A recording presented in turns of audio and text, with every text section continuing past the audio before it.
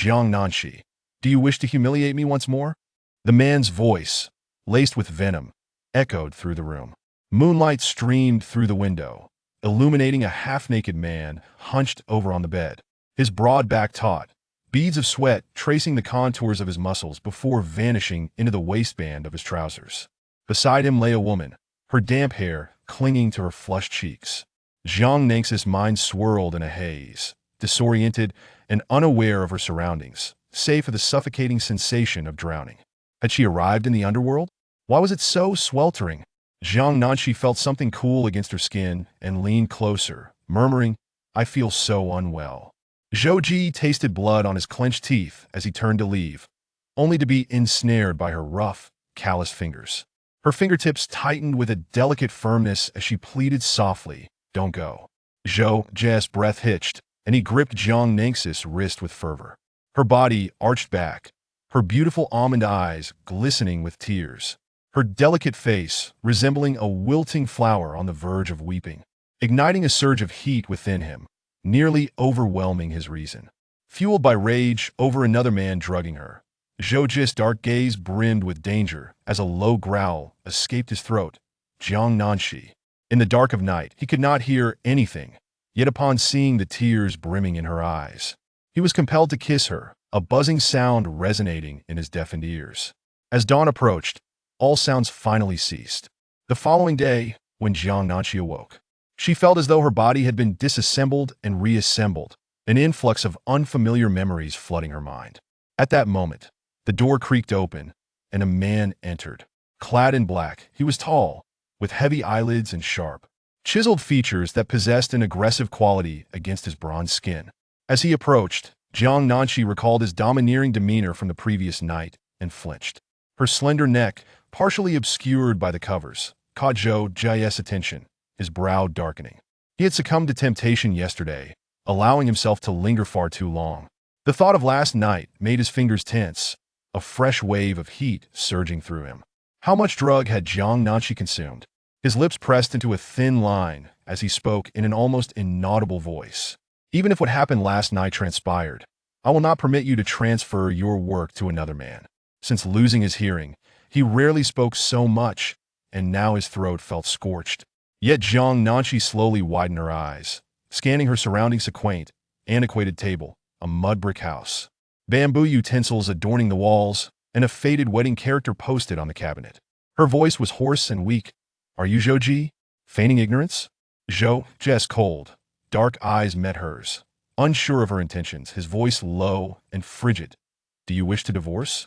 Jiang Nanxi's hair sprawled across the bed. As she lay on her side, her petite face appeared even more exquisite. The dark red hue on her neck and slightly swollen lips reminding Zhou Ji of her delicate fingers feebly gripping his bronzed arm. Zhou Ji instinctively averted his gaze, as if burned, his long, powerful fingers pressing firmly against the iron basin in his grasp. At that moment, Jiang Nanshi realized she had indeed traversed into a book, specifically a male-oriented one from an earlier era, currently set in the 1970s and 80s. Her head throbbed painfully as she lay back, absorbing the memories. Zhou Ji's gaze returned to Jiang Nanshi, observing her silence, his stern brow furrowing slightly. She had married him to exact revenge on the Shen family. He had previously mentioned divorce. But regardless of his intentions, she had vehemently resisted, hurling every insult imaginable whenever he broached the subject. Now, her lack of reaction suggested she had finally grown weary and wished to divorce, or perhaps sought to abandon him for that male youth. He withdrew his gaze, placing the warm water aside, and left without uttering a word. Should Jiang Nanshi genuinely desire a divorce, he would acquiesce. But not now. The sound of the door closing resonated in the room as Jiang Nanshi finally unraveled the entirety of the situation. The original owner of this body was also named Jiang Nanshi, a youth sent to the countryside a year ago. The man from earlier was Zhou Ji, who had lost his hearing due to an injury sustained a year prior while serving in the military. Logically, the two had no significant connection, yet the original owner had been jilted. The suitor in question was the male protagonist of the story, and the one who successfully captured his heart was an ordinary middle-aged woman, age 42. Indeed, the narrative was quite peculiar. The 42-year-old matron was one of the female leads, while the 18-year-old Youthful and beautiful original owner was cast as the malicious supporting character. At that time, the two were on the verge of engagement, with villagers gathered for the occasion when the middle-aged woman, wearing a sorrowful expression, entered the yard, gazing mournfully at the 20-year-old male lead before ultimately fleeing in distress. In a fit of panic, the male lead approached the original owner, expressing guilt. "Nanshi, I'm sorry. I feel we are incompatible."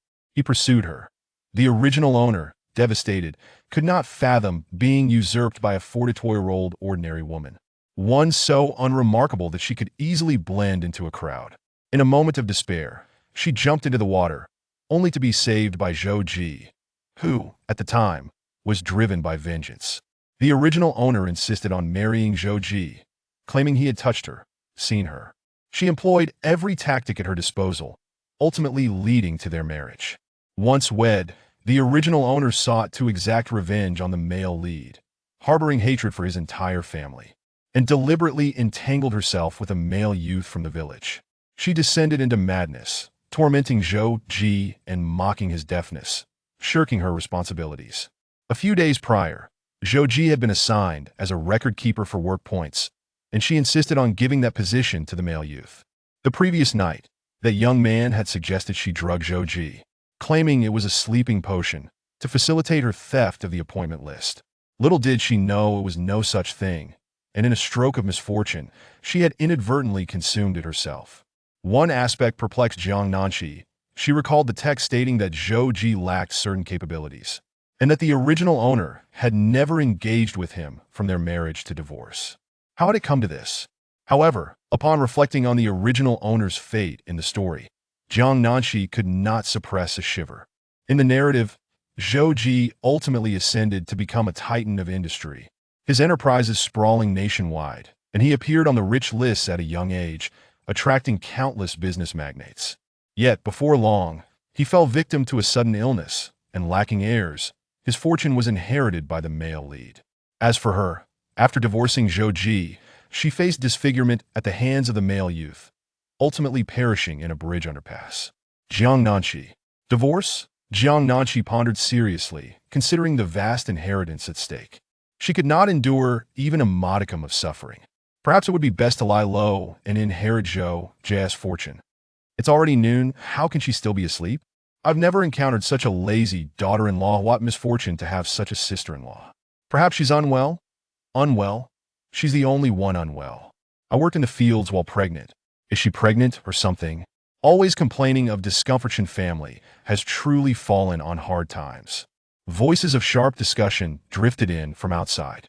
According to the memories Jiang Nanshi had received, Zhou Ji bore a different surname because he had been adopted by the Shun family, ranking third among them, while the male lead was sixth.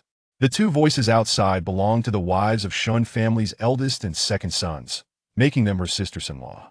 Jiang Nanshi contemplated whether to feign a semblance of diligence. Despite her original self's antics, she had still completed her share of farm work. Gradually, she rose from the bed, feeling as though her waist might snap, nearly unable to walk. Her memories of the previous night gradually resurfacing. Zhou Ji had returned from military service, having undergone rigorous training. Both his physical strength and endurance surpassed that of ordinary men, and he was particularly strong. His prowess in farming and hunting had been noted in the text as far exceeding that of others.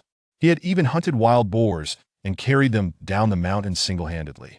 He despised her so thoroughly. Surely he wouldn't unleash that strength upon her, would he?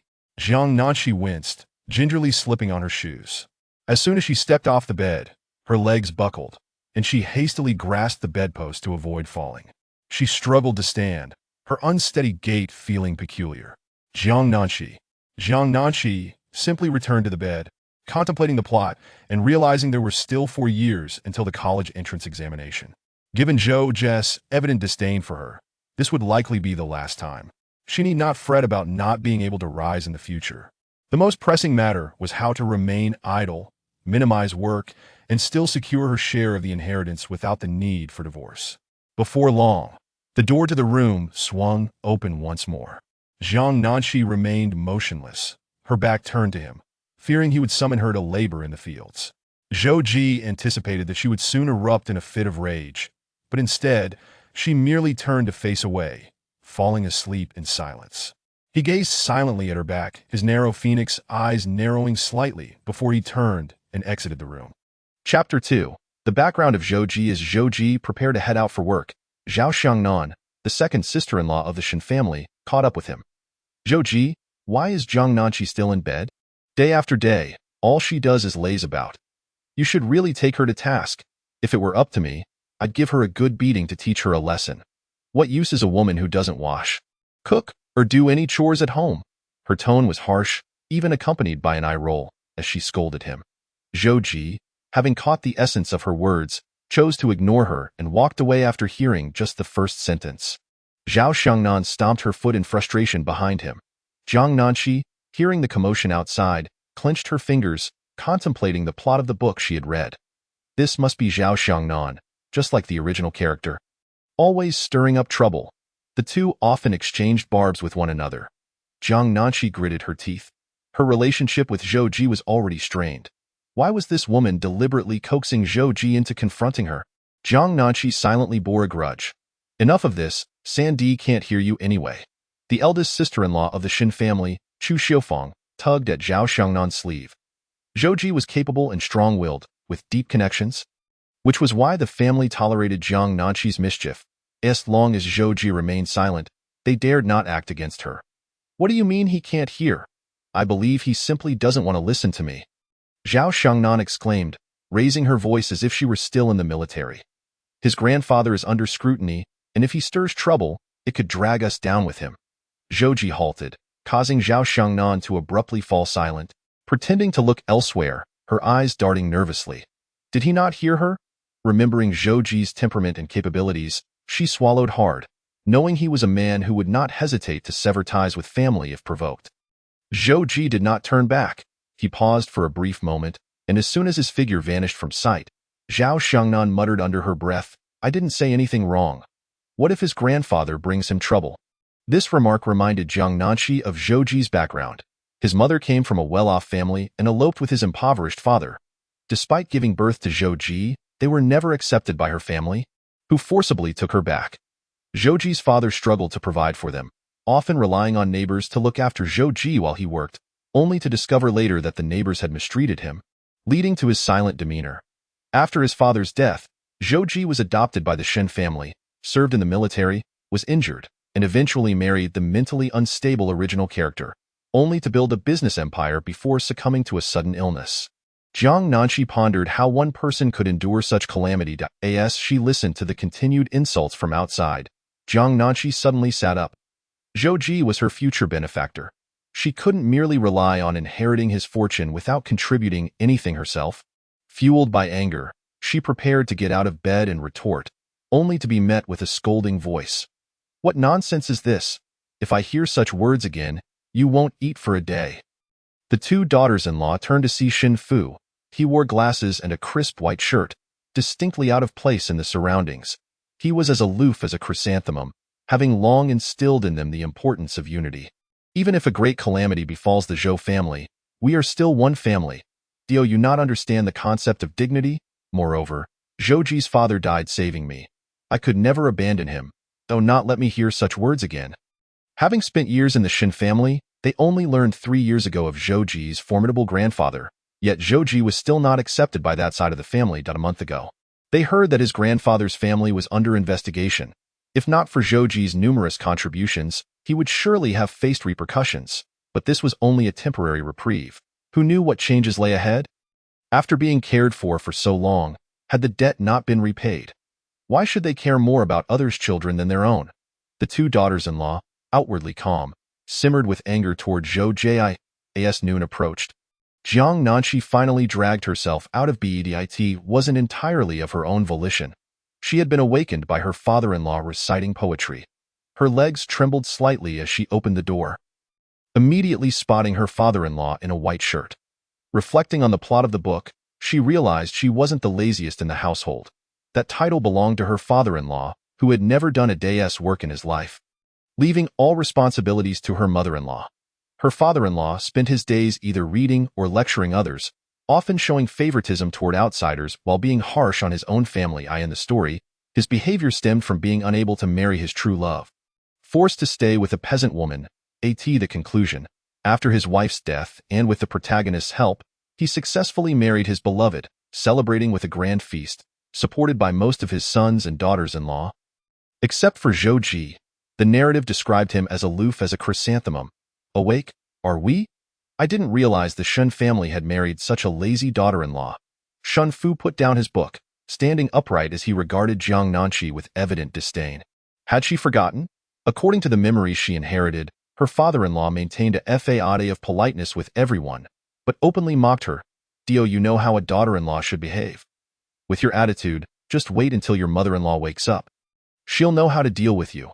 Shun Fu snapped the book shut, making his threat clear. At that moment, Jiang Nanqi remembered her formidable mother-in-law, who was no ordinary woman, capable of scolding for days without a sip of water. Though she was aging and in poor health after bearing 5 children and toiling endlessly, it did not excuse her disdain for Jiang Nanqi, who had brought chaos into the home and sullied Zhou Ji's name. Shenmu treated Zhou Ji and her own son with similar affection. How could she tolerate Jiang Nanqi? She often scolded her openly, and had Zhou Ji not been present to intervene, Shenmu would have wielded a stick daily. 2 days prior, Shenmu had caught a cold after being drenched in rain and was still unresponsive. If she woke, she would surely demand Jiang Nanqi to wash clothes and prepare meals. And the mere thought made Jiang Nanqi's head ache. Considering Shenmu's formidable nature, Jiang Nanqi felt as if life was becoming unbearable. You wretched creature. Just then, Shenmu emerged, rubbing her forehead as she crossed the chipped threshold. Her tone filled with impatience, and her voice alone hinted at her fierce spirit.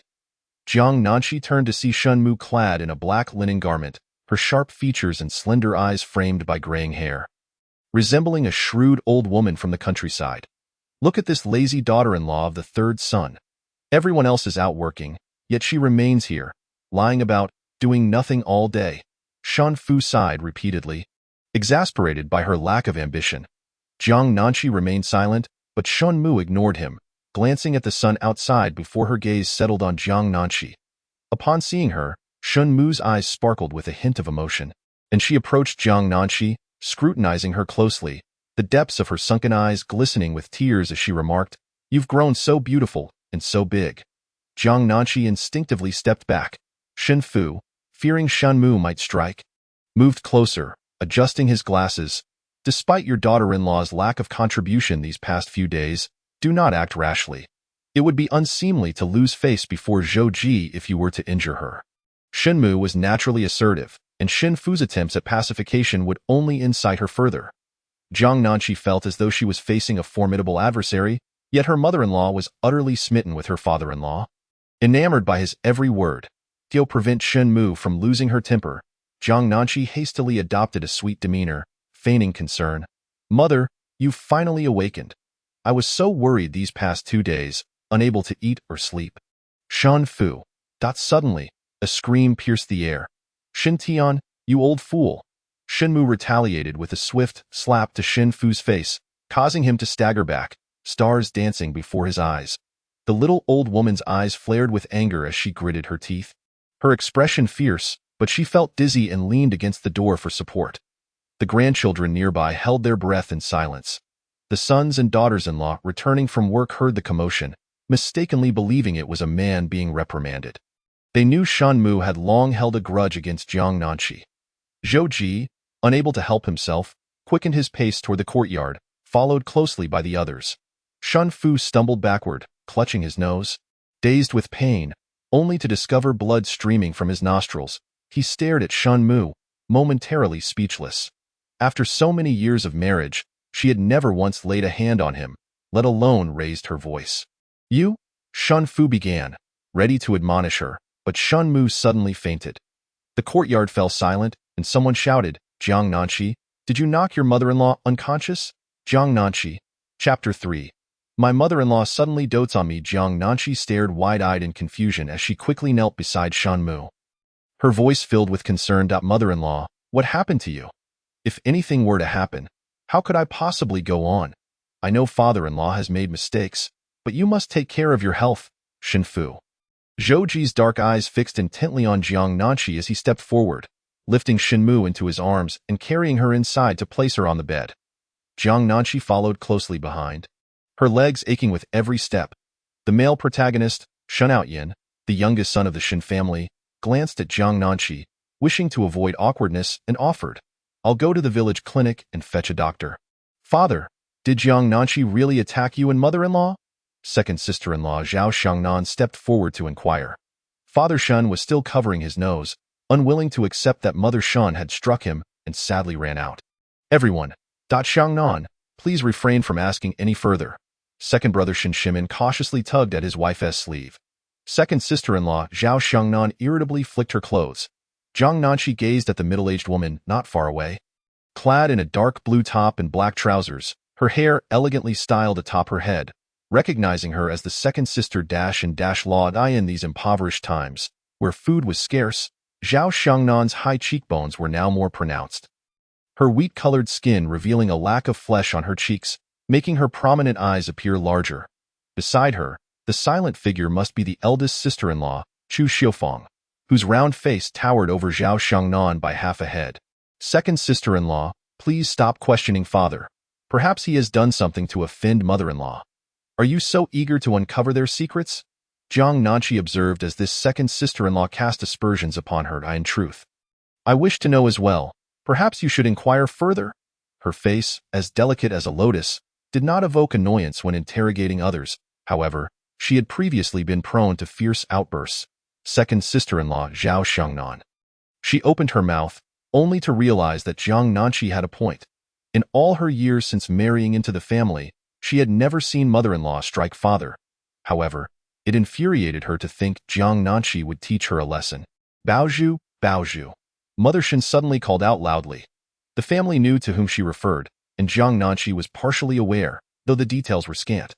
Mother Shen's last child was a pair of twins. Shen Outyin had a sister born at the same time, named Shen Baozhu. After giving birth to 5 sons, she finally had this daughter, whom she cherished as if she were a precious jewel, loving her as dearly as her own eyesight, only to lose her at the tender age of 5. Mother, sister, the eldest and second eldest brothers had reddened eyes as they knelt beside Mother Shen's bed. Mother Shen had 5 sons, the eldest Shen Qingmin, the second Shen Shimin, the fourth Shen Shoumin, and the fifth Shen Xinmin, with their names embodying sincerity and trustworthiness. Yet the protagonist, being the 6th son, was named Shen Outyin by Father Shen. Apart from the 4th son Shen Shoumin serving in the military, the other 3 brothers remained at home. Father Shen favored this youngest son, and under his gentle coaxing, Mother Shen gradually came to cherish him more. Nevertheless, her greatest affection was reserved for her lost daughter. For as long as Shen Baozhu had been missing, Mother Shen had incessantly lamented, repeatedly telling them that her sister was merely lost and that if found, after enduring such hardships, they must love her even more, lest she unleash her wrath upon them. Should anyone dare speak ill of Shen Baozhu, Mother Shen would pursue them with a blade, nearly striking down a gossipy woman from the village who insinuated that after such a long absence, she might have perished. Upon learning of this, she had chased the woman for 2 miles, almost landing a blow, and even without a knife, had knocked the woman down in a flurry. "Jiang Nanqi, surely you've caused mother-in-law to fall ill. What will you do when she awakens?" Second sister-in-law Zhao Xiangnan relentlessly attacked Jiang Nanqi, fantasizing about her family securing a position for her brother as a work record keeper. What to do? Jiang Nanqi had always understood the power of sweet words, and she hurriedly wrung a damp towel to place upon Mother Shen's forehead. Zhou Ji observed her actions with a hint of confusion in his gaze. "Baozhu." Mother Shen continued to call out this name, realizing with each passing moment how absurdly she had lived her life. In her youth, she had enjoyed a privileged upbringing, with capable brothers and doting parents. Yet she foolishly married the impoverished Shen Tiango, swayed by his promises of eternal devotion. After their marriage, Shen Tiango, having completed high school, claimed that the nation needed him, leaving home for extended periods, the whereabouts of which remained a mystery to her. She was left to care for Shen Tiango's parents, pregnant and giving birth, tirelessly laboring for the Shen family until her demise, only to discover before her death that Shen Tiango had been unfaithful with another woman all along. "Du Yume, you are on the brink of death, and you have no idea how much I despise you. Were it not for the need to care for my parents and continue the lineage, I wouldn't even wish to lay a finger on you. I have no affection for any of the children you bore. My heart belongs to Li Yuan. Once you are gone, I shall marry her. You are unaware, are you? Outyin is not your son. He is Yuan's child. Due to certain circumstances, Yuan could not raise him, and as you were giving birth, I had no choice but to place him in your care. Claiming he was one of a pair of twins, Mother Shen believed she had misheard. She had sacrificed everything for Shan Tiango, only to hear such a shocking revelation upon her deathbed. Yet, it was her own folly. She distinctly remembered giving birth to one child, but Shan Tiango had presented her with two. Overwhelmed by pain, she had convinced herself she must have misremembered, unaware that her memory was, in fact, accurate. A fleeting thought crossed her mind. And suddenly, her eyes widened in horror, her withered fingers clutching at Shan Tiango's clothing. Baozhu, I know what you wish to ask me. Baozhu was indeed lost by me. I had no choice. You poured all your affection into Baozhu, neglecting Outyin entirely, forcing my hand to abandon her. I had told you to care more for Outyin, yet you hoarded all the good things for Baozhu. I understand Outyin is a son, and you have so many sons that you are indifferent. However, if Baozhu were to remain at home, you would never show Outyin any love. But if Baozhu were lost, as her twin brother, your feelings for him would surely differ, as long as Baozhu is absent. I can leverage this to ensure you favor Outyin above all else in this household. Mother Shan's eyes widened, seemingly bleeding with realization. She insisted she had placed her daughter on the bed, only stepping out briefly to use the restroom, yet upon returning, she had vanished without a trace. Midnight nightmares plagued her, and she loathed herself for leaving, for it was the one beside her who had betrayed her. In that moment, she wished to tear a piece of flesh from him. Shen Tiango, you beast, do not dare to curse me. You couldn't even recognize your own daughter when she stood before you. Have you forgotten how you berated her? Or how you cast her out of your home? What? That Jiang Nanshi is Baozhu that I recognized her a month after she married Zhou. Baozhu has a small mole on her left arm. And Jiang Nanshi has one too, moreover. I have learned that she is adopted. I in the room, second sister-in-law Zhao Xiangnan, seeing Mother Shan within, grew bolder, knowing Zhou would not act against them in front of Mother Shan. Zhou, our Shan family has supported you for so many years. How can you be so ungrateful? Who else would take you in? We even arranged for you to marry and provided you with a home. I say you should quickly secure that job and take care of Mother, for she has nurtured you for so long. You will never repay her kindness. Zhou hung his head in silence. From the moment she opened her mouth, he had stopped watching her lips move, instead sitting there to tend to Mother Shan's hands. He could easily guess what this second sister-in-law would say. As these words had become a daily occurrence since his hearing loss, they believed he could not hear, yet he understood their thoughts all too well. Zhou felt no desire to retaliate. A hint of disdain flickered in his eyes, for someone like him had long been mired in the mud. Chapter 4. Aren't you the one who scolds Zhou? Our family treats you so well. You should spend your life contributing to the Shen family. Were it not for us, you would be nothing more than an outsider. Her words stumbled forth, and as soon as she finished, she was seized by the arm by second brother Shen Shimin. Careful not to provoke Zhou, who typically did not hold grudges, but when it came to his limits, even the brothers would find themselves at a disadvantage against him. Seeing Zhou's lack of response, he recalled that Zhou could not hear and breathed a sigh of relief. Jiang Nanshi gritted her teeth harder, her anger swelling within her chest. Since she had resolved to inherit Zhou's legacy, she could not stand idly by while others bullied her treasure. Especially upon hearing the last words of the second sister-in-law, Jiang Nanshi's beautiful face nearly erupted in fury. Second sister-in-law, I recall that Zhou has already contributed significantly to the family.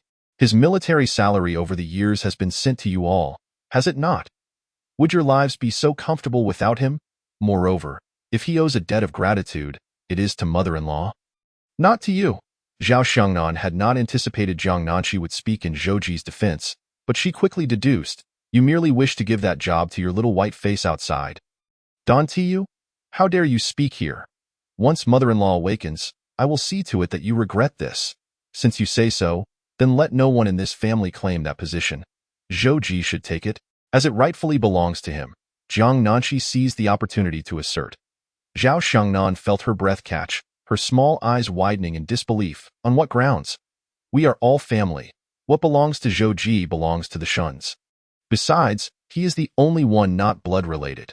He should repay you as my husband is a biological son, and he owes us a debt of gratitude. Is your husband a biological son of mother-in-law or a nurtured one? Aside from repaying the debt of nurturing, you also owe for being born. Yet you dare say you will not care for mother-in-law. How shameless! Jiang Nanqi suddenly collapsed onto the bed, feigning weakness. Mother-in-law, can you hear me? Just now, the second sister-in-law said she has no desire to care for you. Ji lifted her eyelids to glance at Jiang Nanqi. Upon noticing the tears at the corners of her eyes, she was suddenly reminded of last night. Her mouth felt parched, and she quickly averted her gaze. She had not anticipated that the effects of the medication would still linger. Jiang Nanqi was renowned among the educated youths for her beauty. Vibrant and alluring, now, with tears streaming down her face like a weeping pear blossom, one might mistakenly believe she had committed some grievous error. Zhao Xiangnan was terrified. While she dared to bully Zhou Ji, she would not presume to flaunt her bravado in front of Mother Shun. Jiang Nanqi, what nonsense are you spouting? When did I ever say I wouldn't care for my mother-in-law? Everyone had just heard her. Mother-in-law is fine for now, yet you blame Zhou Ji for everything. If something happens to her later, will you be filial? Zhao Xiangnan, regardless of whether Mother Shun was awake, hastily asserted, Mom, how could I possibly be unfilial? Then tonight, you and Ergu will keep watch. Thus it was decided. If Sa and Ergu did not take care of Mother Shun tonight, then her previous words would be deemed sincere, an acknowledgement of unfilial behavior.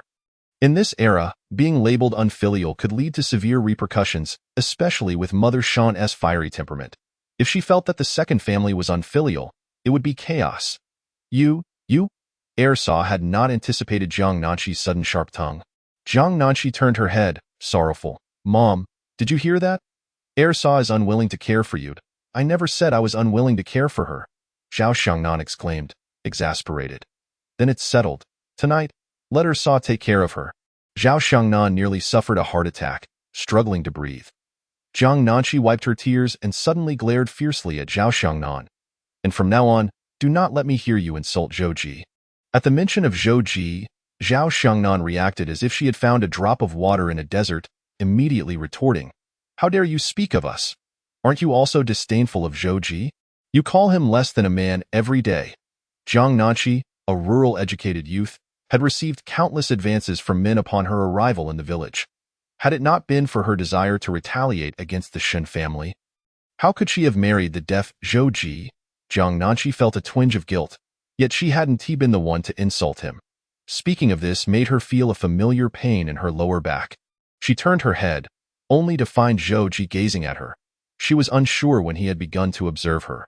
Meeting his calm, inscrutable black eyes made her feel even more uneasy. I am not the original, she thought. She would certainly refrain from insulting him in the future.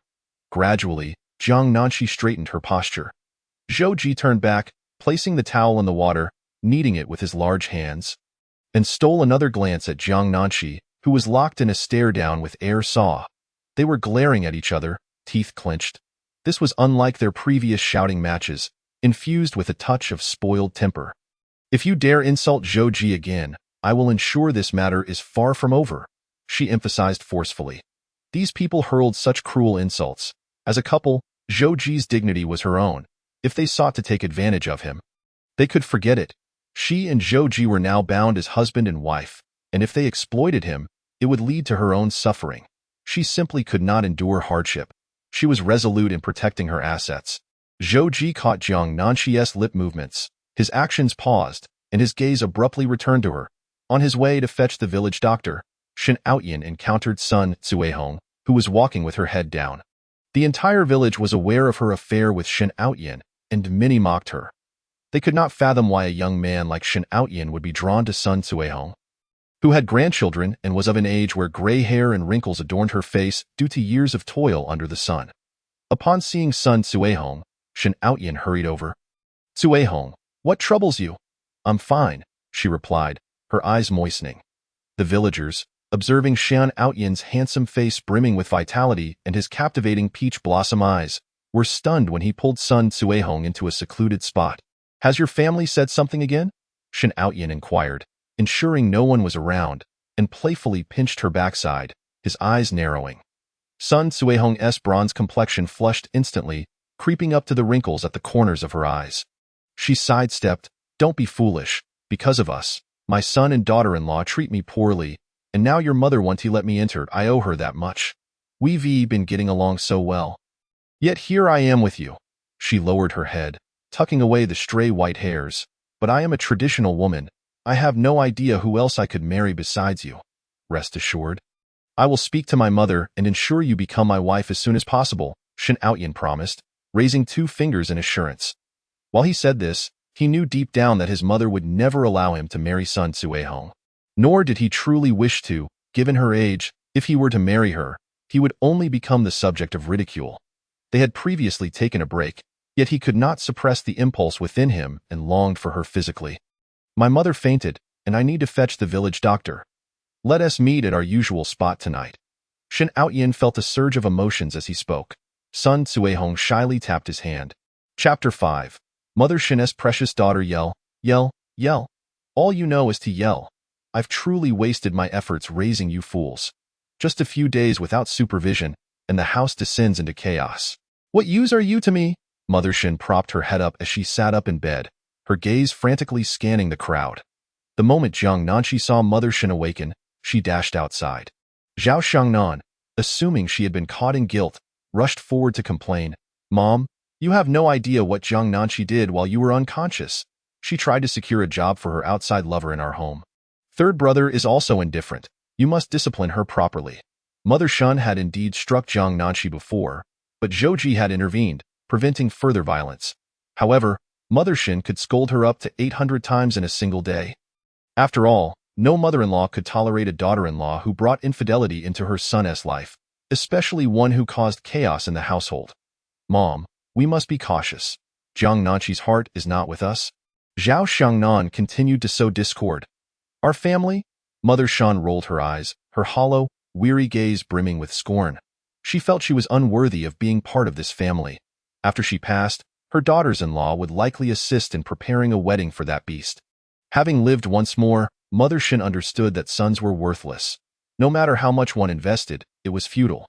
Yet, given her frail health, she knew she did not have much time left, now that she was back. No one would dare bully her or her daughter.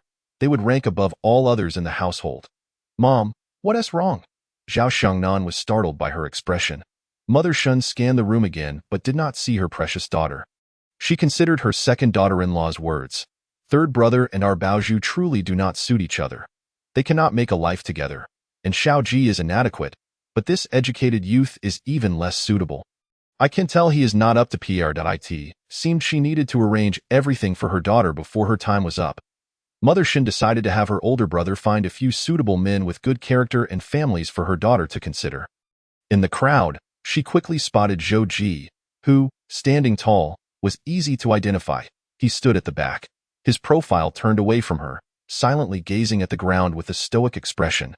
Despite his robust physique, he emanated an aura of solitude, as if he were the only person in the room. Zhou Ji was the one who cared for her the most. Whenever she felt unwell, he was always the first to rush to her side. Yet once she recovered, he would retreat as her other sons and daughters-in-law surrounded her. The thought of Zhou Ji falling ill and passing away before her was a source of anguish. Mom, let me get you a bowl of sweetened water, her eldest daughter-in-law, Chu Xiufang, said as she hurriedly left. Mother Shen cast another glance at her second daughter-in-law, who was leaning in closer, her irritation flaring. Yet her weakened body compelled her to take a deep breath to regain her composure. She understood that as long as Zhou Ji remained silent, none of the others would dare lay a hand on Baozhu, which was why they encouraged her to act. However, she recalled the agreement she had made with third brother. She could not lay a hand on Baozhu for a year, after which he would take the initiative to divorce her. Calculating the time, it had been about 6 months. Just after the 6 months were up, she would arrange for the two to part ways. During this time, she would help them find a suitable match. Otherwise, having them endure each other's company would be detrimental. Zhao Xiangnan, noticing Mother Shen's stern silence, realized her mother-in-law was angry and leaned in closer. Mom, I'm not speaking falsely. Look, Jiang Nanqi has run away in fear. Mother Shen, staring at Zhao Xiangnan's face, felt her breath quicken. Her calloused fingers began to itch. Just then, Jiang Nanqi rushed in with a bowl of porridge. Mom, you just woke up. You should eat something quickly. I've been so worried these past few days. If anything happened to you, where would I find such a good mother-in-law? You've been ill these days, and only now do we realize how important you are in this family. Holding the porridge, her big, glistening eyes were filled with affection. The crowd exchanged glances, bemused by the sudden shift in her demeanor, wondering what scheme she was concocting. Zhou Ji gazed deeply into Jiang Nanxi's transformed demeanor, quickly recalling the events of the previous night. This woman desired much, yet her intellect seemed lacking. He averted his gaze, repressing the urge to press his lips together. Xiaoxiangnan was momentarily taken aback, sensing that Jiang Nanxi was exceedingly cunning, as her actions made it seem as if she, the daughter-in-law, was utterly indifferent to her mother-in-law. However, they were all too well aware of Jiang Nanxi's true nature. She was either rolling her eyes or slacking off every day. Although she dared not act recklessly in front of Mother Shun, the relationship between the two women was fraught with tension. Surely, she could not believe that such antics would win over Mother Shun and secure the man's job for that outsider. Could she? Even a fool would not entertain such thoughts. With an unflinching demeanor, Jiang Nanxi sweetly suggested, "Mom, have a bowl of porridge. You've gone several days without eating, and it pains me to see you like this." Remembering the adage of not striking a smiling face, Jiang Nanxi reflected on the original owner's actions, fearing that Mother Shun's patience might have reached its limit. After all, Mother Shun was a woman at the pinnacle of the food chain, with a brother who was a squad leader. Besides, who wouldn't appreciate a sweet tongue? Jiang Nanxi was experienced. She remained unfazed. As long as no slap was forthcoming, everything else was trivial. Xiaoxiangnan curled her lip, wearing an expression of amusement. Mother Shun stared blankly at the porridge before her. She suppressed the surge of emotion within her, never anticipating that her daughter would be so filial right after awakening. Indeed, they shared a mother-daughter bond. Starved and distressed, it struck her that only her daughter had noticed her plight, while the sons and daughters-in-law surrounding her showed no concern whatsoever. Tears welled up in Mother Shun's eyes as she wiped them with her sleeve, exclaiming, "Ah, my dear, Nanxi, our Nanxi is truly filial. How did I come to find such a devoted daughter-in-law? Where can one find a daughter-in-law like this?" The onlookers stood dumbfounded, mouths agape, questioning whether they were caught in a dream. Jiang Nanxi's radiant smile faltered as she braced for Mother Shun's sarcastic remarks, only to be met with genuine tears and a look of heartfelt gratitude. Jiang Nanxi thought, this is not right. Xiaoxiangnan, eager to interject, leaned closer to the elderly woman and said, "Mom, it's her. Jiang Nanxi intends to give the job to that pretty boy outside, and Zhou Ji as well. We've supported him for so long, and he shows no thought for the family. He's nothing but an ingrate." As she spoke, the elderly woman had already begun sipping the porridge, and upon finishing, Xiaoxiangnan exclaimed, "Mom, she is deceiving you." "Ah." Xiaoxiangnan was abruptly slapped aside. Mother Shun, feeling a sense of relief from her itch, quickly grabbed a stick. "How dare you speak in my house? Do you think I'm unaware that during my illness, you took half a bag of millet to your mother's home? Just wait until I deal with you, Xiaoxiangnan." Jiang Nanxi, fearing collateral damage, swiftly darted behind Zhou Ji. No one in the courtyard dared to move. Mother Shun was not only hot-tempered, but also formidable, especially with her brother being the village chief. Shun Outyan, who had just returned with the village doctor, stared blankly at the fierce Mother Shun. "Village doctor." Shun Outyan. Jiang Nanxi noticed the newcomer and, recognizing his flirtatious peach blossom eyes, instantly deduced he was the male lead from the original story. This was a traditional male-oriented narrative, often referred to as a stallion novel, where the male protagonist was notorious for his romantic escapades, ultimately leading to the acknowledgement of his biological parents, living a life filled with amorous pursuits. The first woman Shun Outyan encountered was the 42-year-old Sun Cuehong. Although the original owner was beautiful and well-formed, their relationship remained innocent beyond holding hands. Shun Outyan, brimming with vitality, gradually grew dissatisfied. By chance, while lying by the river gazing at the stars, he caught sight of Sun Cuehong bathing, which ignited the spark of desire. Subsequently, they often crossed paths at work, ultimately being assigned to plant wheat together, leading to a budding romance. One day, when Sun Cuehong was harassed by a local bachelor, Shun Outyan came to her aid in a secluded cornfield, where the dry air and tranquil surroundings led them to a moment of uncontrollable passion. That night opened Shin Outyan's eyes to a new world, and they frequently met in the cornfield to discuss life. The narrative being quite indulgent, as expected in a stallion novel, filled with numerous escapades. Shin Outyan became almost addicted, with many of his experiences stemming from Sun Tsuehong, who was merely an initiator. She was never meant to marry him. Given her age and the original owner's jealousy and sabotage, compounded by Mother Shin's disapproval of her son marrying an older woman. Ultimately, Shin Outyan never wed Sun Tsuehong. She was merely the beginning of his journey. The story hinted at Shin Outyan's lengthy romantic exploits, and Jiang Nanshi, curious, glanced seemingly without intent at Shin Outyan below, then casually averted her gaze.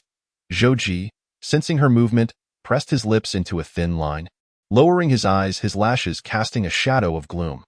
Jiang Nanshi's body collided against Zhou Ji's solid back, prompting a soft gasp as she stepped back.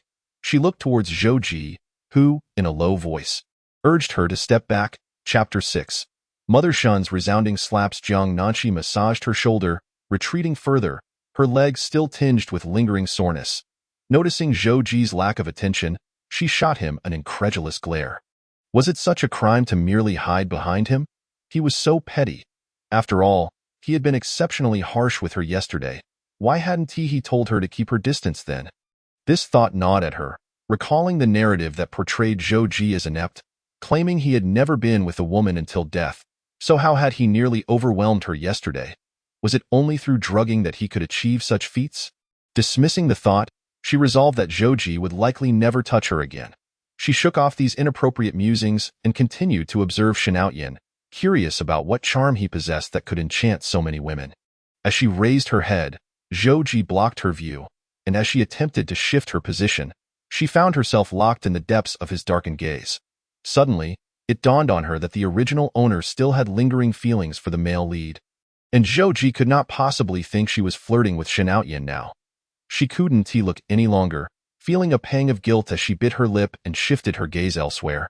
"Mom, please stop. It's already noon. Let us eat first," Shin Outyan interjected, rubbing his stomach in mild desperation. His words momentarily halted Mother Shun's actions as her fierce gaze turned towards him, dressed in a light blue tank top. Shin Outyan, unlike the other village men with their cropped hairstyles, often groomed himself in town. Paired with his alluring peach blossom eyes, he had garnered quite a following among the village girls. She recalled her last encounter with her younger son. "Mom, this is the last time I'll call you Mom. Dad has revealed the truth to me. You are not my biological mother, and no wonder you treated me poorly, controlling every aspect of my life. When I wanted to enlist, you sent Zhou Ji instead, and you wouldn't even allow me to marry the woman I loved. It turns out you are not my real mother." Shin Outyan's face bore the weight of anguish and disappointment, as if years of repression finally found an outlet. Outside, winter had arrived, and the window was not tightly shut, allowing snowflakes to drift in. Mother Shun was taken aback by Shin Outyan's bold declaration. The reason he couldn't enlist was due to his own physical shortcomings, and as for the woman he loved, surely he was not referring to Sun Tsuehong.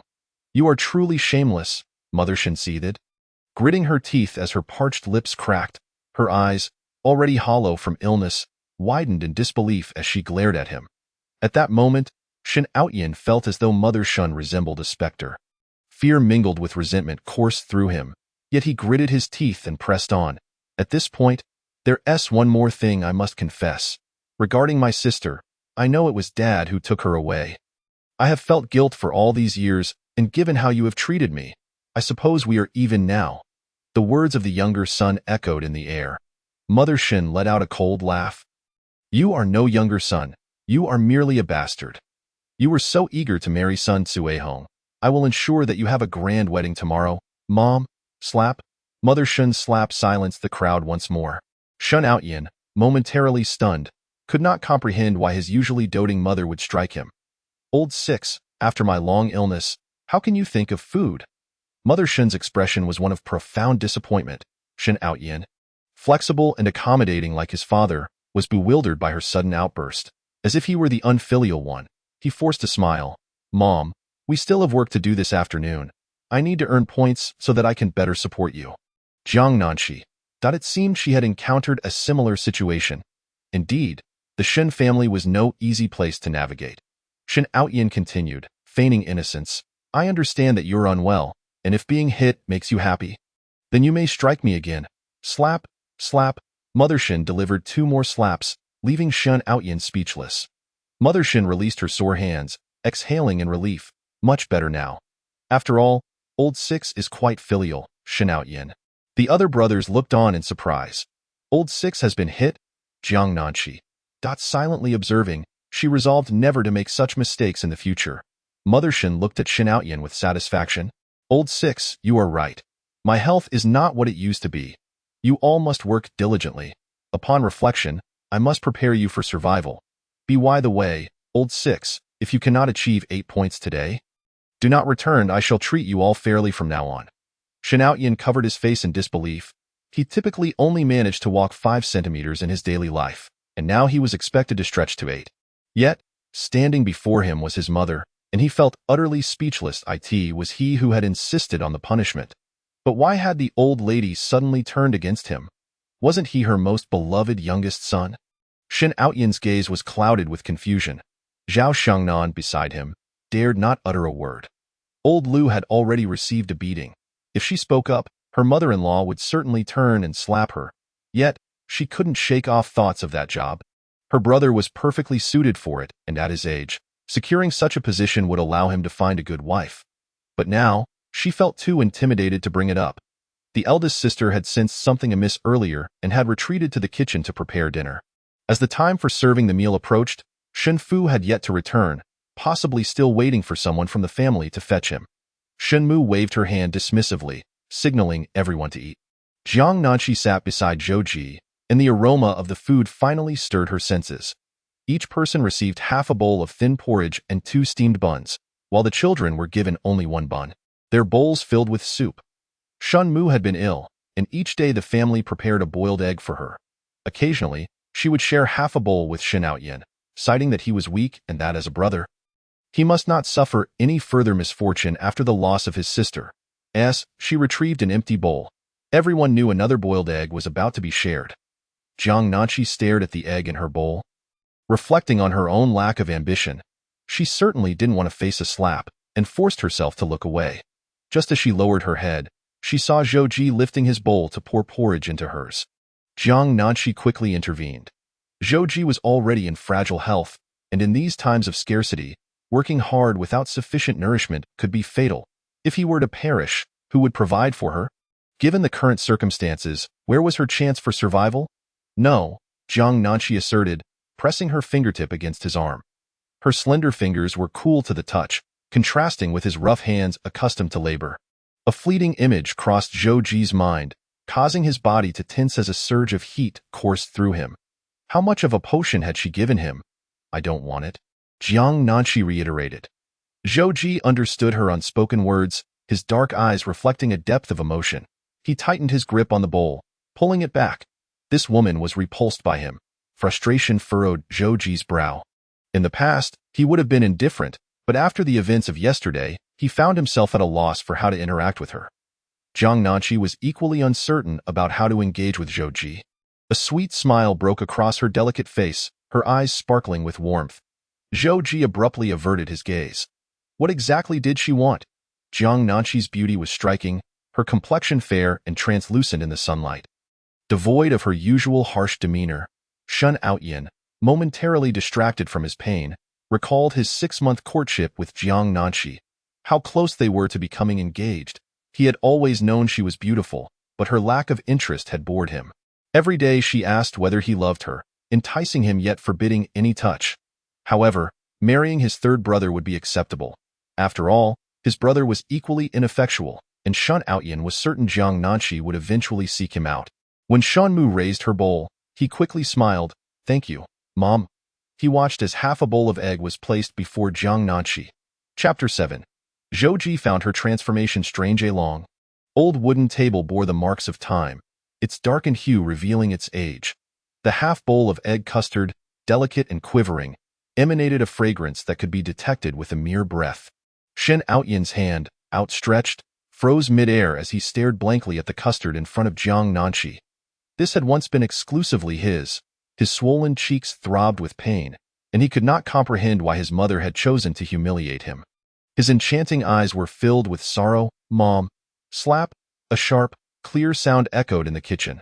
Shun Mu was adept at delivering slaps. She possessed a forthright nature, and if anyone displeased her, they would inevitably face her wrath. Whether backward, sideways, or with both hands, she would strike without hesitation. Just now, she sat beside Shen Outyin and delivered a swift backhand slap. Old Lu, how could you be so unrefined? Have you ever seen any of your brothers reach out to fight me for food? Not even your nephews or nieces have such thoughts. You're 20 now and still have the audacity to beg. Shun Mu rolled her eyes. Shen Outyin felt a pang in his heart. Indeed, it was only the children who could manage to eat half an egg. As adults, who among them had dared to stretch their hands? At his age, Shen Outyin should have known better. Listen up, everyone. Old Lu, don't take offense. This is all for your own good. Punishing him is ultimately for his benefit. These past few days of my illness have led me to realize that if I were to leave this world, who would indulge you? If you do not cultivate your abilities now, what will you do in the future? Look at your brothers. Which one of them is not stronger than you? They can support a family, while you remain a child at heart. The brothers straightened their backs. Their gazes toward Shen Outyin tinged with reproach.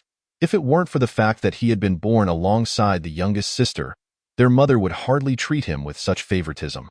During these past few days of illness, I dreamed that after I departed, Outyin would be spoiled by me, ultimately suffering greatly. I have resolved to guide Outyin properly from now on. I cannot allow him to lack any survival skills after I am gone. Shun Mu spoke passionately. Outyin, do you have confidence in growing up? You cannot be inferior to your own nephews and nieces. Shen Outyin glanced at the several little ones nearby, each wearing a look of disdain as they regarded him. Mom, what is happening? Shen Outyin opened his mouth, usually sweet-tongued and capable of making his mother laugh heartily, but now he found himself at a loss for words. Mom, slap. I have truly spoiled you all these years. You are a man, 20 years old, and you cannot even utter a single word. Shen Mu raised her hand once more, this time high above her head. Jiang Nanqi, standing by, dared not speak, knowing that Shen Outyin was her son and she merely the daughter-in-law. If the two reconciled, she would be seen as the villain. Yet, witnessing the scene before her, she felt a thrill of excitement. During their courtship, Shen Outyin had been unfaithful, even running off with son Cuehong on the day of their engagement, leaving Jiang Nanqi to endure the humiliation and ridicule. He deserved to be punished. Jiang Nanqi clenched her fists, reveling in the moment. Shen Outyin, clutching his obviously sore face, realized that his mother had transformed. She seemed like a stranger to him now. He had intended to speak a few kind words, but suddenly felt awkward. Lowering his head, he fell silent and focused on his meal. He had never experienced such indignity in his life. And a tear fell into his bowl. Others around him remained silent, watching with apprehension. Shun Mu rolled her eyes. Nanqi, eat. She returned her gaze to Jiang Nanqi, her expression softening with maternal warmth. After Shun Mu's earlier slap, despite everyone's confusion, no one dared to voice their questions, fearing they might inadvertently provoke another slap. Is this truly for me? Jiang Nanqi thought, puzzled. How could this egg be meant for her? Who else could it be for? Look at how thin you are. Shen Mu felt tears welling up at the sight of Jiang Nanqi, remembering how she had once been plump and round at home. Nanqi, hurry and eat, consume more. If this isn't enough, I have more here, Jiang Nanqi. The enticing aroma of the egg wafted into her nostrils, and she could no longer resist. Amidst the gazes of others, she picked up a spoon, ready to take a scoop. Just as she was about to bring it to her mouth, her hand paused mid-air. After a moment of hesitation, she deposited half a scoop into Zhou Ji's bowl, daring not to meet his eyes throughout the process. This couldn't be considered selfish, could it? Having given him a spoonful, she felt justified in claiming the remainder for herself, regardless of her mother-in-law's intentions. It was she who had urged her to eat. Though the steamed bun was difficult to swallow, the addition of the egg made it manageable. Jiang Nanqi kept her head down, focused solely on her meal. Zhou Ji could only see the soft tuft of hair at the back of Jiang Nanqi's head.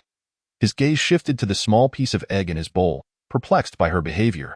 In the past, when eating, she would have hoarded the delicious food for herself, never dreaming of sharing, let alone giving him any. Not only Zhou Ji but others were equally bewildered. The old lady had actually divided the egg custard with Jiang Nanqi. What could possibly explain this?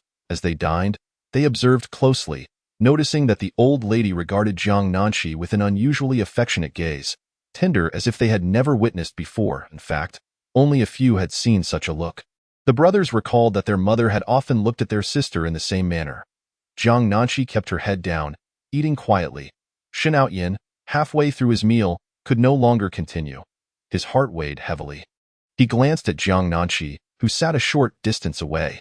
Had she said something to his mother? He acknowledged his wrongdoing towards her, but had Jiang Nanshi been blameless? After such a long courtship, he had only touched her hand once. Shen Outyin understood he had erred in abandoning her on such a significant day, yet he couldn't help but think of Jiang Nanshi's conservative and dull personality, making it difficult for him to let go of Sun Cuihong. "Mom, are you going to seek out Shen Outyin again?" Sun Zhuang slammed his fist on the table, filled with a mix of exasperation and anger. "Shen Outyin will never marry you. Don't you see the age difference? Moreover, Aunt Du would never allow her son to marry you." He truly feels utterly humiliated whenever the subject of his mother and Shen Outyin arises. It is essential to remember that his mother and Du Danyang were once quite close friends, and he used to address her as aunt. Yet now, his mother is entangled with that person's son. Chapter 8 is about the daughter she has searched for tirelessly but failed to find. "Mother, could you please consider our family for a moment? Do you have any idea what they are saying about us out there?" Sun Zhuang lowered his voice, fearful that someone might overhear him, yet his tone remained heavy with emotion. Sun Cuihong wiped away her tears with her sleeve. "We merely crossed paths. It was nothing significant." "Fine, even if it was just a chance encounter. Why did the two of you hide away to converse?" Sun Zhuang's eyes widened in anger, eager to hear her explanation. Sun Cuihong continued to dab at her tears with her sleeve. "We didn't hide. It was just that as we walked, the crowd thinned, and we lost track. Mother, I beg you, at your age, why must you engage in this?" Sun Zhuang's wife, busy nursing, lifted her clothing and glanced at her mother-in-law. Sun Cuihong, now 42, perhaps appeared slightly less aged due to less strenuous labor, yet her years were evident, with strands of white hair peeking through.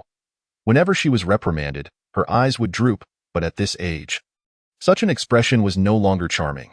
Sun Zhuang's wife was perplexed as to why Shen Outyin would forsake Jiang Nanshi, choosing instead to pursue her mother. Shen Outyin is truly a character. Suddenly, Sun Zhuang's wife recalled something. "Mother, you and that lad from the Shen family, there's nothing going on, is there? If you were to become pregnant, our family would lose all respect." This speculation left the couple feeling a chill run down their spines. If Sun Cuihong were indeed pregnant, how could they possibly maintain their standing in Shangxing village? Moreover, if the Shen family refused to acknowledge it, they might find themselves in dire trouble, and their family's status would plummet. "Mother, tell me, have you and Shen Outyin?" Sun Zhuang stood up, the last few words momentarily stuck in his throat, his eyes blazing with fury. "What's wrong with Shen Outyin? He's younger than me by a year. How could he?" Sun Zhuang paced the room. Hearing Sun Cuihong still sobbing, he struck the table forcefully. "So, is there or isn't there? No, how could there be? I only view Outyin as a nephew. Do you truly see me as your mother?" Sun Cuihong raised her reddened eyes in indignation, pounding her chest as she spoke. "I am a traditional woman. From beginning to end, your father has been the only man in my life." Sun Zhuang. Looking at her fervent declarations, Sun Zhuang felt his suspicions were indeed unfounded. Moreover, Shen Outyin was so young. It seemed implausible that he would be interested in his mother. He shot a reproachful glance at his wife. As long as that is the case, Sun Zhuang's wife pouted, feeling relieved. "I thought I was going to faint from fright. Yes, all that Shen Outyin's fault. He must have pursued our mother. He is clearly unhinged. Who else would fancy a woman of her age? Sun Cuihong is nearly the same age as Du Danyang. I'll go confront him." The more Sun Zhuang thought about it, the angrier he became. Shen Outyin, a mere child, forsook the beautiful Jiang Jiqing to cling to his mother. He would show him what for. Sun Cuihong gasped in shock and stood up to intervene. Sun Zhuang's wife hurriedly stepped forward to stop him. "Da Zhuang, what are you doing?" "What am I doing? I'm going to have a word with the Shen family." "What do you intend to say?" "Tell me first what you plan to say to I." Sun Zhuang found himself at a loss for words, unsure of what to say when he reached the Shen household. The matter regarding Shen Outyin and his mother had not been made public. It was merely a rumor that surfaced when he became engaged to Jiang Jiqing. Now, people were merely speculating. Did he intend to confirm it? In that case, Who knows what further gossip would emerge? Primarily concerning our mother. We both care for her, so let us avoid any more rumors. At this moment, Sun Zhuang turned to Sun Tsuehong. Mother, I need you to give me a clear answer today. Did you and that boy happen to? No, Da Zhuang. I swear I regard Outyin as a nephew. Stop with the nephew nonsense. Sun Zhuang could barely contain himself. From today onward, keep your distance from him. Do not speak a single word to him again. Da Zhuang, I am a traditional woman. Why don't you trust me? Mother, should we not save some of this food for father? The eldest daughter-in-law, Chu Xiufang, inquired that it's hot now, so it doesn't need reheating. But I fear he'll be picky when he returns. What? You're still saving food for him? Shen Mu, infuriated, demanded, where is the food? Over there. Chu Xiufang pointed towards the pot. Shen Mu strode over, retrieving the thick porridge and 2 steamed buns. Thinking of how Shen Tiango had enjoyed such a comfortable life thanks to her, she felt a surge of resentment. It was all her fault for being unable to discern people as true natures. Becoming entranced by sweet words. Nangxi, did you have enough to eat for lunch? Shen Mu abruptly halted her thoughts. If you didn't there's still a bowl of porridge left. Jiang Nangxi. Jiang Nangxi turned to look at Shen Mu, doubting her own recollections.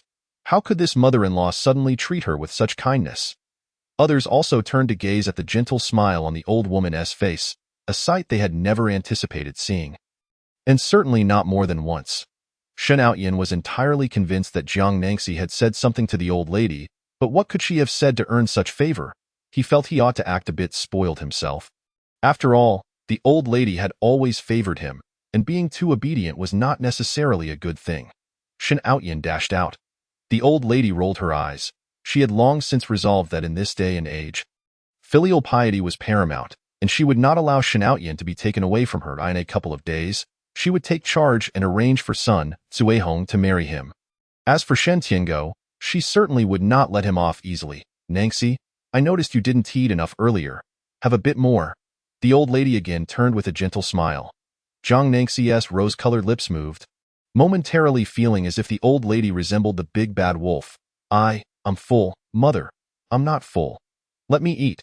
The second sister-in-law, Zhao Xiangnan, chimed in, eyeing the bowl of white porridge and swallowing hard.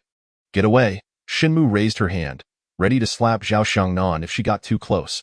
She still remembered how her second daughter-in-law had sought to curry favor with Shan Tiango and Li Yuan. The marriage arrangements all orchestrated by her, while secretly cursing her if it weren't for her. Could Zhao Xiangnan have lived such an easy life in Shangxing village? Zhao Xiangnan retreated, and as Shen Mu took a couple of steps forward to strike, Zhao Xiangnan hurriedly fled. The crowd. This is indeed his mother, with such a temperament. Zhou Jirua pondered, his dark eyes shifting between Shen Mu and Jiang Nangxi, remaining stationary. Shen Mu drank half a bowl herself, dividing the remainder among the 5 children. Jiang Nangxi, in a daze, prepared to retreat to her room for further reflection when she was called by Shen Mu. Child, look at you, you're all sweaty. Come here, let me wash your hair. Shen Mu directly brought a basin of warm water. Jiang Nangxi, come here, wash your hair, and later I'll give you a piece of beef jerky. It's from the 4th. I still have a few pieces left. Shen Mu spoke as if coaxing a child. Jiang Nangxi, tempted by the beef jerky and feeling the heat, thought it wouldn't hurt to wash her hair at noon. Zhou Ji stood by the door, needing to watch the movements of others' lips to grasp what was being said, his gaze flitting between the two. Everyone else looked on in confusion, abandoning their afternoon nap to steal glances at the pair. Jiang Nangxi succumbed to the allure of the beef jerky, thinking washing her hair would be fine, not expecting her mother-in-law to take such a hands-on approach. Shen Mu rolled up Jiang Nangxi's sleeves and indeed found a small red mole on her left arm. Suppressing her excitement, she searched through Jiang Nangxi's hair and felt a small bump at the back of her head, a tiny mole, causing her lips to tremble with exhilaration. This was it, without a doubt.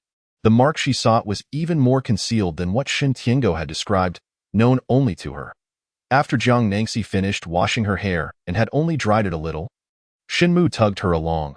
Come on, let us go to Mother's room to dry your hair. The beef jerky is inside. Jiang Nangxi was thus led away.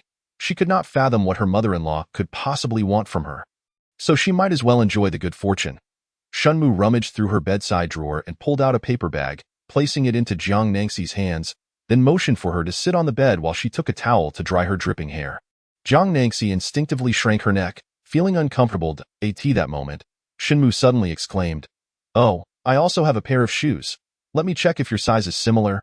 I'll find them for you to try on." As she spoke, she brought out a pair of shoes. They looked quite large, and when Jiang Nangxi saw Shinmu's sparkling eyes, she found herself at a loss for words. "I'll take them off myself." Seeing Shinmu crouch down to help her change shoes frightened Jiang Nangxi, who quickly took them off. Shinmu halted, glancing at Jiang Nangxi's barely visible scar, but her fingertips could still sense its presence. Baozhu had been a crybaby as a child. One winter day, while Shen Tiango tended to her for half an hour, she had gotten a blister on her ankle from hot water. "What is this?" Shenmu fought back tears. "Oh, let me see." Jiang Nanqi lifted her foot, revealing a scar that, upon closer inspection, was barely noticeable. Just a faint mark. She did not finish her sentence before being enveloped in an embrace, her body colliding almost forcefully with the warmth of her mother-in-law's arms. The sound of sobbing filled her ears as tears streamed uncontrollably down Shen's mother's face. This was her daughter, her precious jewel, the daughter she had searched far and wide for without success. Chapter 9. Did you fight last night? In the bedroom, which exuded a sense of nostalgia, a red Fua painting hung on the wall to the right. A window was cracked open, allowing a stream of blazing sunlight to pierce through, illuminating the doll's cherubic face, making it appear increasingly fair and adorable. The doll's gaze was directed at Jiang Nanqi, a gift bought by the elderly woman during the new year, as it reminded her of her daughter when she was young. As Jiang Nanqi listened to the sounds of weeping nearby, she felt something warm and damp fall upon her neck, leaving her momentarily uncertain of how to react, bewildered by the situation unfolding before her. She slowly raised one hand, almost placing it on her mother-in-law's back. When Shen's mother lifted her head, quickly wiping her tears away as if nothing had occurred moments before. "Nanqi, come, have some beef jerky. This is from your..." Shen Xiaomin, who was technically Jiang Nanqi's fourth brother, had now become her brother-in-law after her marriage to the third son. Zhou Shen's mother found the familial relations rather tangled. "This is sent by your fourth brother." The elderly woman aimed to establish a good rapport with Jiang Nanqi before revealing this matter. Fearing that she might not take it well all at once, she felt a sense of relief that her dear daughter had married the third son. Otherwise, she would have been at a loss for how to resolve the situation. Shen's grandmother retrieved half a bag of brown sugar from a locked cabinet and prepared a bowl of brown sugar water in the kitchen. When she returned, she found Jiang Nanqi deep in thought. She lamented to herself that it was her fault as a mother for not realizing her daughter had been back for so many days. The beef jerky was tough, and after a while, she planned to offer a bowl of brown sugar water, believing it would be beneficial for a woman. The elderly woman gazed affectionately at Jiang Nanqi. Jiang Nanqi observed her mother-in-law, who was clad in a deep blue outfit. Years of labor in the fields had slightly bent her waist, and the wrinkles on her face were pronounced, accompanied by a few sunspots. Once a commanding presence, overseeing the family's sustenance, she now smiled tenderly. Her demeanor softened. Jiang Nanqi's heart was tumultuous as she awaited the elderly woman's next words. "Nanqi, I heard from the village that you were adopted. Was your family good to you?" The elderly woman's expression darkened at the thought of sending a young girl to the countryside. In every household, there were boys. If the boys didn't go to the countryside, the girls were sent instead, which surely hinted at something amiss. The thought of her daughter suffering in ways she could not see over the years filled her with sorrow. Upon hearing this, Jiang Nanqi recalled the original owner's memories, finding it peculiar that her recollections began just before being sent to the countryside. As if she had inherited nothing prior. "I was adopted, and my adoptive parents treated me adequately." Jiang Nanqi reflected on the memories of the original owner. Her adoptive parents had lost a child and discovered her while searching at the station, leading them to adopt her, only to find their biological daughter later. As she spoke, she scrutinized her mother-in-law's expression, eager to discern any changes. It seemed that the original owner had lived a relatively comfortable life. Her appearance suggested she had not endured much hardship. She recalled that the uproar had been particularly intense before being sent to the countryside, primarily because her adoptive parents had reclaimed their biological daughter.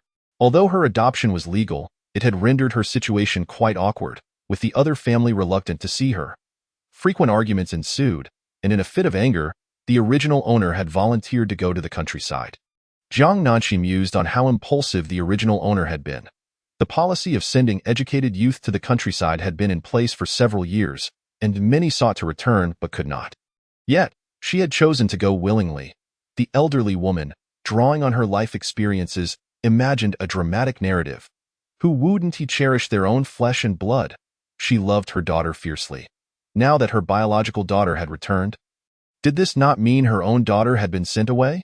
With a pained expression, the elderly woman tenderly brushed Jiang Nanqi's hair, murmuring, "It's all right now. You shall not suffer any longer, my dear." Jiang Nanqi replied, "What has truly happened? Mother, it's time to work." Zhao Xiangnan called from outside. Jiang Nanqi had no reason to rest at home. The elderly woman rolled her eyes, exasperated. "You lazy child, why aren't you off to work already?" After saying this, she suddenly recalled something, hastening to the door. "Make sure to tell the sixth one that if he doesn't work this afternoon, he won't get dinner tonight." The elderly woman had little interest in where he had gone. "Mother, is Jiang Nanqi not going?" Zhao Xiangnan asked tentatively. "Nanqi must stay home to help. Unlike you all, I can't just lie in bed and expect someone to take care of me. If I don't let her care for me, who will?" The elderly woman's keen eyes fixed on Zhao Xiangnan. "Don't think I haven't heard everything." Zhao Xiangnan shrank back. That had not been her intention. She had merely fallen into Jiang Nanqi's trap. Zhou Ji, curious about what the elderly woman was saying, stood at the kitchen door sipping water, stealing glances at her lips, deepening his intrigue, his narrow phoenix eyes narrowing slightly. "Third brother, could you let me fill some water in the kettle?" The fifth brother, Shin Xinmin, found himself unable to squeeze in. Zhou Ji stood in the kitchen, blocking the way. He was tall, making it impossible to maneuver past him. Zhou Ji refrained from looking further, turning to wash a bowl before placing it aside. Shin Xinmin poured cold water and, noticing Zhou Ji leaving, hurried to catch up. He shared a good rapport with Zhou Ji, who had been quiet upon arriving at the Shin family but demonstrated great strength and a keen ability to learn. Managing to catch wild chickens in the mountains within a month, he often stealthily followed him to enjoy some treats. To clarify his thoughts, Shin Xinmin walked ahead of Zhou Ji. "Third brother, did Jiang Nanqi go mad again last night?" Zhou Ji's dark eyes fell upon Shin Xinmin's face, shaking his head. "Don't hide it from me. I heard everything last night. She was definitely cursing you again in her room." The mention of Jiang Nanqi irritated Shin Xinmin. "Third brother, you shouldn't keep accommodating her. You should discipline her like you did last night. It's not like you wronged her. It was the sixth one, that insufferable brat. I've never liked him. He is always causing trouble in the village." Zhou Ji remained silent, but third brother, I find it strange. Jiang Nanqi seems to be in a better mood today. "Did you hit her yesterday?" Shin Xinmin observed Zhou Ji's expression and leaned in closer. "She was cursing you last night, and then I heard something crash. Enough!" Zhou Ji snapped, his tone sharp, diverting his gaze elsewhere and quickening his pace. Shin Xinmin was taken aback. Indeed, discussing a couple's quarrel was a delicate matter. He had merely overheard a snippet and promptly moved on. He quickly changed the subject to his younger sister. "Third brother, today my uncle told my mother about a little girl from the neighboring county who was adopted. I heard she was also 5 years old and sold off back then. You think we should mention it to mother? Perhaps I should go. She is ill, and what if she collapses again?" Thinking of his sister who had been abducted made Shin Xinmin feel distressed. Baizhu had suffered for many years outside, and he couldn't bear the thought of her enduring any more hardship. "No, I'll speak to my uncle and see if there are any tickets available for tonight." The urgency in his voice grew as he contemplated the possibility of finding his little sister. "I must check on the introduction letter." Chapter 10. I say, let us divorce. Shan Tiango sat on a rock by the lake, tilting his head slightly as he gazed melancholically at the water's surface. In the past, when he roamed outside, he and Yuan cherished such moments of tranquility. The gentle breeze caressing their hair, time flowing serenely. Unlike Du Yuanmei, who, though once relatively fair-skinned in her youth, now bore a head of white hair and a face lined with creases. Constantly managing this and that, quarreling with others over trivial matters without regard for her dignity. Were it not for the sake of Outyin and their family, he would have long since parted ways with Du Yuanmei. After all, they had never even registered a marriage certificate. If she didn't come to apologize today, he would not eat another morsel at home nor return. Shen Tiango rubbed his slightly swollen nose. "Dad, why are you still here?" Shen Outyin, relieved to see Shen Tiango, felt a wave of grievance wash over him. "You need to go back and take care of Mom. She has gone mad today, hitting me several times. How can I, being this age, be struck in front of so many people. His peach blossom eyes were red, having been pampered by his family since childhood. He had never endured such humiliation. As he slightly tilted his head, Shen Tiango caught sight of the handprint on his face, clearly indicating the force behind the blows. Did Du Yuemei do this? Shen Tiango sprang up from the rock, fury igniting within him as he examined the mark on Shen Outyan's face. She hit you? Yes, I don't know what got into her today. She seemed completely out of sorts, striking my face the moment I spoke. Shen Outyan gritted his teeth, holding back his anger. I haven't done anything wrong to her. Why is she suddenly treating me this way? Exactly. Why should she? Shen Tiango abruptly halted his words, contemplating whether Du Yuemei had discovered the things he had done in the past. How could this be possible? Apart from him and Li Yuan, no one else knew. So how could Du Yuemei possibly be aware of the events from that year? Outyan, you go ahead to work first. I will have a word with your mother. Shen Tiango hurried home, his heart racing. The old lady was preparing to handle the work that Zhouji had taken on in the coming days. As she measured Jiang Nanqi, she said, Mom knows that half a year ago, you married the third one out of anger, but the past is the past. Let us turn the page. She understood her daughter's temperament well. In the past, she would have slapped her twice, but now even if she wanted to, she couldn't bring herself to do it. The old lady spoke cautiously. You can handle it as you wish. I won't interfere with this work. Jiang Nanqi shook her head vehemently as she bit into the dried beef. She felt utterly perplexed. Just moments ago, her mother-in-law had mentioned measuring her for a dress. Knitting a sweater, making shoes, and crafting a scarf. I knew it. I knew that Nanqi thinks the same as Mom. The old lady beamed. And that young intellectual outside, I have no relationship with that young intellectual. We merely exchanged a few words, and I shall not have any further contact. Jiang Nanqi promptly declared her stance. The old lady slapped her thigh, exclaiming, Nanqi thinks the same as Mom. I told you both have no ties. Jiang Nanqi remained silent. The old lady completed the measurements, marveling at her daughter's beauty and figure. She gazed at Jiang Nanqi's small, delicate face, fair skin, large eyes, and rosy lips, resembling a flower in full bloom. She reached out to touch Jiang Nanqi's face, her eyes crinkling with delight. Jiang Nanqi remained speechless. The old lady was in high spirits. Everything was well, except for the fact that Nanqi and the third one had registered their marriage. The third one did not like her, and Nanqi did not care for him either. Given that the third one had some issues, it was likely that they had yet to even hold hands.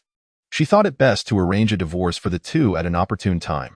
Just as the old lady felt a sense of satisfaction, she suddenly noticed some red spots on Jiang Nanqi's neck. Leaning in closer, she observed, bang! The sound of the heavy front door being flung open echoed. You may. Shen Tiango rushed into the courtyard, having contemplated many things along the way, fearing that Du Yuemei might uncover the truth. Du Yuemei had always treated him decently, but her fiery temperament could lead to trouble if she learned about the past. Moreover, he still needed to live in Xing village, especially since his brother-in-law was the village head. Yuemei, why did you hit Outyan? Shen Tiango entered the house without acknowledging Jiang Nanqi and inquired cautiously. I hit him for his own good. He is of marrying age, yet still acts so recklessly. Shen's mother did not give him a favorable look. She had already composed herself and added, You shouldn't coddle him, at his age. How can he support a family if he remains so irresponsible? And you, from today onward, you must set a good example for the children. This afternoon, I'll speak to your elder brother, and starting tomorrow, you will go to work. She made the decision decisively. Shen Tiango asked softly, What is wrong with you? He knew what Shen's mother preferred, intentionally presenting his more attractive profile. Jiang Nanqi simply looked on, her thoughts clouded. The old lady observed this and couldn't contain herself. Delivering a slap.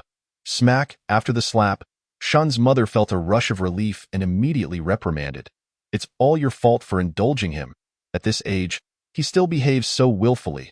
Look at the rumors circulating in the village. After this illness, I've come to realize that if he is not managed, what will happen to me if he is gone?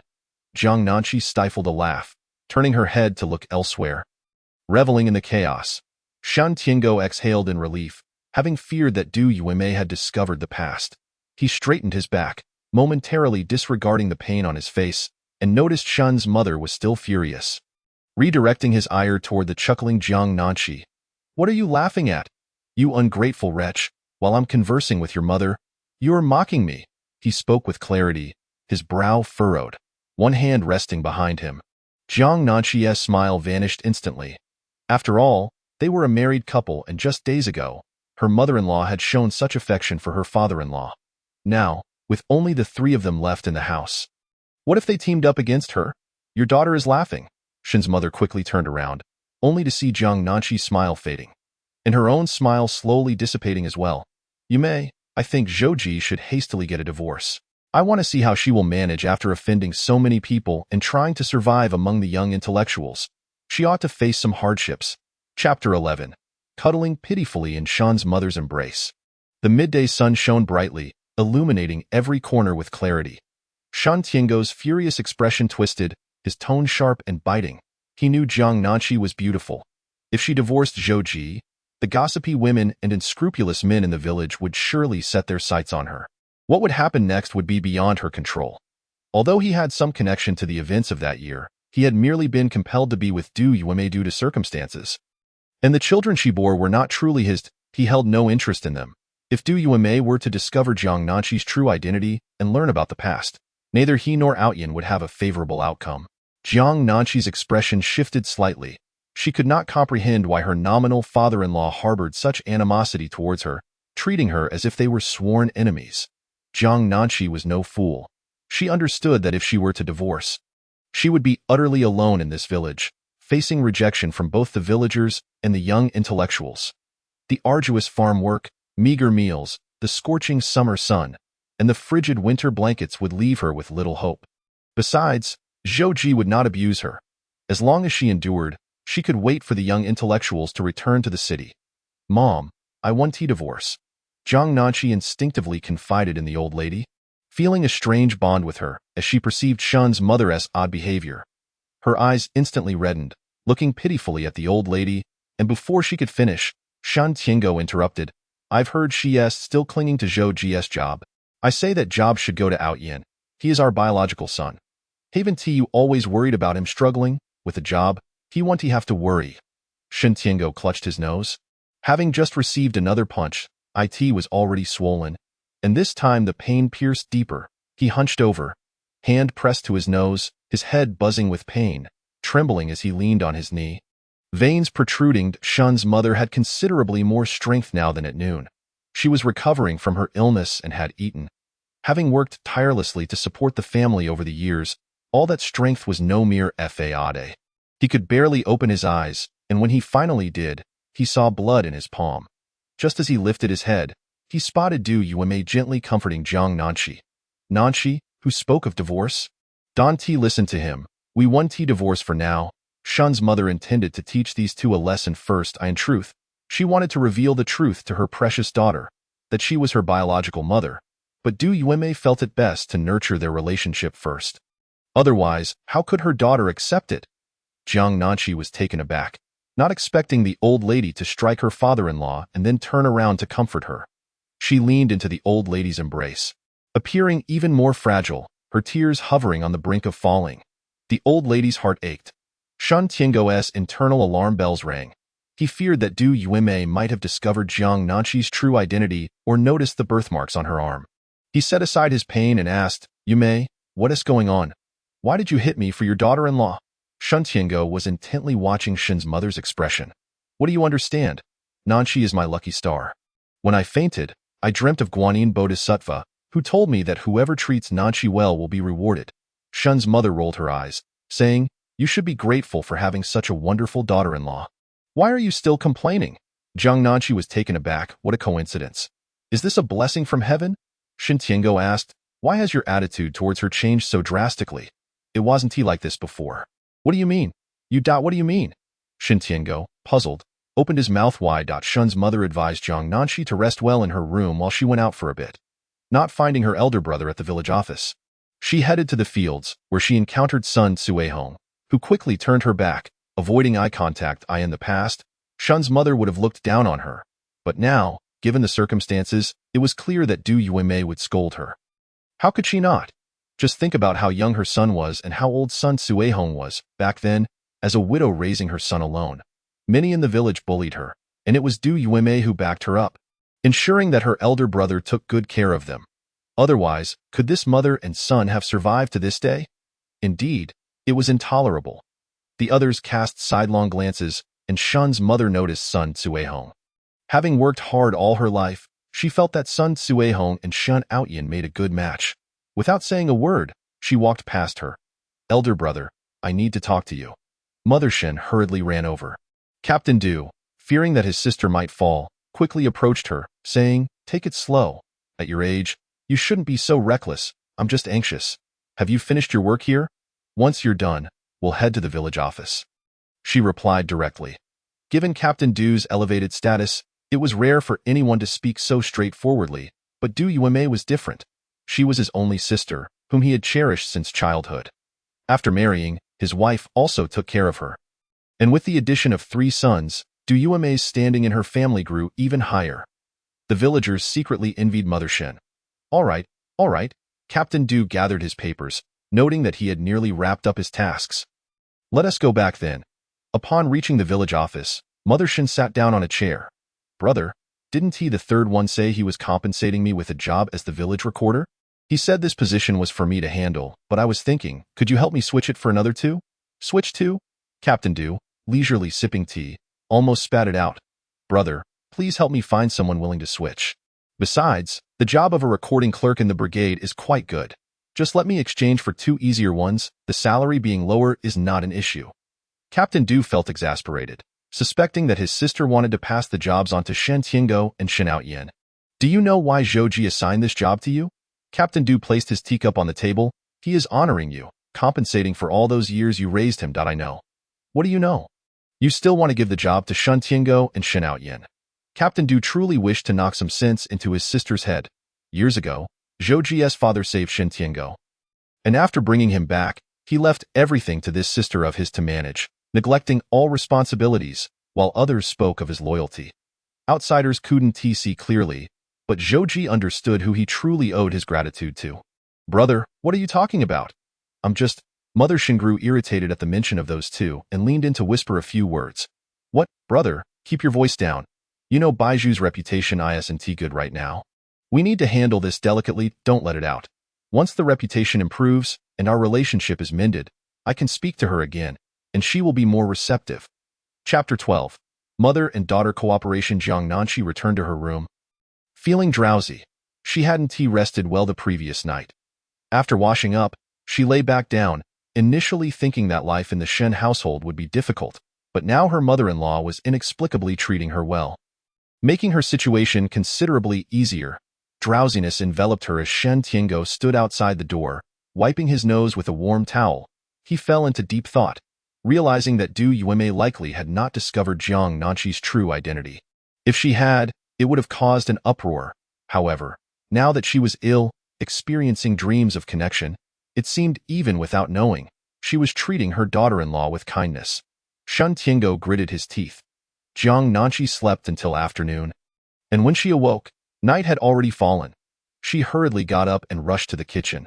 Mother Shen was wielding a stick, urging Shen Tiango to start cooking. "Look at you, so weak. If I were to leave, what would you do?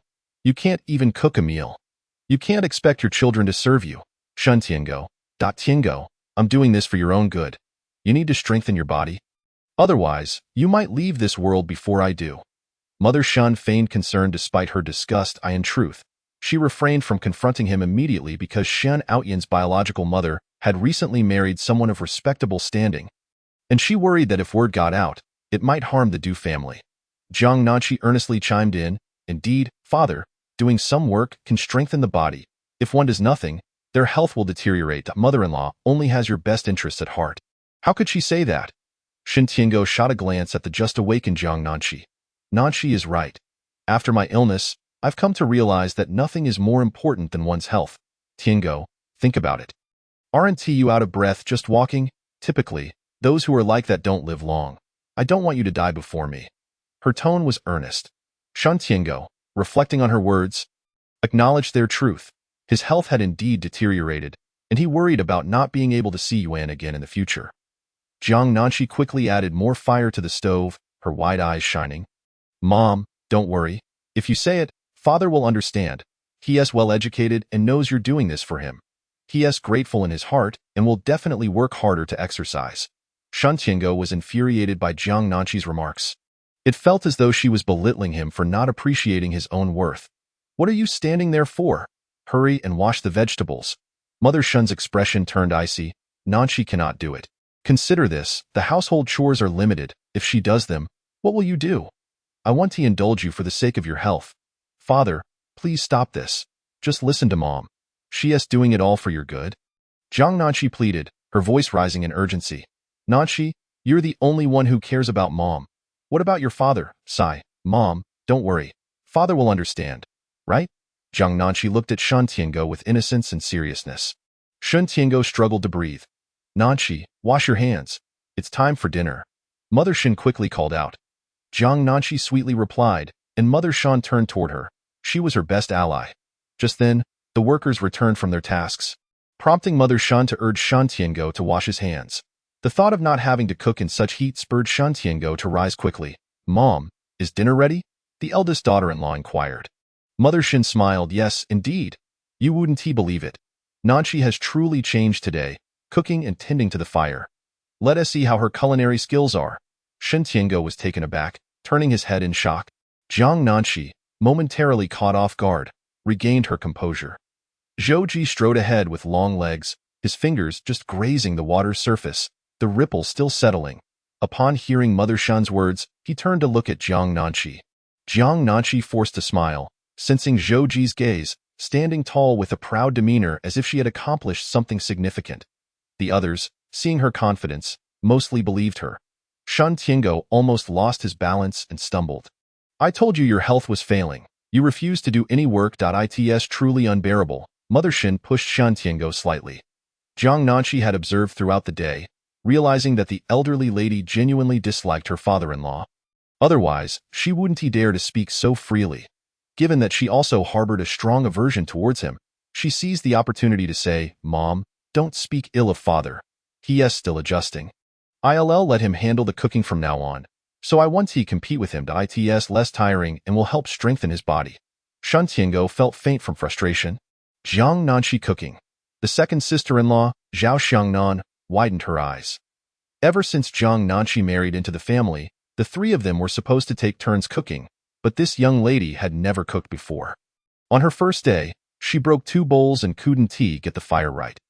After 2 attempts, they forbade her from cooking and instead sent her to work in the fields, where she always followed Zhou Ji, often needing breaks under the shade of a tree.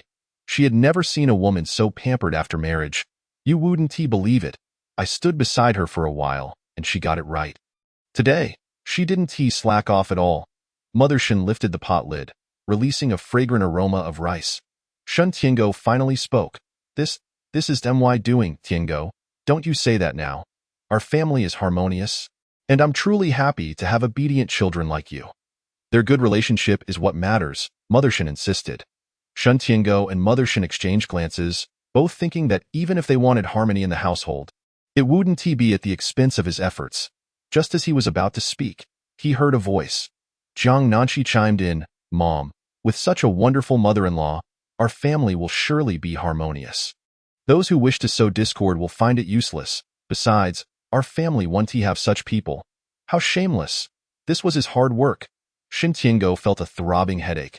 Mother Shen began serving the rice, and Jiang Nanqi hurried to help. During dinner, Jiang Nanqi sat next to Mother Shen, a position that had usually belonged to Shen Outyin. Zhou Ji glanced at Jiang Nanqi beside him, Shen Outyin. Mother Shen glanced away, and Shen Outyin, unable to hide his displeasure, moved to a distant seat. Mom, why have you been so kind to my sister-in-law lately? Zhao Xiangnan, unable to hold back, questioned her mother-in-law's sanity. What was so good about Jiang Nanqi? She was lazy and unproductive, always stirring up trouble. Of course, it's because Mom is a good mother-in-law. Mom, once I'm capable, I will definitely honor you. Jiang Nanqi asserted confidently, not merely painting a rosy picture. If Mother Shen treated her well, once she inherited Zhou Ji's fortune, she would hire 4 maids for her. Mom, you are the best mother-in-law in the world. She proclaimed earnestly. Nanqi, I know you're a dutiful child, Mother Shen said, her eyes glistening with tears. Zhao Xiangnan, what on earth happened? Just days ago, the elderly lady had treated Jiang Nanqi with disdain. and she had never been so sweet-tongued before. In fact, she had been quite the opposite. Curiosity piqued, Mother Shin set down her chopsticks. You all know I've been ill these past few days. But do you know what happened after my illness? She suddenly became enigmatic. The crowd. That I had a dream in which Guanyin Bodhisattva revealed to me that our family's Nanshi is indeed a blessed individual. Whoever treats her well shall reap the rewards. Mother Shin suddenly grasped Jiang Nanshi's hand, her face breaking into a smile that accentuated the wrinkles. Look at her features. One glance and you can tell she is destined for fortune. Don't you think?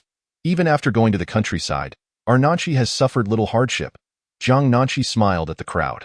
Since her mother-in-law was eager to help her establish a persona, she would certainly cooperate. Whatever happened in the future could be dealt with later, as it was impossible for her to endure suffering. The crowd. Isn't it just her laziness? Don't feel indignant. Consider if you yourselves could possess such good fortune. Mother Shin rolled her eyes. Jiang Nanshi played along. Mother, I haven't endured much hardship. I've been luckier than other educated youth, but it hardly merits mention in front of so many people. Your dream may not necessarily reflect reality. It must be true. Just look at how other educated youth have been worn down. They started off fresh-faced, and now their skin is cracked from sun exposure.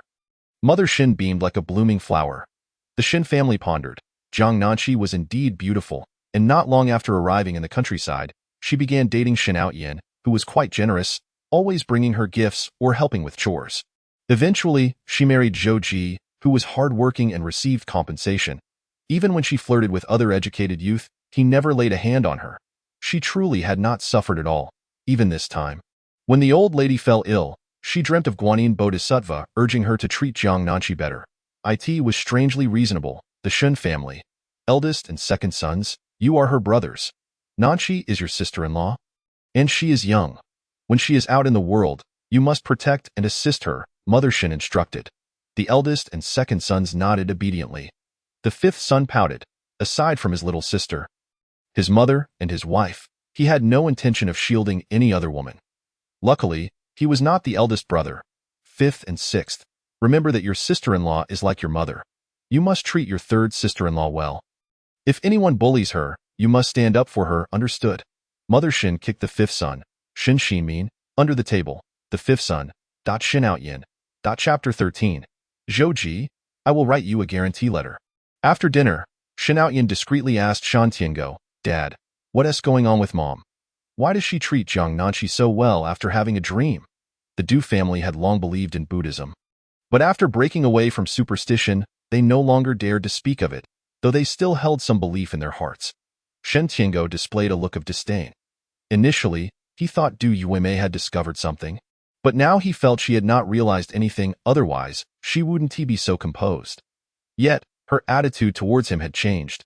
What do you think has caused her sudden shift in demeanor towards me?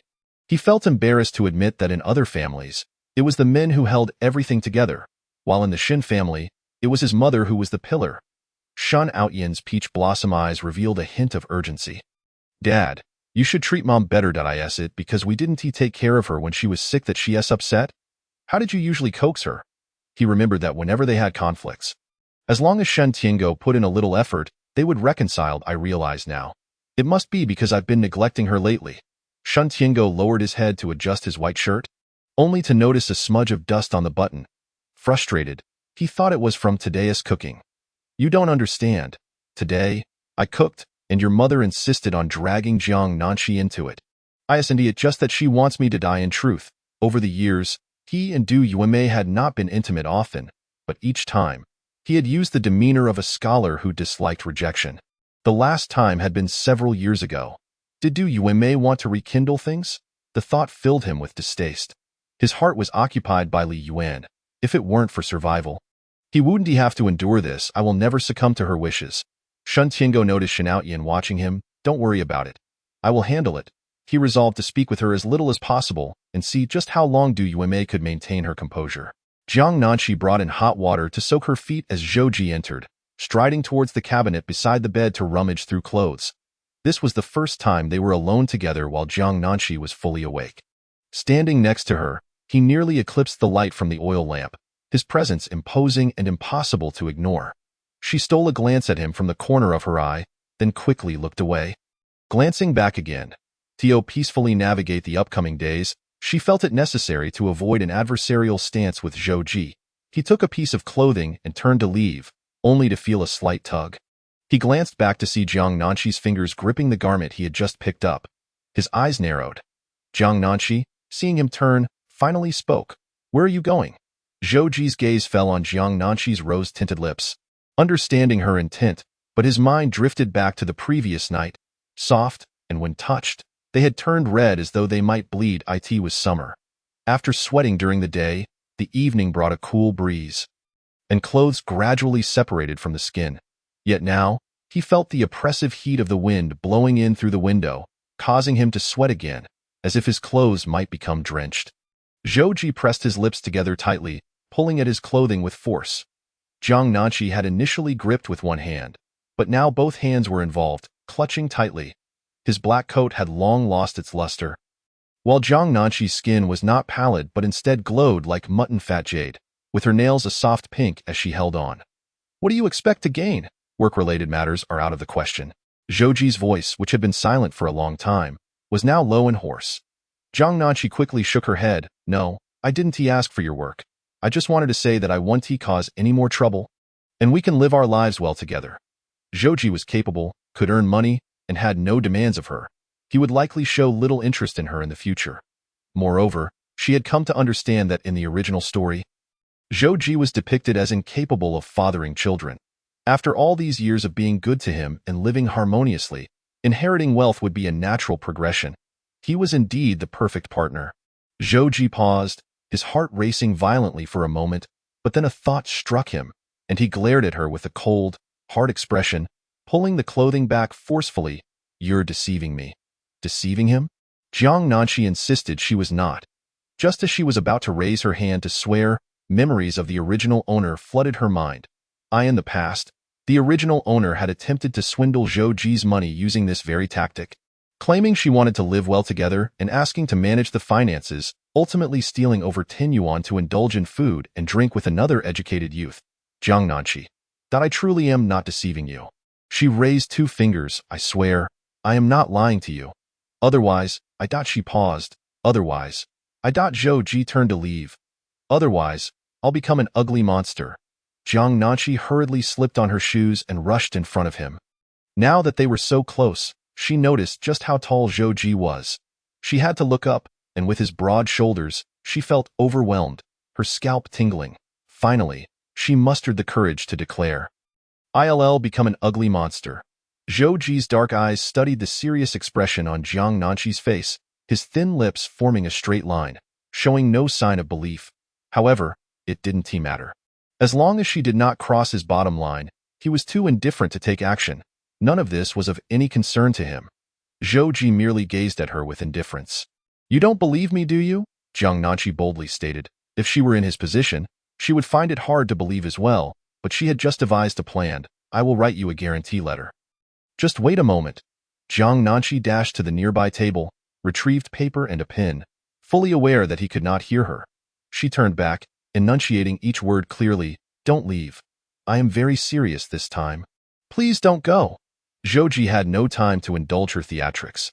He withdrew his gaze and lifted his leg to leave. Just as he stepped forward, he caught sight of her writing intently. Perhaps curiosity was piqued. After all these years, he still did not know what he truly desired. Jiang Nanqi was different from before, and he wanted to uncover what trick she was up to this time. Chapter 14. Such a beautiful girl, yet she deceives. Tonight, the moonlight was bright enough that even without lighting the oil lamp, most of the room was illuminated. Jiang Nanqi bent over to write at the table. One side of her face bathed in light while the other was kissed by moonlight, as though draped in a veil of white sand. Her nose was delicately upturned, and her eyelashes fluttered with each subtle movement of her eyes. Uncertain if she had made a mistake, her lips pressed together. She radiated warmth and charm. Zhou Ji suddenly felt as though this moment did not belong in his room. He slightly turned his head, his gaze dimming, lowering his eyes before raising his head again. "Look, I've finished writing." Jiang Nanqi smiled as she turned to him, her eyes sparkling. "This is the guarantee letter I wrote, and I haven't done anything wrong today. I even cooked dinner. You can observe me for a few more days. I swear I will be entirely different." Zhouji glanced at the words on the paper, his brow furrowing. He had seen Jiang Nanqi's handwriting before, small and messy, lacking any flair, but now, her script looked as though it had been practiced, sharp and well-defined. During his time in the army, he had seen strong, vigorous calligraphy, yet Jiang Nanqi's was more delicate. What's wrong? Did I write something incorrectly?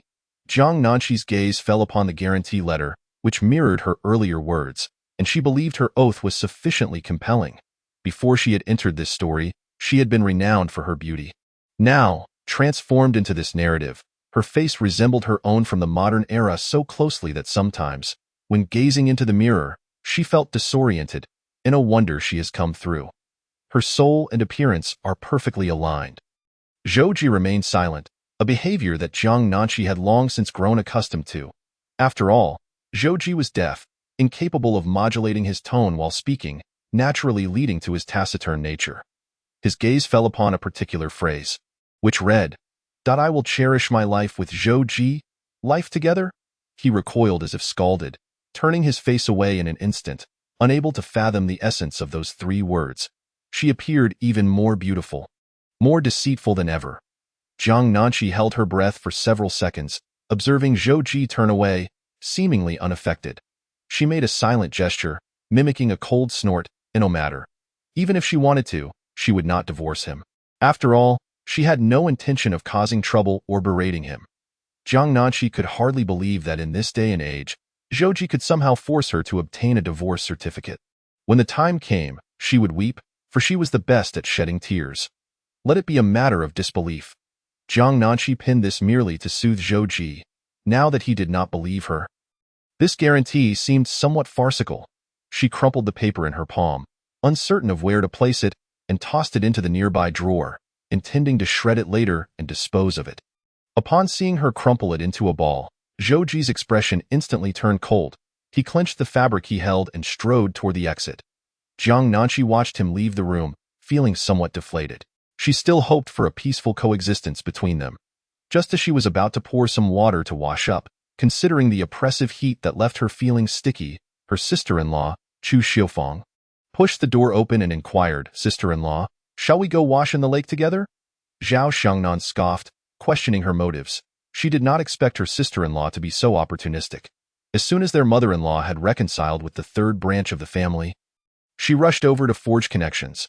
Remembering the work of the village recorder, Zhao Xiangnan decided not to wait for Chu Xiufang.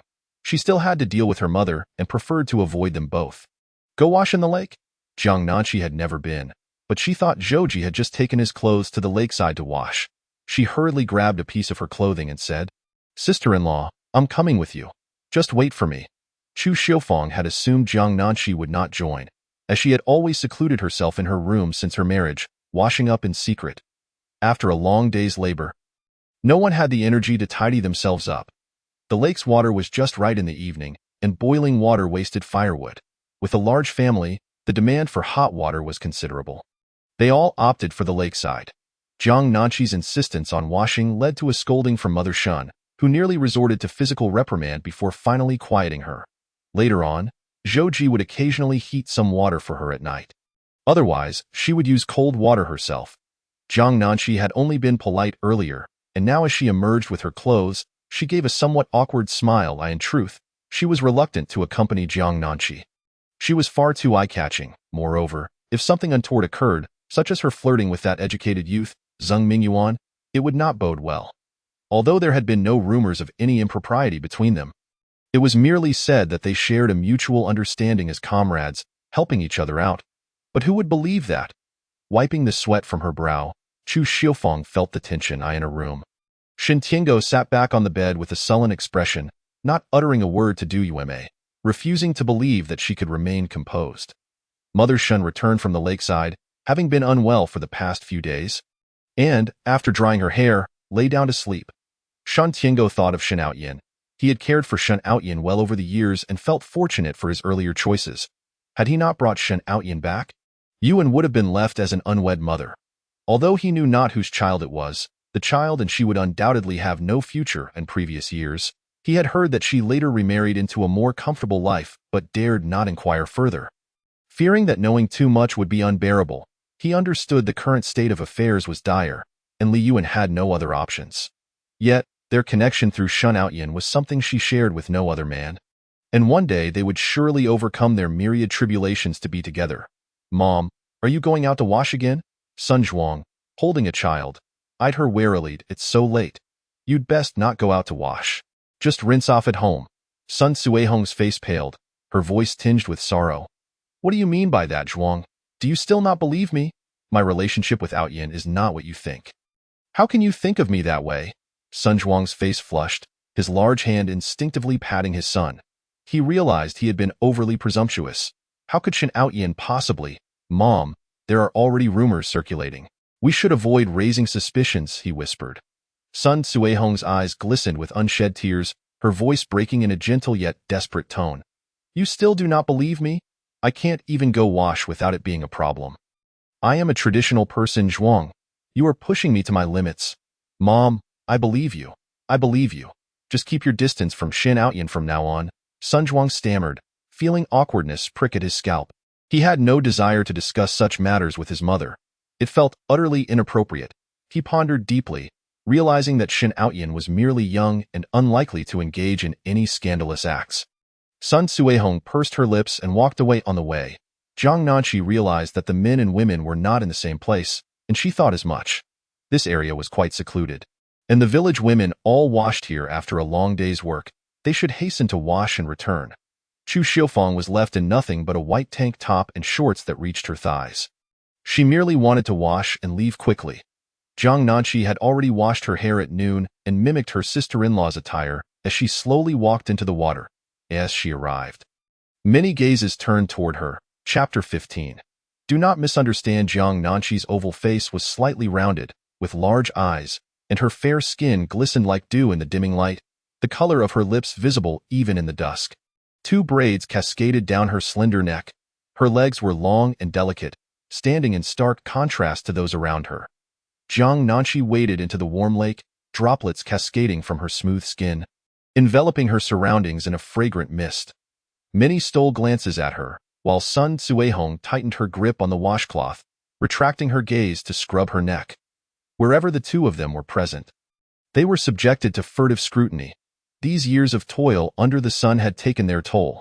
As a widow raising a child, she could not possibly compare to the young women of the city. Her face and the exposed parts of her body bore different shades, and the wrinkles on her neck were becoming increasingly pronounced. The villagers could not comprehend why Shen Outyin would forsake Jiang Nanqi to pursue Sun Suihong. Suihong, I heard you met Outyin again today. What did you discuss? Someone maliciously inquired, raising their voice deliberately. Sun Suihong glanced at Jiang Nanqi, quickly responding, Nanqi, do not misunderstand. We merely ran into each other by chance. There is no connection. You all misinterpreted the situation back then. Jiang Nanqi. What does that have to do with her? If the original owner had heard such words, she would have exploded. Everyone in the village could see the truth, yet they insisted on claiming she had misunderstood. Besides, she was now married to Zhou Ji.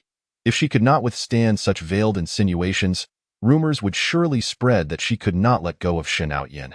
Sun Suihong quietly imparted her wisdom, asserting that men simply never grow up, and that women must teach them patiently.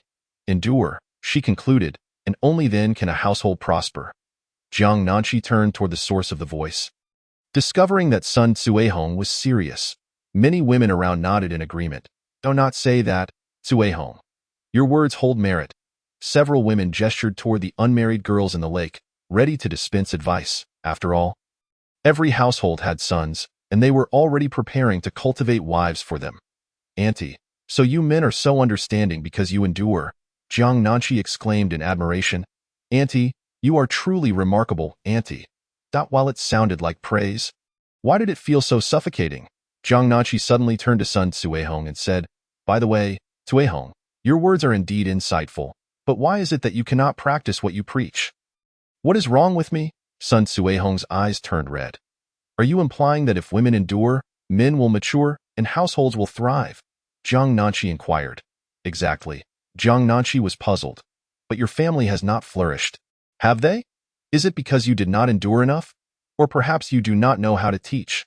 Sun Suihong's mouth opened. Her face flushed as she struggled to respond, tears falling into the lake. Jiang Nanqi turned to the other women and asked, "Aunties, has your man matured yet?" Of course, he has matured. They could only go along with their own words. They could not say he had not matured. The women felt a strange sense of suffocation. After all, it was the elder who taught and endured, making her incredibly remarkable.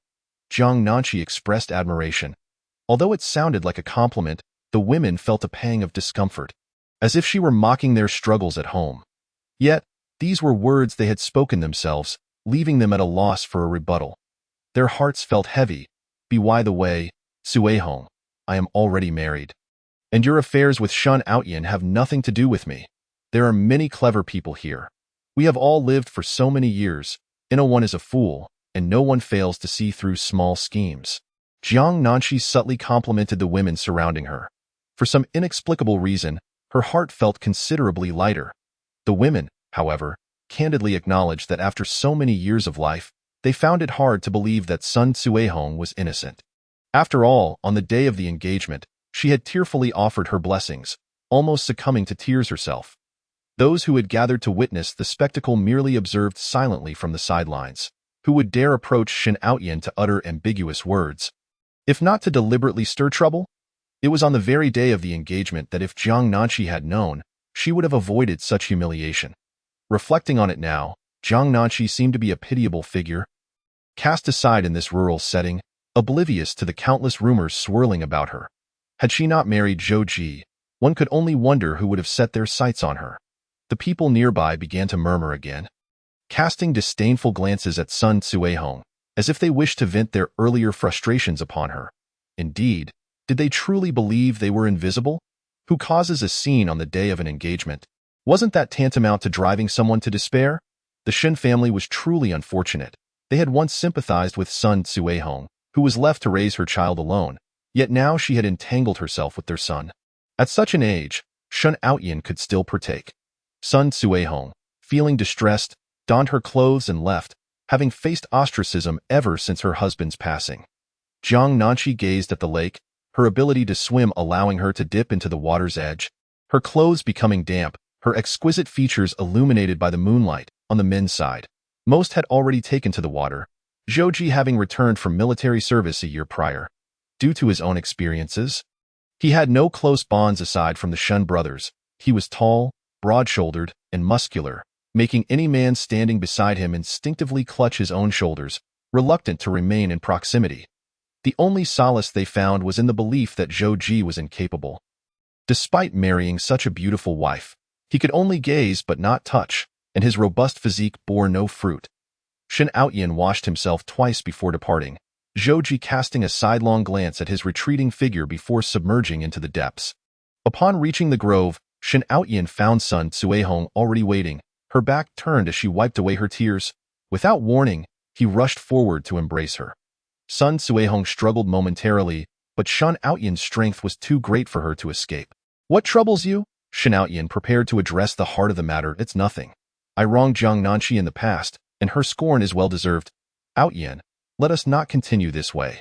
Sun Suehong resisted. Shin Outyin sighed, lifting his mesmerizing peach blossom eyes. "Aunt Sun, you know my heart. I have always wished to marry you, but my mother disapproves. You cannot fathom how I long for you day and night." In truth, he had grown somewhat weary, feeling less passion for Sun Suehong than before. He gently wiped her tears away with his fingers. "Do not cry. If you despise me, I shall keep my distance." Sun Suehong's complexion paled. Shin Outyin, youthful and handsome.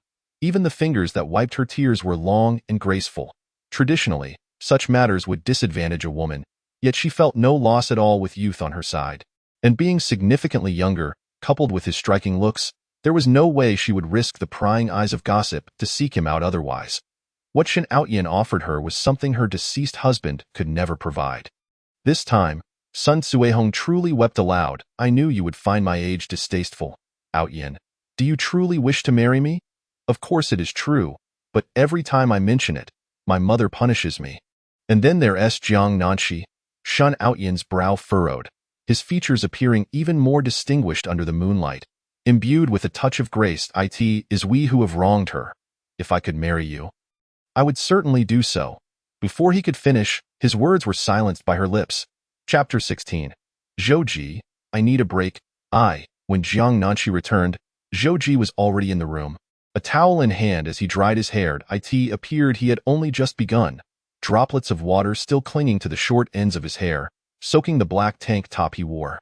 The water trickled down his bronzed neck and into his back, the muscles in his arms subtly flexing as he dried his hair, showcasing his undeniable strength.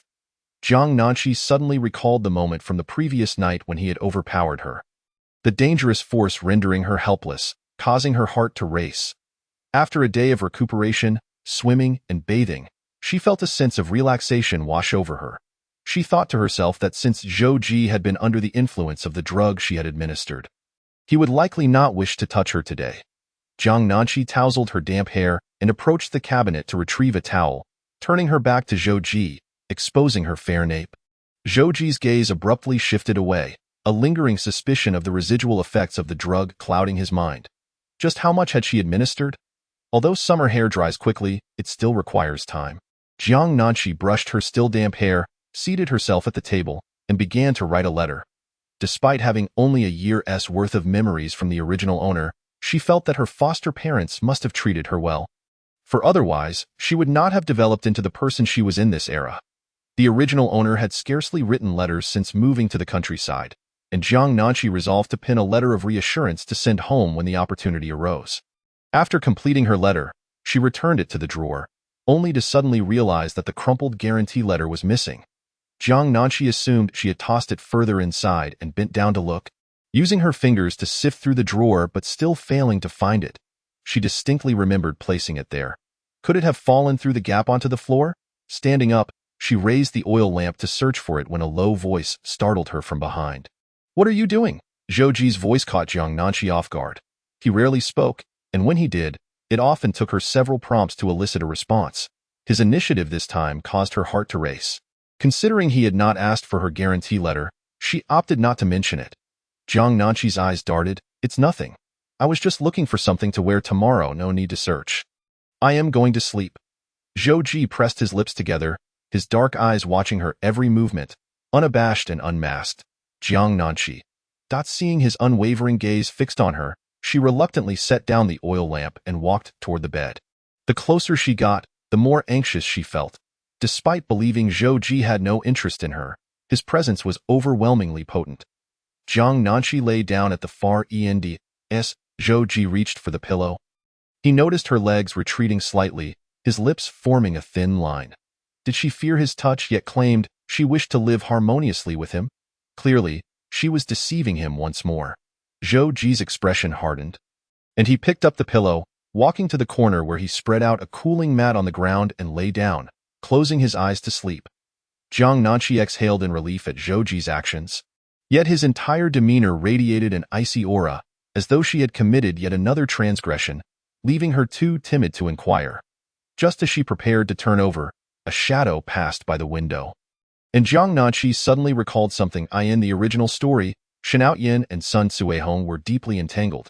He was always the first to bathe and the last to return, actually spending that time with Sun Cuihong.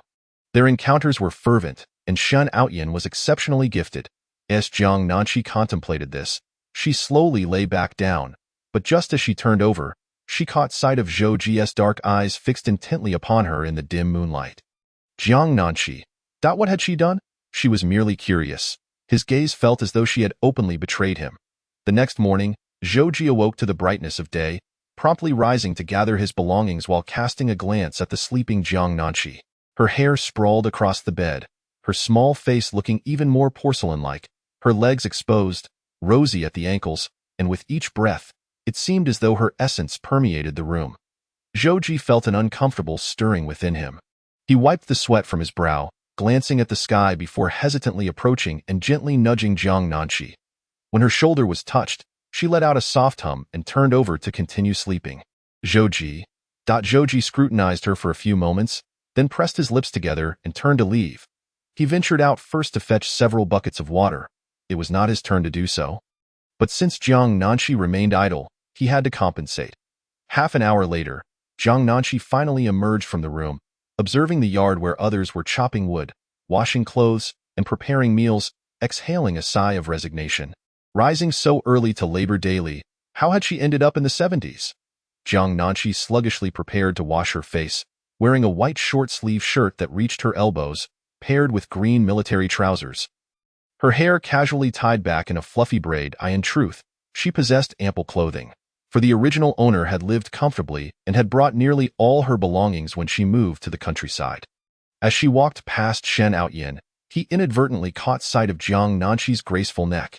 It was exquisite, delicate as fine jade. He paused, realizing he had always known Jiang Nanqi was beautiful, yet her fiery temperament had led him to avoid her, especially with Sun Cuihong around, which caused him to overlook her for a long time.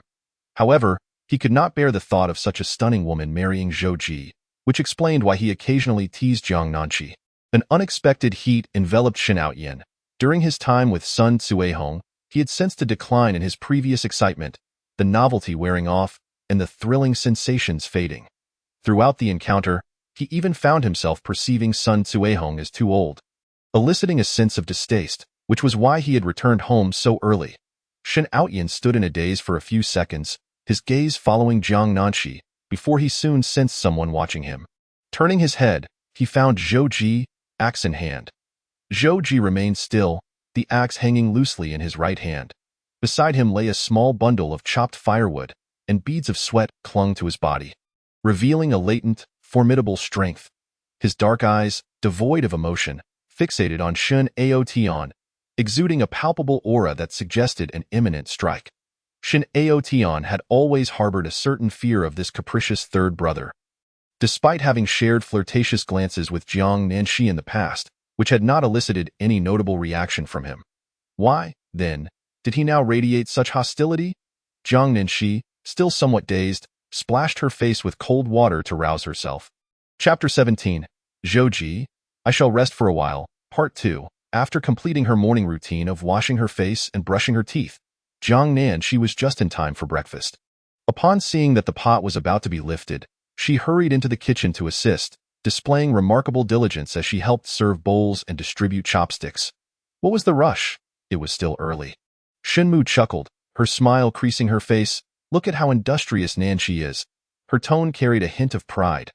Mom, this is what I ought to do, Jiang Nanqi replied with feigned modesty. The others were left speechless. When it came time to eat, Shenmu divided her custard egg dish, offering half to Jiang Nanqi. In the past, Jiang Nanqi would have eagerly accepted, but with Shenmu just recovering from illness and having eaten half of her egg the day before, she felt less inclined. No, Mom, you should eat more to restore your health, Jiang Nanqi insisted. Suddenly, tears welled in Shenmu's eyes as she struggled to contain her emotions. Heaven truly blesses me with such a filial daughter-in-law. I am so fortunate. Mom, please don't say that, Jiang Nanqi responded, seamlessly playing along. The others looked on bewildered. Shen Tiango nearly rolled his eyes, recalling how Jiang Nanqi had been the last to rise that morning. A source of annoyance, he was relieved to have cast her aside years ago. Otherwise, who knew how spoiled she would have become by now? He contemplated approaching the male youth in the commune to hasten Jiang Nanqi's divorce from Zhou Ji and facilitate her swift departure from the Shen household. He had no desire to see her again. Zhou Ji observed the distinctly altered demeanor of Jiang Nanqi in the past. She had always exuded an inexplicable temper, indifferent to the family around her. Her face perpetually set in a frown as if others owed her something. She would shout at the slightest provocation, let alone express the words spoken moments ago. And then there was his adoptive mother. Zhou Ji lowered his gaze, focusing on his meal. After breakfast, as Jiang Nanqi poured hot water into her thermos, Shen Tiango approached and abruptly brushed against her bowl, splashing hot water onto her hand. Fortunately, the water had cooled somewhat, sparing her from burns. Jiang Nanqi was taken aback by her father-in-law's sudden aggression. She stared at him, wide-eyed. Be careful, Shen Tiango retorted curtly before turning away, a tea that moment. Zhou Ji entered. Jiang Nanqi quickly wiped her hand dry and instinctively withdrew it, only to have it grasped by him. His fingers were rough and warm, sending a tingling sensation through her. She attempted to pull away, succeeding on her second attempt. Just as she was about to assure him she was fine, Zhou Ji turned and left. Jiang Nanqi was left speechless. Zhou Ji exited the kitchen. His dark gaze lingered on Shen Tiango's back, rubbing his thumb against his fingers thoughtfully. Shenmu, now recovered, was preparing to plant corn and soybeans after the harvest. Although the team leader had suggested she rest at home, Shenmu glanced at Shen Tiango working outside and her resolve shifted. She decided to join the others in the fields. Before departing, she specifically told Shen Tiango, "The weather is nice today. Let us go work together." Shen Tiango licked his lips, furrowing his brow. "You may. I'm feeling a bit unwell today. I keep feeling dizzy. You all go ahead." Zhao Xiangnan from the second household rolled her eyes. Having spent so many years in Shangxing village without encountering such a lazy man, lazier even than those educated youth from the city. Though be precise, he was lazier than Jiang Nanshi, who at least made an effort to go out, while this one stayed home engrossed in a book. It suited her just fine. Shenmu took Jiang Nanshi with her, as today was the day to delineate land boundaries. Upon entering the crowd, many acquaintances surrounded Shenmu, eager to converse. "You may, I heard you were ill. Why didn't you rest at home for a few more days? With so many sons, you needn't worry about food," someone inquired. Shenmu replied with spirited determination, "I'm not just working. I'm fulfilling my duty to the country, adhering to correct ideology, and contributing to national development." Jiang Nanshi's dark eyes sparkled as she chimed in. "Mom, you had a bit of a fever this morning. It wouldn't hinder progress if you rested at home for a day or two to recuperate." Her interjection caught the attention of those around her. They were surprised to see Jiang Nanshi so articulate and sweet-tongued, a stark contrast to her usual aloof demeanor. Shenmu grasped Jiang Nanshi's hand, her shoulders slumping slightly, her vitality diminished. But this is crucial for farming. Our nation relies on food. I must safeguard our agricultural base. This is our duty and the correct mindset. Nanshi, you must remember this."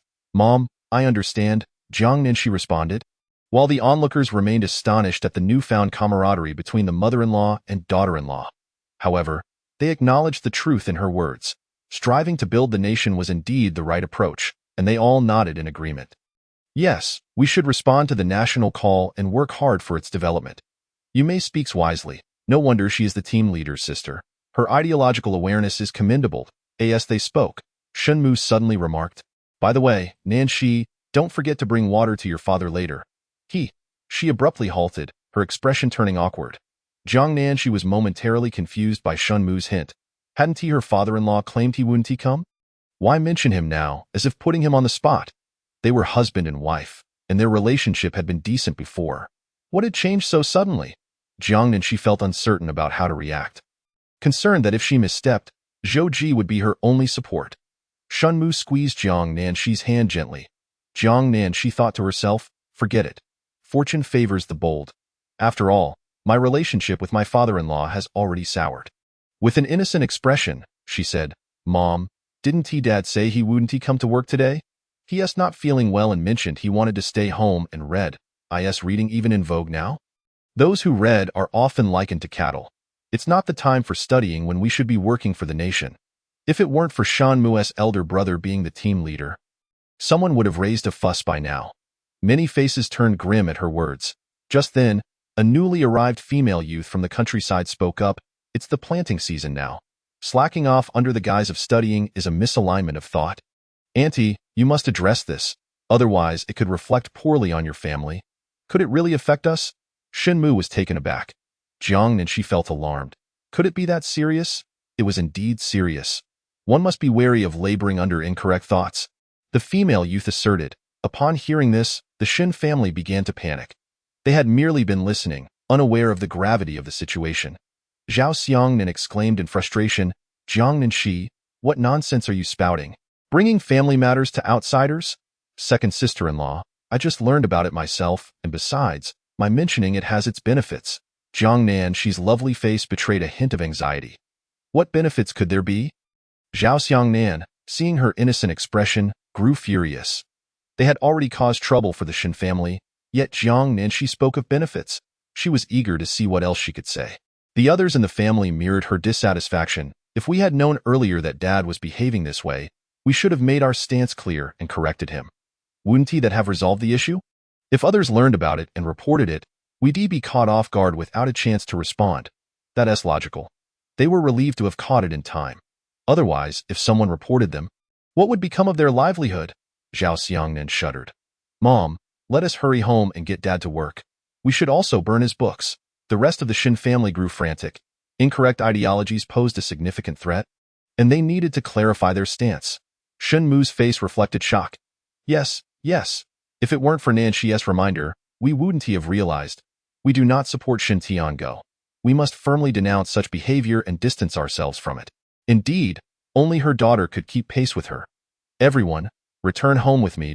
Ao Tian, you hurry along. Shenmu rushed everyone back, feigning urgency while secretly elated at the prospect of chastising Shin Tiango. Jiang Nanxi hurried to keep up, surprised that she could avenge the morning's grievances so swiftly, stifling her delight. Chapter 18. Zhou Ji, I shall rest for a while. Part 3. Though it was summer, the weather had yet to turn hot.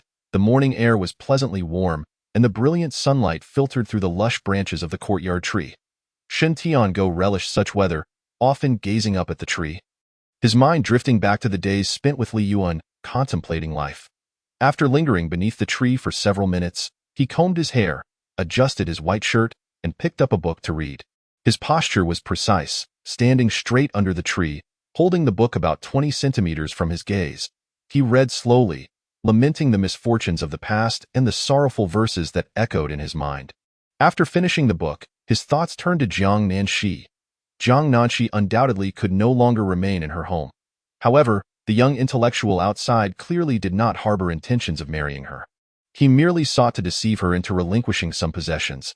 He had even gone so far as to inquire about Jiang Nanxi's foster parents, who were quite well off and had 2 sons who doted on her excessively. After being cast away, she had not endured any hardships. Now that her biological parents had been located, she had stubbornly chosen to venture into the countryside, yet her foster parents still sent her money and goods each month. Without such support, how could her pampered disposition possibly endure for such an extended period? That wretched girl truly was fortunate. Shen Tiango did not consider Jiang Nanxi his daughter. He did not even acknowledge these sons, regarding them merely as individuals with some blood ties. True affection transcended mere genetic connections. He contemplated how to persuade that young intellectual to coax Jiang Nanxi into divorce when suddenly the door was forcefully flung open, and he turned with his book in hand, maintaining a proper posture. Shen Tiango stood beneath the grand tree, exuding an aura of artistic flair, yet his excessive pretentiousness frightened his several sons, causing their hearts to race. Why was he not reading in his own room, but instead pacing about the courtyard? If others were to witness this, and it were reported, what would happen if their family were to be compared to cattle? Shen Tiango, did you not claim to be unwell and in need of rest at home? Why are you now engrossed in reading in the courtyard?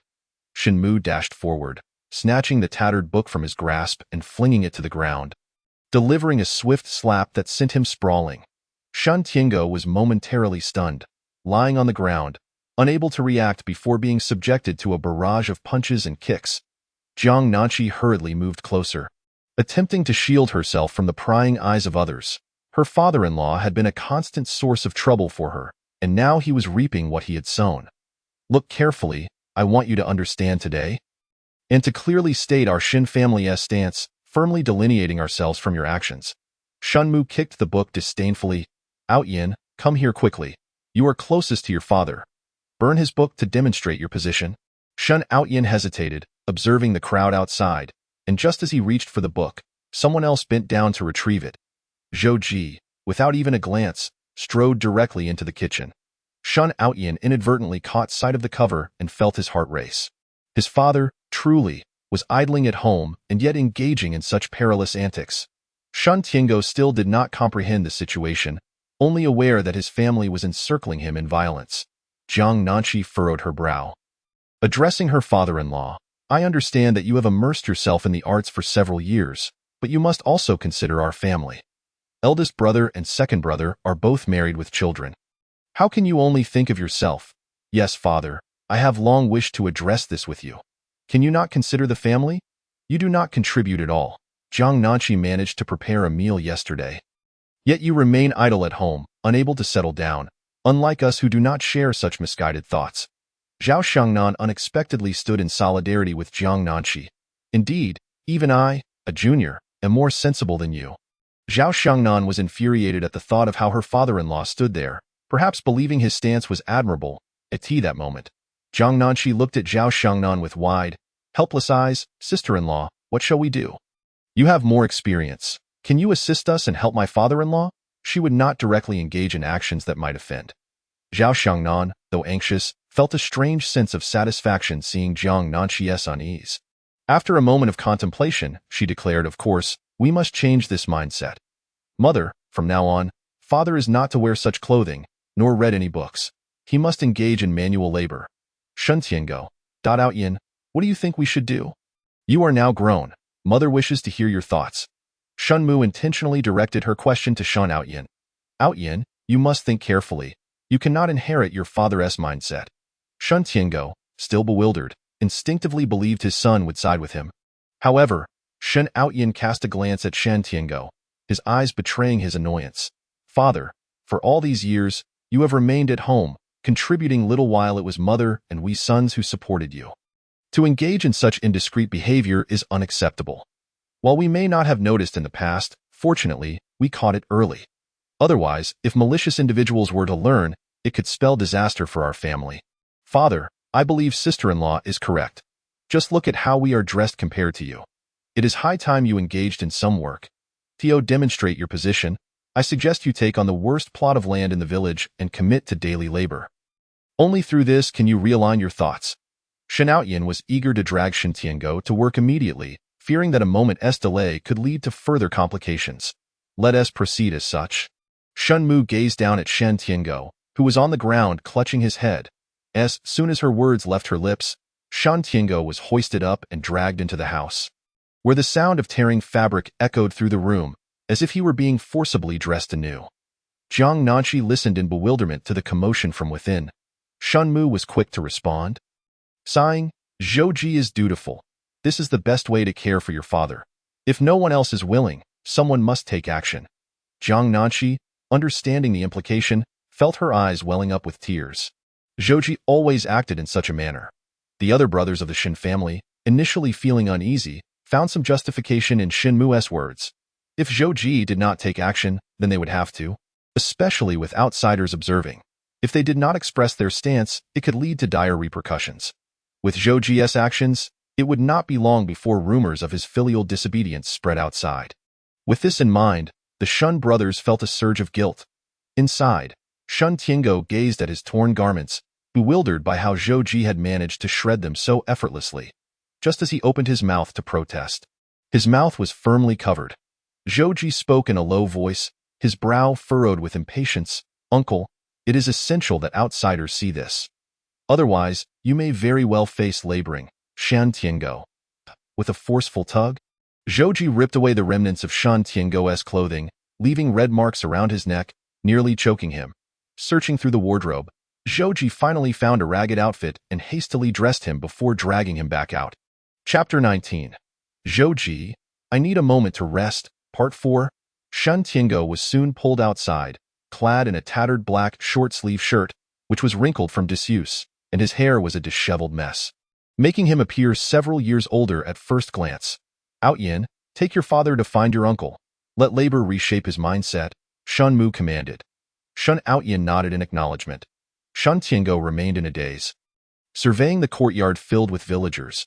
His brother-in-law was the village chief, and these people had previously regarded him with favor. Why were they now looking at him with such disdain? What on earth had transpired? Was it merely due to his reading this book? Yet he had read books before. Father, what on earth are you all doing? Shen Tiango exclaimed in frustration, covering his face as his mind echoed with pain, almost causing him to drool. That wretched old woman, Du Yuemei, had become increasingly brutish, striking him mercilessly. He felt as though his life itself were being beaten out of him.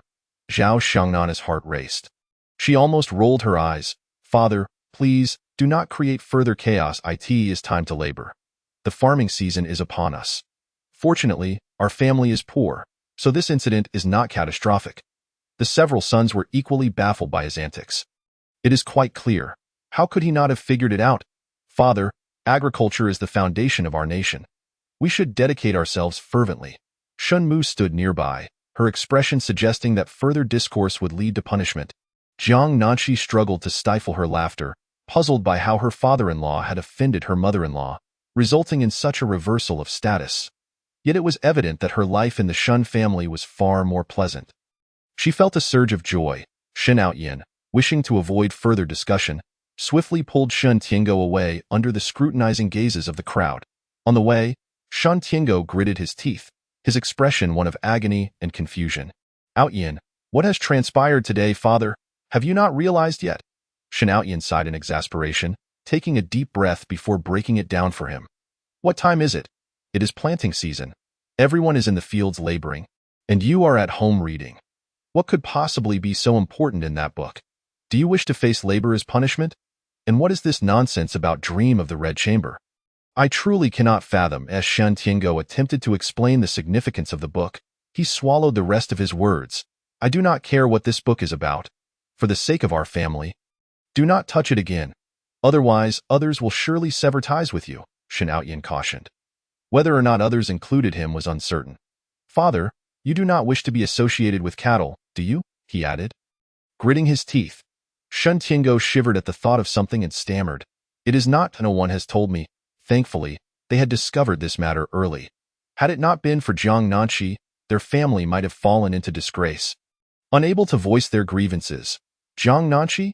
Shen Tiango's voice rose in pitch, and in his agitation, he covered his face, feeling as though his teeth might fall out. It was undoubtedly her machinations.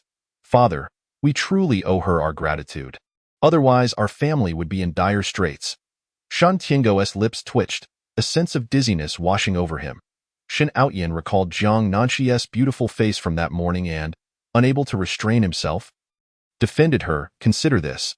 Fortunately, we discovered it ourselves. If outsiders had found out first, we would have had no choice but to sever ties with you. Shen Tiango. As matters were resolved, Jiang Nanqi accompanied Zhou Ji into the fields to work, currently engaged in tilling the soil. Zhou Ji wielded the hoe with remarkable speed, while she too held a hoe, carefully applying gentle force to avoid injuring herself. She had never engaged in agricultural labor before, nor was she accustomed to it. She merely mimicked the actions of others. After only a few minutes, she felt a searing pain in the palms of her hands. At this moment, Zhou Ji had returned from across the field and cast a glance at Jiang Nanqi, who was inspecting her reddened palms, his thin lips pressed together. Noticing Zhou Ji's gaze upon her, Jiang Nanqi, unreserved as ever, extended her flushed hand towards him, saying, Look, she had only toiled for a brief time. Her face glistening with a light sweat, her cheeks slightly flushed as she spoke. Her lips formed a delicate pout, prompting Zhou Ji to perceive her demeanor as somewhat playful. No woman had ever acted this way towards him. Nor had he experienced such playful banter. The youthful individuals accompanying him had already become adept at farm work while she, having labored for merely a few minutes, seemed to be seeking his sympathy. Zhou Ji, I'm a bit thirsty. I wish to rest for a while, Jiang Nanqi implored earnestly. Coming from a well-off family, her parents had entered into a marriage of convenience, divorcing when she was merely 3 years old. Her mother had flown abroad and never returned, while her father had established numerous households outside, bringing home several illegitimate children. From a young age, she had learned to look after her own interests. My hands hurt so much, she extended her palm towards him once more. Zhou Ji pursed his lips. Previously, Jiang Nanqi would simply refuse to work and rest whenever fatigued, but now she approached him with a request. Leaving him uncertain on how to respond, he let out a gravelly sound of acknowledgement. Upon receiving his response, Jiang Nanqi, filled with determination, seized the hoe and dashed away. She ran to the shade of a tree to drink water. The sun had begun to unleash its full intensity. Even the breeze carried a scorching warmth. Leaning against the tree, Jiang Nanqi gazed at the drooping leaves, feeling increasingly lethargic. Not far off, a male youth worker observed her resting under the tree, hesitating as to whether he should approach. Recently, they had agreed that she would assist him by taking on the role of the work points recorder, yet 2 days had passed with no further communication. And Jiang Nanqi had not sought him out. Could it be due to the medicine from that day? Jiang Nanqi appeared uninjured, for everyone knew Zhou Ji's limitations. The medicine he had given her was merely a form of retribution for the humiliation he had suffered at Zhou Ji's hands. Zhang Mingyuan took a step forward, but upon seeing Zhou Ji approaching Jiang Nanqi, he quickly turned and left in fright. Zhou Ji's peripheral vision caught the retreating figure of Zhang Mingyuan, then shifted back to Jiang Nanqi, who feigned drinking water. Get back to work, he instructed in a low voice. Jiang Nanqi. She would have preferred to embody the original character instead. Nevertheless, as Zhou Ji could provide her with an inheritance, Jiang Nanqi slowly rose from the ground. Just as she set down her water bottle, the host suddenly tipped over from the tree, striking her calf. Tears nearly spilled from her eyes. Zhou Ji, having been observing her from the corner of his eye, swiftly approached her with long strides. Jiang Nanqi had already crouched down, clutching her leg as waves of pain coursed through her brain, and tears streamed forth uncontrollably. Zhou Ji, my leg hurts so much. Is it broken? Zhou Ji, unable to hear her, noticed her crying and felt his breath quicken. He half listened to her words, instantly crouching down to grasp her ankle with one hand while lifting the hem of her pants with the other. Chapter 20. Zhou Ji, my leg hurts so much. The tree cast a shade, and a gentle breeze swept through, offering a momentary coolness in a short span. Jiang Nanqi had beads of fine sweat on her forehead. The pain was beyond words, making her feel as if her leg had indeed fractured. Tears flowed uncontrollably, falling onto the ground beneath her. Jiang Nanqi bit her lip, feeling utterly unfortunate. Although she had no desire to toil in the fields, she certainly did not wish for a fracture that would confine her to be Edai in this era. Enduring a fracture was particularly agonizing, and if not treated well, it could even result in a limp. The thought of it sent a wave of fear through her. Zhou Ji rolled up her pant leg, revealing a bruise on her fair calf. Such injuries were considered trivial during his military service. A mere glance revealed there was no significant harm to it hurts. Is my leg broken? Jiang Nanqi leaned closer to Zhou Ji, hoping to draw his attention. When Jiang Nanqi had first arrived in the countryside, she had been surrounded by a multitude of youth workers, yet nearly everyone had their eyes drawn to her. Not only was her beauty striking, but her fair complexion exuded a youthful vitality typical of city girls, evoking an immediate sense of allure. At this moment, Zhou Ji recognized that Jiang Nanqi was not severely injured, but her soft, delicate skin suddenly felt like a hot potato in his hands. He unconsciously rubbed his fingertips against it. Feeling its smoothness, Zhou Ji's throat went dry, and he averted his gaze, pondering the lingering effects of the medicine Jiang Nanqi had administered to him previously. How serious was it? Although the pain in her leg had subsided, it remained numb and aching, leaving Jiang Nanqi feeling powerless, especially under Zhou Ji's stoic expression, which suggested that the situation was grave. Surely, her bones could not be fractured? I'm fine, Zhou Ji replied, pulling down her pant leg. Jiang Nanqi was skeptical. He had appeared so serious moments ago, yet now claimed she was fine. Was this a form of revenge for her previous actions? Yet she had not been responsible for that. Jiang Nanqi hastily pulled her pant leg up again, questioning, really, is everything all right? My leg hurts so much. He merely glanced at her without further examination. Zhou Ji continued to look away, seemingly oblivious to her voice. When she attempted to lift her clothing again, his large hand firmly brought it back down. Jiang Nanqi. Zhou Ji, with a determined grip, felt his palms grow damp with sweat.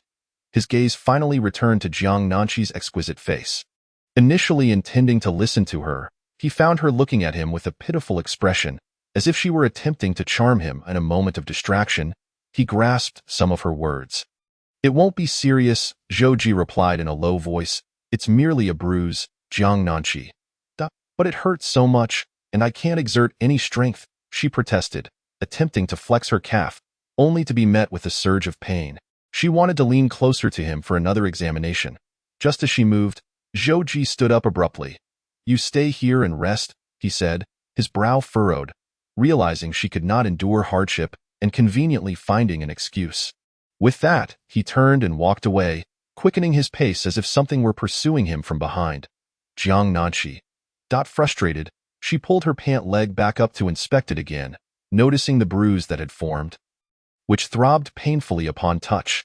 Fortunately, her bones felt intact, and she did not sense any fractures. One hand pressed against her calf. She leaned against the tree for respite. As anyone passed by, they would exclaim in sympathy. The team leader soon learned of the incident involving his younger sister.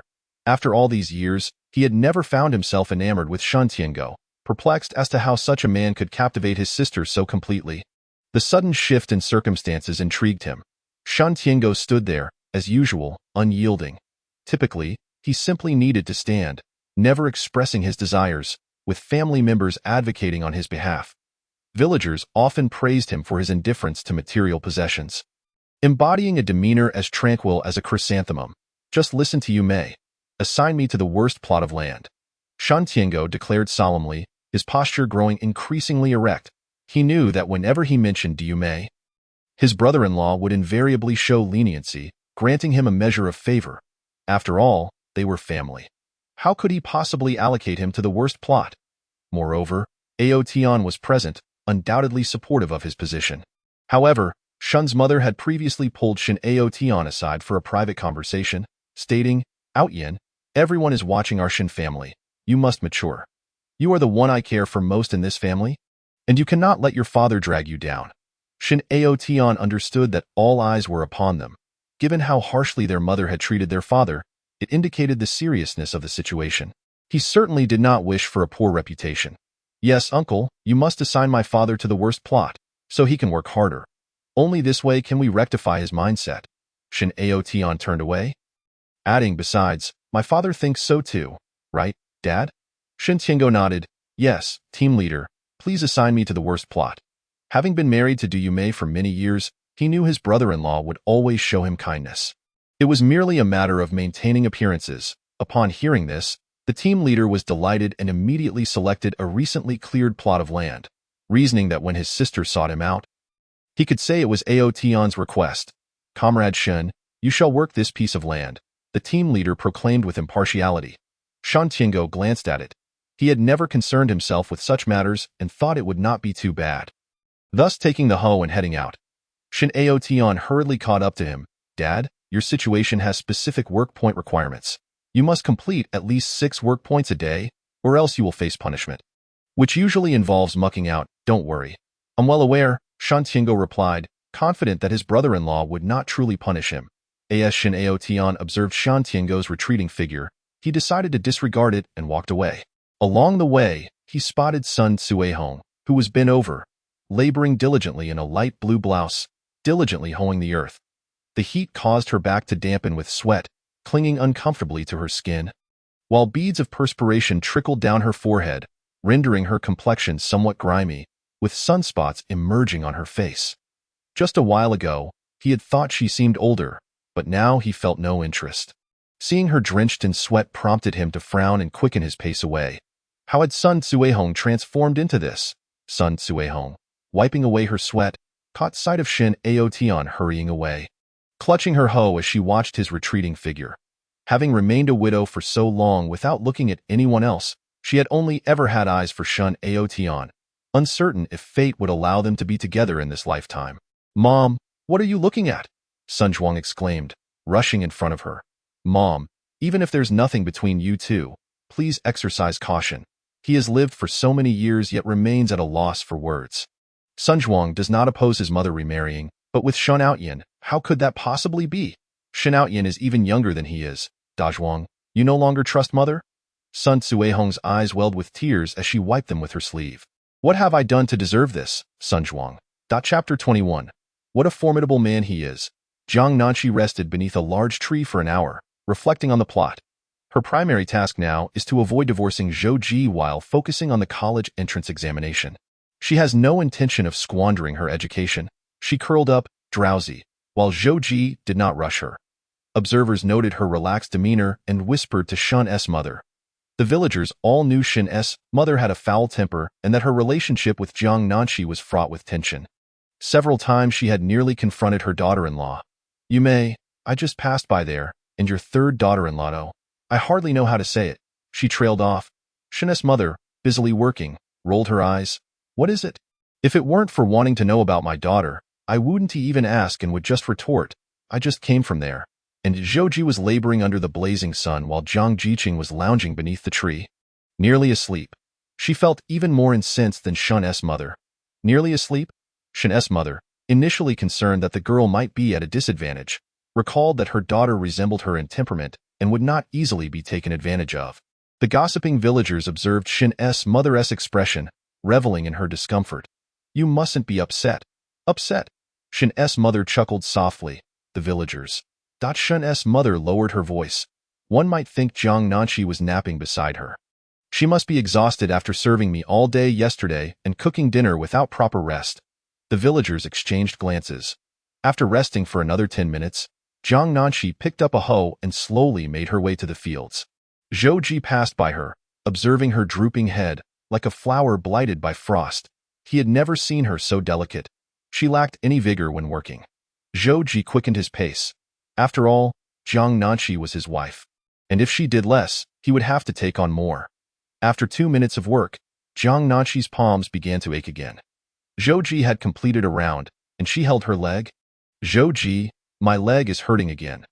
Though Zhou Ji could not hear her, he instinctively glanced over as she bent down, causing her clothing to slip slightly, revealing a slender waist.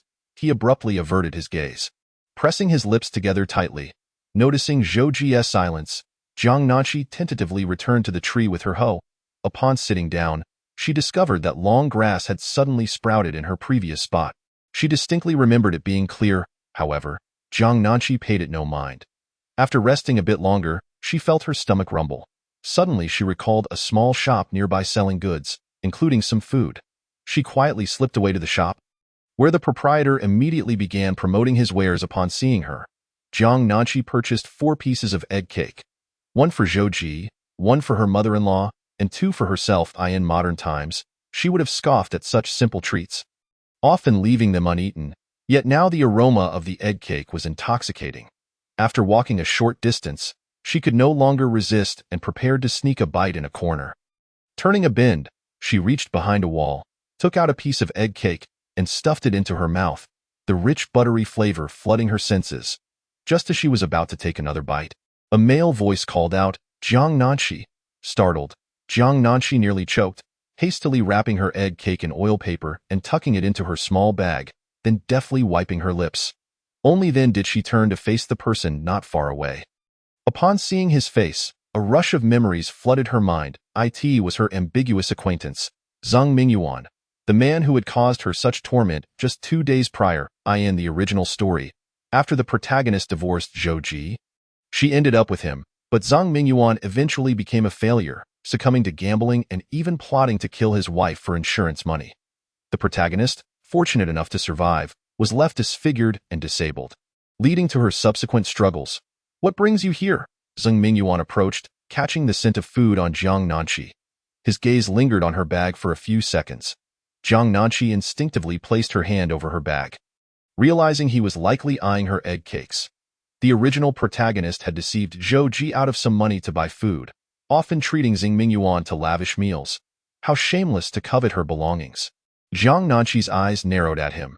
Zhang Mingyuan had a long face, wore glasses, and resembled her father-in-law, even falling short compared to Shen Outyan, let alone Zhou Ji. Reflecting on the original protagonist's poor choices, she felt even more disdainful. "What are you staring at my bag for? Do you want to eat my food?" Jiang Nanshi stated directly. Zhang Mingyuan choked on his words, clearly taken aback by her response, wondering if he had indeed gone too far just days prior. "Jiang Jiqing, I realize my words were harsh that day, forcing you to drug Zhou Ji, but I only wanted that job. You know that having this job would allow me to." He paused. "Take better care of you." Indeed, Zhang Mingyuan had only shared a flirtatious relationship with the original protagonist, with neither having established anything concrete. Jiang Nanshi's memories surged, recalling how the original protagonist met Zhang Mingyuan. After marrying Zhou Ji, she once overheard Shen Outyan and Sun Cuihong conversing shortly after a rain. While everyone was mushroom picking on the mountain, a fit of anger, she had wandered off and unexpectedly fell into a pit. Zhang Mingyuan had discovered her and pulled her out with a branch. From that moment on, she had felt indebted to him. "How's that job coming along?" Zhang Mingyuan pressed eagerly. Jiang Nanshi's eyes flickered. She sighed, "Forget it. I won't help you with that job, and besides, I've gotten married. Let's keep our distance to avoid any rumors. I don't want Zhou Ji to misunderstand." "Zhang Mingyuan? Jiang Jiqing, what's wrong with you? Didn't we agree that we did agree, but I've changed my mind and I can't help it. Initially, I thought it was a sleeping drug. Who knew?" Jiang Nanshi hesitated. "You actually gave me that kind of drug. I only wanted to teach Zhou Ji a lesson. He's not capable, so he definitely wouldn't do anything to you." Zhang Mingyuan had intended to witness Zhou Ji's humiliation. A man deemed inadequate forced to consume such a drug, curious about what disgraceful state he might reveal. He had been observing the Shun household these past few days, But to his surprise, nothing had transpired. Feeling somewhat disappointed, he now speculated that perhaps the Shin family was simply strict, preventing anything from leaking out. On his lips, his inadequate was also a slight against her. Did he hurt you because of the drugs? No, I should thank you. Jiang Nanshi lowered her head shyly after speaking. It was because of this matter that I realized what a formidable man Zhou Ji is. Men like you don't even begin to compare. Zhang Mingyuan. Chapter 22. He is strong. I cannot live without him. In the corner stood a large tree, which two people could embrace, its lush branches providing shade in the sweltering summer. Sunlight filtered through the dense foliage, and one beam struck Jiang Nanshi's eyes, illuminating her lashes, which appeared distinct and glistening. Zhang Mingyuan stared at her, feeling as though a bucket of cold water had been thrown over him. Doubting he had misheard her words. Sister Jiang, what did you just say? Jiang Nanshi, who had been blushing moments ago, suddenly turned cold. Zhang Mingyuan, do not speak so recklessly. What if Zhou Ji misunderstands? Besides, we have no relationship. We merely shared a few conversations in the past. Zhang Mingyuan, from now on, let us not have any further contact. Since that day, I cannot forget Zhou Ji. You do not understand how extraordinary he is. You cannot even begin to compare with him. He surpasses you by leaps and bounds. Jiang Nanshi looked earnestly at Zhang Mingyuan, shaking her head emphatically, as if to deliver a heavy denial. It is you who made me realize what an exceptional man I married. I truly regret not cherishing him more in the past. The regret keeps me awake at night. I cannot bear to be apart from him even for a day. It is you who made me aware of how much I love him. Her voice was filled with emotion, her beautiful face reflecting anticipation and shyness. You must be joking. Jiang Nanshi's current appraisal and demeanor ignited a fire within Zhang Mingyuan, a conflagration that could not be extinguished. Burning with indignation, a man cannot be humiliated in such a manner, and this was a profound disgrace. Zhang Mingyuan forced a smile. He is simply not capable. Do not. That is mere gossip. It is not as you think. Zhou Ji, he is truly remarkable. Jiang Nanshi lowered her head, biting her rosy lips. Deep inside, she scolded herself for not lying. Jiang Nanshi felt she had nearly perished, fainting multiple times, and only after soaking her legs in the lake last night did the soreness subside. It was truly exasperating. Certainly, she is acutely aware of where it hurts the most and knows precisely where to prod. Jiang Nanshi lifted her head once more. You could say this has brought us together, but my heart is now wholly devoted to Zhou Ji. I do not wish to create any misunderstandings. Henceforth, please refrain from seeking me out alone. I cannot bear to see Zhou Ji suffer because of that job. I shall certainly fight for it on his behalf. No one shall take it away from him. Zhang Mingyuan. No, he felt a sense of confusion and uncertainty, recalling just the day before when Jiang Nanshi had spoken to him shyly, her eyes brimming with affection. Could it truly be that after one night with Zhou Ji? Undoubtedly, Jiang Nanshi is extraordinarily beautiful. He could not have been entirely indifferent. Yet, it was precisely this that led to Zhou Ji's revenge and humiliation. Nanshi, is it because I am too weak? Zhang Mingyuan desperately longed to see the affection in Jiang Nanshi's eyes once more. He could not believe that in just a single day, she could have entirely lost her feelings for him. It is not your weakness. Zhang Mingyuan's face lit up with hope. It is your frailty. Unacceptable. Jiang Nanshi responded earnestly. Look at you. You can't even manage farm work, let alone anything else. I no longer wish to have any dealings with you. Zhang Mingyuan's expression turned as if struck by lightning. He felt dizzy, each of Jiang Nanshi's words piercing his heart. He struggled to breathe. Jiang Nanshi continued her verbal assault. That is all I have to say. Do not seek me out again. If we happen to cross paths in the future, let us act as though we are strangers. I do not wish to cause any misunderstandings for Zhou Ji. If he were to no longer want me, I truly would not know how to go on. Zhang Mingyuan reached out to grasp Jiang Nanshi as she turned to leave. How could she say such things? What was it that made Zhou Ji so formidable? Suddenly, Jiang Nanshi struck him sharply across the face, stepping back with disdain. I have made myself clear. I do not want Zhou Ji to misunderstand. With that, she fled, clutching the egg cake from her bag. Zhang Mingyuan stood there, stunned by the slap, leaning against the wall, feeling as though his heart had been fried in oil. He had given Jiang Nanshi medicine. In just one night, she had become entirely devoted to Zhou Ji. How could this be? They said Zhou Ji was ruined. The villagers claimed he was incapable. How could that possibly be true? when Zhouji had returned from military service. The entire village knew of his hearing loss and leg injury. They said his thigh had been damaged, rendering him incapable. He had never refuted those claims in the past year. What man could tolerate such slander? How could he possibly engage with Jiang Nanqi? Jiang Nanqi must be angry with him. Zheng Mingyuan thought back to his refusal to divorce Jiang Nanqi just a week prior. He exhaled in relief. Adjusting his glasses, Jiang Nanqi's actions were undoubtedly a way to compel him to confront his feelings and then leave to marry her. Yet, he did not harbor any significant affection for her. He was merely with her for his own convenience. Initially, when Jiang Nanqi married Zhouji, Zhouji had leveraged his connections to secure her an easy job, such as pig feeding and patrolling. But she had given it all up for him.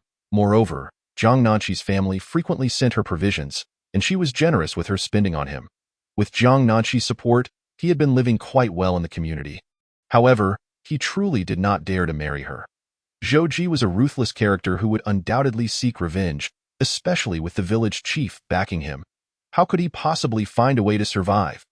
Jiang Nanqi had indeed become more astute lately, knowing precisely how to insult him. The prospect of marrying her was utterly out of the question. It seemed he would need to let her stew for a while. Zheng Mingyuan moved forward, feeling a bit lightheaded. He had to admit, he was indeed rattled by Jiang Nanqi's words. Upon returning home, Jiang Nanqi hid the remaining pieces of egg cake, preparing to treat Zhouji and her mother-in-law to a meal later. As she stepped outside, she spotted Shen Tiango sitting on a small stool, his head bowed. Shen Tiango had washed his face the moment he returned home, sitting under the large tree, looking despondent. Shen Xinmin, the fifth son, had heard on the way home about Shen Tiango being bullied. Dad, it was your plot of land that you tilled. Yet Zhang's family insists it was their doing, and you just let them take the labor credits? Fifth brother, let it go, we're all from the same village. The Zhang family has their own struggles. Besides, I don't care about that small amount of labor credit, Shen Tiango replied, his face swollen from the morning's beating. Shen Xinmin's voice was filled with anger. Shen Tiango maintained a gentle tone, his gaze calm, posture straight, exuding an air of detachment as if he were above it all. Jiang Nanqi recalled that her father-in-law, though unkind to her, was especially benevolent toward others, maintaining an unassuming demeanor. He consistently allowed himself to be taken advantage of. Villagers often described Shen Tiango as either lofty or possessing an admirable character, never engaging in disputes, which made him seem exceptionally virtuous compared to Shen Mu, who could not bear the slightest injustice. However, every time Shen Tiango faced adversity, it was Shen Mu who intervened on his behalf, securing benefits for him while he enjoyed the rewards. Wasn't this just a fade? Jiang Nanqi understood this all too well, casting a scornful glance at Shen Tiango in secret. He should not think she was oblivious. His current display of pity was merely a ploy to solicit her mother-in-law's support. Let us not speak of this matter again. The men from the Zhang family passed away too early, and their son has only just come of age. I can afford to do a bit more work. You all must refrain from bringing it up again, Shen Tiango cautioned. Jiang Nanqi listened to Shen Tiango's righteous words. Her beautiful eyes filled with disbelief, her lips pressed tightly together. She could hardly bear to listen. Just as she averted her gaze, she spotted Zhouji, who had just finished washing his hands, and promptly handed him a towel. Eldest sister-in-law had already begun serving the meal, and Jiang Nanqi hobbled over, though she had been quite agile when she had left the room. Eldest sister-in-law, Zhouji. Zhouji's dark eyes fell upon Jiang Nanqi's back, his thin lips gradually relaxing as he let out a resigned sigh. Just as the meal was served, the elderly matriarch returned from the fields. Upon entering, Shen Tiango immediately donned a mask of melancholy, forcing himself to maintain composure as he silently assisted with the dishes. Shen Mu pretended to be oblivious, as this was her usual response whenever Shen Tiango was bullied. She had often stepped in to help him, only for him to complicate matters further. Let it be. They have their own troubles. It is Yu Mei who is unreasonable. I shall apologize on her behalf. I did not foresee things would transpire in this manner. Yu Mei, let us not speak of it further. Suffering is a blessing, and one must maintain their dignity. Previously, she had believed Shen Tiango to be genuinely kind, a good man who could empathize with others. Now, Shen Mu felt as if she had ingested something vile, contemplating what kind of sorcery had afflicted her in her past life. She had come to understand that those who achieved reputation through close relations were utterly worthless. Shun Mu was eager to see what Shin Tiango would become without her assistance. This was merely the beginning. Jiang Nanqi had been keenly observing her mother-in-law's expressions since her arrival in this world. Shun Mu had treated her exceptionally well, never displaying a hint of hostility. She did not wish for her mother-in-law to face scorn due to this elderly tea drinker. She sat beside Zhou Ji, bending down to place chopsticks before Shin Mu and taking a steamed bun for herself. "Mom, it's time to eat." Jiang Nanqi's voice was naturally melodious, a sweet and crisp sound that, when imbued with kindness, carried a soothing quality akin to a cat lazily nuzzling against someone. Shun Mu's mood instantly brightened.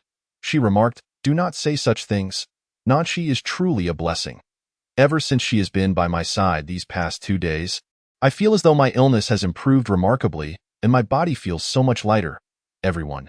Mom, I shall stay by your side more often from now on," Jiang Nanqi quickly replied. Everyone. They truly dare to acknowledge it. The two of them seemed to have taken some sort of strange potion.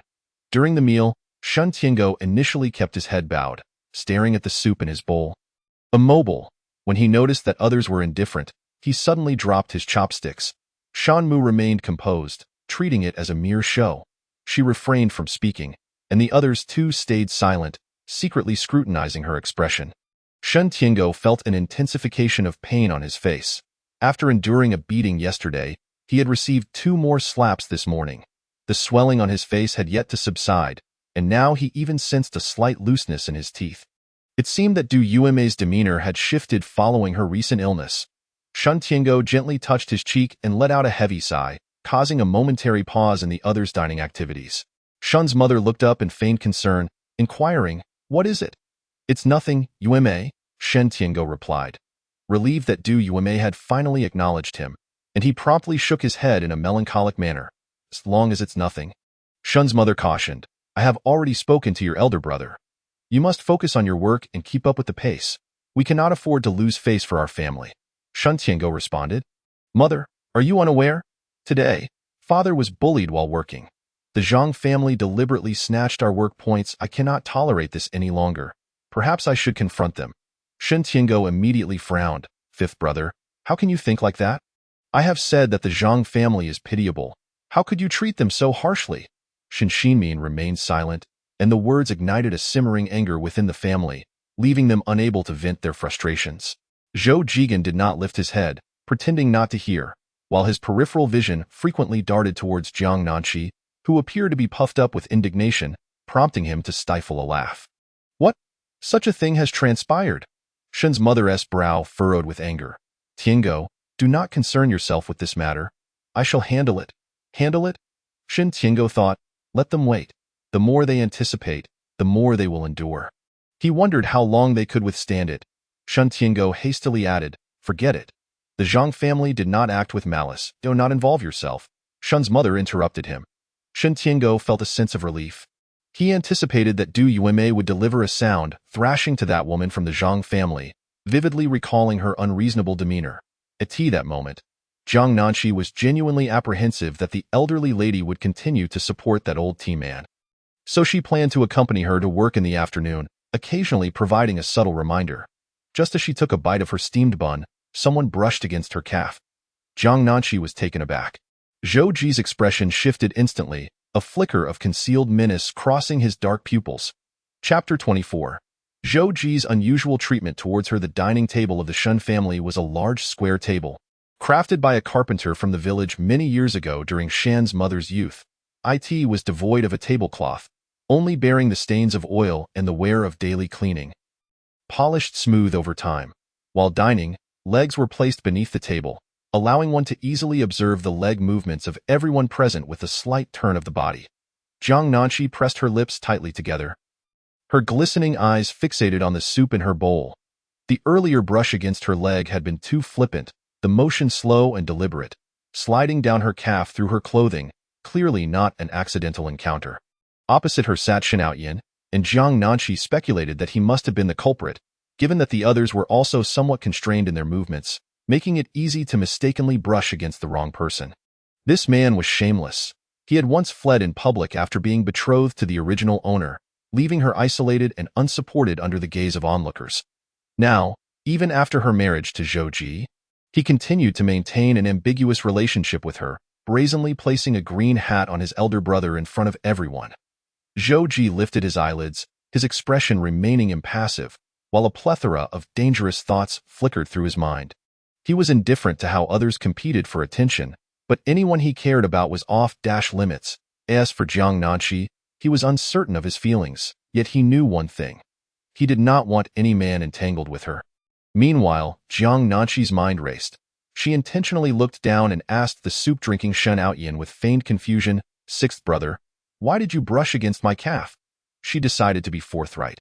Sometimes, being indirect led to misunderstandings. Jiang Nanqi believed Zhou Ji to be a rational man who would not blame these trivial matters on a woman. As her questioning tone emerged, Shen Outyin nearly choked on the soup he had been about to swallow. His hand flailing as he knocked over the bowl, rice soup spilling onto the table, followed by a violent coughing fit, his face turning crimson. His mind blanked, feeling as though struck by a heavy blow. And he dared not meet anyone's gaze. Stumbling, he toppled his chair, landing abruptly on the floor. The Shun family stared in astonishment at his series of actions, each member seemingly frozen in place. Shun's mother was the first to react. Realizing that Shen Tiango was no saint, and that Li Yuan had shamelessly borne the child of some unknown man, resulting in the birth of Shen Outyin, this disgraceful creature. First, he had entangled himself with a woman twice his age in the village. And now he was here harassing her daughter. Sixth, you shameless wretch. The elderly lady seized a nearby stick and struck. Shen Tiango, with his swollen face, intervened, "Yueme, please do not be hasty. This is certainly a misunderstanding. I believe Outyin merely brushed against Jiang Nanqi by accident. Perhaps she is wronging him. You know she has been close with the educated youth from the village." Before he could finish, a scream pierced the air as Zhou Ji delivered a punch that knocked Shen Outyin unconscious, effortlessly tossing him aside without a hint of hesitation. Everyone remained transfixed, witnessing Zhou Ji's swift actions. Just as the others began to process the situation, Zhou Ji had already approached Shen Outyin, who was still struggling to cough. He squatted down, and by this time, most of the onlookers had shifted their attention toward him, while only Shen Tiango continued to fret and attempt to shift the blame onto Jiang Nanqi. Zhou Ji bent one leg, and no one knew what he intended to do. Jiang Nanqi's heart raced. If her instincts were correct, Zhou Ji was indeed angry. However, he had previously seen the original owner conversing playfully with that educated youth, and he had merely walked past without a glance, showing no signs of anger. Third brother. Shen Outyin managed to choke out, glancing at Zhou Ji with an apprehensive expression. He had previously exchanged flirtatious glances with Jiang Nanqi. Initially, he felt a bit uneasy, but when Zhou Ji showed no particular reaction, treating him as if he were invisible, he grew bolder. Yes, all. Zhou Ji delivered a clean, decisive punch, his movements swift as if a shadow had flitted by. Shen Outyin was knocked out before he could even register what was happening, his eyes rolling back in his head. Zhou Ji's reaction was the most unexpected for Jiang Nanqi, as she observed his cold and brooding countenance. She swallowed hard, sensing that Zhou Ji was somewhat different from what she remembered. After all, in the memories she had accessed, Zhou Ji was exceptionally patient. Even when the original owner insulted him, he had shown no sign of displeasure. Why was the Zhou Ji she encountered so distinct from the one in her memories? The original owner had placed a green hat on him, and he had remained indifferent. Jiang Nanqi began to suspect that if she were to do the same, Zhou Ji would not let her off so easily. Reflecting on the differences between herself and the original owner, she realized that she had shared a bed with Zhou Ji. He likely had no issues with her past and perhaps held her to higher standards. This realization troubled Jiang Nanqi. She feared that the original owner might still have some lingering entanglements. After all, Zhou Ji was destined to become a titan in the business world, and if his methods were not sufficiently ruthless, it would be impossible for him to secure the loyalty of so many followers and amass wealth. If he were to misconstrue her due to the original owner's misdeeds and engineer a situation that left her with nothing. Jiang Nanqi firmly believed that Zhou Ji possessed the intellect to orchestrate such a scenario. No, she had to clarify her stance. On the other side, Shen Tiango let out a cry and hurried outside to check on Shen Outyin, his anger palpable. "Zhou Ji, how dare you strike Outyin? Who gave you the audacity? Have you forgotten who brought you back all those years ago? If it weren't for me, would you even be alive today?"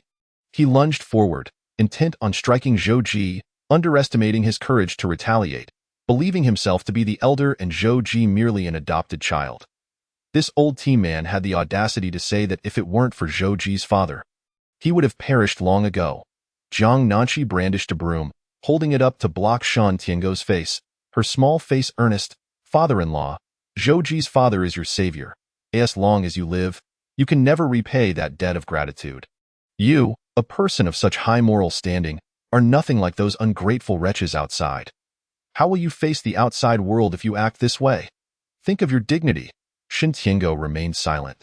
As he recalled Zhou Ji's father, he nearly spat out a mouthful of blood. He had no choice but to bring Zhou Ji back. He turned his ire towards Jiang Nanqi. How can you still show your face? It was merely an accident. Smack. Shan's mother delivered a proficient slap. Shan Tiango felt the swelling on his face intensify, unable to argue as his mouth was too swollen to open. It is you who has spoiled Out Yin, leading him to entangle himself with Sun Cuihong. Shan Tiango, if you corrupt my son any further, I will not hold back. Shan's mother rubbed her wrist. That moment, Shan Outyin finally regained consciousness, his face swollen on one side. He looked at Shan Tiango, then at Zhou Ji, who remained expressionless, his mouth filled with something akin to a jujube. Father, it's all a misunderstanding. I merely brushed against. Jiang Nanqi interjected immediately, since you admit it. Let a punch be your apology, Shan Tiango. As soon as Jiang Nanqi finished speaking, she noticed Zhou Ji moving to stand in front of her. Upon meeting Zhou Ji's gaze, Shan Outyin quickly averted his own. Glancing around at his family, realizing that only Shan's father stood between him and Zhou Ji, and that his mother was not treating him as kindly as before, he suddenly felt a wave of sadness wash over him and ran outside, only to unexpectedly encounter Sun Cuihong, who was preparing to go foraging for wild vegetables on the mountain. Chapter 25. Why are there still residual effects of the medicine? Shan Outyin wore a sullen expression. The area of his face that had been struck was already swelling, extending towards the corner of his eye, causing his once charming peach blossom eyes to squint together. He has been cherished in the Shan family for many years, with Shan Mu doting on him more than any other son. Whatever delicacies or drinks are available, they are always thought of for him. When Shan Outyin fell ill, Shan Mu even spent an entire night by his bedside tending to him. And not only did she refrain from striking him, but she couldn't even bear to utter a single harsh word. However, in recent days, he has felt a noticeable shift in Shan Mu's demeanor towards him, one that is far less affectionate. She has scolded him several times and failed to notice his despondent mood. Today, Zhou Ji struck him without uttering a word of reproach. He ran up the mountain, seeking the tranquility it offered, and since he was not required to work that afternoon, Shan Outyin wished to gather his thoughts. Sun Cuihong had been working in the fields that morning, but upon casting a glance at Shan Outyin, Sun Zhuang became suspicious. He figured it was better for her to stay home with the children, avoiding the whispers of gossip rather than face them in the fields, especially since she was not particularly adept at her work. When he suggested that she refrain from working that afternoon, Sun Cuihong's face flushed with anger, and she pounded her chest, exclaiming, I knew it. I knew you were still upset about what happened at noon. Why can't you trust me? I am a traditional woman. Aside from your father, I have remained pure.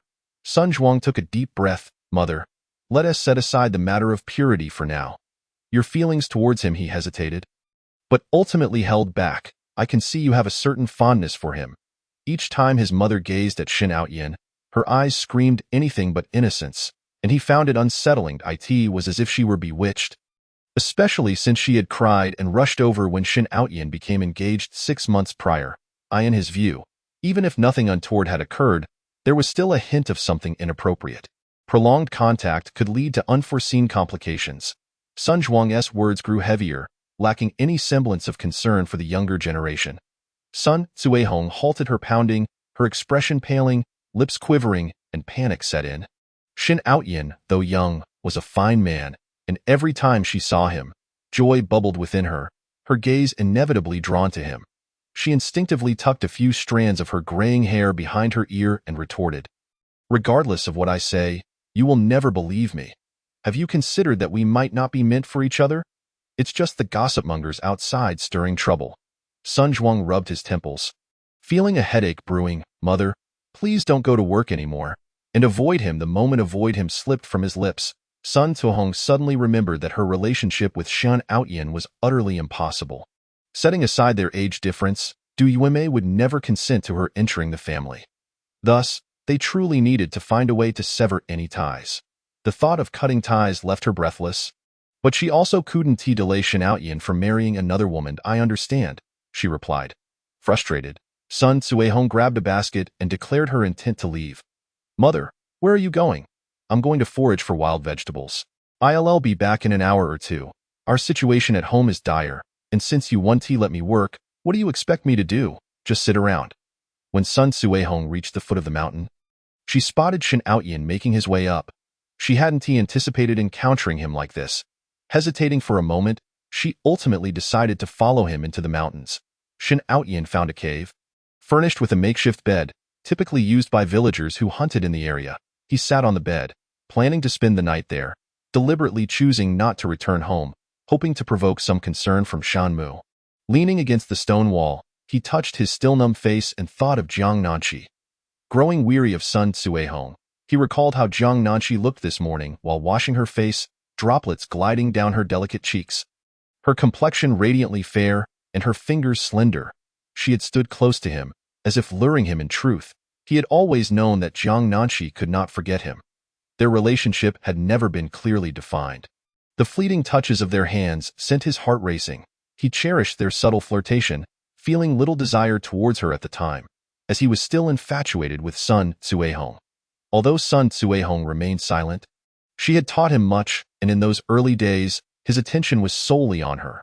The ache of not seeing her for a night was unbearable, but recently, he had begun to notice many flaws in Sun Suehong that had previously escaped his attention: faint odors, loose skin, and he found himself increasingly concerned by these traits. Jiang Nanqi appeared different to him now. Her youthful beauty had once again captured his attention, and he even dreamed of her the previous night.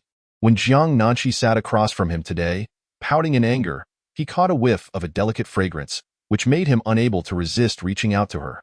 Clenching his fists, he realized this was not the first time he had acted thus. Yet Jiang Nanqi had turned on him, openly defending Zhou Ji in front of the family. In truth, he was not angered by Jiang Nanqi being struck, but rather by her unwavering support for Zhou Ji. Zhou Ji was a worthless waste. No matter how strong he was, it made no difference. Even if Jiang Nanqi lay beside him, he felt utterly powerless.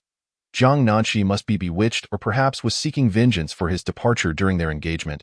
Yet perhaps it was for the best, as today's events had allowed her to vent her frustrations. Outyin, what happened to you? How could you be beaten to this extent? Sun Suehong approached him with concern, cradling his face in her hands. Having prepared lunch, the greasy scent lingered on her fingers, but Shan Outyin, agitated, brushed her hand away. I'm fine. What are you doing here? It's daytime. Don't let others see you.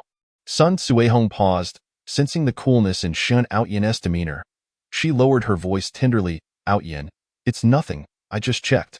No one is in the mountains. But what exactly happened to your face? It's nothing. Just a little family dispute. Is it because of me? Sun Suehong wondered if Shan Outyin had mentioned his desire to marry her to his family, only to be beaten by Du Yueme. I am fine. No one in the village knows about you. At worst, we might hear a few whispers.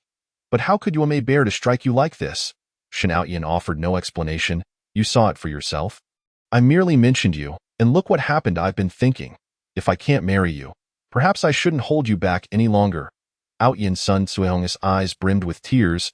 Please don't say that. It's I who am holding you back.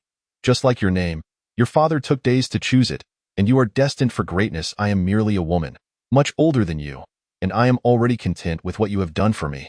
As long as you can remember me in the future, I ask for nothing more. Sun Suehong spoke softly, tears streaming down her cheeks. Though older than him, she had always been understanding, never reacting with anger when Shan Outyin lost his temper, instead showing him even more kindness. A flicker of pity arose in Shan Outyin's heart, but thoughts of Jiang Nanqi's earlier provocations made it difficult for him to suppress his feelings. He pulled Sun Suehong closer, urging her to lean against him in the midst of the turmoil at home. Shen Tiango was seething with anger, ultimately collapsing onto his bed in frustration. Shan Mu, unaccustomed to his behavior, delivered a sharp slap across his face. Covering his cheek, Shan Tiango remarked, "Look at the fine young man you've spoiled him into. if Outyin continues to act so foolishly. I won't hesitate to strike him. I'll take it out on you instead. After rolling her eyes, Shinmu added, this life is unbearable. Shen Tiango dared not retaliate, knowing he wouldn't stand a chance, and he fled the room, covering his face. Jiang Nanshi followed Zhou Ji back to their room. Noticing his continued stoic expression, she hurriedly retrieved the egg cake she had purchased, fearing he might misinterpret her lips as she faced him. I bought this for you to help you regain your strength. She smiled sweetly, hoping to appease him. Zhou Ji recognized Jiang Nanshi's delicate nature, knowing her body was equally fragile. Even the slightest touch could leave her flushed. Jiang Nanshi's eyes sparkled as she smiled, her cheeks tinted with a soft rosy hue, prompting Zhou Ji to feel an urge to squeeze her cheeks. Let me help you, he thought, recalling the previous night. Suddenly feeling a sense of awkwardness, he couldn't understand why the effects lingered for so long. Turning away, he declared bluntly, I want to eat. Chapter 26. Washing pants. In this era, the ethos is one of hard work. From the coolness of morning to the scorching midday sun, nearly all energy is expended in the fields. After lunch, a sense of lethargy envelopes one, leaving only a desire for sleep to replenish strength. Jiang Nanshi observed Zhou Ji as he laid a cool mat against the wall on the ground. Before lying down, Zhou Ji lifted his eyelids, murmuring, There's no way I will entrust my work to you. You can forget about that, Zhang Mingyuan. Jiang Nanshi, taken aback, stammered, You wouldn't think I'd buy this for you, just to get something in return. Her head throbbed as she realized Zhou Ji had ceased to look at her, indicating that he was no longer reading her lips. Since Zhou Ji could not hear, her words were of no use. Moreover, Jiang Nanshi recalled how the original owner once boasted of her affection for Zhang Mingyuan in Zhou Ji's presence, dismissing him as a useless man. Yet, she was no fool. She knew that if she divorced Zhou Ji, she would undoubtedly attract the attention of unsavory men in the village. She planned to wait for the right moment to end the marriage. Jiang Nanshi was uncertain of Zhou Ji's current thoughts, but one thing she was sure of. If she continued to entangle herself with other men, Zhou Ji would not stand idly by as he had in the past. Not eating, huh? She said defiantly, taking a hefty bite of the food herself. In this era, the egg cake pales in comparison to its future iterations, lacking the tender, fragrant sweetness that would come to define it. The crust bore signs of being slightly burnt, yet upon taking a bite, Jiang Nanshi found the texture to be delightfully soft and fragrant, filling her throat with warmth. Resisting the urge to take another bite, she approached Zhou Ji, who had his back turned to her. With his eyes closed, Zhou Ji felt the cool mat shift beneath him, prompting a flicker of movement in his eyelids. The warmth on his skin had just begun to dissipate, leaving him uncertain of this woman's intentions, and he pressed his lips together tightly. Noticing that Zhou Ji remained oblivious, Jiang Nanshi crouched down, extending her hand to give a gentle push on his shoulder. Though she hesitated for a moment, Zhou Ji's tall frame was imposing, yet she realized that her hand appeared diminutive in comparison, offering her a stark recognition of his strength. Her fingers hovered in the air for a moment as she gazed at Zhou Ji's impassive face, before finally giving him a light nudge. Despite her efforts, it felt as though she were pushing against stone.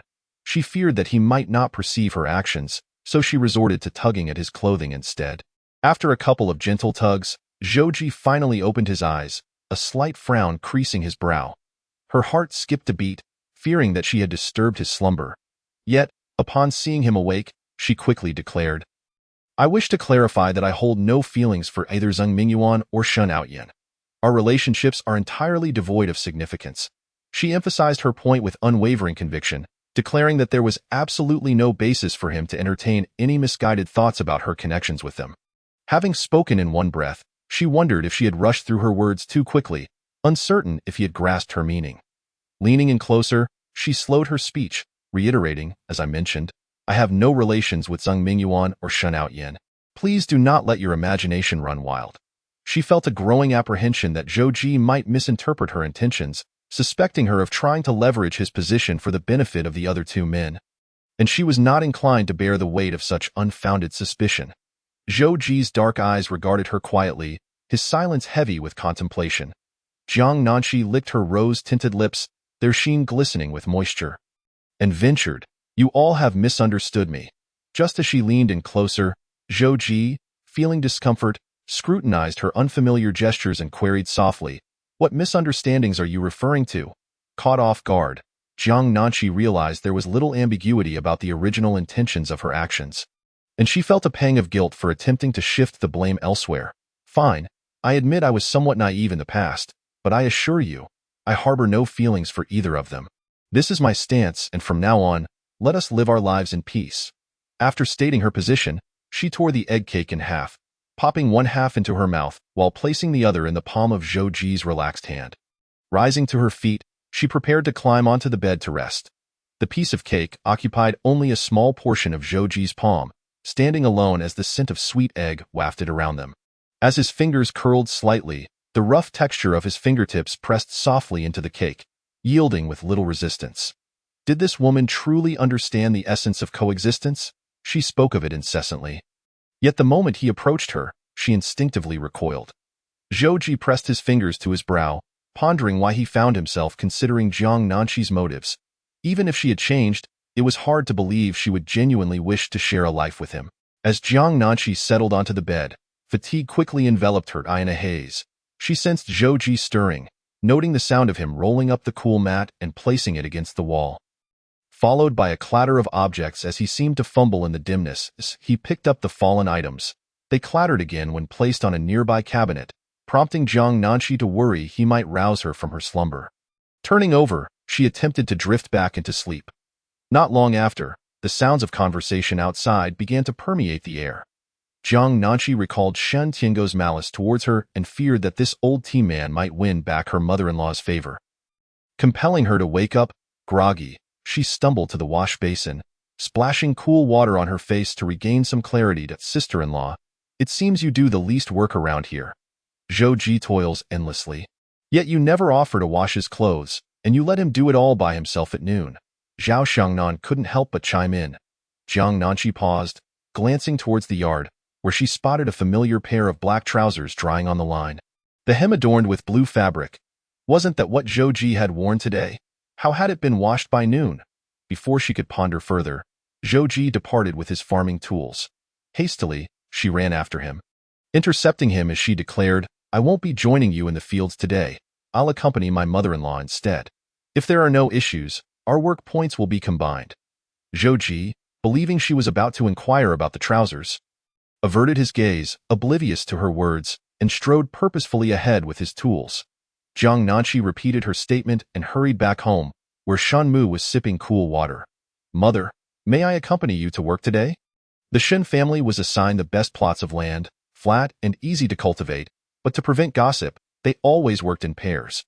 Jiang Nanqi had previously worked alongside Zhou Ji, leaving Shen Mu unaware of her presence, which explained the original's lack of discipline and minimal punishment. Shen Tiango exhibited no interest in what Jiang Nanqi had to say. His only desire was to lash out at her, yet he lacked justification to act upon it.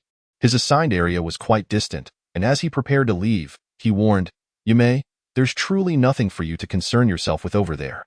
Please do not seek me out. We are all from the same village. And it wouldn't do to escalate matters. Chapter 27. My daughter is the best understood, rest assured, Shen Mu replied impatiently, waving her hand.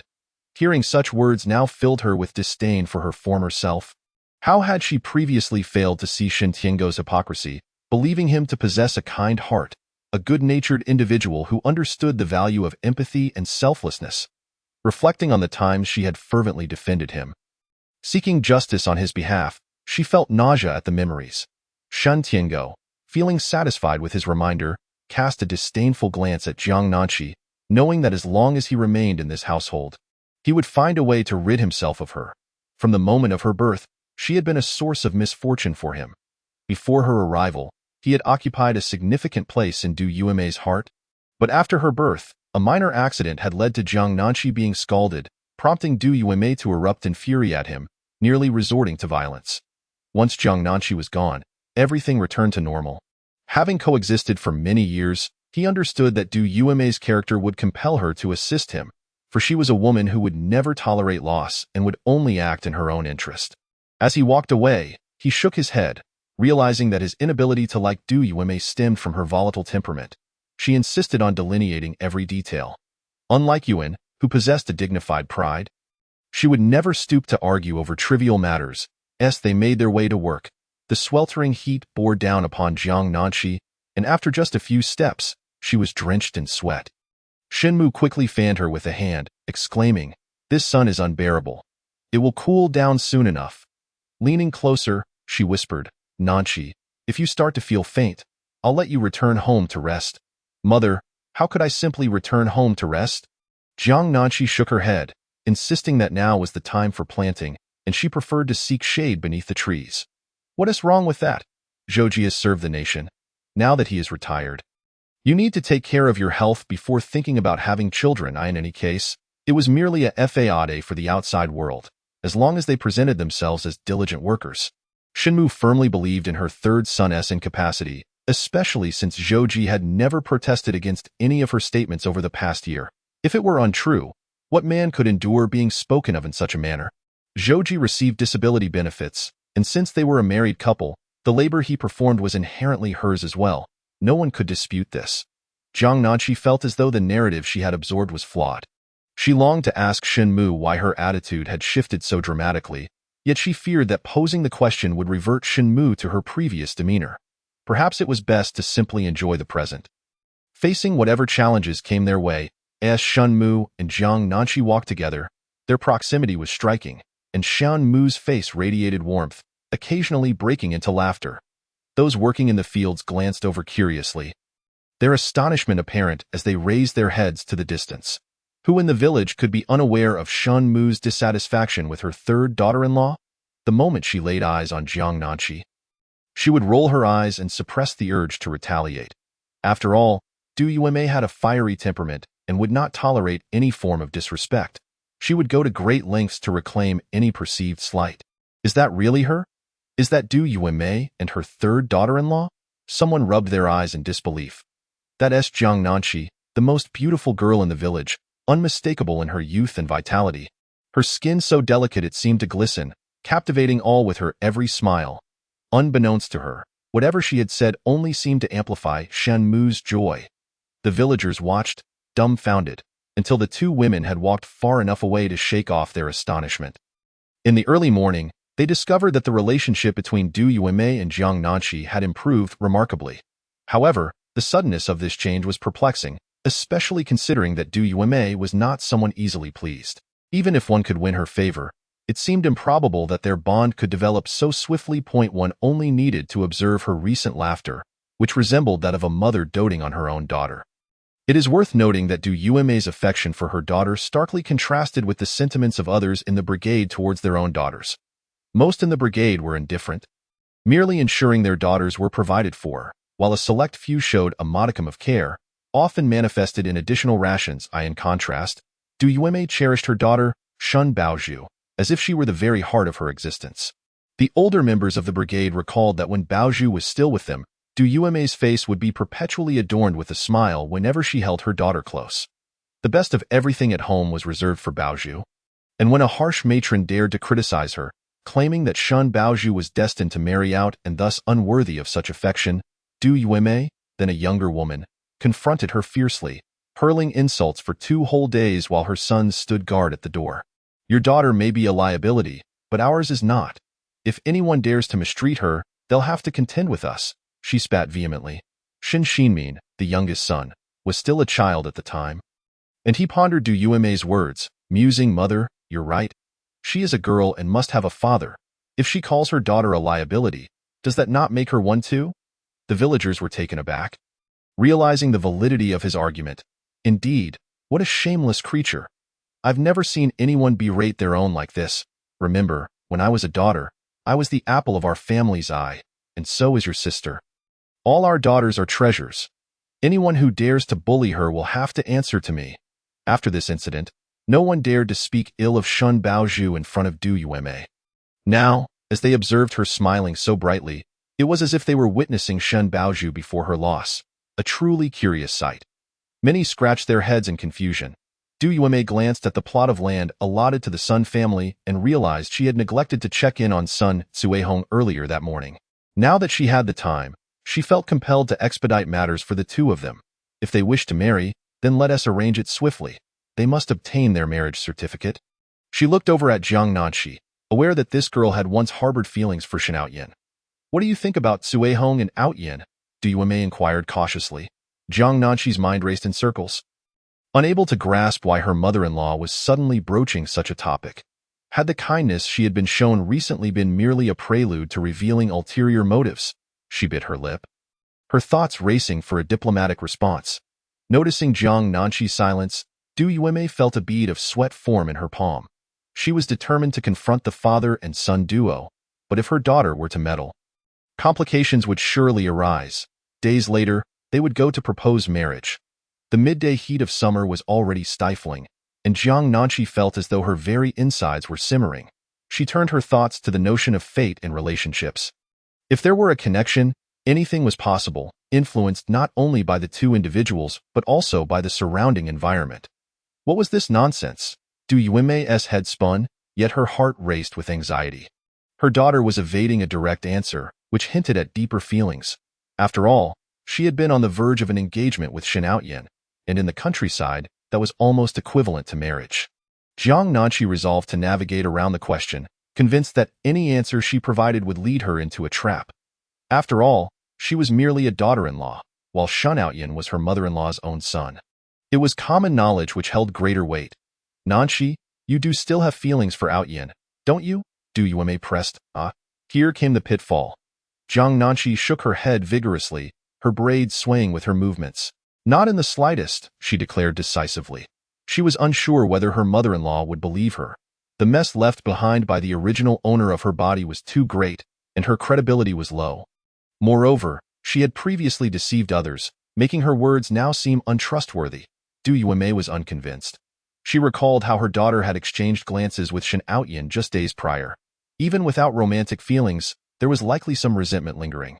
Having lived for many years, she understood that sometimes resentment could be more dangerous than love, leading one to act against their better judgment.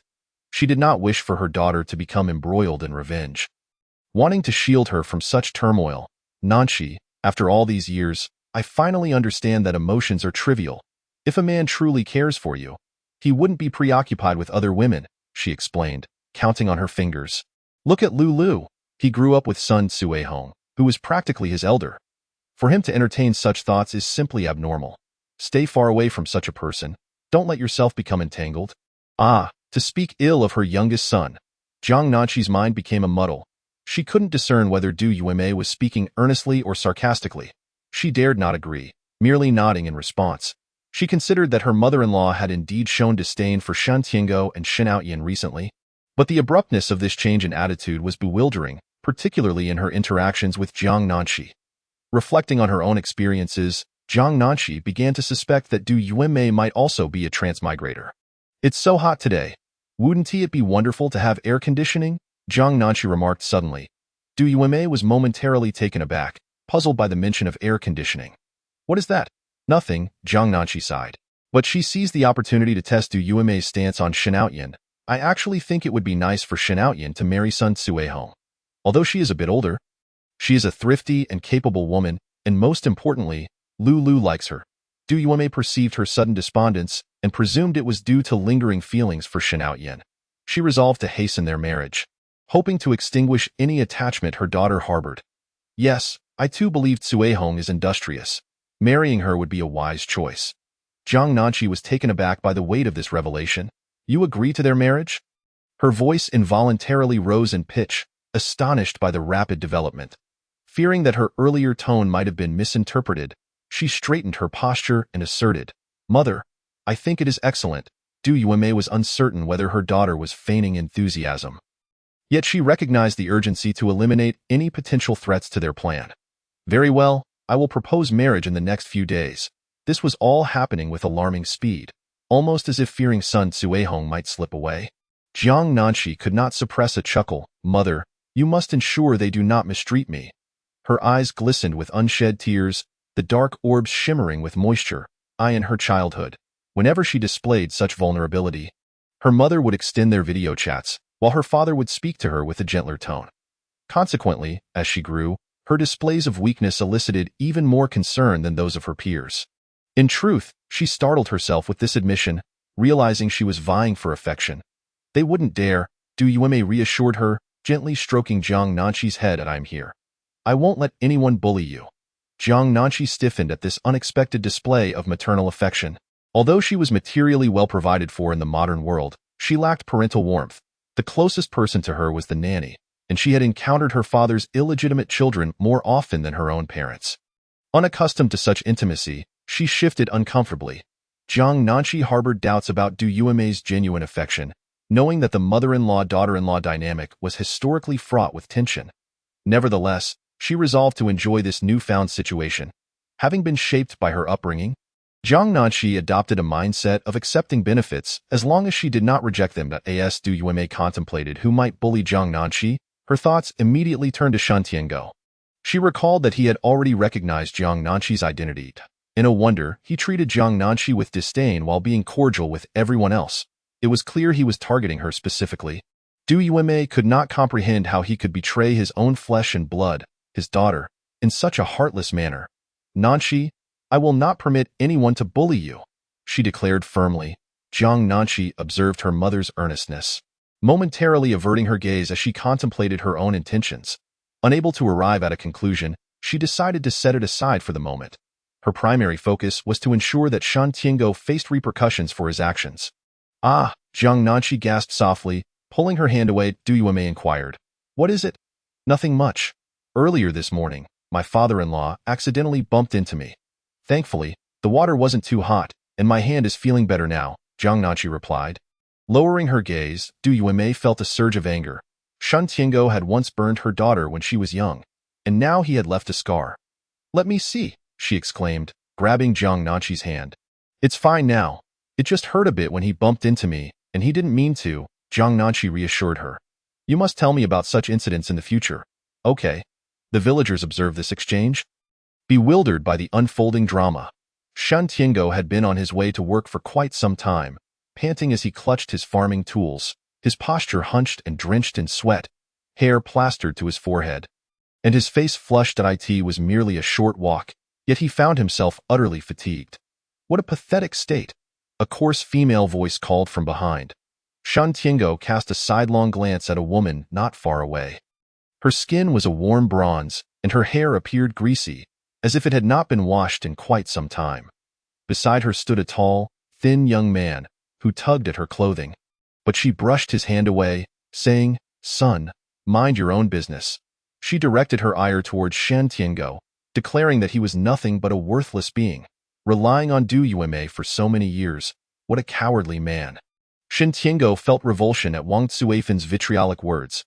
He wished to express his anger, yet feared tarnishing his image before outsiders, leaving him with a crimson face, stifling his emotions. Wang Tsuifen had a notoriously bad reputation in the village for being greedy and unreasonable. Often resorting to bullying, Du Yuemei had once fought her and subdued her, but she was different from others. While others kept their distance after being subdued, she dared to provoke everyone except Du Yuemei. She knew full well that Du Yuemei cared for Shen Tiango, but with Du Yuemei absent, she unleashed her fury upon him, attempting to seize his work points. There were only two possible outcomes. Either she succeeded in stealing his points, or a scuffle ensued, and she would return the points afterwards, and no harm would come to her. Neither outcome would result in a loss. Useless scoundrel, not even daring to speak a word. Pfft. Wang Tsuifen nearly spat on Shen Tiango's clothing. "Shen Tiango. Wang Tsuifen, do not overstep your bounds." He turned away, his breath uneven. "What if I do? Do you intend to hit me? If you have the courage, shout out loud. Let everyone see how you usually wear a pleasant face towards others. 2 months ago, when Widow Zhao picked up your cloth coupons, you even said you would give them to her. Why is it that your demeanor is kind towards everyone else, yet you are fierce with me? Do you look down on me, a widow? Do you disdain the Zhang family?" Shen Tiango felt as if he might burst from anger.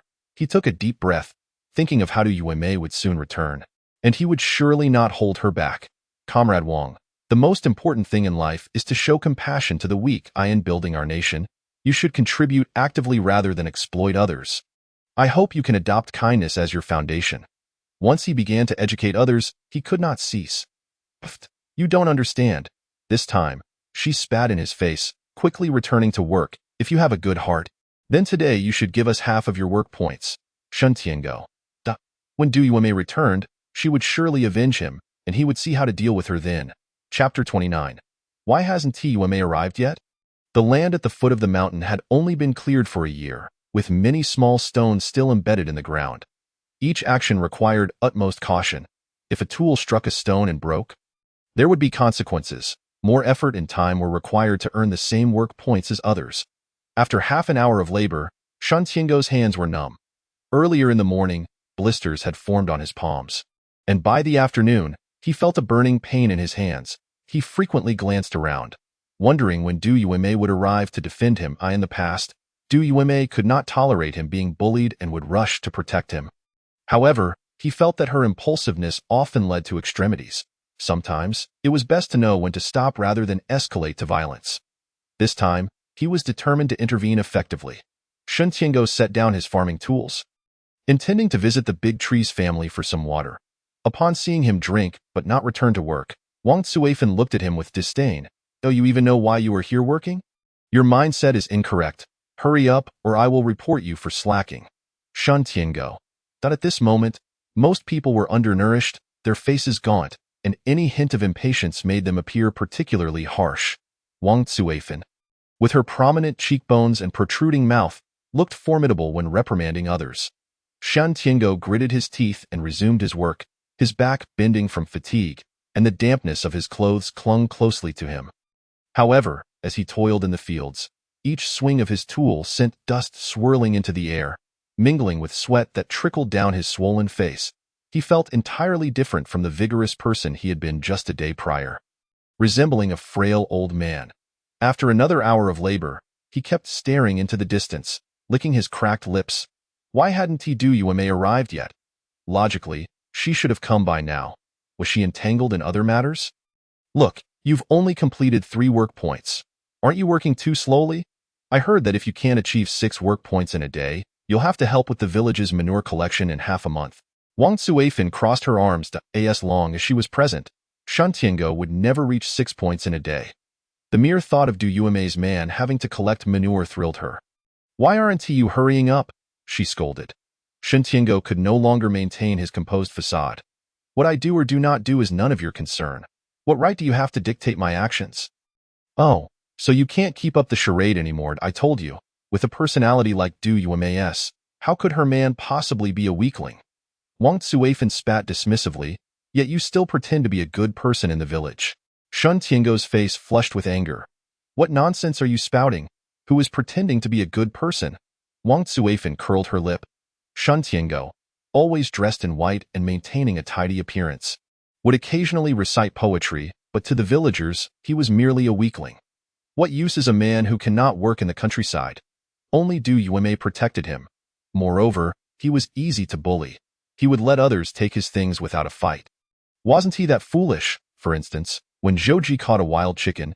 It was first claimed by the Zhao family in the village, who adamantly refused to return it. It was a wild chicken, fragrant and delectable. No one would let it go easily. Du Yuemei had even been ready to fight over it, but Shen Tiango insisted that it was fine, saying others had it tough too. As they were family, he decided that the wild chicken would be given to the Zhao family. She had stood among the crowd, wide-eyed, thinking, "I see this just foolishness." When she saw the villagers praising him, she found it perplexing. One day, she asked the gossipy women in the village. The women chuckled, "You don't know? The Shen family's boy is like this. The more you praise him, the easier it is to take advantage of him. Which man wouldn't he protect their own family, working hard to provide for their children while giving away things to others? I see that foolish." Ah, so they all thought he was a fool too. "You'd better not spread this around. It'll be harder to take advantage of him in the future." Wang Suifan noticed Shen Tiango glaring at her. Realizing she had spoken out of turn, she suppressed the urge to speak further and lowered her voice slightly. "Shen family, I know you look down on me, but our family is poor. Your family consists of capable people. Please have some pity on us. Other than you, who else will show us compassion?" Shen Tiango. Upon hearing Wang Suifan's words, he found himself at a loss for response.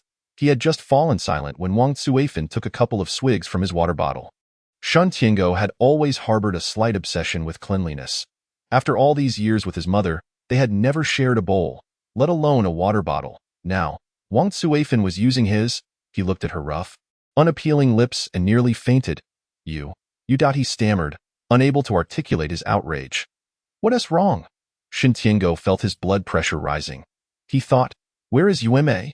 Originally, he had intended to pull her aside, but now he would only offer a few casual words. Urging her to deal with Wang Cuifan appropriately, Jiang Nanqi observed the industrious grandmother working nearby. The grandmother certainly had a fierce temper, yet her work ethic was commendable. In the narrative, the Shen family thrived because of her efforts.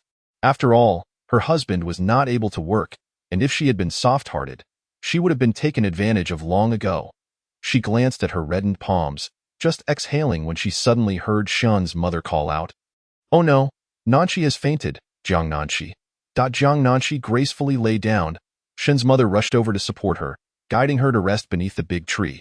You can rest here, by the way. I've brought you some cookies and there's water. Whenever someone comes, just pretend you're unwell, she instructed. Jiang Nanqi looked at her considerate mother-in-law and felt a twinge of embarrassment. Mom, perhaps I should work a bit more. What more work?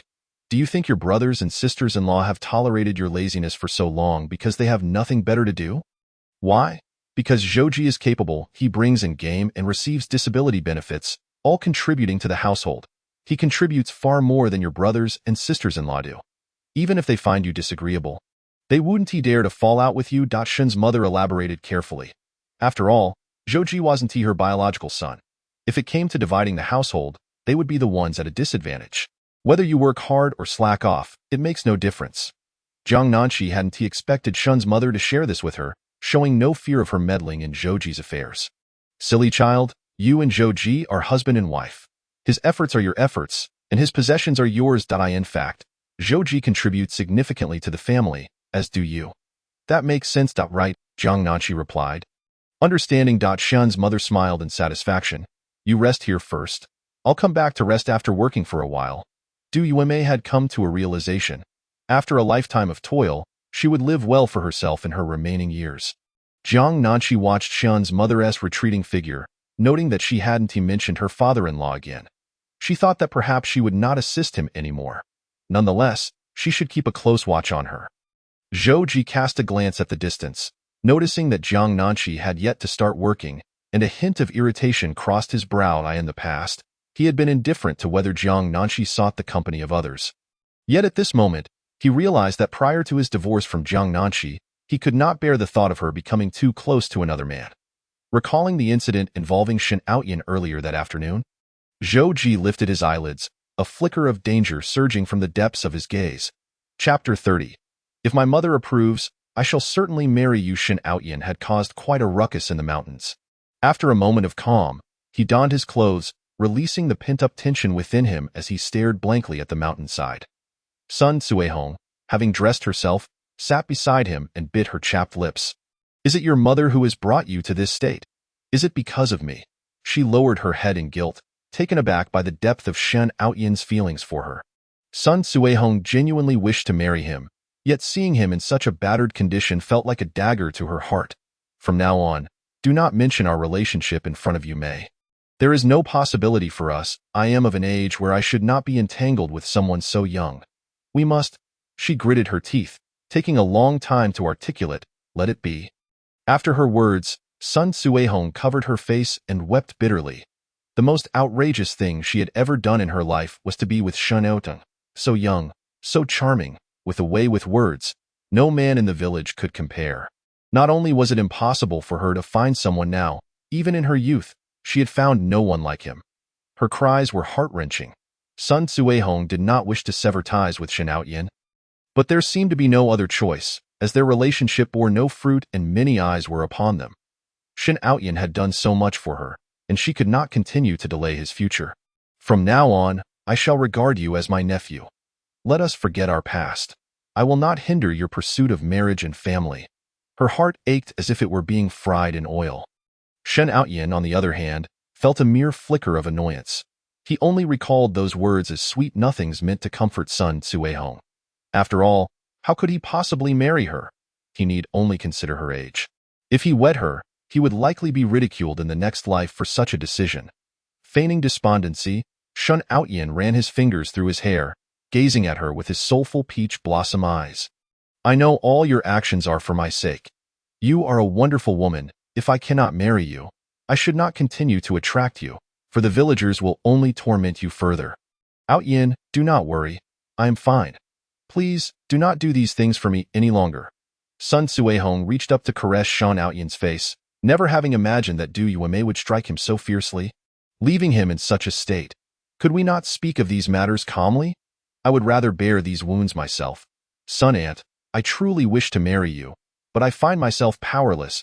If my mother were to approve, I would surely sound the drums and announce my intentions to the entire village. Shan Outyin grasped her hand that had touched his face. Sun Suehong shook her head, tears streaming down her cheeks. I do not blame you. This is not your fault. No, she must have a serious talk with Du Yuemei to clearly inform her that she would no longer have any relationship with Shan Outyin. She could assure her that as long as Du Yuemei found Shan Outyin a good wife and a suitable job, she would never again entangle herself with him. Shan Tiango worked for over an hour longer, feeling as if his soul had ascended, exhausted to the point where he longed to collapse on the ground and sleep. Why had Yuemei not come to find him?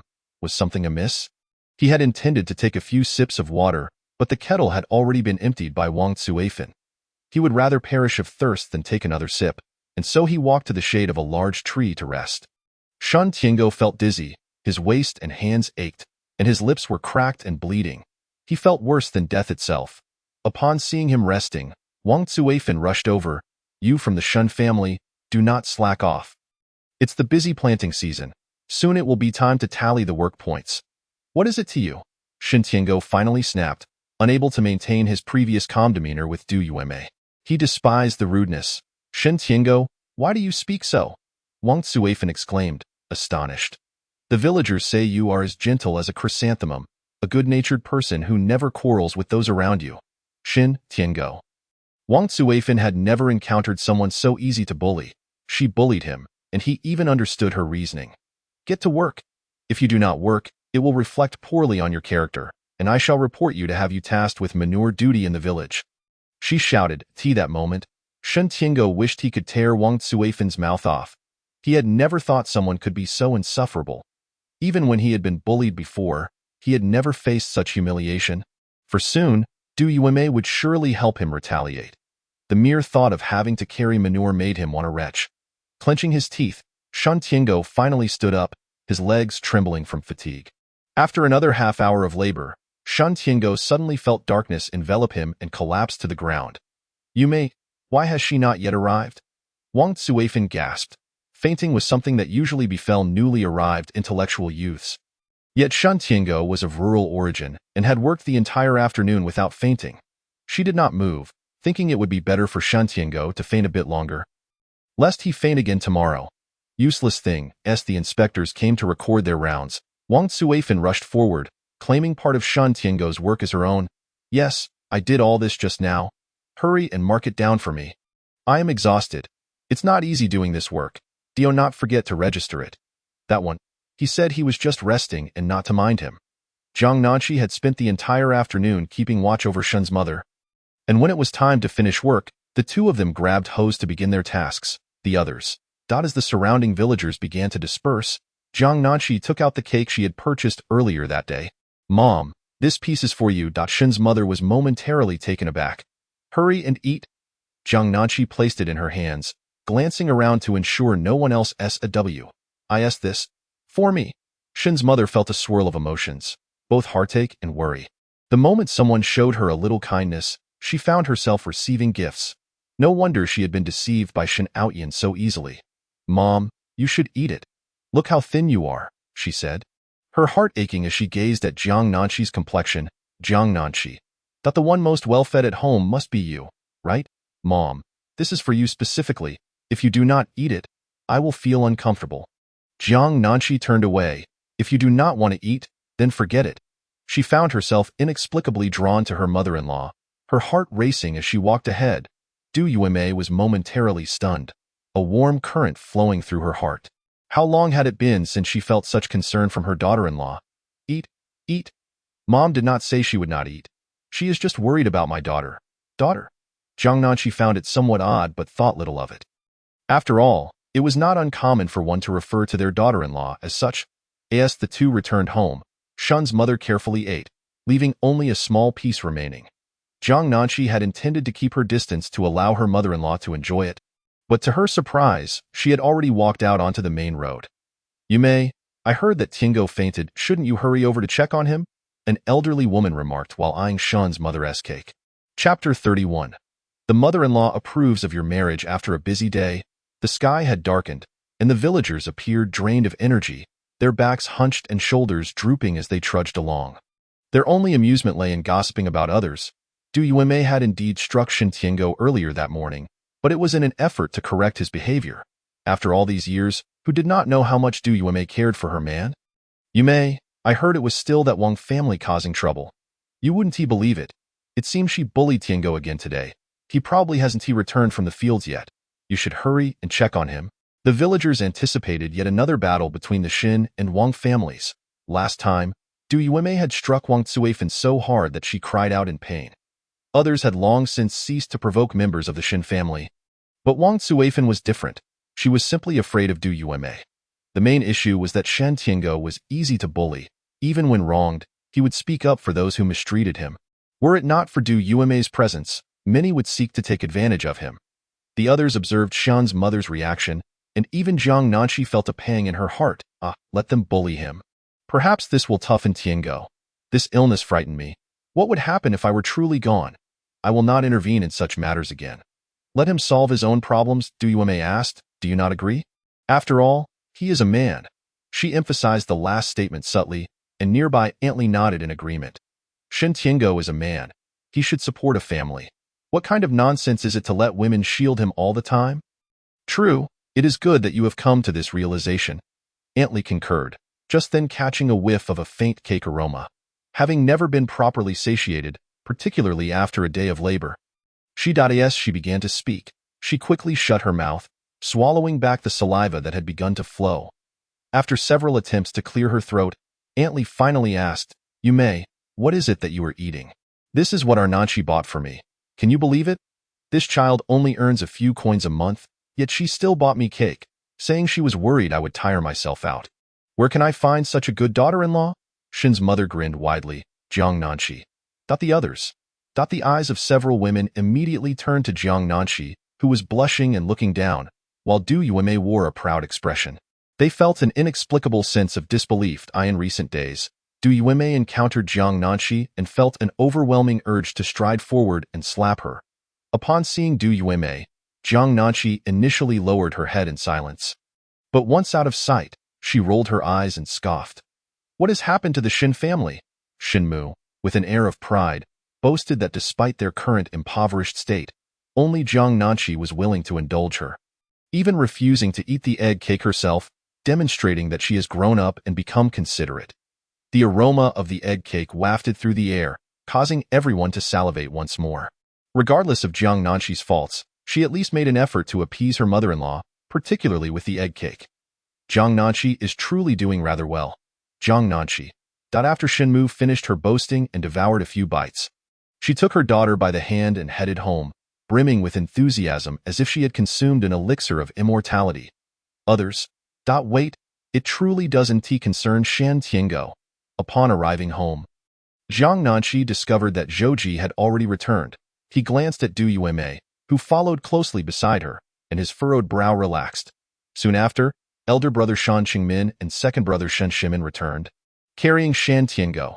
Shen Shimin hurried to the kitchen to fetch a glass of water.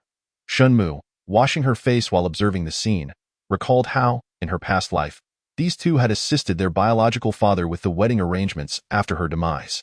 Over the years, she had helped them marry and raise children, while their father had been utterly negligent. When she fell ill a few days ago, it was perplexing that these two had not shown such concern. "Mom, look at how Dad is. Slap, slap." Shunmu recalled the scene from her previous life, where these two assisted in hosting relatives, whose child rejoices at the prospect of a stepmother. The more she pondered, the angrier she became, and her hands itched to retaliate. With one swift motion, she slapped both brothers, leaving them momentarily stunned. "Mom, what's wrong?" they asked, bewildered. Shunmu ignored them and entered the house to prepare for dinner. Leaving them to deal with the situation as they wished, no one in the Shin family dared to speak. Jiang Nanqi, keeping her head down and silent, entered the kitchen to assist. Once the meal was ready, the family sat down together. Shen Tiango had already awakened, appearing as if he had lost his very soul, seated beside Du Yume. Umei.as he spoke. He found his voice hoarse and painful. Shen Tiango's heart burned with anger. Why didn't you come to find me this afternoon, father? Wasn't it you who forbade us from going? Jiang Nanqi retorted, wishing to roll her eyes at Shen Tiango, who was indeed a typical old-fashioned man. Shen Tiango's face flushed with a mix of red and white. Jiang Nanqi, her expression earnest, inquired, Father, if you didn't want us to go, why are you so furious now? We were merely obeying your wishes. Father, didn't you say we are all from the same village, and it would be unwise to create a rift?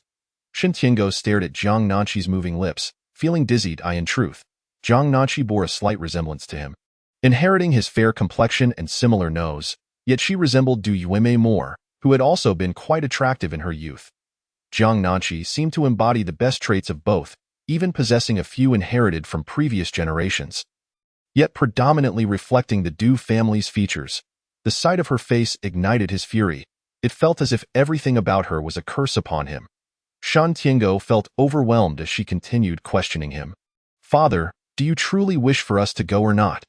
You told us not to, and as the younger generation, we can only heed your words. Moreover, at such a critical juncture, we cannot openly assist you. Otherwise, how will it reflect on the Shen family's reputation? Ah, father! Shen Tiango slammed his head onto the table, the impact resonating loudly.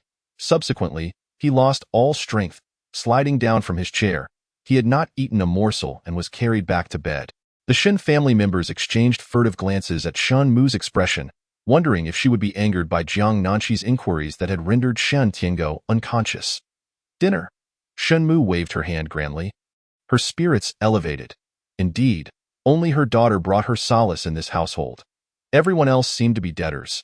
Just then, Shen Outyin returned from outside. Having been beaten earlier that day, he was filled with resentment and turned to retreat to his room to sleep, assuming there would be food left for him. Shen Mu coldly observed Shen Outyin's retreating figure, realizing that it was high time to establish new rules in the household. Aside from the children, couples whose combined labor points fell short should not be allowed to eat.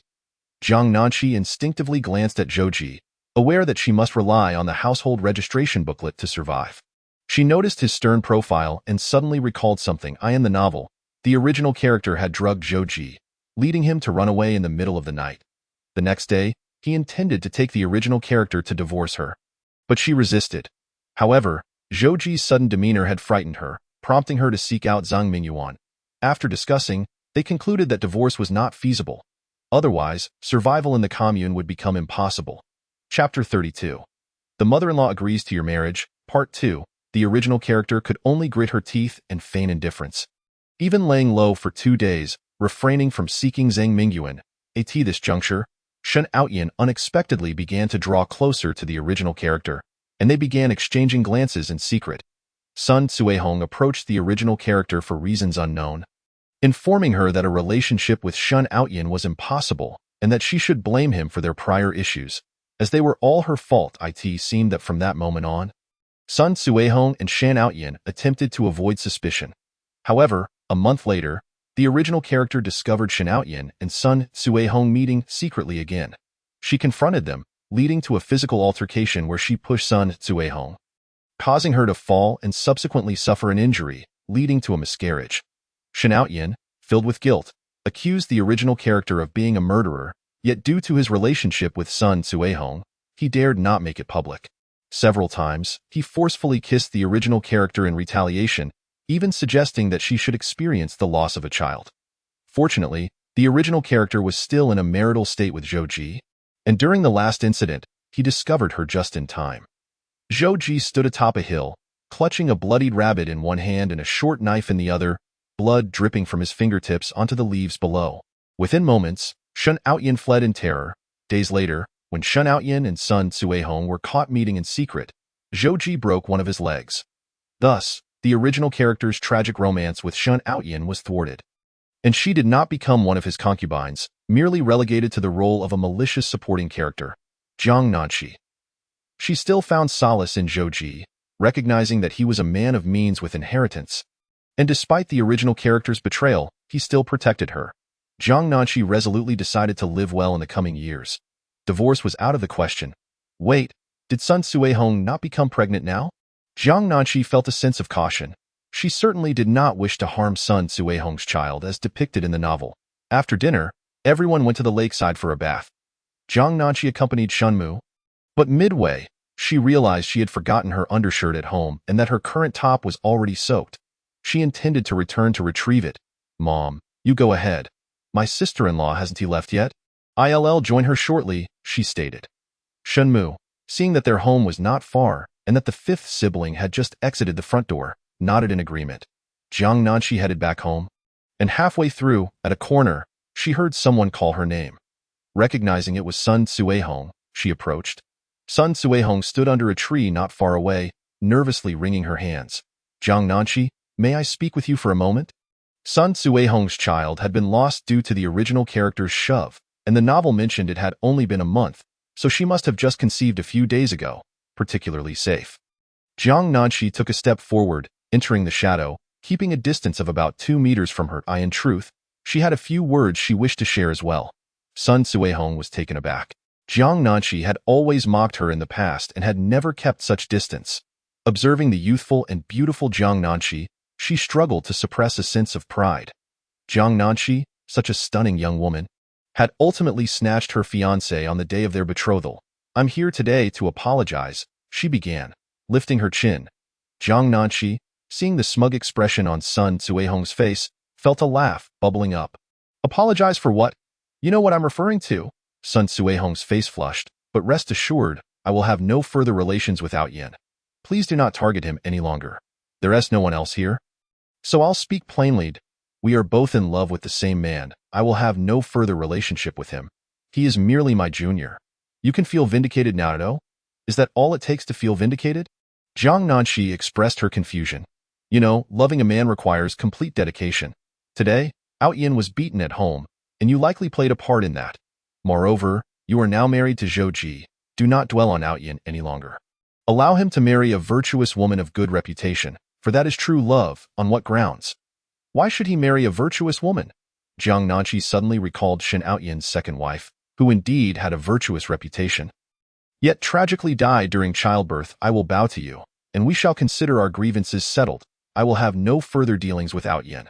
Sun Suihong lowered her eyelids and, to Jiang Nanqi's astonishment, actually knelt to bow her head. Jiang Nanqi. In fact, I support your marriage, she said earnestly. Sun Suihong's upward motion, attempting to rise, froze momentarily. Her face quickly reddened with anger. What do you mean by that? Are you being deliberately provocative?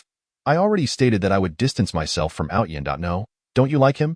Moreover, Shen Outyin is quite young. Finding someone like him without spending a dime is not easy. Jiang Nanqi struggled to comprehend how the two had once been so passionately in love, as depicted in the novel, only to suddenly wish to part ways. Or was this merely part of a flirtation? What do you mean by that? Sun Suihong was utterly taken aback by Jiang Nanqi's calm demeanor. She had anticipated a jubilant display of excitement from Jiang Nanqi, and now she found herself perplexed. Do you still feel aggrieved? Sister Sun, I must say, you are truly at a disadvantage. The villagers are gossiping about your relationship with Shen Outyin. What will you do if you don't marry him? Jiang Nanqi sighed. In truth, I harbor no feelings for Shen Outyin whatsoever. Had he not pursued me, I wouldn't have even glanced in his direction. I believe you two are quite compatible. Sun Suihong responded with a pained expression. Why does that sound so unsettling? Jiang Nanqi thought it best for the couple to marry sooner rather than later, thus preventing Shen Outyin from causing distress to other young women. Don't you wish to become my sister-in-law?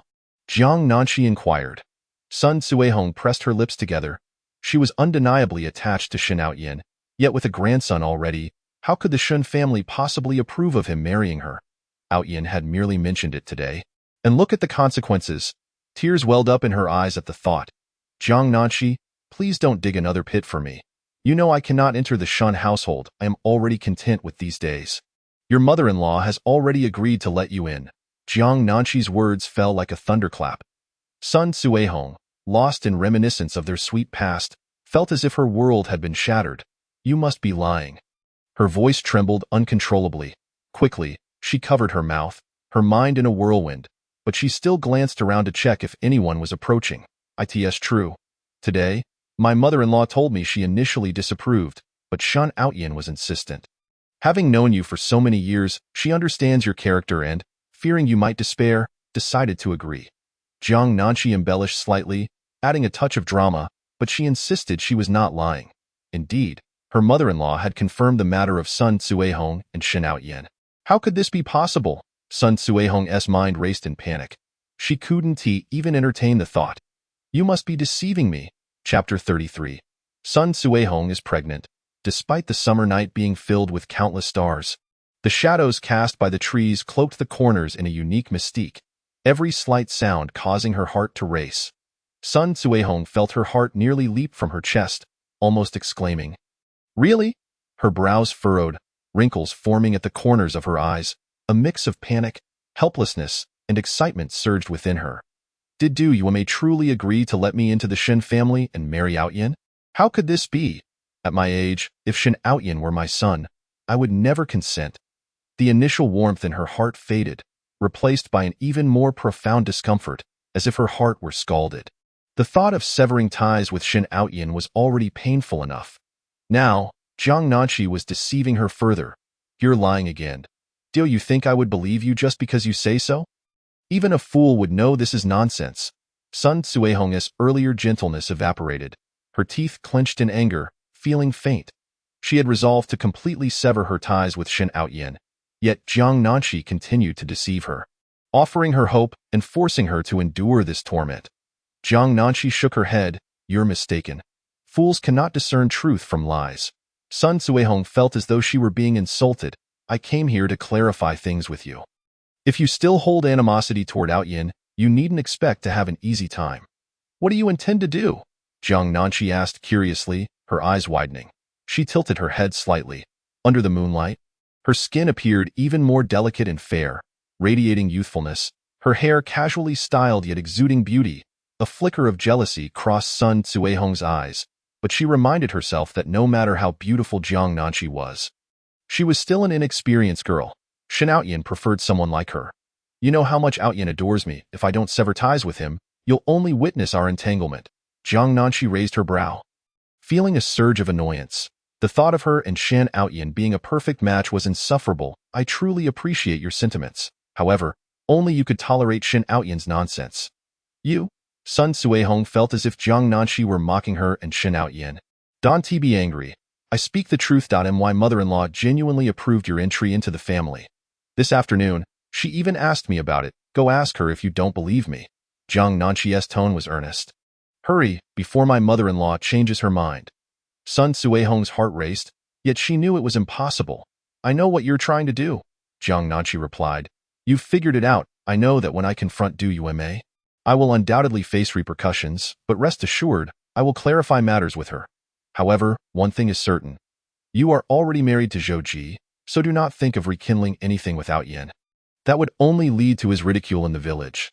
I came here partly to apologize and partly to ask that you, like me, let Outyin go, allowing him to marry a good woman and live on. That is what we should do for him. Jiang Nanqi's rose-tinted lips parted, momentarily at a loss for words. After a few seconds, her expression turned cold. This is the second time you've said that. Does Shen Outyin, that scoundrel, even deserve to marry an innocent good woman?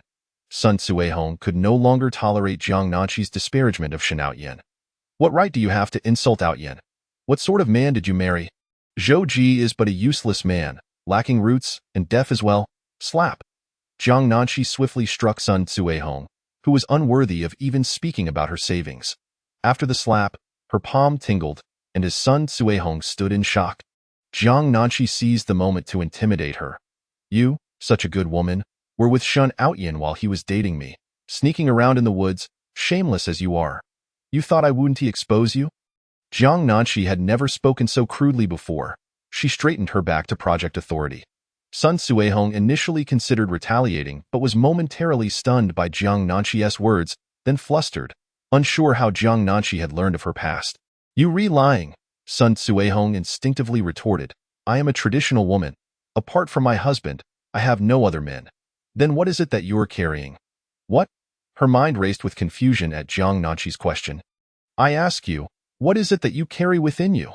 Jiang Nanshi pointed at her abdomen through the fabric of her clothing, softly stating, You wouldn't tell me that your husband, having been dead for so many years, has somehow gotten you pregnant, would you?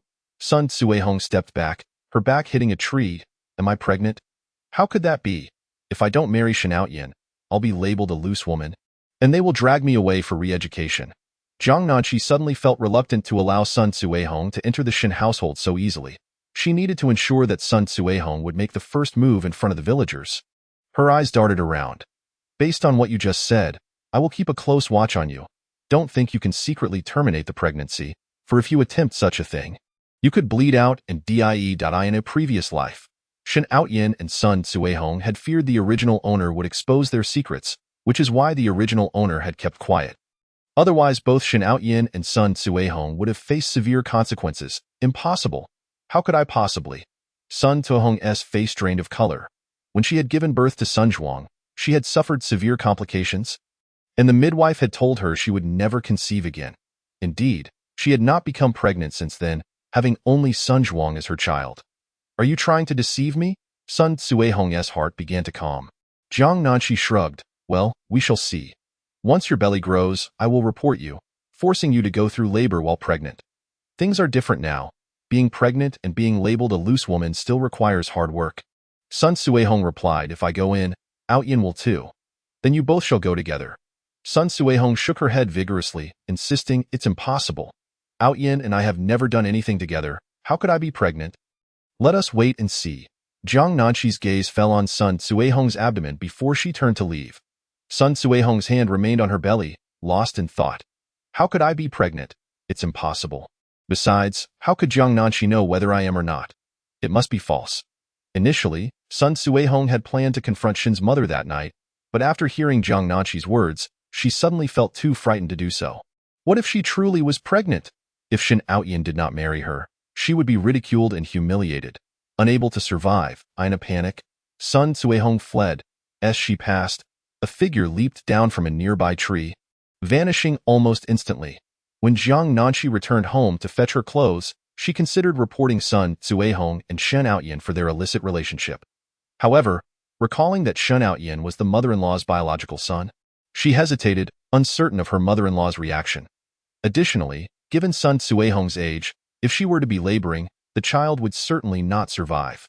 After all, the labor of today was no mere toil. After much contemplation, she decided against taking such drastic measures, choosing instead to let things unfold naturally and observe their choices. Jiang Nanshi packed her clothes into her bag and stepped out, meeting Zhou Ji, who had just returned from outside. Chapter 34, Infidelity, Part 1. Zhou Ji had finished bathing in the lake and did not even glance at Jiang Nanshi as she entered the room. Jiang Nanshi. At that moment, Shen Outyin emerged from the room, momentarily stunned upon seeing Jiang Nanshi, his anger simmering as he recalled the events of midday. Clearly, Jiang Nanshi had feelings for him, yet she had orchestrated his betrayal, leading to his public humiliation. He passed coldly by Jiang Nanshi, who shot him a disdainful glance before following her sister-in-law to the lakeside. Shen Outyin had anticipated that there would be food waiting for him at home. But upon lifting the lid of the pot, he discovered it was completely empty, not even a bowl of soup in sight. Reluctantly, he rummaged through the cabinets, only to find them devoid of any provisions. At that moment, a growl from his stomach reminded him of his hunger, and he sat down on a chair. Initially, he had returned home in a fit of anger, only to realize that his mother was the one truly incensed. He ran his fingers through his hair, recalling how he had been struck earlier that afternoon. Shen Outyin understood that he was in the wrong. After all, he had provoked Jiang Nanshi, who was, incidentally, his third sister-in-law. The more he pondered, the more he felt guilty, and as he touched his forehead, he felt the swelling of his bruised face, eliciting a wince of pain. Today was not without its rewards, however. At least the severity of his beating had led Sun Suehong to believe he had suffered for her sake, resulting in her willingness to cease her pursuit of him. Thus, he had effortlessly extricated himself from her clutches. Having grown weary of her, he felt a twinge of guilt at how smoothly things had transpired. Upon returning home, Sun Suehong retreated to her own room, desperately trying to dismiss Jiang Nanshi's words, yet she could not quell her rising panic. The midwife had once told her that conceiving again would be difficult. And indeed her husband had not allowed her to bear another child since then. But Outyin was different. He was exceptionally capable, and their time together was always prolonged. What if she were to become pregnant? Sun Suehong dared not imagine the dire consequences that would ensue. No, she had to seek out Shen Outyin. Feeling parched, she reached for a ceramic jar nearby, but in her flustered state, she accidentally knocked a mirror to the ground. As she picked it up, she noticed several red marks on her face from where Jiang Nanqi had struck her. The realization dawned on her that this wretched girl had indeed hit her with considerable force. Today marked Jiang Nanqi's first day at work. Although her tasks had not been particularly arduous, she still felt exhausted. After taking a bath, she made her way home, her mind occupied solely with the desire to climb into bed and sleep. The warm summer evening breeze dried her hair quickly, and by the time she arrived home, her hair was already half dry, slightly tousled and accentuating her delicate features. Upon seeing her daughter with a wide grin, Shun's mother reflected on how she had long envisioned her daughter's future beauty, never expecting her to be so stunning. As they entered, Shen Outyin was in the yard chopping wood. One of his commendable traits was his ability to feign weakness. Upon seeing his mother, he swung the axe with renewed vigor, momentarily pausing as his gaze flickered towards Jiang Nanqi before he quickly averted his eyes. Shen Outyin was no longer the naive young man he once was. Having previously been infatuated with Sun Suehong, his attention had shifted away from Jiang Nanqi. Now, he found himself appreciating her complexion and figure, realizing that had he not left before their engagement, she could have been his bride. He picked up a piece of wood, placing it carefully, yet he felt reassured that it was for the best. His third brother was not suitable for Jiang Nanqi, whose temperament would never allow for a harmonious union. He would ensure that Jiang Nanqi understood what it meant to be with a true man. Jiang Nanqi yawned and retreated to her room to sleep. Pushing open the door, she was greeted by the dim glow of an oil lamp and noticed Zhou Ji lying on a bamboo mat on the floor. She carefully navigated around him and climbed into bed. Despite her efforts to be quiet, her shoe brushed against the cool mat, causing Zhou Ji's eyelids to flutter. He opened his eyes and, upon seeing Jiang Nanqi climbing into bed, squinted as if lost in thought. As night fell, the sound of rain pattered on the roof, accompanied by the rumble of distant thunder. The temperature in the air began to drop, becoming both damp and chilly. Jiang Nanqi stirred awake, realizing she was covered by a thin blanket, feeling a bit too warm and sweaty.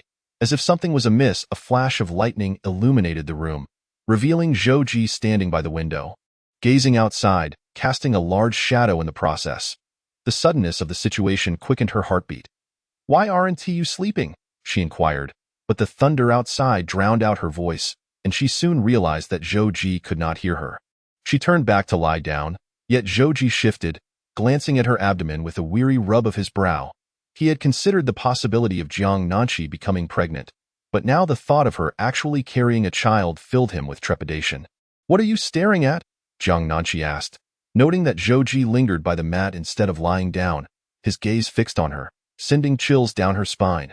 She turned over, attempting to sleep once more. That night, Jiang Nanqi's rest was restless. The blanket felt too warm or too cool, and it was damp. The following day, she awoke feeling a heat radiating from her face and a dull ache in her head. Could I be coming down with a cold? Faint sunlight filtered through the window, accompanied by the gentle sound of rain. The sky outside was overcast. Propping herself up, she noticed Zhou Ji was no longer in the room. She rummaged through the cabinet and found a thicker garment to wear. Exiting her room, she startled Shun's mother, who exclaimed, "Why is your face so red?" Placing her hand on Jiang Nanqi's forehead, she realized it was burning. "The third one, Nanqi has a fever." Shun's mother hurried out to speak with Zhou Ji. As her words left her lips, Zhou Ji turned to head toward the kitchen, his clothes damp from the rain. Though not heavily weighted down, merely clinging to his form, he placed the back of his hand against Jiang Nanqi's forehead. The coolness of his skin contrasted sharply with her fiery warmth. His lips pressed tightly together. He turned and walked away. Shun's mother felt a surge of indignation. After all, they were married, and he should not simply turn his back on his wife in her time of need. Just as she opened her mouth to voice her thoughts, Zhou Ji returned, holding a rain hat, which he placed atop Jiang Nanqi's head, before bending down to lift her into his arms. Startled, Jiang Nanqi instinctively clutched his shoulder to steady herself. "I'm going to the village doctor," Zhou Ji stated as he carried her away. Shun Outyin watched their retreating figures, feeling a mixture of emotions. Zhou Ji moved swiftly, nearly obscuring Jiang Nanqi from view, leaving only a glimpse of her fair arm and calf visible. After the rain, the sky appeared exceptionally clear, yet Shun Outyin could not fathom why he felt a surge of resentment. Jiang Nanqi had always revolved around him, and now she was being carried by Zhou Ji. As they traveled partway, the light drizzle gradually ceased, and the sun began to shine with warmth and brightness. Jiang Nanqi exhaled a breath of warm air, feeling cold, yet when she touched her face, it burned with heat, surrounded by an aura of discomfort. Zhou Ji quickened his pace. With the hat atop her head, even if she spoke to him, he could not hear her, as he could not see her lips move. Upon reaching the village clinic, Zhou Ji set Jiang Nanqi down. Having skipped breakfast, she felt faint and instinctively clutched at his clothing. Zhou Ji glanced down, his lips pressed tightly, his eyelashes fluttering as he removed the rain hat from her head and lifted her once more.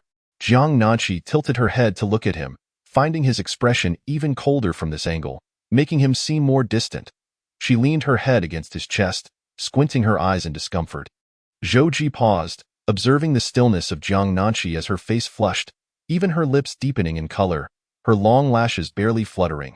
Upon entering the clinic, Zhou Ji placed Jiang Nanqi gently in a chair and spoke in a hushed tone. "Let me check your condition." Those who could not hear spoke somewhat differently from others. Often, they were quiet due to psychological reasons, causing their voices to come out hoarse initially, with fluctuations in pitch. Zhou Ji's voice was low and commanding, carrying a sense of urgency. The doctor, who had been preparing a meal, rushed out upon hearing the commotion. "Wait, what do I see?" he exclaimed, astonished at the sight of Zhou Ji and Jiang Nanqi together. Hadn't they been at odds before? How was it that they now appeared together for a consultation? He had seen Jiang Nanqi before. At first glance, her beauty had captivated him, but later her foul language had made him think her beauty wasted. Now, sitting quietly, her delicate features appeared vulnerable and pitiable. Zhou Ji stood beside her, his expression stern, yet his hand rested protectively at her back. Noticing that she remained motionless, he reiterated, "Let me check your condition." The village doctor approached and, with a glance, quickly deduced that Jiang Nanqi had caught a chill from the sudden drop in temperature the previous day. "It's nothing serious. Just take some medicine, and you'll be fine. You've come at the right time. I just brought back some medicine from the county town last night. Take the medicine and drink plenty of hot water." He handed Zhou Ji 2 packets of medicine, instructing him to administer one at a time. "Understood," Zhou Ji replied, accepting the packets and paying before squatting down to lift Jiang Nanqi once more. Turning to leave, the doctor stood in bemusement, wishing to remind Zhou Ji that this was merely a cold, and that many villagers would not seek treatment for such ailments, merely opting to drink hot water instead. Before he could voice his thoughts, Zhou Ji strode back to him, this time alone. The doctor looked up at the tall figure before him. Zhou Ji's clothes clung to his body, still damp from the rain, emanating warmth. The doctor recalled the first time he met Zhou Ji, having just returned from military service. His demeanor then had been stoic and unyielding, and now he appeared even more reserved and profound. "What's the matter?" the doctor stammered. "The medicine. Can it be taken by someone who might be pregnant?" Zhou Ji inquired. The doctor's eyes widened in disbelief. "Pregnant?" He instinctively glanced downward, recalling the village gossip that Zhou Ji was not capable of fathering children. When he had returned to the village, the doctor had seen his injured leg but had refrained from probing further into sensitive matters. Initially, there had been whispers about Shen's matriarch confronting anyone who spoke ill of the family. But soon the villagers learned to keep their thoughts to themselves, leaving only the understanding that Jiang Nanqi might be carrying another man's child. It was a possibility that lingered.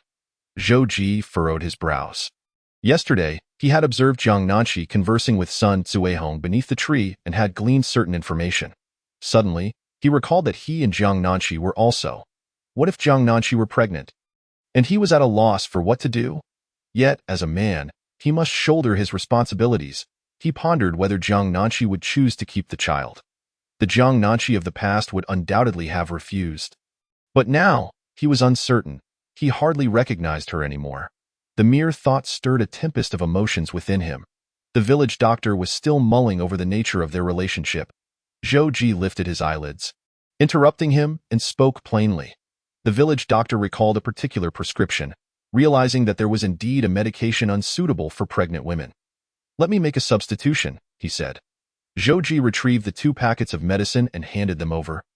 And the village doctor replaced them and wrapped them anew. Just as he was about to pass them back to Zhou Ji, he noticed old lady Shen rushing towards Jiang Nanqi. He intended to caution Zhou Ji against any potential conflict between the two, but instead saw old lady Shen, wearing a concerned expression, draping a coat over Jiang Nanqi and producing something akin to jerky. The village doctor rubbed his eyes, wondering if he was still dreaming. What on earth was happening? Zhou Ji took the medicine and approached Jiang Nanqi, at which point Shenmu anxiously inquired, "Why didn't you bring Nanqi inside to see the doctor? It's so cold." "She ll catch a chill." "Understood," Zhou Ji replied. "Shenmu." Zhou Ji lifted Jiang Nanqi once more. Jiang Nanqi felt considerably better, but with Shenmu present, she felt a tinge of embarrassment. "Put me down. I can walk by myself?" she insisted. Zhou Ji scarcely acknowledged her, unaware of her words. Jiang Nanqi. Villagers who happened upon this scene were momentarily stunned. When had these two grown so close? During mealtime, a youth spoke up, "Guess what I saw today?" "What did you see?" came the curious replies. Zhou Ji and Jiang Nan 11. At the mention of these names, several turned their gaze towards Zhang Mingyuan. When Jiang Nanqi had first arrived in the countryside as a youth, her beauty had drawn the admiration of many, but she had ultimately been claimed by Shen Outyan. Shen Outyan may have lacked in other areas, but his looks were undeniably striking, his flirtatious peach blossom eyes captivating. A matchmaker had even visited his home to propose on his behalf before Jiang Nan 11. At that time, she had scarcely given Zhang Mingyuan a second glance. Zhang Mingyuan had a particular knack for rushing to assist any young lady in distress, while the boys would hardly spare her a glance. Apart from Jiang Nanqi, he had aided 3 other girls to date. One of these girls had fallen into a cave on the mountain, and Zhang Mingyuan had heard her cries and pulled her out with vines, even carrying her down on the mountain. All it took to capture Zhang Mingyuan's attention was a simple exclamation of "ouch" from a girl. Yet, he had not looked up. He had spent the previous night contemplating that Jiang Nanqi was attempting to pressure him into marrying her. Women are often like this. When emotions run high, they cease to think rationally. She failed to consider that even if he were willing to marry her now, how would they manage their lives in the village? The more he pondered, the angrier he became, until the sounds of other youths chatting reached his ears. That morning, Zhou Ji had carried Jiang Nanqi out. One wondered what the two had been up to. Yet, old lady Shen had been right there beside them. Carrying her? Yes, from the looks of it, their relationship seems quite harmonious. Zhou Ji and Jiang Nanqi appear anything but reluctant. Zhang Mingyuan's mind drifted back to the thought, "He is quite strong." He suddenly felt his breath quicken. Strong? How ridiculous. He was merely saying that to provoke him. For the time being, he resolved not to seek her out or pay her any mind, eager to see who would grow anxious first. Jiang Nanqi returned home to take her medication. Zhao Xiangnan felt as though she had seen a ghost. After all, a chill was hardly a reason to see a doctor. "Nanqi, drink plenty of hot water. I'll fetch you some brown sugar," Shenmu hastily declared, rushing to her room. Zhao Xiangnan's lips twitched. She recalled how, during Jiang Nanqi's previous illness, the old lady had remarked on her frail constitution, constantly seeking medical attention and languishing at home, showing no concern for her husband. "I truly wish I could give her a good thrashing." With Jiang Nanqi around, the old lady had become considerably more amiable. Zhao Xiangnan. What had gotten into her mother-in-law? Shen Tiango, feeling lethargic, pressed his forehead. Sensing a fever coming on, he approached Shenmu. "Yume, why is my head so hot? Did I catch a chill last night?" Shenmu was internally delighted. The previous night, Shen Tiango had been in a daze, fumbling with his blanket, and she had snatched it away from him. "Yes, nothing. You didn't catch a chill, just the rain made you uncomfortable. Drink plenty of hot water, and you'll be fine." She rolled her eyes and brushed him aside. Shen Tiango's face flushed, unmistakably feverish. He touched his face, skeptical. "I'm just a bit warm." "Drink hot water, that's all," she insisted. "How many times must I say it? Drink hot water," she bellowed, nearly shouting into his ear. Shen Tiango. He stared blankly at Shenmu, who now seemed entirely unrecognizable. She had never treated him like this before. What had changed? Why was she suddenly so harsh with him, yet so kind to Jiang Nanqi? Could she have learned of past events? But how could that be? No one in the entire brigade knew but him, and no one would tell her. You made that he used his usual tactics to grasp Shenmu's hand, but she recoiled in disgust. In her youth, his handsome face had at least been somewhat appealing, but now, with age, the wrinkles etched across his face were rather off-putting. "Get away from me!" Shinmu shook off his hand, exclaiming, "I must have been blind to choose a man like you. Just look at the other men in this brigade. They all work hard in the fields." Shin Tiango felt as though he had been struck by lightning. "And you better straighten up your attitude. The 4th, 5th, and 6th are still unmarried. If you tarnish our family's reputation, I'll divorce you immediately." Shun Mu's finger nearly poked him in the forehead. Shun Tiango. Hearing his mother mention him, Shun Outyin realized that she still cared.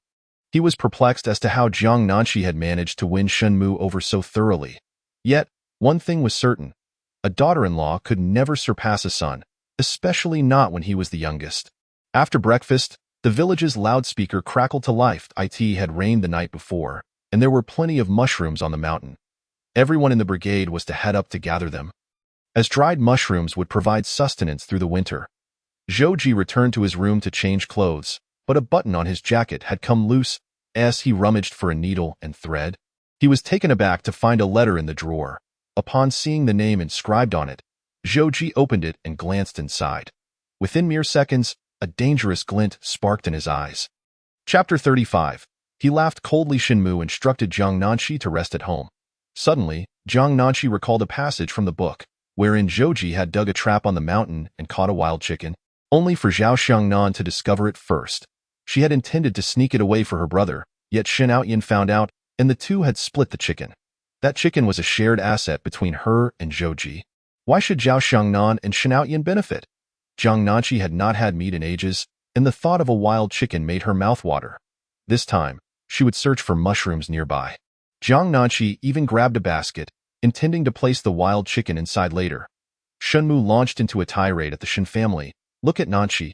Even while ill, she is off to gather mushrooms. You all ought to take a page from her book, unlike some individuals who are strong and healthy yet idle at home. We, the Shin family, cannot emulate such behavior." Shun Tiango. Zhou emerged from his room, and Jiang Nanshi hurried over to him.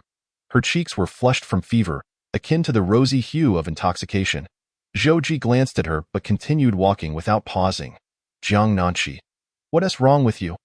Jiang Nanshi longed to scratch her head in confusion. Just moments ago, he had been so attentive, even carrying her to see the doctor.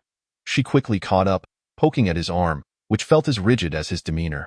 Jiang Nanshi vaguely recalled that night when he had subdued her with medication, rendering her powerless to resist, her feeble attempts at defiance akin to a solitary boat adrift in the vast ocean. She withdrew her hand, humming softly to herself when he was out of earshot. This man was perpetually angry. No wonder he had passed away so young.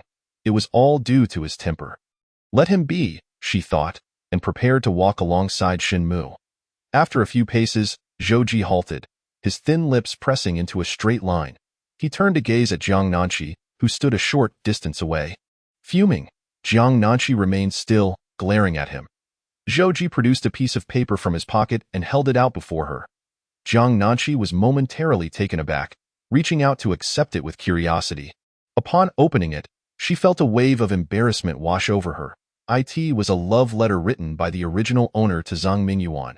Had she not time-traveled into this story, it would have already been sent off. The letter was filled with the original owner's eloquent declarations of love for Zhang Mingyuan, alongside disparaging remarks about Zhou, claiming he lacked passion and character, and describing him as utterly spineless. Jiang Nanshi stole a glance at Zhou, who was regarding her with a dark, menacing gaze, seemingly demanding an explanation. "No, it wasn't me who wrote that," she stammered. Zhou remained silent. Jiang Nanshi expressed her exasperation at having to explain herself repeatedly. In a fit of frustration, she tore the letter into shreds, continuing until it was utterly obliterated. "This is not my writing," she declared vehemently. Discarding the remnants on the ground, she stomped on them in anger, her basket swaying innocently against her leg, embodying a petulant indignation. "It's not my writing. It's not my writing." Zhou observed her with raised eyebrows, a rare smile escaping his lips as he noted her furious demeanor. He took the basket from her hands and stepped forward. Jiang Nanshi was taken aback. Did he just laugh? Surely, I must have misheard. Her expression was a mix of confusion and surprise. Moments ago, his face had been solemn. Yet now he appeared amused, perhaps even mocking her anger. How could he find joy in her frustration, especially when she had so fervently defended him in front of others? She remembered the vast fortune Zhou had amassed after his passing. And for a moment, she thought him a man of both wealth and intent. If he wished to mock her, then so be it. Her previous outburst had indeed been somewhat irrational, as she followed him. Her mind raced with thoughts of any evidence the original owner of her identity might have left behind, hastily determined to destroy it. Chapter 36. Life after life's trials after a night of relentless rain. Summer had awoken with lush greenery. The leaves glistened with droplets, the air purified by the downpour, releasing the earthy scent of damp soil. Villagers, baskets in hand, trudged up the mountain, their trousers soaked and shoes splattered with mud. Jiang Nanqi wore a new pair of green military boots, purchased just last month, but she was halted before she could reach the foot of the mountain. The ground ahead was a quagmire, devoid of a stable foothold. Any attempt to cross would likely leave her boots caked in mud. She rolled up her trousers to reveal her fair ankles, gingerly testing the waters with her toes, but ultimately recoiled. Zhou had already traversed this treacherous patch and took a few steps forward before suddenly recalling something. He turned to find Jiang Nanqi still stationary, observing her waiting for him. He exhaled heavily and resignedly retraced his steps. Shenmu pursued him, nudging her son Shin Xinmin beside her. "Why don't you carry Nanqi?" Shin Xinmin protested. "Why should I? She's not my wife." His eyes widened in disbelief. "What have I taught you? You ought to treat your sister well. Have you forgotten?" Shenmu pinched his ear, exasperated. Among her children, only the third, fourth, and fifth had any semblance of decency, yet none seemed to share her resolve. Shin Xinmin grimaced. "What does she have to do with me? Yes, she's younger, but she's not my sister. She's my sister-in-law. Brother San is right here. Why should I carry my sister-in-law?" Shenmu. In truth, Shin Xinmin harbored a strong aversion towards Jiang Nanqi. His mother had recently been uncharacteristically doting towards her, even dismissing his concerns about her being his sister. Just days prior, when he mentioned seeking a letter of introduction to inquire about his sister's whereabouts, they had reached an understanding. Yet when he approached his uncle for the letter, he was met with refusal. His uncle claimed she was not his sister. What if she was? He shared this with his mother. But instead of rushing to procure the letter as she would have in the past, she simply patted his shoulder and said, "If your uncle says she is a, then she surely is." Shin Xinmin. Now, with his mother being so solicitous towards Jiang Nanqi, he felt as though she had forgotten about his sister altogether. How could Jiang Nanqi possibly compare to her? His sister was adorable, while Jiang Nanqi was merely pretty, but that was irrelevant. His sister was the best. "Mother, perhaps I should still take the letter and go see for myself.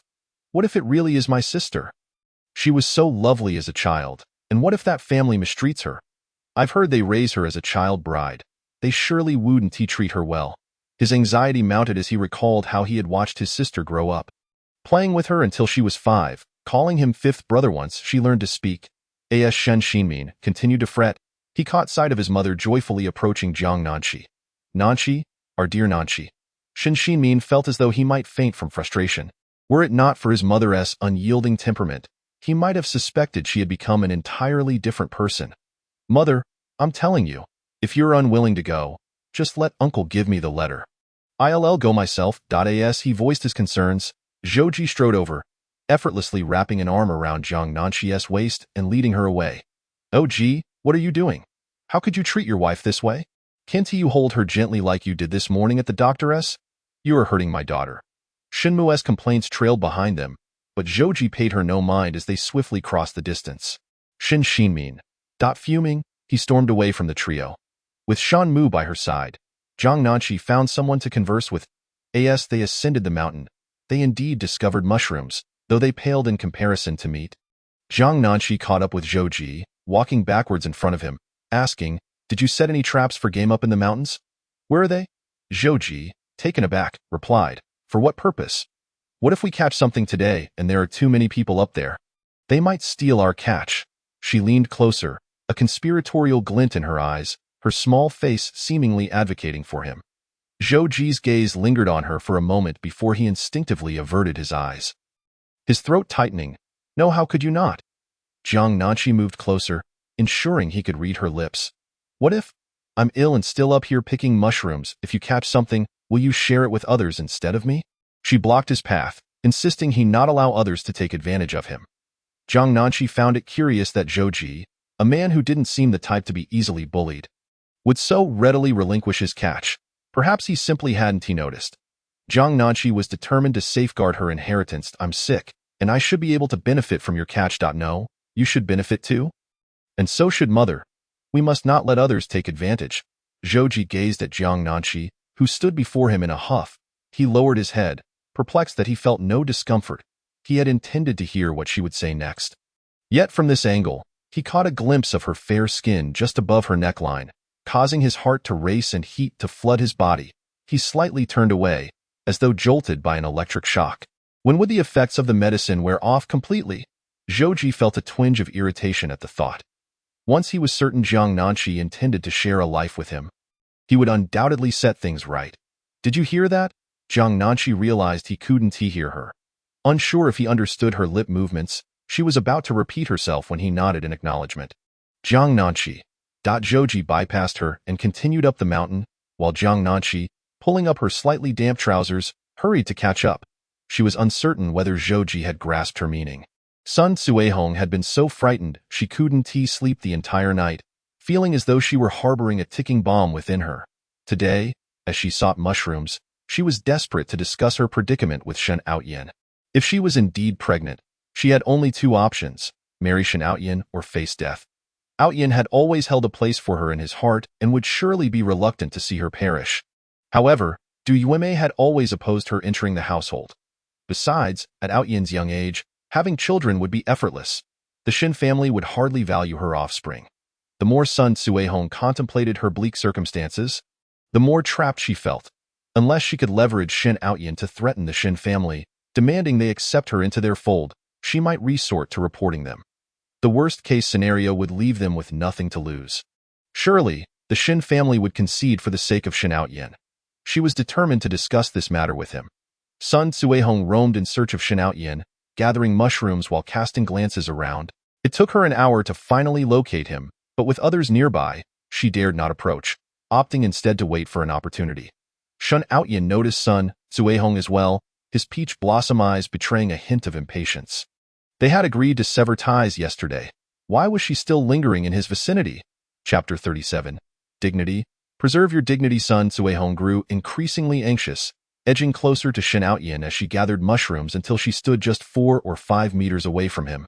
Given the rampant rumors surrounding them, their proximity drew the attention of onlookers. Shen Outyin.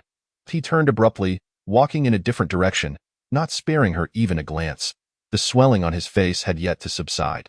Speculation had circulated about how he had sustained such injuries. Ordinarily, Shen Outyin was the youngest and most favored child in the family. When his name was chosen, Shen Tiango had deliberated for 3 days and nights to select such an imposing title, setting it apart from his brothers' names.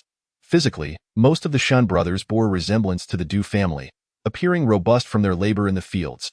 However, Shen Outyin's demeanor was somewhat akin to Shen Tiango's, albeit with a more charming and flirtatious air. His eyes seemed to invite mischief, exuding a magnetic allure that set him apart from the other sturdy men in the village. Many village girls harbored secret crushes on him. When he pursued Jiang Nanqi, countless hearts shattered among the local girls, for the two of them formed a striking pair, leaving many resentful yet helpless. Subsequently, on the day of their engagement, he was seen with Sun Cuihong, which only added to the intrigue. Even standing beside Shen Outyin seemed peculiar for Sun Cuihong, yet his actions suggested he held a genuine interest in her. This only deepened the heartbreak for the village girls, who whispered about their abnormal relationship. Most had abandoned any hopes of winning his affection, fearing that if they wed Shen Outyin, he might still share a bed with another woman. Most people now are merely spectators. Sun Cuihong had a restless night, and though her eyes were open, her face bore the marks of exhaustion. Age had taken its toll, and years of labor in the fields made her appear older than her years. As soon as she spotted Shen Outyin leaving, she hurriedly followed suit. The crowd murmured, "This mushroom is impossible to pick. Let us go see." Shen Outyin was taken aback to find Sun Cuihong trailing him even after he had changed locations. He was aware of her enduring concern for him and surmised that she must have some matter to discuss. However, with so many people on the mountain, how could they possibly find a moment alone without the entire village gossiping about it? Unbeknownst to him, the whispers had already spread throughout the mountain. Nearby, a man remarked to Sun Zhuang, "Your mother is seeking out Shen Outyin again. We're not outsiders. Care to enlighten us on this matter?" Sun Zhuang, having just discovered a mushroom and still clutching it, felt as though he had been doused in cold water. His father had passed away early, and in rural areas, a household without a man is easily bullied. People had often mocked him in such a tone, and now it involved his own mother, in the prime of his youth. He stood up and violently flung the mushroom aside, exclaiming, "What nonsense are you spouting?" The man replied, "Nonsense? The whole village knows. If you don't believe me, go take a look. It seems your family is about to celebrate something joyous. Don't tell me. Aunt Sun is quite capable. Marrying someone younger than her son at her age. Ha ha ha." Unfazed, the man laughed along with others. "You scoundrel!" Sun Zhuang, his forehead flushed with anger, charged at him, and a scuffle ensued. Others quickly intervened, but Sun Zhuang took a punch to the face, and the other man was not unscathed either. The man spat, "You can hit me, but don't expect to silence me. How shameless! I'll kill you." Sun Zhuang lunged again, escalating the situation. In truth, the villagers were all too curious about the developing relationship between Shen Outyin and Sun Tuihong, eager to discover the truth behind the rumors. Months prior, someone had been stealing corn and had seen a man and woman screaming in the cornfield. It was their first encounter with such a scene, and when he called out to ask who they were, the two fled. The witness couldn't clearly identify them, but thought they resembled Shen Outyin and Sun Tuihong, leading to even more scandalous tales. Not only was the Sun family in an uproar, but the Shen family also faced inquiries. They dared not speak too freely around Shan Mu, but Shan Tiango was another matter, a man of gentle demeanor. "Today, your youngest son met with Sun Tuihong again. Is your family preparing to marry off a daughter-in-law soon?" The moment she finished speaking, laughter erupted from those nearby. Shan Tiango's already bruised face turned even redder. But he held back his anger to maintain his dignity. He looked around for Du Yuemei, hoping to find her, but she was nowhere to be found. "Tiango, why so silent? Do share with us," a nearby aunt encouraged with a smile. Shan Tiango felt faint with anger. How could his son, Outyin, be involved with an older woman? These people were utterly shameless. Their relationship was merely that of ordinary elders and juniors, exchanging a few words when they met. Nothing more. He struggled to contain his fury. "Who are you trying to fool?" Everyone saw the two of them sneaking into the cornfield. Someone shouted. Shan Tiango felt a throbbing pain in his head. Were these people truly so foolish? How could his son possibly be interested in Sun Tuihong? It was utterly inconceivable. He couldn't fathom how these rumors had spread, seemingly aimed at tarnishing Outyin's reputation. "Everyone, let us not lose our dignity." The crowd responded. "Why do you keep speaking in riddles?" Ha ha ha. Shen Tiango felt darkness closing in, and he was fortunate to grasp a tree for support. Otherwise, he would have collapsed. His heart raced, and he sensed a decline in his health. Shen Outyin found a relatively secluded spot, bent down to feign mushroom picking, and whispered, "Let us meet at our usual place tonight." Sun Tuihong paused, realizing her own impatience. Yet how could she not be anxious? This was a matter of her life. Since Zhou Ji had pointed out the direction of her trap to Jiang Nanqi, she had been foraging for mushrooms and had not left. Shan Mu, concerned for Jiang Nanqi's well-being, worked beside her. "I intend to visit the Sun family tomorrow to propose, to hasten the marriage between Sun Tuihong and Shen Outyin," Shan Mu declared. Jiang Nanqi, sipping from her water jug, nearly choked, prompting Shen Mu to rush over and pat her back. "You must take care, dear mom. I need to tell you something," Jiang Nanqi said, wiping the water from her lips. "What is it?" "Yesterday, Sun Tuihong came to see me." She recounted how Sun Tuihong had not only humiliated Zhou Ji, but had also insulted her. Tears welled in Jiang Nanqi's eyes, falling into the water jug with a soft splash. "Did she scold you?" Shen Mu rolled up her sleeves, incensed. "I'll go teach her a lesson." Jiang Nanqi was taken aback. She had not anticipated her mother-in-law would rush to her defense. "Mom, don't. Sun Tuihong is pregnant. You mustn't fight her." Shen Mu froze, as if struck anew. She had never considered that Sun Tuihong could be pregnant, nor had she heard of it in her past life. "Mom, Have some water first. Jiang Nanqi placed the water jug in Shan Mu's hand, still holding onto her.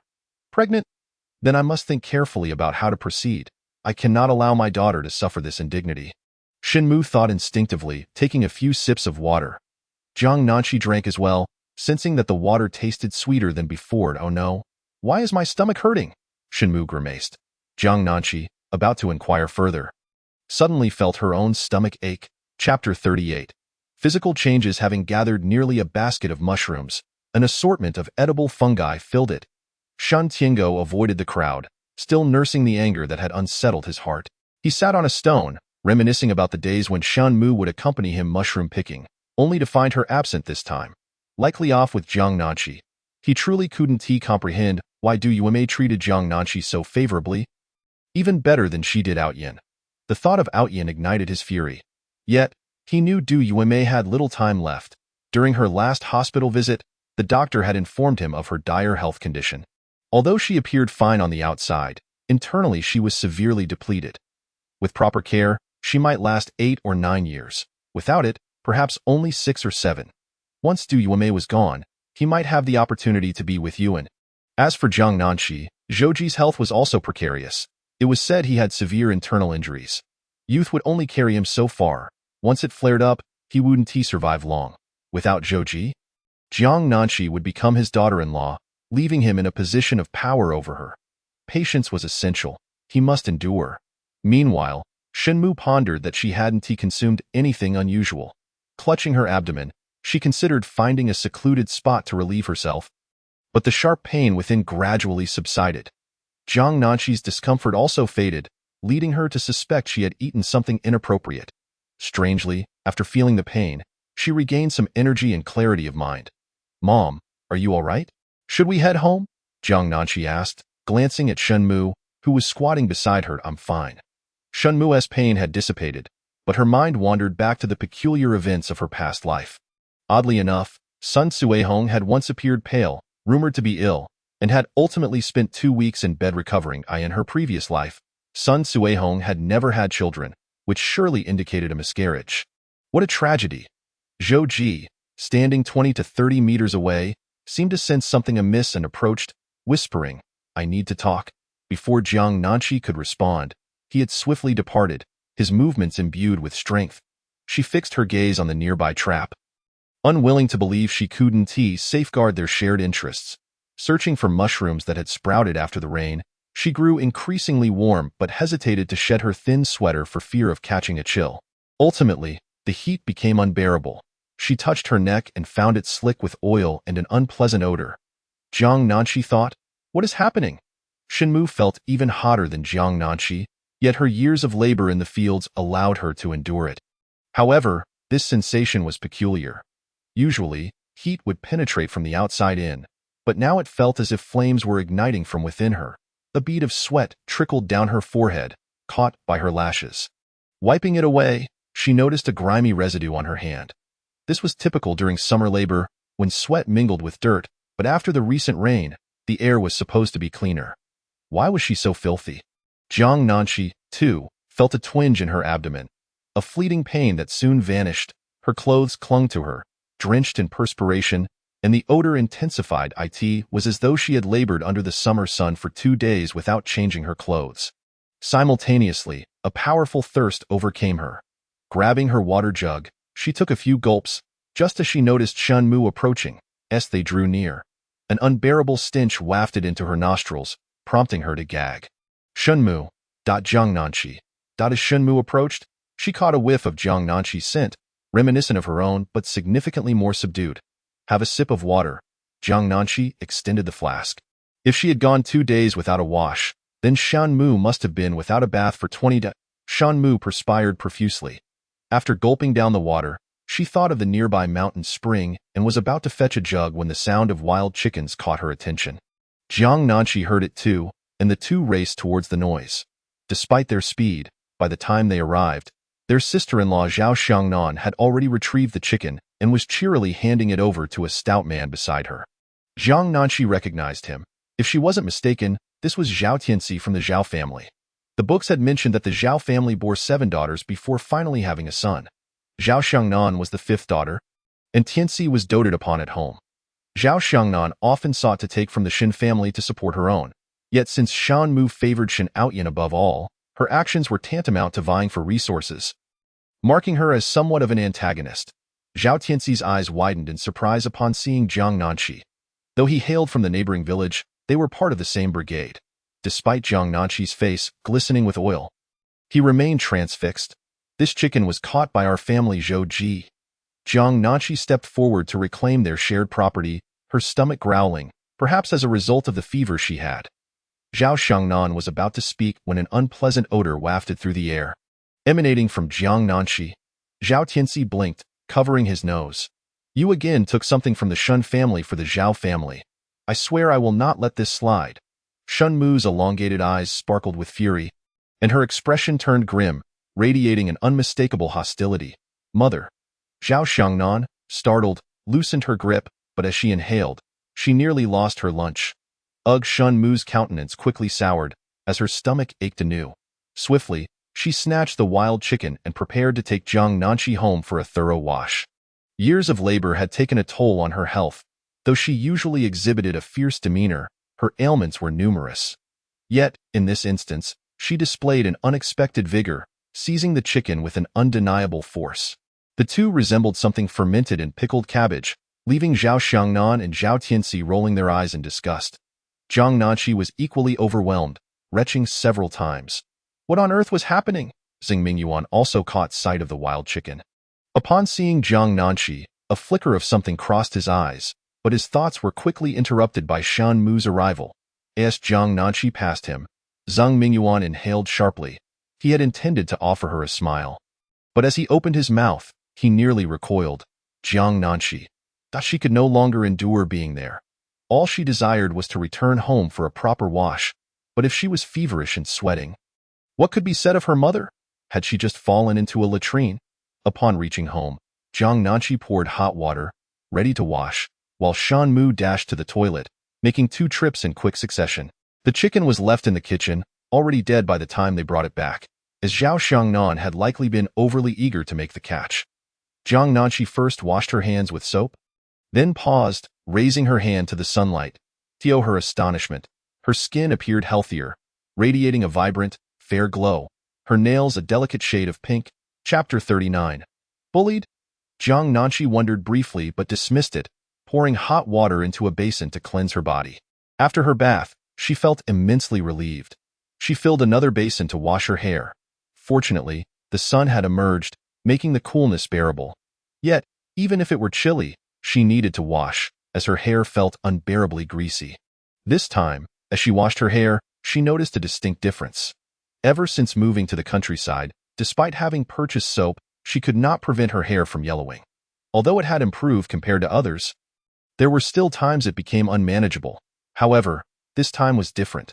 As she dried her hair, it felt exceptionally smooth, and the comb glided through effortlessly, her hair appearing darker than before. Was this merely an illusion? At that moment, Shin Mu emerged from the restroom, her hand resting on her stomach, puzzled. Why did she feel more energetic? Others who had stomach aches often emerged from the restroom looking weary, yet Shan Mu felt remarkably revitalized. Even more so than after a warm bath during her most fatigued days. Jiang Nanqi, nearby, was drying her hair. Under the sunlight, she noticed that her daughter's skin resembled that of a freshly shelled egg, previously beautiful. Now even more so, although she couldn't quite pinpoint the change. Approaching to take a closer look, Jiang Nanqi was suddenly assailed by the odor, unable to bear it, though she had previously noticed a scent on herself. Somewhat familiar, it did not bother her as much. However, having just washed her hair, the faint fragrance of soap now intensified the unwelcome smell, making her feel faint. She covered her head with a towel and attempted to flee. Shin Mu, taking a whiff of her own clothes, perhaps a bath is in order.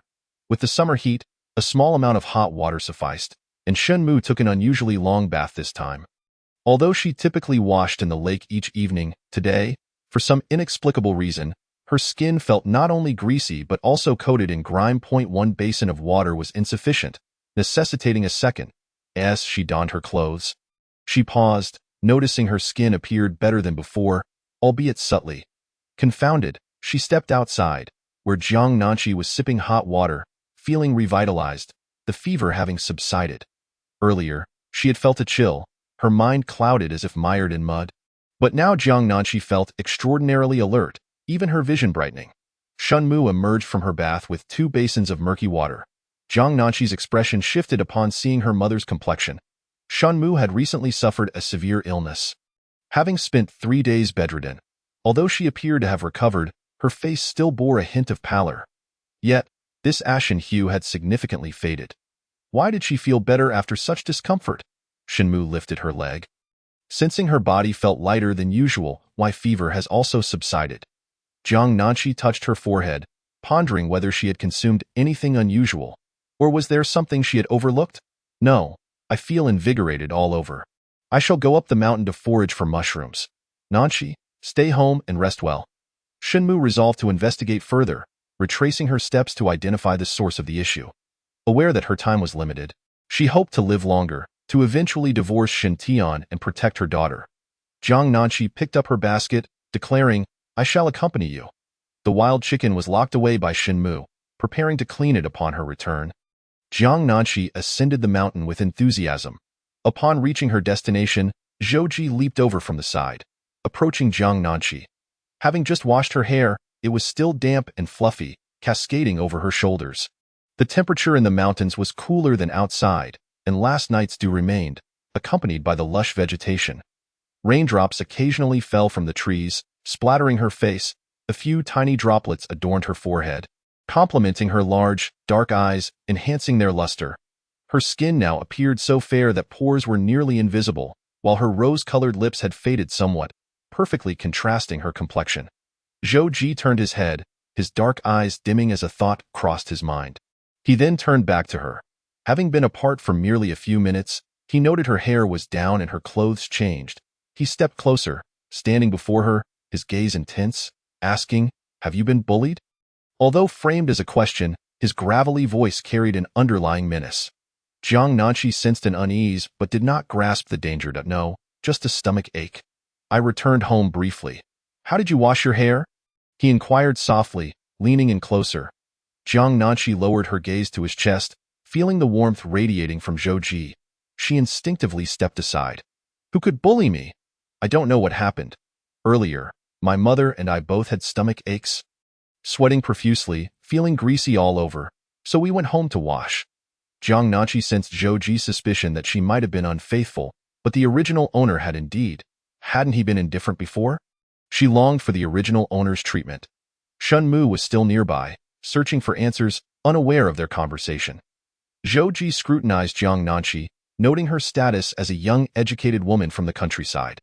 Well-loved at home, and having brought ample clothing when she moved. Today, she wore a green long-sleeve top and black pants. Such colors rarely suited anyone, yet Jiang Nanqi's beauty and fair skin lent her an air of fresh elegance. Come with me to another place. Zhou Ji stepped to her side, striding away without awaiting her response. Where to? Jiang Nanqi called after him, but Zhou Ji did not hear, nor did he look back. Her inquiries were in vain. After a moment's thought, Jiang Nanqi decided to follow him, turning to Shunmu, saying, Mother, I'm going with Zhou Ji to forage for mushrooms. I'll be back shortly, Shunmu. Thought that sounded awfully like mischief. Where could there possibly be mushrooms, especially with just the 2 of them? Shunmu stood, realizing they had already vanished. However, she soon recalled Zhou Ji. He was a good boy, and she felt reassured. Jiang Nanqi trailed approximately a meter behind Zhou Ji, feeling an increasing chill as she walked. The trees around her grew taller and more luxuriant, and the humidity in the air intensified, with many decaying leaves carpeting the ground, while the sunlight filtering through gradually diminished. If she were not mistaken, they were venturing deeper into the mountains, and even a fool would recognize the dangers that lay therein. She hastened to Zhou Ji's side, grasping the fabric of his sleeve. Zhou Ji turned his head. Jiang Nanqi lifted her gaze and inquired, Must we continue further? It feels perilously dangerous inside. Let us return. Chapter 40. If I were to become pregnant, would you marry me? Part 1. A droplet of water slipped from a leaf, landing coolly atop Jiang Nanqi's head, trickling through her hair to her skin, causing her to involuntarily shudder. She cast a glance deeper into the forest. A sense of foreboding enveloping her. Jiang Nanqi did not sense any ill intent from Zhou Ji. After all, the original owner of her body had made quite a scene yet managed to depart peacefully after a divorce. And she had done nothing in the past few days to stir trouble. She shifted her feet, stepping on the damp, decayed leaves, which emitted a creaking sound as she did so. Shaking her head, she declared, "I do not wish to proceed." "Captured the prey," he murmured. Jiang Nanqi's mind failed to register his words. Noticing her innocent gaze tinged with a hint of fear, Zhou Ji surveyed their surroundings. Indeed, the depths of the mountains were markedly different from the outside world and carried certain dangers, yet the likelihood of successfully capturing prey also increased. He bent down and offered his back to her, quickly assuring her they would soon arrive. Jiang Nanqi watched as Zhou Ji crouched, contemplating for a moment before climbing onto his back. The mountain air was naturally humid, and Zhou Ji's presence radiated warmth and dampness, making her feel somewhat uncomfortable. His intent in carrying her was merely for convenience, devoid of ulterior motives, especially since he had held her earlier that morning. Uncertain whether it was the urgency of that morning that had caused him to overlook certain details, Jiang Nanqi now lay against his back like a feather, her delicate wrists occasionally brushing against his chin, the contact feeling soft and fluid, unlike anything else. Yet, he found himself inexplicably drawn to the sensation. Longing to touch her, Jiang Nanqi was taken aback. She had barely settled onto Zhou Ji's back when he gently set her down. Zhou Ji turned away, quietly stating, "We are almost there. Walk on your own." Jiang Nanqi found that they had indeed not strayed far, soon arriving at a cave where a lifeless deer lay. She leaned closer to inspect, her eyes sparkling with excitement. "How much meat must this yield?" Zhou Ji interjected, "We must process it quickly. I know of a spring nearby. I can return at night to skin it. Shall we roast it for a meal?"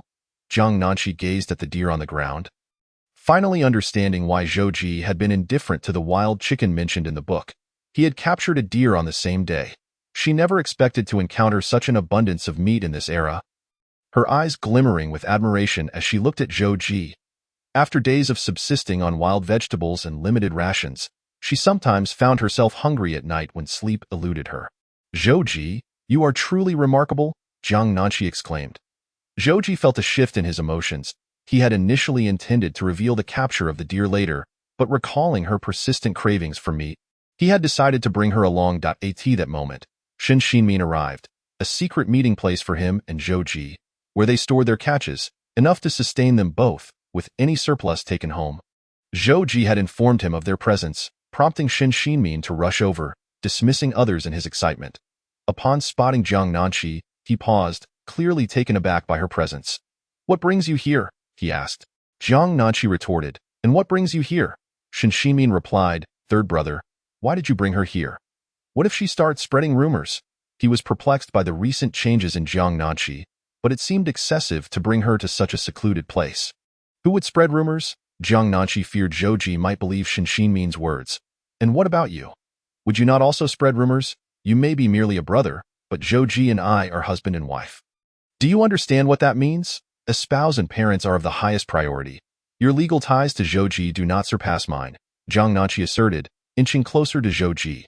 Shen Xinmin glanced at Zhou Ji, surprised to see him unmoved. It was evident that he had been captivated by her. If he intended to provide her with a share of the spoils, why bring her here? It was truly baffling. "Zhou Ji, your hunting skills are incredible. You should take me along next time. I am quite skilled with a bow," Jiang Nanqi enthused, exhilarated at the thought. With 4 years remaining until the college entrance examinations, subsisting on wild vegetables and limited rations could leave her emaciated by then. "You can shoot arrows?" Shen Xinmin scoffed. Jiang Nanqi replied, "Indeed, I am adept at archery, even while riding a horse, though my parents' relationship was tumultuous. I grew up in a well-to-do family, indulging in various pursuits. Who would have anticipated the hardships of this era?" Of course, she was merely speaking whimsically. In such a dense forest, traps would be far more effective than archery. "Fifth brother, you only know how to mock. Look at Zhou Ji, so capable yet never boasting," Jiang Nanqi said, her eyes sparkling with hope that he would think of her each time he succeeded in hunting. Zhou Ji shifted his gaze from her lips to a different direction. Shen Xinmin remained silent, observing Zhou Ji's demeanor.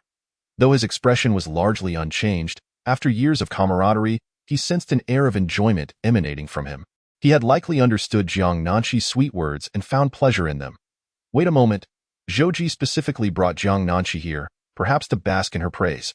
Shen Ximin shook his head, dismissing the notion. He knew Zhouji well enough to recognize that he would not entertain such trivial thoughts.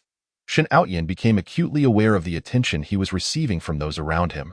Although he had encountered similar situations before without concern, he now felt a twinge of embarrassment. Their gazes were filled with curiosity, teasing, and even overt disdain, each glance serving as a growing provocation. Sun Cuihong had truly lost her mind. They had agreed to part ways decisively, yet today she acted affectionately in front of so many. Was she attempting to win him back through such means? What was she thinking, no matter her actions? His father would never consent, nor would his mother. With so many brothers and a doting mother, and an uncle who was a captain, Sun Cuihong, being of ordinary appearance and of an age that was hardly advantageous, could never dream of marrying him. When Sun Cuihong had initially called for a clean break, Shen Outyan felt a flicker of guilt, but now that guilt had morphed into disdain, if she truly loved him, why would she embarrass him so publicly? That evening, Shen Outyan ventured out to meet Sun Cuihong, who anxiously paced in the woods. He approached with a stern expression, but as he neared, he adopted a more relaxed demeanor. Did we not agree to avoid meeting for a while? Why seek me out in front of so many today? His tone was calm, yet Sun Cuihong sensed an underlying interrogation in his gaze. I did not mean to seek you out. I just wanted to ask you something, Sun Cuihong stammered, swallowing hard. Shen Outyan turned away, refusing to look at her. What is it? Sun Cuihong found it difficult to broach the subject of her potential pregnancy. Uncertain of its truth yet gripped by fear, it's nothing. I shall return now my mother has forbidden me from wandering about. It seems she has discovered our affair. Shen Outyan scanned the surroundings warily. With so many eyes scrutinizing him and Sun Cuihong earlier, any further association would be perilous. As he spoke, he attempted to leave, but Sun Cuihong interjected, if I were to become pregnant, would you marry me? Her voice grew more fervent, the latter words tumbling out rapidly, as though fearing that if she did not speak quickly enough, Shen Outyan would not hear her. Shen Outyan stumbled, his forehead colliding with a tree. Leaving him dazed and momentarily blank, cradling his head, he looked up at the approaching Sun Cuihong, her typically flirtatious eyes wide with concern. Outyan, what is wrong? Are you all right? She asked, rushing forward to check his reddened forehead. Wait. Shen Outyan's voice faltered, barely able to articulate. What did you just say? Sun Cuihong froze, feeling an inexplicable sense of guilt. If I were to become, she stuttered. But you said you could not become pregnant. Shen Outyan nearly choked on his words, his eyes wide with disbelief as he stared at Sun Cuihong, momentarily at a loss for words. Sun Cuihong hurried to clarify, I cannot get pregnant. The midwife told me so when I gave birth to Zhuang.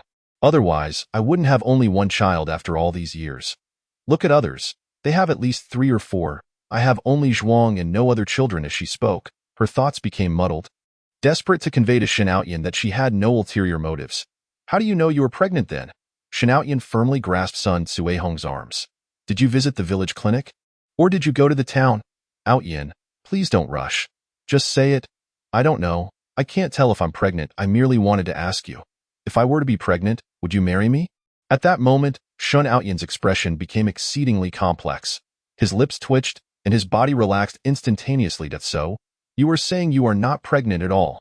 Not necessarily. What do you mean, I don't know for sure? Then why bring this up all of a sudden? Shen Outyan felt a surge of frustration at her ambiguous words. He dreaded the thought of what would happen if Sun Cuihong were truly pregnant. If she clung to him, he would be compelled to marry a woman much older than him, leaving him with no face to maintain his reputation in Shangxing village. I don't know. I am frightened. Sun Cuihong winced at Shen Outyan's grip, her fingers nervously clutching her black top. The wind tousled her weary face, adding to her aged appearance. Yesterday, I told Jiang Nanqi that I had severed ties with you. She mentioned that I might be pregnant. Shen Outyan breathed a sigh of relief. She is deceiving you. You've been tricked into believing such nonsense. She resented you back when you were betrothed, so she said that on purpose. You haven't conceived over the years, and at your age, how could you possibly be pregnant? The more I think about it, the more terrified I become. Sun Cuihong felt an inexplicable restlessness within her. She knew Jiang Nanqi's words were likely false, but if there were even a shred of truth, it would spell disaster for her. She asked again, "If I really were pregnant, would you that I would marry you?" Shen Outyin regained his composure, his heart gradually calming. "If you were to conceive, even if my mother vehemently opposed our union, she would relent for the sake of the child. Even if she were to threaten me, I would still marry you." His sweet words flowed effortlessly. Shen Outyin had long been accustomed to soothing Sun Cuehong in this manner, for he had nothing to lose. Sun Cuehong exhaled in relief, a smile illuminating her face. "I was truly afraid that if I were pregnant, you wouldn't acknowledge it, and someone would report me. All right, let's not discuss this any further." Shen Outyin affectionately brushed Sun Cuehong's nose with his finger. "I thought you had something urgent to discuss with me. The moment I got home, I sought the opportunity to come out. However, my mother has been quite strict with me these past few days, so I must return now to them." Sun Cuehong nodded. Shen Outyin turned to leave, but Sun Cuehong couldn't help but ask once more, "If I were pregnant, would you?" Shen Outyin halted, his response swift yet hesitant. He understood it was unlikely, but her repeated inquiries intensified his doubts. Could it be that Sun Cuehong was truly pregnant? He dared not reiterate his previous words. "Cuehong, don't overthink this. It is simply impossible. I spoke from the heart earlier. You need to rest. Look at how exhausted you are." Sun Cuehong nodded. Shen Outyin resumed his departure, carefully controlling his pace. He had not anticipated that Sun Cuehong would become such a source of trouble. She had previously stated that pregnancy was impossible, yet now she posed such questions. It seemed he could no longer maintain any relationship with her in the future. Sun Cuehong watched him retreat slowly, her heart finally settling. Upon returning home, she was startled when she opened the door. "Mother, what have you been up to?" "Zhuang fought with someone today. His face is all bruised." Sun Cuehong felt guilty as she replied, "No, I was just out for a stroll, chatting with others." "Who were you chatting with? Did you hear what they said about our family?" Zhuang gritted his teeth. "Mother, what are you trying to do? Are you intent on destroying our family?" Sun Cuehong's tears streamed down her cheeks. "Zhuang, you are doubting me again, and no matter what I say, you refuse to trust me. Fine, I will tell you now. I will no longer see Shen Outyin. If I see him, I will turn and leave. Will that suffice?" Zhuang looked perplexed. "Really? I knew you wouldn't believe me. Others doubt me, but you as well? I have only your father. I haven't remarried all these years for your sake." "All right, mother, let's not discuss that anymore. Just stay away from Shen Outyin from now on." Zhuang grimaced in pain, while his wife, who had been silent, finally considered speaking up. However, recalling Zhuang's advice to be mindful of his mother's feelings, she remained quiet. Seeing Zhuang in pain, she quickly fetched an egg to roll over his bruised face. Sun Cuehong retreated to her room, uncertain if it was merely psychological, but her stomach ached with anger. Today, the Shen family had gathered a considerable amount of mushrooms. After drying them for a few days and sewing them up, come winter, they could be soaked and added to meat stir-fries or soups, promising a delightful feast. Yet today, everyone's gaze was fixated on the pot nearby, where chicken was bubbling away. Despite not being cooked for long, the aroma wafted throughout the yard, causing the Shen family to salivate uncontrollably. Chapter 42. I drank bowl after bowl on a summer night. Tranquility allowed the sounds of cicadas and birds to resonate, amplifying every sound. Shen Tian struggled to contain his saliva, but for the sake of decorum, he kept his mouth tightly shut, fearing that speaking would cause him to drool. This hour, he would typically feign interest in a book, but now he found it impossible to concentrate and instead occupied himself with a short stick, scribbling in the dirt. Speaking of writing, Shen Tian recalled Zhou Ji's job, which he was ideally suited for, both in terms of appearance and capability. Why had there been no news regarding that job in the past few days? He needed to inquire about it tonight. Du Yuemei would never let go of him if she remained unaware of his past misdeeds. Was it simply his age that displeased her? The truth was, he had grown lazy in dealing with Du Yuemei over the years. With just a little effort, he could still appear as he once did. Jiang Nanqi glanced at her hair, which had visibly improved in quality. She reflected on her actions from that morning. No. What had she and Shan Mu done together? They had both gone up the mountain, but she hadn't consumed anything there. She had barely harvested any mushrooms due to her lethargy and fever. Jiang Nanqi shook her head, questioning why she was even thinking about that. It was normal to feel sluggish when ill, especially since she had worked while sick. Later, when Shanmu mentioned Shen Outyin and Sun Cuihong. She had pretended to complain of thirst, then drank water. Wait, she remembered her mother-in-law had also drunk water. However, the water was nothing special, just the hot water boiled at home, which she had taken to quench her thirst on the mountain. Jiang Nanqi dashed to the kitchen, refilling a bowl of water. Shenmu was tending to the fire, forbidding anyone from sneaking bites. Upon seeing Jiang Nanqi's actions, she understood that Jiang Nanqi was also suspicious of the water. I've already had 7 bowls this afternoon. Shenmu raised her hands, extending 7 fingers. She too suspected the water might be the issue, as she felt significantly better since that morning, both inside and out. She was determined to live longer. As long as she was around, she could do many things and better protect her daughter. Yet, it seemed futile, she sighed. Jiang Nanqi. Jiang Nanqi picked up the kettle. It felt surprisingly light, and she realized it was empty. All gone? Jiang Nanqi had not anticipated this. During their midday baths, they had primarily used water that had been sun-dried outside. Go be precise, boiling wood was inefficient. In summer, they would pour water into a basin to sunbathe. By evening, it would still be warm for bathing. Surely, the morning's kettle hadn't all been consumed by her. Mother, you've drunk so much. Are you all right? Jiang Nanqi quickly inquired that I'm fine. Shenmu waved her hand dismissively. I only had half a bowl initially, afraid of pouring too much. If it were indeed special, I would have saved it, but now it seems useless. I drank 1 bowl after another. As she spoke, she struggled to contain herself. Shenmu composed herself and stood up. Watch the pot while I step out for a moment. Jiang Nanqi. Jiang Nanqi felt puzzled. After leaving the house with Shenmu, they had only shared water together. They had not eaten anything else in common. What about breakfast? But breakfast was the same for everyone. The others didn't seem to have the same experience as they did. When Shenmu returned, Jiang Nanqi rushed back to her room to check the kettle. Zhou Ji was sitting there mending clothes. Upon seeing Jiang Nanqi open the kettle, his eyes nearly glued to its spout. As if he intended to dive in, she gazed at the kettle, wondering if it might be her narrative's golden finger. Excitedly, Jiang Nanqi hurried to the kitchen, only to find the kettle empty. She refilled it from the water jar, waiting an additional 10 minutes for it to be effective. Shenmu watched closely. After 10 minutes, Jiang Nanqi gulped down a couple of mouthfuls. It's a bit cold. Let me have some more. I refuse to believe this. Shenmu snatched it from her, pouring it down her throat, and drank a full kettle's worth, letting out a hearty belch. Jiang Nanqi. Even when the chicken was finally ready, they could not discern any difference. Neither of them experienced any perspiration, nor did they feel any stomach discomfort. What on earth was the issue? Not wanting to dwell on it, they decided to eat the meat.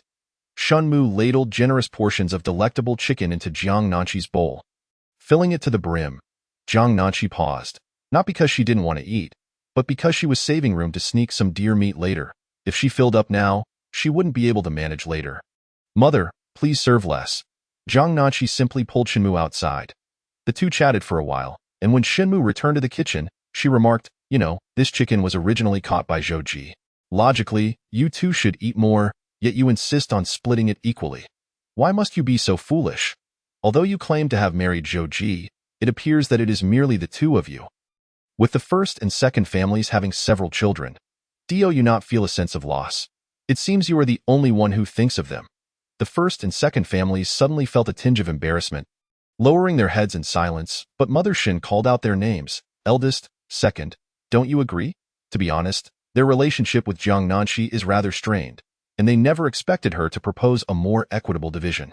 Now, having suddenly accepted her goodwill, they find it difficult to hold their heads high. Yes, indeed. Their discomfort only deepened. Eldest sister-in-law, Chu Xiufeng, quickly interjected, our family has many children. This time we are indeed benefiting from it. Thank you, third sister-in-law. If you ever need anything from me, do not hesitate to ask. Second sister-in-law, Zhao Shangnan, merely snorted in response. Just as she finished her disdainful sound, a sharp slap landed on the back of her head, causing Zhao Shangnan to yelp. She realized that her mother-in-law seemed to have gained more strength than before. You dare to snort? If I hadn't seen you sneakily giving your brother a wild chicken, I would have let it slide. If it weren't for my good mood today, I would have given you a proper lesson. Mother Shen nearly took off her shoe to strike her second brother. Shen Shimin quietly advised, Mom, please don't hit her. Jiang Nanqi recalled the plot from her book, where Zhao Xiangnan was briefly introduced as a minor antagonist. Originally, Mother Shen would have scorned Zhao Xiangnan and never allowed her into their home. However, Shen Shimin was in a vulnerable position, and while Mother Shen was away seeking her daughter with an introduction letter, the two secretly married. By the time Mother Shen returned, it was already too late. Nearly causing her to fall ill from anger, it cannot be entirely said that second sister-in-law Zhao Xiangnan is a gold digger. After all, she married Shen Shimin without demanding a bride price. In stark contrast to her 6 elder sisters who were all married off with substantial dowries, yet to less than desirable husbands. Zhao Xiangnan still possessed a spirit of defiance, having been severely beaten by her mother Zhao after obtaining the marriage certificate. Mother Shen, unable to bear it any longer, confronted the Zhao family, which concluded the matter. Yet, later on, she began to cozy up to the Zhao family using Shen family possessions. Useless things. If I want to hit, I will hit them. If I don't, our entire Shen family will belong to the Zhao family, Mother Shen scoffed. She had once thought of Zhao Xiangnan as the Zhao family's burden, daring to obtain a marriage certificate in secret. Exhibiting a certain bravery, she had believed Zhao Xiangnan was merely enduring hardship, especially after being so brutally beaten by the Zhao family. Yet now she was looking to benefit from the Shen family. Chapter 43. Zhang Nanxi's clothing. The portions of food were neatly arranged on the table, with each individual having a designated share. However, in front of Shen Outyan, Zhao Xiangnan, and Shen Tiango, there was only a bowl of chicken soup. Shen Outyan gazed at the soup before him, pouting slightly in grievance. Mom, did I do something wrong? How can you even ask? If it weren't for the bruise on your forehead, I would have slapped you already. What mischief have you gotten into today that requires me to remind you? Shen Outyan felt guilty, thinking back to his encounter with Sun Cuihong. Mother Shen, however, deliberately inquired, Sixth, tell me truthfully, is it true what they say about you and Sun Cuihong? Is it as the village whispers? Her tone grew increasingly severe, almost to the point of outrage. Mother Shen intended to humiliate this ungrateful child, who, like her biological father, had abandoned her sister for so many years. Shen Tiango quickly interjected, how could that possibly be the case? The villagers are just gossiping out of jealousy towards our family. Besides, you should speak kindly to the child and maintain some decorum. Mother Shen slapped Shen Tiango, causing him to stagger. And you? Look at how you've spoiled the 6th. What will happen if he can't find a wife in the future? Are you condemning him to a life of solitude? I'll beat you to teach you not to care about my son. You've ruined him. Despite all his education, you haven't raised him properly. Mother Shen charged at him, delivering a flurry of blows. Shen Tiango felt as though his insides were being pummeled. If not for the thought of eating chicken later, he might have fainted from the pain. Nevertheless, he rolled his eyes several times. The room fell silent, with everyone afraid to speak, lest they incur the wrath of the matriarch. Mother Shen felt invigorated by her outburst, realizing that hitting Shen Tiango was also a way to relieve her stress. By the way, second family's daughter, do you have anything to say? Mother Shen turned to Zhao Xiangnan. Zhao Xiangnan waved her hands. Mom, I made a mistake today. Just being able to drink chicken soup is already a blessing. She then lowered her head, staring at her bowl of rice. Life had become hard. Families like theirs didn't even have rice soup to drink. When she chose to marry into the Shen family, it was precisely because they fared better than others, with rice soup served daily. Before marriage, she was emaciated, but now she had finally gained some weight. Eat up. Those who don't want to eat can leave, Mother Shen declared as she took her seat, unable to resist salivating at the smell of meat. Shen Tiango felt embarrassed, having just beaten his wife in front of their children, but gazing at the chicken soup, he thought about how delightful it would be to soak a cornmeal bun in it.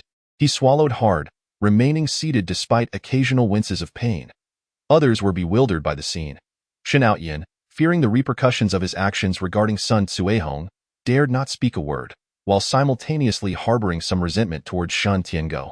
Logically, as his father, why didn't he stop him back when he first began with Sun Cuihong? Now, his reputation lay in ruins.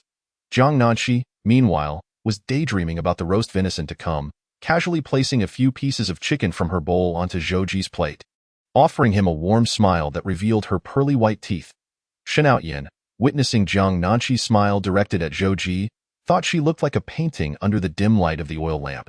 Swallowing hard as regret washed over him for not having betrothed himself to her earlier. He should have secured the engagement first, then dealt with Sun Cuihong afterwards. as they could have both happened simultaneously.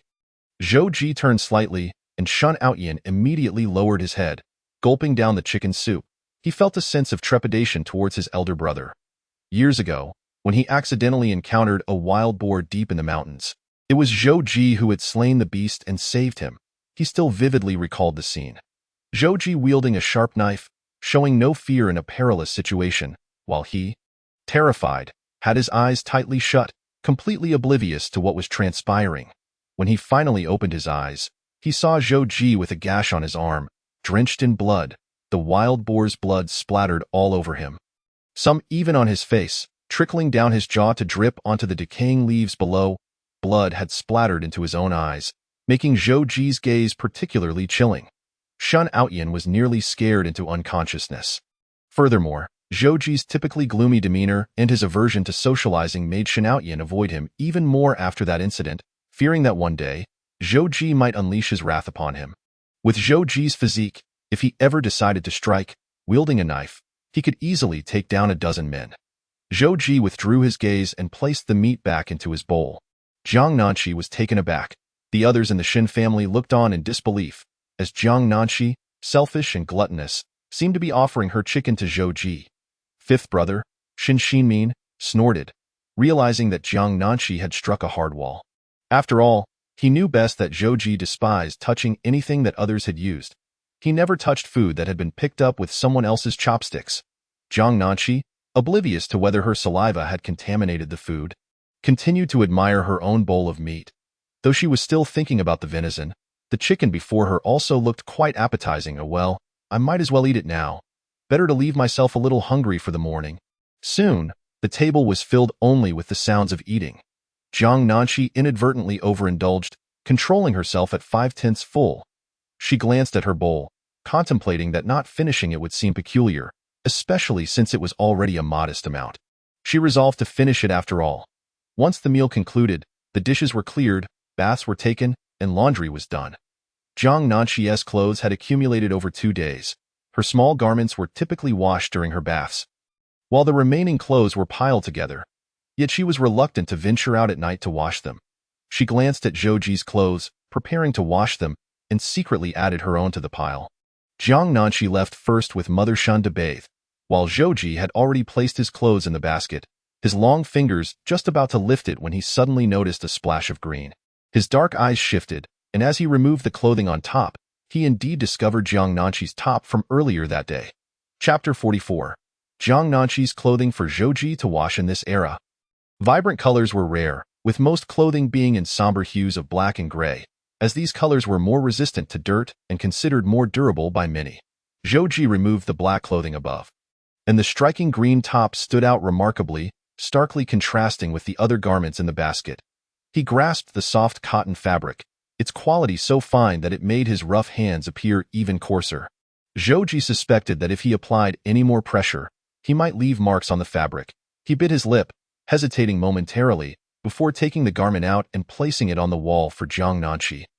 Then picked up the basket and headed for the door, glancing back one last time. Jiang Nanqi had confided to Mother Shun about their plan to secretly go to the mountains that evening to feast on venison. After a brief wash, they returned quite early. Upon their return, Zhou Ji was already there, sorting through clothes. Jiang Nanqi clandestinely cast a glance and discovered that her clothes had already been hung out to dry. She surmised that it must have been Zhou Ji who, while doing the laundry, noticed her garments tucked away and took the liberty of washing them as well. Tomorrow, she would surreptitiously tuck them away again. Just as this thought crossed her mind, Jiang Nanqi noticed Zhou Ji turning to reveal a cold, expressionless face. He paused on her for a brief 2 seconds, yet ultimately said nothing and walked away. As Zhou Ji turned his back, she pretended to be preoccupied, and once he departed, she hurried to inspect the drying line. The clothes were impeccably clean, albeit stretched a tad too much, giving them a slightly misshapen appearance. However, it was of no consequence. Zhao Xiangnan had not bathed that day, feeling utterly fatigued, and preferred to lounge at home. With the heat rising, she sought solace in the courtyard, planning to sleep outside later that night. While sewing her clothes, she noticed Zhou Ji hanging Jiang Nanqi's garments, instantly recognizing them due to their unique color, which only Jiang Nanqi could wear. She couldn't fathom how Jiang Nanqi could be so indolent as to neglect her own laundry. allowing Zhou to do it for her. Third brother, sister-in-law is going too far. She's even making you wash her clothes. Don't you know what mother said about men washing women's clothes bringing misfortune? Before she could finish, she realized Zhou was oblivious, engrossed in hanging clothes behind her. Zhao Xiangnan thought it inappropriate to confront Zhou directly. Initially, she intended to scold Jiang Nanxi upon her return, but seeing Mother Shan nearby, she held her tongue, her anger simmering within. Jiang Nanxi had previously arranged with Zhou to leave an hour and a half after he did, to prevent herself from dozing off. She had asked Mother Shan to call her, primarily because she had no concept of time, as there were no clocks in the house. Mother Shan, however, had a rough idea of the time and lay down to rest. Shan Tiango, having groomed himself, caught a fleeting glimpse of his reflection in the mirror. Once full of vigor and pride, he now found white hairs and wrinkles adorning his face. Time had finally caught up with him, which explained why Du Yuemei's demeanor towards him had drastically changed of late. In the past, he would never have humored Du Yuemei, but now he felt weary. He styled his hair once more, unwilling to remain shackled by the past, ultimately succumbing to societal pressures. He donned a crisp white shirt paired with youthful green military trousers and practiced a smile while holding a book. Chapter 45. Zhou had not a scrap of food left the first time Shan Tiango met Du Yuemei. He was holding a book, an attire she had always favored. However, upon returning to Shangxing village, he had ceased to dress so, as Yuan was no longer by his side. He still wished to present his best self to her. Taking a deep breath, he lifted the curtain and stepped into the bedroom, displaying a determined smile, only to find Mother Shan already feigning sleep in bed. Typically, at this hour, she would either be mending shoes or sewing clothes. Mother. Shan Tiango approached softly. Allow me to recite a stanza of the Yumerin for you. It was the very poem he had read during their first encounter. When will the spring flowers and autumn moon fade? The past. The moment Mother Shan opened her eyes, she spotted Shan Tiango swaying with the book in hand. Since that morning, she had felt markedly more spry, springing from the bed, exclaiming, I told you not to bring a book, did I not? Are you trying to bring us to ruin? She seized the book and struck him on the forehead. Not that. Aren't you going to acknowledge my attire? He protested. Stop hitting me, Mother. Look at me, he insisted, his face bruised and one eye squinted shut, resembling a wretched creature. What are you doing? Mother Shan scolded, pushing him out the door. Zhao Xiangnan stood dumbfounded, clutching her clothes, as she observed Shan Tiango. He felt utterly humiliated to be treated in such a manner before his daughter-in-law. He was a father-in-law, after all, yet here he was, reprimanded and expelled from the room. Shan Tiango felt a wave of darkness wash over him, clutching the doorframe to remain upright. The door was shut firmly by Mother Shan, leaving him with nowhere to go. Come inside and sleep, she said, pulling him back in. She had plans to go out for food soon. What if he wandered off and got into trouble?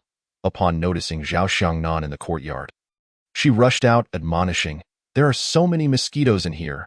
You foolish woman, think of the children. They're covered in bites. Go back inside and sleep. Zhao Xiangnan surmised that a quarrel must have erupted between her in-laws and hurriedly took the children back indoors. Shan Tiango initially believed Mother Shan had been defending him, but before he could voice his thoughts, he was seized by his clothing and thrown onto the bed. Sleep. An hour and a half later, Mother Shan called Jiang Nanxi awake from the window. Rubbing her eyes, she eagerly followed Mother Shan out. The youngest son, Shin Xinmin, spotted them at the foot of the mountain and hurried over. Mother, you're here, he exclaimed, ignoring Jiang Nanxi. The three of them ventured deeper into the mountains, careful not to leave any lingering scent behind. The woods were even more foreboding at night. The wind rustled through the branches ominously, and Jiang Nanxi felt an inexplicable sense of mystery and danger. In a wonder, Shin Outyin and Sun Cuihong had come here to stir up trouble. With nothing to do, no one dared to venture up the mountain. She moved closer to Mother Shan. Xinmin, are you trying to get yourself killed? Why are you walking so fast? Can't you see your sister? Your sister-in-law is so frightened? Mother Shan shouted at her son. And as her voice rang out, the chirping of birds and buzzing of insects diminished significantly. Shin Xinmin could only slow his pace in response to her scolding. After more than half an hour, the trio arrived at a cave. We scattered wild boar droppings here. No other beasts will come. The cave flickered with firelight, and as they stepped inside, they beheld a bonfire, with Zhou seated beside it, tending to the twigs in his hands. The firelight cast a warm glow upon his face, making him appear softer than his usual cold demeanor. Jiang Nanqi, from her vantage point, thought Zhou Ji seemed more gentle. She took the initiative to sit beside him, causing him to pause momentarily in his actions. Shen Xinmin rolled his eyes. He had noticed recently that Jiang Nanqi had shifted her affections, no longer pursuing that male youth and displaying less flirtation with Shen Outyan. Yet her interactions with his third brother had noticeably increased. How curious it was. Wasn't she previously disdainful of him? Could it be that? Shen Xinmin gazed at the fragrant venison being grilled. Over the years, the brothers had grown sturdier than others, thanks to hunting trips with their third brother. Whenever they hunted, he benefited from extra portions. While others starved, they occasionally savored meat in their current circumstances. They wouldn't starve, but hunger was dire, and Jiang Nanqi might have discovered her third brother's capabilities, leading her to seek him out eagerly. Shen Xinmin poked at the fire, regretting not having stopped his brother from going to save someone initially. Had he gone himself, he would not have spoiled Jiang Nanqi and would have ensured his brother did not endure such indignities. Although his brother did not care, he did. How fragrant! The meat was just beginning to char. Its exterior a light golden brown, releasing an enticing aroma. Jiang Nanqi's anticipation grew. Where did the charcoal come from? Mother Shen noted a wooden basin nearby, still containing a fair amount of charcoal. Given that obtaining black charcoal was difficult, as it was only distributed during winter in the village, she inquired, "Mother, you needn't worry. It's nothing." "How dare you defy me?" Mother Shen retorted. "Third son, be cautious. Don't let anyone catch you." She recognized that Zhou Ji was the most capable among her sons, yet he was also the most unfortunate, which explained why he had not sought justice for her. Reflecting on this, she felt pity for Jiang Nanqi. If Zhou Ji were to depart early, she too would be left a widow at a young age. In the past, while she spoke, Zhou Ji, though unable to hear, could comprehend her words. This time, when she glanced up, she saw Zhou Ji casting a fleeting glance at Jiang Nanqi before lowering his gaze to the fire, his attention not directed towards her. Mother Shen's alarm bells rang in her mind. She knew her daughter was beautiful, kind-hearted, filial, virtuous, and obedient. Yet she firmly believed that a union between her and Zhou Ji was utterly impossible. Firstly, her third son lacked the means to support a family. A woman destined to live a life devoid of resources would inevitably suffer like a widow. Furthermore, what if Zhou Ji were to succumb to a sudden illness, leaving her daughter in despair at a tender age? "Nanqi, you sit over there. I'm feeling a bit cold, so I'll take this spot," Mother Shen insisted, rising to prompt Jiang Nanqi to change places. Jiang Nanqi paused momentarily, glancing outside to confirm it was indeed summer. However, considering that Mother Shen likely had something to discuss with Zhou Ji, and feeling slightly warm herself, had it not been for the cooler mountain air, she would have been drenched in sweat. She promptly stood to yield her seat to her mother-in-law. Mother Shen settled beside Zhou Ji, effectively eliminating any potential for romantic tension between the two. Zhou Ji's dark eyes briefly rested on Mother Shen before he withdrew his gaze, continuing to baste the venison with honey. A sweet aroma enveloped the cave, and Jiang Nanqi felt her stomach grumble in response. This was undoubtedly the best meal she had savored since arriving in this era, perhaps even the best she would have in a long while. "And honey!" Mother Shen exclaimed, her eyes widening. "Mother, do you remember last year when third brother brought home 2 jars of honey? We still have some left over from last year that we haven't finished." Shen Xinmin habitually began with an explanation, for without watching the other's lips, Zhou Ji could hardly discern what was being said. If someone spoke suddenly, he would be oblivious, completely unaware. Shan Mu clenched her teeth at the thought. Most of the 2 jars of honey had been consumed by Shen Tiango, who would share it with Shen Ao Tian each time he drank. Subsequently, after exerting herself, she had developed a routine of preparing a basin of honey water every noon, distributing it among everyone, resulting in its complete consumption within 2 months. In a couple of days, the farming season would come to an end, and on the day after tomorrow, the brigade would have a break. Jiang Nanqi planned to venture out then to purchase some food and clothing. Shen Mu, with a beaming smile, remarked that soon work would be nearly finished, and she needed to remind her elder brother. The 5th son, Shen Xinmin, was nearly apoplectic. Did Jiang Nanqi really need to go out to shop for clothes? Third sister-in-law, after the farming season, will Zhang Mingyuan have to go back to feeding the pigs? He asked sarcastically, aiming to ensure Zhou Ji was not beguiled by this woman. Jiang Nanqi paused, recalling the plot from the book. After the original protagonist married Zhou Ji, he had found her a simpler job, ostensibly as compensation for Shin Aotian's affairs. Although feeding pigs had a strong odor, the hours were late and the work was light. In summer, she would not have to endure the sun. And in winter, she was spared from shoveling in the wind. It was vastly preferable to laboring in the fields. Yet, before long, Jiang Nanqi had passed this job on to Zhang Mingyuan. Jiang Nanqi thought to herself, she had to find some work. And though the pig feeding was a bit odorous, she found it acceptable. She resolved to reclaim this position. Zhou Ji, at some point, had lifted his gaze, seemingly unaware of Shin Xinmin's earlier words, his attention fixated on Jiang Nanqi. This job is certainly mine, she declared. Shan Mu had intended to dissuade her from this task, but recalling that her elder brother had yet to secure them a different job, she felt compelled to inquire further. A drop of oil cascaded from the meat onto the embers, intensifying the fragrant aroma in the cave. Zhou Ji produced a small, sharp knife, its blade glinting ominously in the firelight. Shan Mu was startled. "Third, where did you get this knife?" "It was left over from before," Zhou Ji replied tersely, slicing off a piece of well-cooked meat with the blade. He speared the meat on the tip of the knife. Glancing at Shin Mu while his peripheral vision caught Jiang Nanqi's presence. "Nanqi, you should eat first," Shin Mu urged. Though tempted, Jiang Nanqi quickly waved her hand, feeling it unnecessary to indulge at that moment. After all, her mother-in-law was an elder, and she had not yet reached such a gluttonous state. "I'll eat later. You have it first."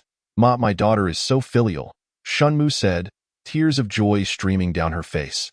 Jiang Nanqi noticed Zhou Ji's skill in cooking, the meat aromatic and enticing.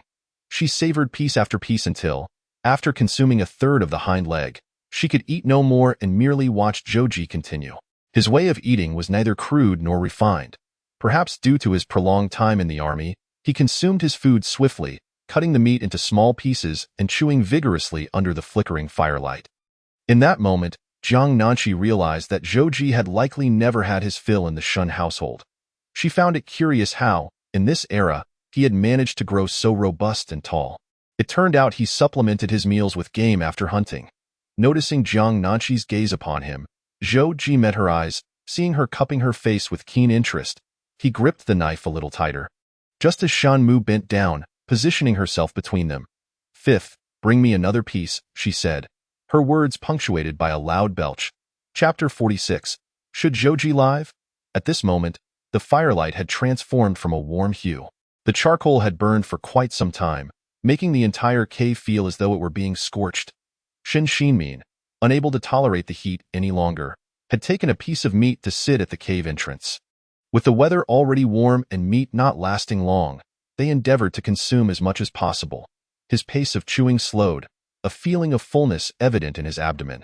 Just as he bit into another piece, he stared blankly at the elderly matriarch. His mother was not requesting meat from beside him, but rather across the fire pit, which was unbearably hot. Shin Xinmin began to suspect that his mother was not genuinely hungry for meat. He glanced at the sizzling, dripping roast. "Ma, come over here. There's plenty to go around. I'll cut you a piece." Shin Mu felt as though the food was lodged in her throat. One more bite and she might regurgitate. Panic surged within her, fearing that Jiang Nanqi and Zhou Ji might develop feelings for one another. If the third son had not encountered trouble, she might have pushed for a match, but now, it was out of the question. Feelings would only lead to suffering. "Nanqi, are you full?" Shin Mu asked, belching slightly. Jiang Nanqi nodded. She felt stuffed, as if she might not want to eat again for days. "Let us go down the mountain," Shin Mu urged, eager to lead Jiang Nanqi back home. Shin Xinmin, eyeing the remaining meat, opened his mouth to speak, but Jiang Nanqi interrupted. "Ma, what will we do with the leftover meat?" Though her belly was full, her heart still craved more. She contemplated returning tomorrow for another meal. "Third, you should run to town tomorrow. We've sold everything, right? Be careful and pay attention to your safety," Shin Mu instructed. These meats wouldn't keep for long, especially with so many mouths to feed at home. Bringing them back was not feasible. Jiang Nanqi pondered this as a viable plan.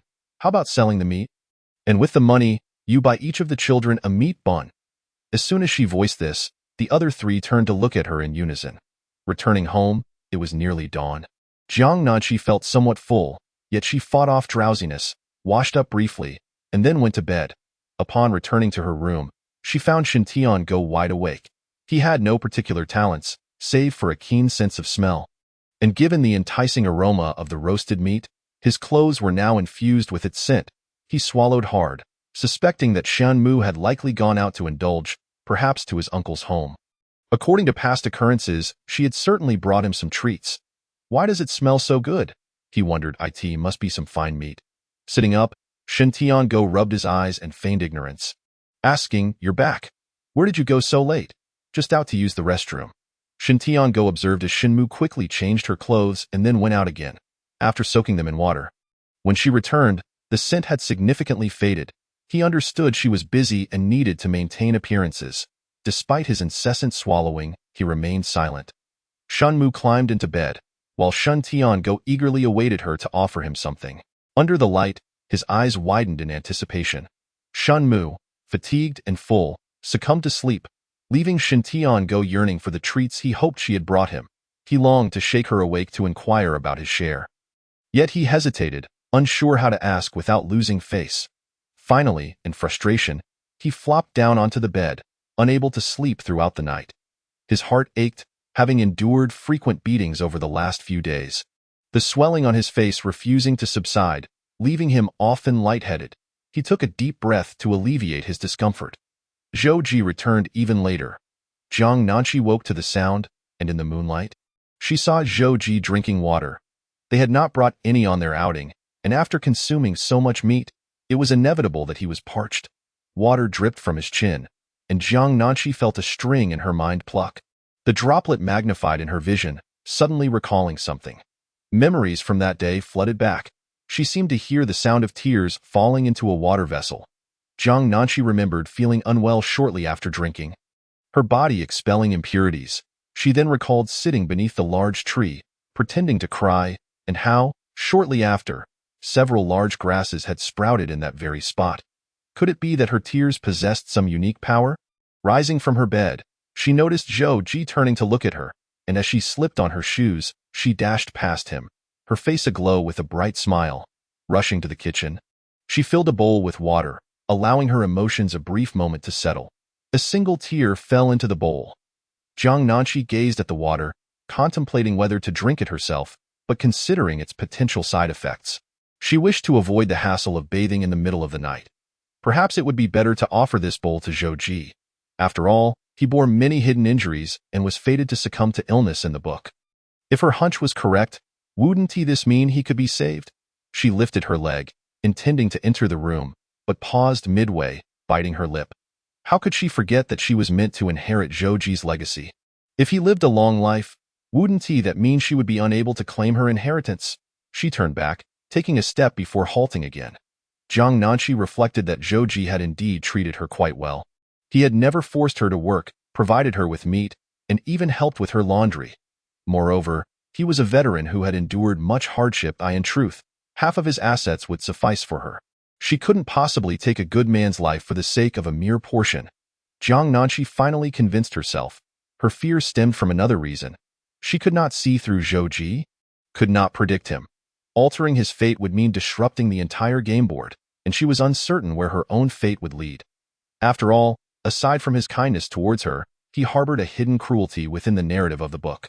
The original protagonist had dug so many pits for her, and she was uncertain whether she could coexist peacefully with Zhou Ji. Confronted with the unknown, fear was a natural response. Jiang Nanqi reassured herself that her earlier conjecture might not be accurate. Even if this bowl of water possessed healing properties, it couldn't possibly restore him entirely. She could leverage this opportunity to negotiate with him, to gain the upper hand. Resolutely, Jiang Nanqi turned back towards the room, pushed the door open, and found Zhou Ji already having finished drinking, seated on the cool mat, preparing for sleep. He watched as Jiang Nanqi entered the room, his dark pupils trailing her silhouette. Upon encountering the cold, hard visage of Zhou Ji, illuminated by the light, his eyes appeared as black as ink, resembling a ferocious beast lurking in the shadows, poised to strike. She paused momentarily.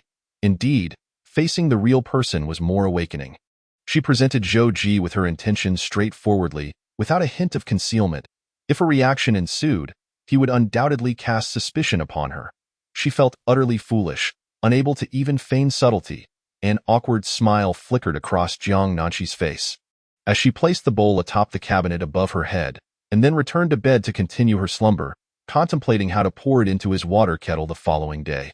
Zhou Ji observed Jiang Nanqi's stiff movements, clearly noticing her unusual demeanor, pondering what she had been up to behind his back. Could it be that someone had encountered Shen Outyin again? It seemed prudent to deal with her sooner rather than later. Zhou Ji gazed at Jiang Nanqi, who had suddenly turned her back to him in sleep. He furrowed his brow. Chapter 47. No salvation, bury her that night. Sun Tuihong had a dream in which she discovered herself pregnant, realizing it only when her belly had grown large. Someone had come to take her away for labor. Villagers who had returned from labor spoke of the relentless toil there, the work being exceedingly exhausting. Sustenance limited to cabbage, leading to a drastic weight loss after a month. Spending a year there would leave one in a deplorable state. Being pregnant, her plight deepened. Working with her burgeoning belly, she felt a gnawing hunger that burned in her insides. Within a month, she suddenly experienced a sharp pain in her abdomen. Although it was merely a dream, she felt the pain as acutely as when she bore Sun Zhuang'ai in her dazed state. She heard someone say, "There's no saving her, just bury her." Sun Tuihong, gasping for breath, jolted awake from her dream, panting until she felt a twinge of pain in her lower abdomen. This only heightened her fear. Jiang Nanqi had spoken so assuredly, yet she felt it was all a deception. Why, then, the overwhelming dread? No, she must find a way to visit the county town tomorrow. Sun Tuihong recalled a traditional Chinese medicine practitioner. Though they were currently closed, and she would have to concoct an excuse to have her pulse checked, as dawn broke. Zhou Ji rose. The sound of the door closing stirred Jiang Nanqi from her slumber. She stealthily grabbed Zhou Ji's water kettle. It was light, devoid of water. She dared not pour it out, fearing that in her haste to refill it, she might empty it entirely, causing trouble, to avoid arousing suspicion. Jiang Nanqi reclined back onto her bed and fell asleep again, perhaps due to having stayed up too late the previous night. She dozed until Zhou Ji nudged her shoulder, waking her. Upon glancing outside, she noticed the sky was already bright. Jiang Nanqi hurriedly changed her clothes and rushed out. Zhou Ji mentioned he had matters to attend to in the county and would not be going to work. Jiang Nanqi thought, if he were to drink water in a hurry and ended up smelling foul, who would want to buy his meat? Thus, her gaze fell upon old lady Shun. After drinking water last time, Shun's sun-damaged brown spots had lightened somewhat, though her complexion remained bronzed. Jiang Nanqi surmised that old lady Shun's health was severely compromised and likely required an extended treatment. After Zhou Ji finished breakfast, he departed, leaving Jiang Nanqi to pour the bowl of water from last night into the chicken trough, and then she added a drop of her tear into old lady Shen's water. Following her to work, Shan Tiango was bullied again. The allocated land was already subpar, and Wang Cuifan picked through it, leaving him with the rocky patches akin to reclaiming wasteland. Can you be a bit more considerate? Zhangs? Shan Tiango struggled to maintain his composure.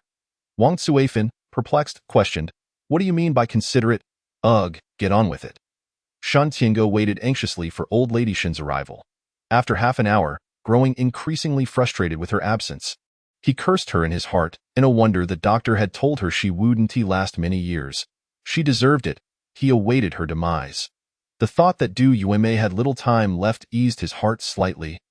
But soon he felt a twinge in his chest and squatted down to alleviate it. These past few days had truly exasperated him. Jiang Nanqi sat beneath the large tree, her thoughts drifting to the venison from the previous day, vexed that she could not openly indulge but had to sneak around. Half an hour later, old lady Shen felt thirsty and returned to the tree to gulp down some water. This time, Jiang Nanqi deliberately added a drop of her tear, fearing old lady Shen's body could not withstand it. According to the narrative, old lady Shen would die prematurely, after which Shan Tiango would marry his white moonlight. If old lady Shen survived, Shan Tiango's life would surely be difficult. By fostering a good relationship with her, perhaps she could keep Zhou Ji in check, allowing for a more equitable distribution of assets. Jiang Nanqi mused that by participating in Zhou Ji's business, she could secure a share, ensuring her later years would be free from want. After old lady Shen finished drinking, she secretly retrieved 2 pieces of beef jerky from her pocket, sent from the 4th son in the army, instructing Jiang Nanqi to eat one discreetly. Jiang Nanqi gazed at the jerky in her palm, suddenly yearning to ask why old lady Shun treated her so well. Was it merely due to that dream? She found it hard to believe such a significant change could stem from a single dream. Few would accept that notion. Yet, she refrained from asking, fearing that inquiry might alter their dynamic. Observing old lady Shun leave, she scrutinized her demeanor. If she guessed incorrectly, it would amount to nothing more than a droplet of tear in the kettle. Not long after, old lady Shun began to experience abdominal pain, pondering whether her stomach was reacting poorly to the previous day's meat. Just as she squatted down, a familiar sensation struck her. The feeling was peculiar, emanating from within, quickly followed by an unpleasant odor. One so foul that its suddenness was almost unbearable. Seeing old lady Shun crouched and clutching her belly, Jiang Nanqi rushed over, but before she could get close, the stench assaulted her senses, nearly causing her to faint. Her suspicions had proven correct. Alas, old lady Shun was aged and frail, and the odor emanating from her intensified. Jiang Nanqi held her nose, unable to approach. Clutching the kettle, she urged, "Mother, you should drink every last drop of water in there. It could be the remedy we need, even if just for a moment." Jiang Nanqi refrained from mentioning the tears. Her mother-in-law had treated her kindly, yet the rapid shift unsettled her. What if her mother-in-law suddenly changed her mind and reported her actions? Would she be taken away as a lab rat? Upon hearing that nothing should go to waste, old lady Shun immediately thought of Jiang Nanqi. "Daughter, you should drink it. Mother, you should drink it instead. I've already improved significantly. Even if I drink more, it would only enhance my complexion. You should drink more. It's better for your health." Jiang Nanqi hastily retreated several steps to breathe, having nearly fainted moments earlier. Old lady Shun considered this. The longer she could live, the longer she could protect her daughter. She lifted her head and resolutely finished the remaining water. Second sister-in-law Zhao Xiangnan had initially intended to inquire about Zhou Ji's trip to the county. Given the complications surrounding his maternal grandfather's family, fearing that Zhou Ji might secretly contact them, which could lead to trouble. "Please, don't let it involve us, Mother." Zhao Xiangnan hesitated to speak, holding her breath as she approached. Just as she took a deep breath, the odor assaulted her senses, causing her to roll her eyes and faint from the overwhelming stench. Old lady Shun, having consumed more than last time, soon found herself coated in a layer of dark oil, mingling with the sweat from her labor, resembling someone freshly emerged from a coal mine. With a stomachache, she rushed home without instructing Jiang Nanqi. Sun Cuihong had left early in the morning, claiming she was going to chop wood in the mountains. But in reality, she headed to the county town. She sought out a family that had once practiced traditional Chinese medicine, smearing some dirt on her face to feign weakness as she entered and asked for water. Chapter 48. Jiang Nanqi's Tears. A nest of 10 eggs. The courtyard in the county town was not large, containing 3 rooms, indistinguishable from an ordinary household. If not for Sun Cuihong's age and prior knowledge of the family's medical background, one would never suspect them of possessing healing skills. To increase the likelihood of encountering the traditional healer at home, she deliberately chose lunchtime for her visit, approaching with an exhausted demeanor. "I've walked so far. May I trouble you for a bowl of water?" There was no need for her to put on an act. 2 consecutive nights of poor sleep had left her exceedingly weary, and her pallid complexion appeared even worse with her intentional display of exhaustion. The round-faced woman inside quickly approached her, asking, "Sister, what troubles you?" "I seek a bowl of water." Sun Cuihong wearily sank into a chair, forcing a friendly smile. "I haven't had a sip of water all morning. Just rushing here." "All right, one in, quickly fetch a bowl of water." The round-faced woman called out to someone inside. Shortly, a young man emerged, holding a bowl of hot water. Sun Cuihong accepted it gratefully, tears streaming down her face. "Younger sister, what's wrong? Why are you crying?" The round-faced woman inquired hastily. "It's nothing. I just—" Sun Cuihong wiped her tears, ultimately pretending she could no longer hold it in. "Sister, I must confide in you. My husband has passed away. He fell while hunting in the mountains. We have been childless for years, and no one to honor him. I came to the county town to buy some things, only to find myself here after walking all morning." Upon hearing this, the round-faced woman was at a loss for words, eventually managing to say, "Younger sister, my condolences. Life must go on." She gently patted her shoulder. I truly wish to accompany him. After all, I have neither children nor ties to weigh me down." Sun Cuihong hinted once more. As tears streamed down her face, she finished a bowl of water. Sitting on the chair, feigning an intention to rise only to suddenly feel dizzy, her fingers brushing against her forehead before she collapsed to the ground. The round-faced woman exclaimed, "Woman, come quickly, come and take a look." She called out into the courtyard. The young man emerged from the door, and upon seeing the aunt lying unconscious on the ground, hurried over, bending down to check her pulse, but his movement abruptly halted. It was not that he was unwilling to ascertain her condition. Rather, his family forbade practicing medicine. Should word get out that he treated someone, it might bring calamity upon his household. "Mom, he hesitated, glancing at the round-faced woman. She too fell silent for a few seconds, biting her lip. "It's fine.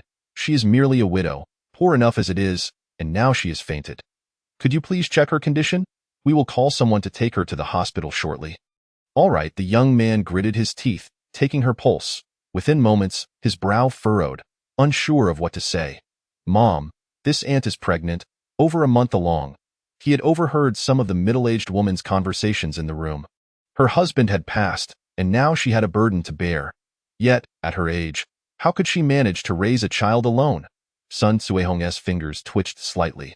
The young man felt a tempest of emotions swirl within Sun Tsuehong's heart. She had never truly considered the possibility of being pregnant. Given her current circumstances, she dared not visit a hospital for confirmation, resorting instead to this method. The family's medical skills had always been exceptional, and she could not bring herself to doubt them. Her heart pounded as if placed in a hot oil pan, accompanied by a sense of impending doom. She abruptly sat up. The young man remained silent, as did the round-faced woman. Sun Tsuehong uttered not a word, rising and walking outside, her mind reeling as she repeated to herself, "I am pregnant, I am pregnant." The young man wished to follow her, but the round-faced woman stopped him, explaining that their family was rather sensitive. "Let her be. It seems strange enough as it is. Let us pretend we know nothing." Sun Tsuehong wandered through the village in a daze. The sun beating down on her, yet she felt cold all over. She was pregnant, over a month along. If she did not take action soon, it would become obvious within 2 to 3 months.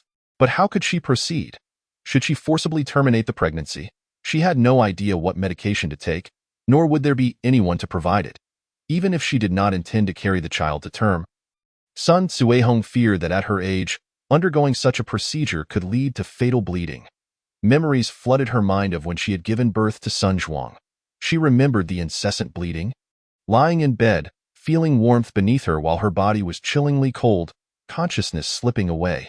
She did not wish to endure that again, nor did she know if she could survive a second time.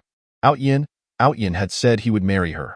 Sun Tsuehong quickened her pace back to the village, eager to confide in Shen Outyin and urge him to find a way to marry her.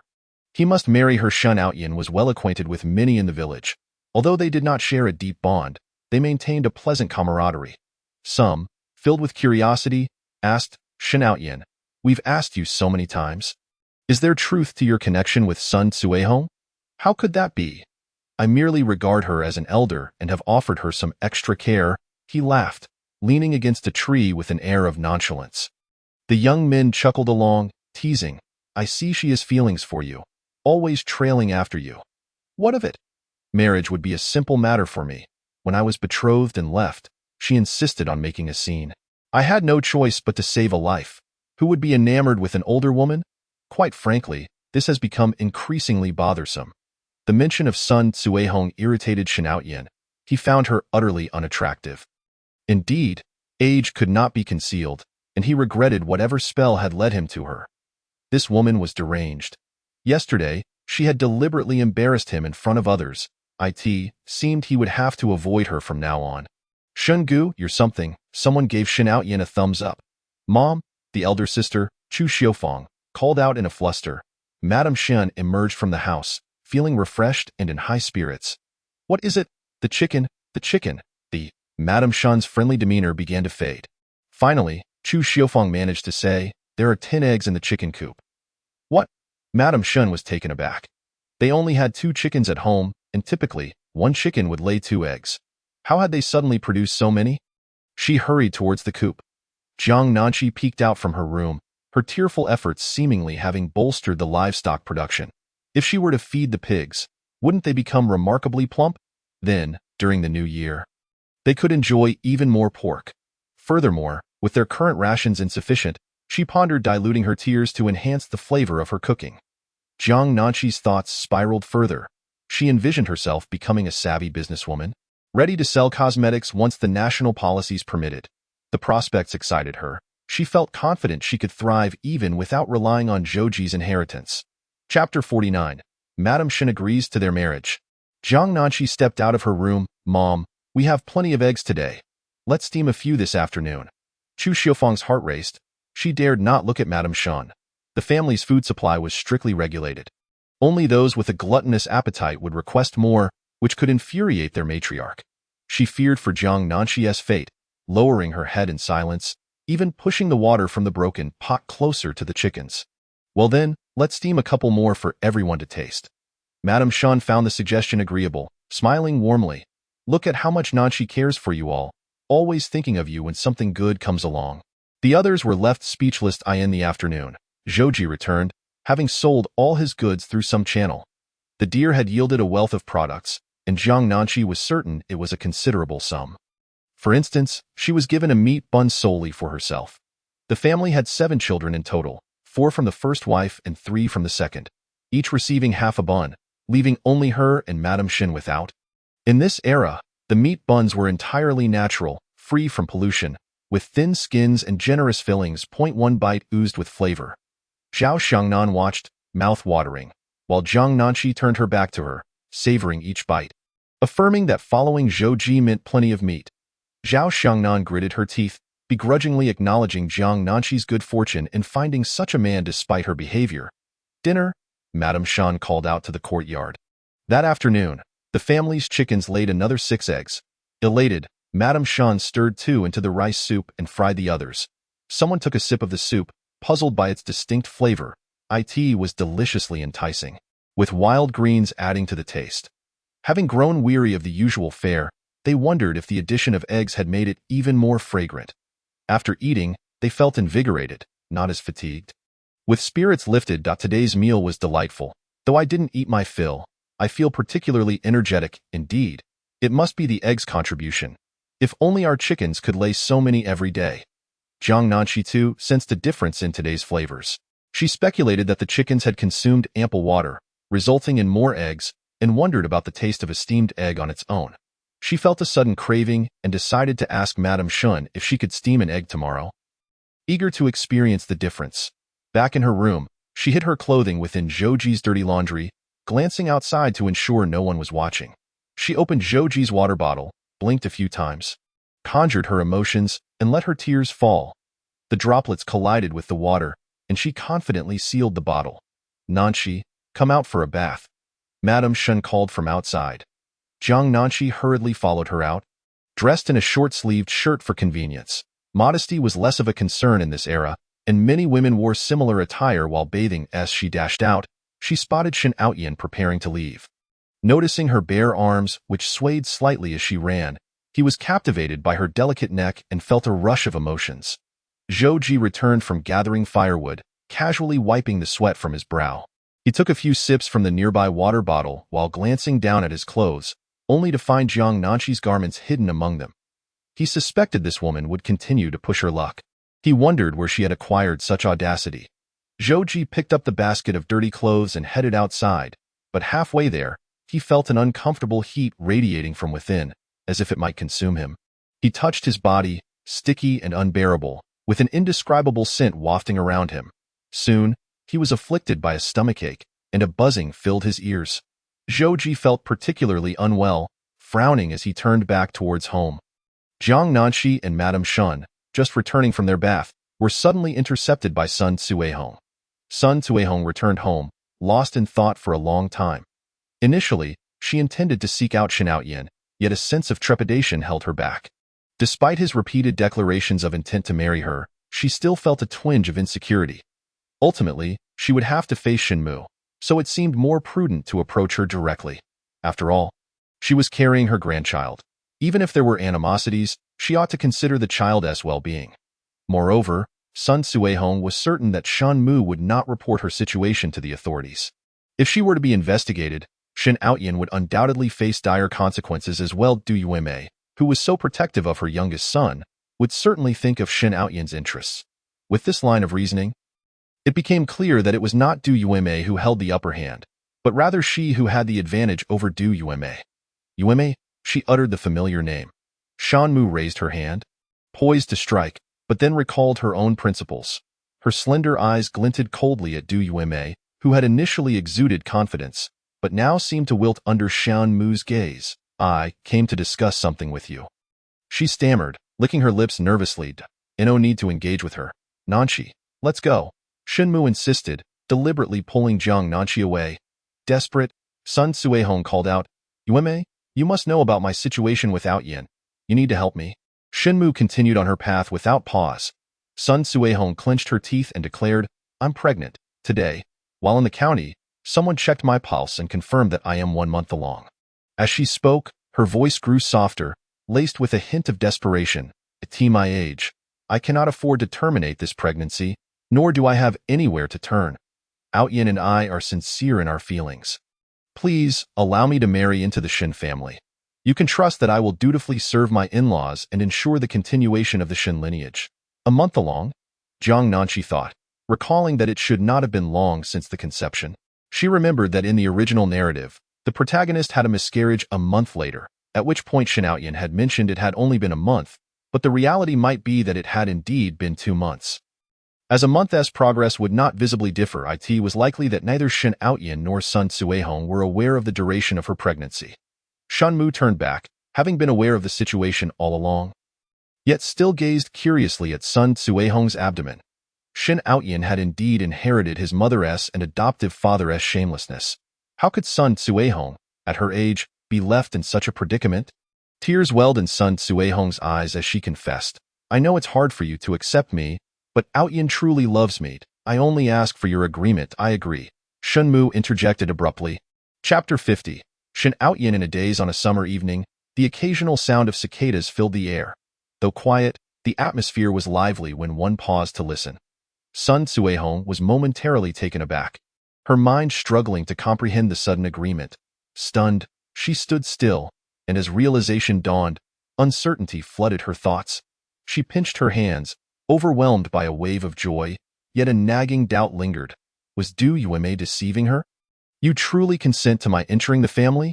Du Yueme, her chest rising and falling, finally managed to utter this complete thought, her fingers fidgeting more intensely. At a loss for questions, she struggled to find her gaze, doubting whether she was still at home or simply dreaming. How could Du Yueme so readily allow her into the Shin family? Shin Outyin was her most cherished son. In the past, Du Yueme had always rolled her eyes or scolded her to keep her distance from him. How could such a swift concession occur after just a few words? Are you playing tricks on me? Sun Suehong gasped, having anticipated that marrying into the Shin family would require considerable maneuvering, potentially even causing Du Yueme to faint from rage. She had feared that revealing her pregnancy might provoke such a reaction. Yet, Du Yueme now appeared so composed that Sun Suehong found it hard to believe that she genuinely wished to welcome her into the family, especially since she was 22 years older than Shin Outyin, who was younger than her son. How could such a concession be made so easily? Sun Suehong felt certain she had stepped into a trap. You may say whatever you like, but I carry this child. If I cannot enter the Shin family, I have no means to survive. I have already said yes. Did you not hear? But one thing? My agreement does not guarantee that the 6th one will agree. You should ask him. Shan Mu rolled her eyes, her expression one of impatience. As for the dowry, do not expect anything from me. You two can sort yourselves out as you see fit. She firmly resolved that the savings she had accumulated would not be given to Shin Outyin's illegitimate child. Sun Suehong. Thus she turned her gaze toward Jiang Nanchi, who was about to marry Shin Outyin. Surely, she wouldn't speak to her mother-in-law about this. Comrade Nanchi, Outyin and I are sincere. Please do not obstruct us, and do not report this to higher authorities. The more you do so, the more he will resent you. Jiang Nanchi, that you think I'm giving you face? How dare you speak of my Nanchi? Shan Mu lunged forward, intending to slap Sun Suehong. Her movements fluid and swift. Jiang Nanchi intervened, recalling that in the original story, the protagonist had pushed Sun Suehong and subsequently miscarried, indicating that this pregnancy was precarious, It would be wise for them to handle their own affairs without unnecessary torment.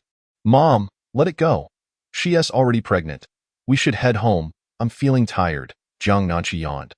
Let us go. Shunmu retracted her hand, waiting to see how Sun Suehong would contend with her mother-in-law after entering the house. As for Shen Outyin, in her previous life, he had lamented not being with the woman he loved. This time, she would allow them to be together completely. Shunmu was eager to see what kind of life these two would lead. Sun Suehong shielded her face with one hand, only lowering it once the pair had walked a distance away. It seemed she had offended her mother-in-law, and she was uncertain how to navigate this new relationship, especially since her own mother-in-law had passed away before her marriage into the Sun family. A sense of worry crept in, yet the thought of Shan Mu's agreement to her union with Shen Outyin filled her with elation. Shen Outyin had repeatedly assured her that as long as Shen Mu consented, he would marry her. Overjoyed, she rushed off to find him.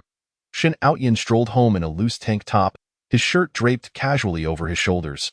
His thoughts consumed by Jiang Nanqi. He couldn't shake the feeling that Jiang Nanqi had changed significantly over the past few days. She seemed more beautiful, her temper more agreeable. He found himself drawn to her face, unable to look away. After a year with Sun Suehong, he was no longer the naive man he once was. Having indulged in enough frivolity outside, he now yearned to marry Jiang Nanqi.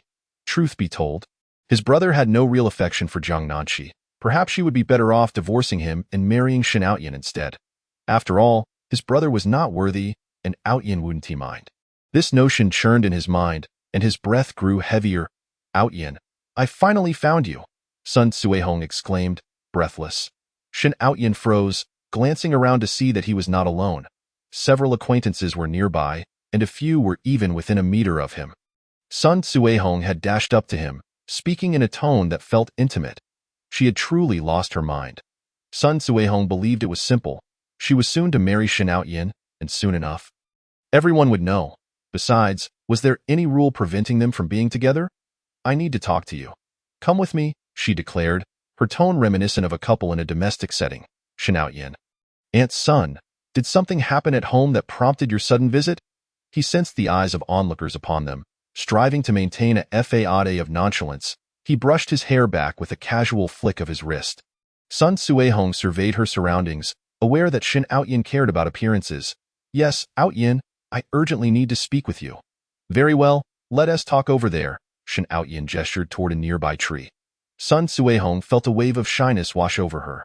All right, as they walked to the tree, Shen Outyin's smile began to fade. He thought, does this woman truly believe I would marry her simply because of this? She has no proof. As long as I deny it, what can she do? Though he thought this, he maintained his composure, smiling with his charming eyes. What brings you to seek me out in front of so many people? Outyin, I'm really pregnant. Today, I went to the county, and the doctor confirmed I'm a month along. Will you marry me? As she spoke, tears threatened to spill, but with onlookers nearby, she fought to keep them at bay. Shen Outyin. His expression shifted dramatically. The smile vanished from his face. Striving to maintain a calm demeanor, he spoke through clenched teeth. Didn't you say you wouldn't get pregnant? How can this be? I don't know. Sun Suehong lowered her gaze. Perhaps you are just too potent, Shen Outyin. A mix of emotions swirled within him. He was frustrated at the sight of her, exhaling a heavy sigh. You know my family will never agree to this. You need to figure out a way to terminate it. Sun Suehong felt her heart plummet at his coldness. His immediate suggestion to abort the child struck her deeply. You say to terminate it so casually. How exactly am I supposed to do that? Her voice rose involuntarily as she glared at Shen Outyin, filled with indignation. Fearing that they might be overheard, Shen Outyin quickly suggested, let us find a more secluded spot to talk. He walked ahead, with Sun Suehong following closely behind. Chapter 51. Zhou Ji asks, do you know what it means to live day by day? In the distance, a weary figure returned from a bath. No longer feeling the ache in their waist nor the soreness in their legs, and their eyes no longer heavy with fatigue. They squatted by the roadside, engaging in idle chatter while casting furtive glances towards two individuals nearby. Upon noticing the duo depart, others contemplated whether to follow suit. Do you think those two are for real? One mused, I saw them arguing. How could it not be real? Just look at the glances exchanged between them. I needn't say more. There's definitely something going on. It's not just baseless gossip. Should we follow them? Let's go. The others trailed behind hesitantly, but by the time they gathered their thoughts, the figures had vanished. Villager. Shen Outyin deliberately led Sun Cuehong away from prying eyes to a secluded spot. Lowering his voice, he admonished, "What was that ruckus you made earlier? If others find out, we'll both be in dire straits. I'll be toiling away, and you'll be laboring while pregnant. Just think, will you survive the ordeal? The work is grueling, and the food barely sustains. They won't show any leniency towards you." Sun Cuehong. Sun Cuehong shivered, then suddenly seized Shen Outyin's hand. "Outyin, marry me in the next few days. It's only been a little over a month, and by the time I give birth, it will be 9 months. We can say I'm older and gave birth prematurely. You're out of your mind." Shen Outyin attempted to shake her off. "What do you mean by that? Didn't you say you'd marry me once you found the chance? The opportunity is right before you now." Seeing Shen Outyin's agitation, Sun Cuehong's composure crumbled. Shen Outyin realized he had overreacted. He needed to soothe her into considering an abortion without fostering resentment. Grasping his hair in despair, he confessed, "Cuehong, I'm sorry, but my family will never approve, and my mother would kill me. You know her temper. She would never accept us." Shen Outyin shifted the blame onto his mother. Knowing she would never consent to his marriage to Sun Cuehong. "So that's it," Sun Cuehong exhaled, relaxing slightly. "Outyin, don't worry. Mother has already agreed to us." Shen Outyin. "What? You're lying, aren't you? My mother just scolded me a few days ago." "It's true. I went to speak with her about my pregnancy, pleading for a chance for us and our child. She agreed. She said as long as you have no objections, we can marry in the next few days." "Outyin, she agreed to this after much effort, and I'm carrying a child from the Shen family. You must marry me quickly, or we'll be in trouble if anyone finds out." Shen Outyin stood there, stunned, unable to process the revelation. His disbelief turned to concern as he asked, "Did you say something to my mother? How could she agree to? What's wrong? Didn't you say you'd marry me if there was a chance? Now that mother agrees, do you not wish to marry me?" Sun Cuehong's tears fell as she spoke. "At my age, I cannot afford to lose this child, and we can't even procure the necessary medicine. Outyin, you must marry me." Shen Outyin felt a throbbing headache, utterly at a loss for how to proceed. He had to return and consult his mother, seek her advice. When Jiang Nanshi arrived home, Zhou Ji had yet to return. She climbed into bed and, feeling a chill, rifled through her wardrobe. Her collection was vast, a myriad of colors, while Zhou Ji's garments were scarce, mostly in shades of gray and black, including his blankets. After some searching, she found a thin white quilt but soon felt too warm beneath it, so she cast it aside, planning to retrieve it again if she grew cold. Minutes later, the door swung open, startling Jiang Nanshi awake. Earlier, she had added a drop of her tears into Zhou Ji's water bottle, unsure of the outcome. She propped herself up to see. Zhou Ji entered, his hair damp, one hand gripping the doorframe. As the dim oil lamp flickered weakly, Jiang Nanshi lay sideways, tilting her head to observe him, her long hair cascading down, framing her delicate, porcelain-like face. Clad in a cotton short-sleeve shirt, her arms were slender and fair. Her waist slightly yielding, easily grasped. Zhou Ji's gaze was transfixed, a mix of surprise and desire evident in his expression. Perhaps it was the unusual sensations of the day, but he felt a feverish heat coursing through him, especially in his lower body, as excitement surged through his heart, a wave of warmth enveloping him. His grip on the door tightened. Jiang Nanshi's gaze was initially vague, but when their eyes met, she instinctively pressed her lips together. The aggressive intensity in his dark eyes was unmistakable, reminiscent of a previous morning when she had been unable to rise. Her heart raced, questioning Zhou Ji's sudden change in demeanor. Had he been drugged again? Just as she felt a wave of anxiety, Zhou Ji abruptly turned and left, causing her to exhale heavily in relief. However, before she could settle back down, the door was thrust open again. Zhou Ji strode to her bedside, towering over her. Jiang Nanshi had to tilt her head back to see him clearly, but the angle made it difficult to discern his expression. The silence was palpable, punctuated only by the sound of moths fluttering around the lamp. "You." His voice was low and raspy. "Did you truly mean what you said about wanting to have a good life together?" Jiang Nanshi's heart raced. Sensing a trap, The current atmosphere felt too intimate for such words, and she nervously licked her lips. Just as she did, Zhouji reached out, his rough fingertips grazing her soft lips. "You didn't deceive me, did you?" His simple inquiry sent shivers down her spine, the unfamiliar sensation on her lips prompting her to instinctively retreat. Zhouji's expression darkened at her reaction. "Have you lied to me again?" "No. I genuinely want to build a life with you," Jiang Nanqi faltered, her resolve weakening. "But that doesn't mean we should divorce. We still have 3 or 4 years until the college entrance exams. I can't just give up." Zhouji probed. "Do you understand what it means to build a life together?" "I do," she replied, her palms sweaty as she tightly clutched the white quilt beneath her. Zhouji had become unusually intense, and she wondered if it was due to something he had consumed that day. Yet she and her mother-in-law exhibited no such changes. Chapter 52. "I can accept you." Summer easily reveals its warmth. And Zhouji's other hand settled on Jiang Nanqi's shoulder, causing her to feel the dry heat emanating from him, as if a flame resided within his palm. He was not sweating, merely radiating an overwhelming warmth. Even from a distance, he exuded heat like a coal stove. His fingers brushed against her lips, roughened from years of labor, eliciting a mild sensation of friction. "Do you know?" Zhouji suddenly leaned in, encroaching upon the limited space, one leg pressing against the edge of the bed. "Wait." Jiang Nanqi was utterly bewildered by his actions, her hands instinctively pushing against his chest, but his body felt too hot. She found herself unsure of where to place them. It dawned on her that Zhouji intended to climb into bed with her again. Jiang Nanqi steeled herself, realizing that her definition of building a life together was far from his interpretation.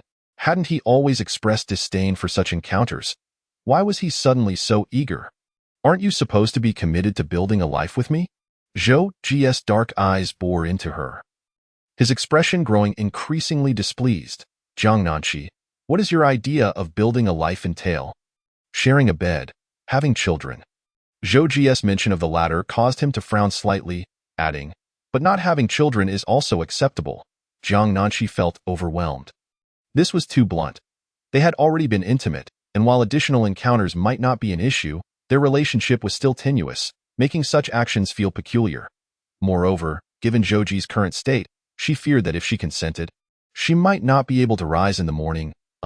She hesitated. "Are you trying to trap me?" His voice dropped. "Are you lying to me?" No, Jiang Nanqi's thoughts were a tangled mess. Her vision of a life together involved caring for Zhouji and maintaining a friendly coexistence, akin to that of roommates. The sudden leap in expectations left her unprepared, especially since Zhouji had never been involved with a woman in his life according to the story. Why did he suddenly seem so driven by desire? As she grappled with uncertainty, Zhouji's other leg pressed against the edge of the bed as well, his gaze fixed intently on her lips, as if he would seize the moment the instant she faltered. The heat radiating from him intensified, his masculine energy enveloping her, causing her cheeks to flush. Jiang Nanqi felt dizzy. "Don't you think we should first cultivate our feelings? I can accept you."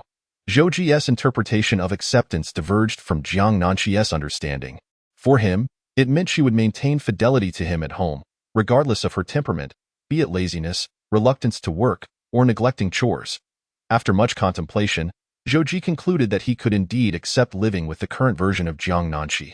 Zhouji leaned forward, his fingers trailing down to Jiang Nanqi's waist, igniting a fervor within every cell of his body. Noticing that Jiang Nanqi remained in a daze, unresponsive to his advances, he refrained from further action. Torn between her thoughts, Jiang Nanqi pondered her insufficient understanding of Zhouji. Would he truly not mistreat her in the future? The rapidity of their situation left her unsettled, especially since just the day before she had contemplated the possibility of divorce. I felt rather unreliable. As Jiang Nanqi hesitated, the sounds of shouting and scolding from outside reached her ears. Seizing the opportunity, she gently pushed Zhouji, though her efforts were in vain. Yet it provided her with an excuse. Surely, they could not indulge in intimacy while a quarrel raged outside. It offered her a moment to reflect deeply. Upon stepping outside, Jiang Nanqi beheld Shunmu pursuing Shen Outyin with a feather duster. Scolding him vehemently, she lowered her voice, exclaiming, "You shameless wretch! Look at the mess you've created. I've been crying since my return. I've never felt such sorrow in my life. You have ruined yourself. Shenmu clutched her chest in despair, wiping away her tears with fervor, her performance utterly convincing. Mother, please help me. I beg you. Shin Outyin sought his mother's assistance in dealing with the child, believing that as long as the child was gone, all problems would vanish. How can I help you? If I refuse, you might lose your life. Do you wish to die? Shenmu struck him again, more forcefully this time, adding, There's nothing I can do. Just allow her to enter in a few days. The others in the house grasped the implications of her last statement. It meant Shenmu consented to let Sun Cuehong into their lives. What could have transpired for the matriarch to permit a woman of such age to marry her cherished youngest son? Shin Tiango had just returned from bathing when he noticed Shenmu striking Shin Outyin and rushed over to intervene. Yume, why are you hitting the child? Father, please don't interfere. This has nothing to do with you, Shin Outyin retorted, stepping out from behind Shin Tiango. His father was of no help, merely shielding him without offering any real assistance. Whenever issues arose, he was too busy reading a book, dispensing hollow words of concern. Mother, I realize my mistakes. You must help me. Shin Outyin wept. I truly do not wish to marry Sun Cuehong. What can I do to help? Shenmu inquired pointedly. Shin Outyin opened his mouth, yearning to rid himself of the child. Yet he lacked the means to do so. He believed that after so many years, Shenmu must have a way to assist him. Jiang Nanqi, drawn by the commotion, observed the scene, and Zhao Xiangnan, unable to contain her curiosity, asked Jiang Nanqi, You returned with your mother-in-law today. What exactly happened? Sun Cuehong is pregnant, Jiang Nanqi replied, shaking her head in resignation. Zhao Xiangnan's expression froze. She had never imagined such a scenario. This meant that Shin Outyin and Sun Cuehong had engaged in intimate relations. Zhao Xiangnan twisted her neck to glance at Shin Outyin, who, with his handsome features, stood out in the village, attracting the affection of many girls.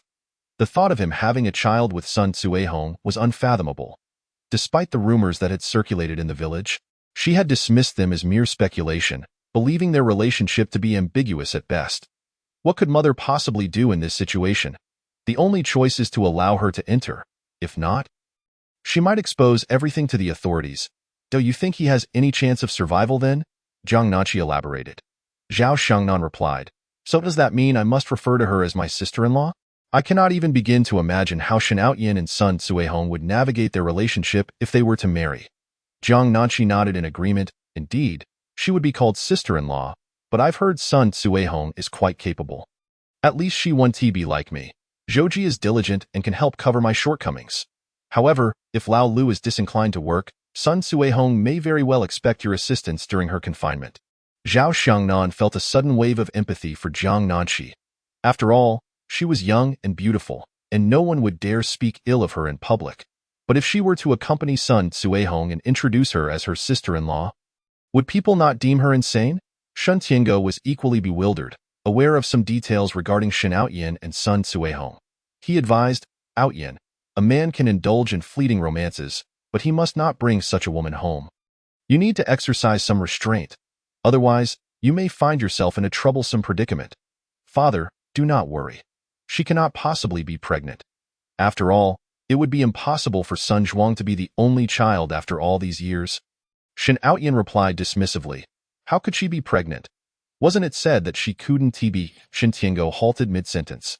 Shenmu delivered a sharp slap to his face, having grown accustomed to chastising him these days.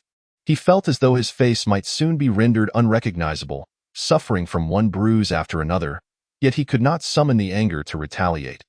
Mumbling incoherently, he implored, You must help Outyin. What did you mean by that? You must have known all along. Why didn't you intervene?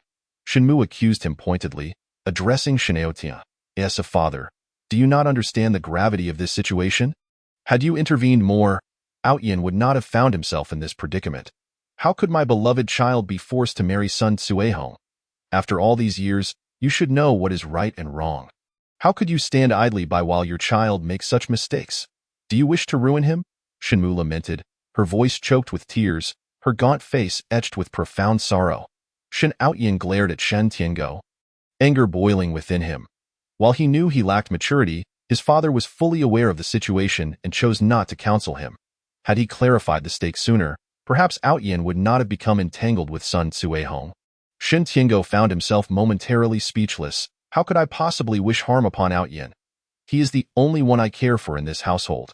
What are we to do? You must devise a solution. Shin Tiango implored, hoping she could resolve this crisis. There is no other option. Sun Cuehong insisted that if she is not allowed to enter, neither Outyin nor I will survive, Shun Mu declared, a finger pressed to her forehead. Jiang Nanshi, sensing the urgency, swiftly approached Shin Mu.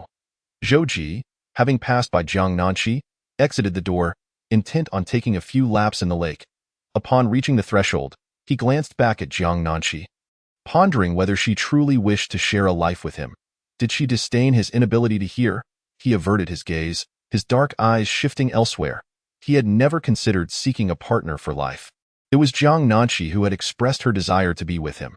Zhou Ji's lips formed a straight line. He could forgive her for deceiving him about other matters, but this particular truth must remain untainted. Tomorrow, he would inquire once more. It would be for the best if she had not lied to him, should she betray him. Zhou Ji furrowed his brow in deep thought. You shameless creature. Each time I attempt to guide Outyin, you obstruct me. Outyin's current state is entirely your doing. Upon uttering this, Shen Mu stumbled, prompting Jiang Nanshi to rush to her side. The other sons quickly helped Shan Mu back inside. The fifth son observed Shen Outyin, who remained slumped on the ground, and felt a wave of confusion wash over him. No matter how hard he tried, he could not comprehend the situation. Shen Outyin sat helplessly, grappling with the reality that had unfolded. Outyin, my dear Outyin, how could you possibly marry? Shen Tiango wept, wiping his tears away.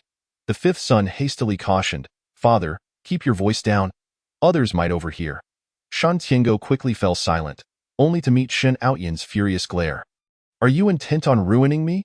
I have long sensed that you treat others differently than you do me, deliberately allowing my indulgence. Shen Tiango stammered, I don't know. How could I then go and help me resolve this matter? You must, Shen Outyin shouted before storming out. Jiang Nanshi surveyed the chaotic courtyard, searching for Zhou Ji but finding him absent. Words failed her to describe her feelings, yet she felt a sense of relief wash over her. When Sun Cuehong returned home, she found Sun Zhuang and his wife already waiting for her in the courtyard. Mother, why did you seek out Shen Outyin today? With so many witnesses, how will we face the world? Sun Zhuang's wife fumed, her forehead veins bulging with frustration. She felt utterly humiliated to have such a mother-in-law. Now, she could scarcely show her face outside. Surprisingly, Sun Cuehong remained silent, her head bowed in shame. Sun Zhuang rubbed his temples. Mother, did you not vow never to pursue Shen Outyin again? Sun Cuehong struggled to find the words to explain herself, remaining mute. Sun Zhuang felt as though he would collapse. I beg you, stay away from Shen Outyin. He will never marry you, Dada Zhuang. I may very well be marrying into the Shen family in the next few days. What, are you serious? You may has already consented to my marriage. It's just happening rather quickly, and I must prepare to move. Sun Zhuang's expression froze, while his wife stood aghast. Mother, have you lost your mind? How could the Shen family possibly agree to this? Are you out of your senses? Sun Zhuang believed his mother had gone mad, and in a moment of desperation, he shifted tactics. Mother, you are a traditional woman. You've only ever had one man in your life. What will become of father if you marry Shen Outyin? I am indeed a traditional woman. I will follow whomever I give my body to. Sun Zhuang took several seconds to process the underlying implications, clutching his chest in disbelief, feeling as though he might faint. His wife's mouth gaped open in shock. Two individuals, one barely clinging to life, and the other turned to stone. Mother, did you not tell me that you had no relation whatsoever? Sun Zhuang gasped for breath. His heart throbbing painfully, his face buried in his hands as he sought a jest from his mother. De Zhuang, please try to understand my situation. I have no choice but to marry into the Shan family. Sun Cuehong's eyes glistened with unshed tears. Rest assured, Yu Mei has genuinely consented to my entering their household. Even if I remarry, you will always be my son. Moreover, you shall soon have a younger brother. Sun Zhuang collapsed to the ground, his fainting form startling his wife. Awake, De Zhuang, she exclaimed, rushing towards him. Chapter 54. She will eventually suffer from lumbar strain until the early hours of the morning. Silence enveloped the outside world, and many found themselves restless that night. Shen Outyin had scarcely slept, tormented by his own decisions to entangle himself with Sun Cuehong. harboring resentment towards Shen Tiango for failing to counsel him, and even more so towards Sun Cuehong for bearing his child, an inescapable burden. He could hardly fathom the village's reaction should he marry Sun Cuehong. Shen Tiango sat at the foot of the bed, watching over the slumbering Shin mother, her breathing steady. He found himself unsure whether she was merely asleep or had fainted, covering his face in silence, hesitant to disturb her. Given the current situation, Outyin had no option but to marry Sun Cuehong. Yet how could he explain to Yuan that he was marrying a woman so much older than himself? The other two families tossed and turned restlessly, contemplating their future interactions with a sister-in-law of such advanced age, especially one pregnant. How could they transition from calling her aunt to sister-in-law? It was indeed a predicament. The primary concern was how the sixth brother could even contemplate such a union. After all, the bond of brotherhood weighed heavily upon them, and they could not envisage their brother marrying such a woman. What perplexed them further was why Shin Outyin had abandoned Jiang Nanshi for Sun Cuehong. Jiang Nanshi, unable to find rest, reflected on Zhouji's words from that evening, which implied a desire for a conventional life together, complete with sleep and children. She recalled. Zhouji had mentioned that childbirth was unnecessary, perhaps even impossible. If she were unwilling, she could not continue to occupy the title of his wife indefinitely. Perhaps Zhouji had aspirations of marrying another. If matters of inheritance arose, they would have to wait 6 or 7 years.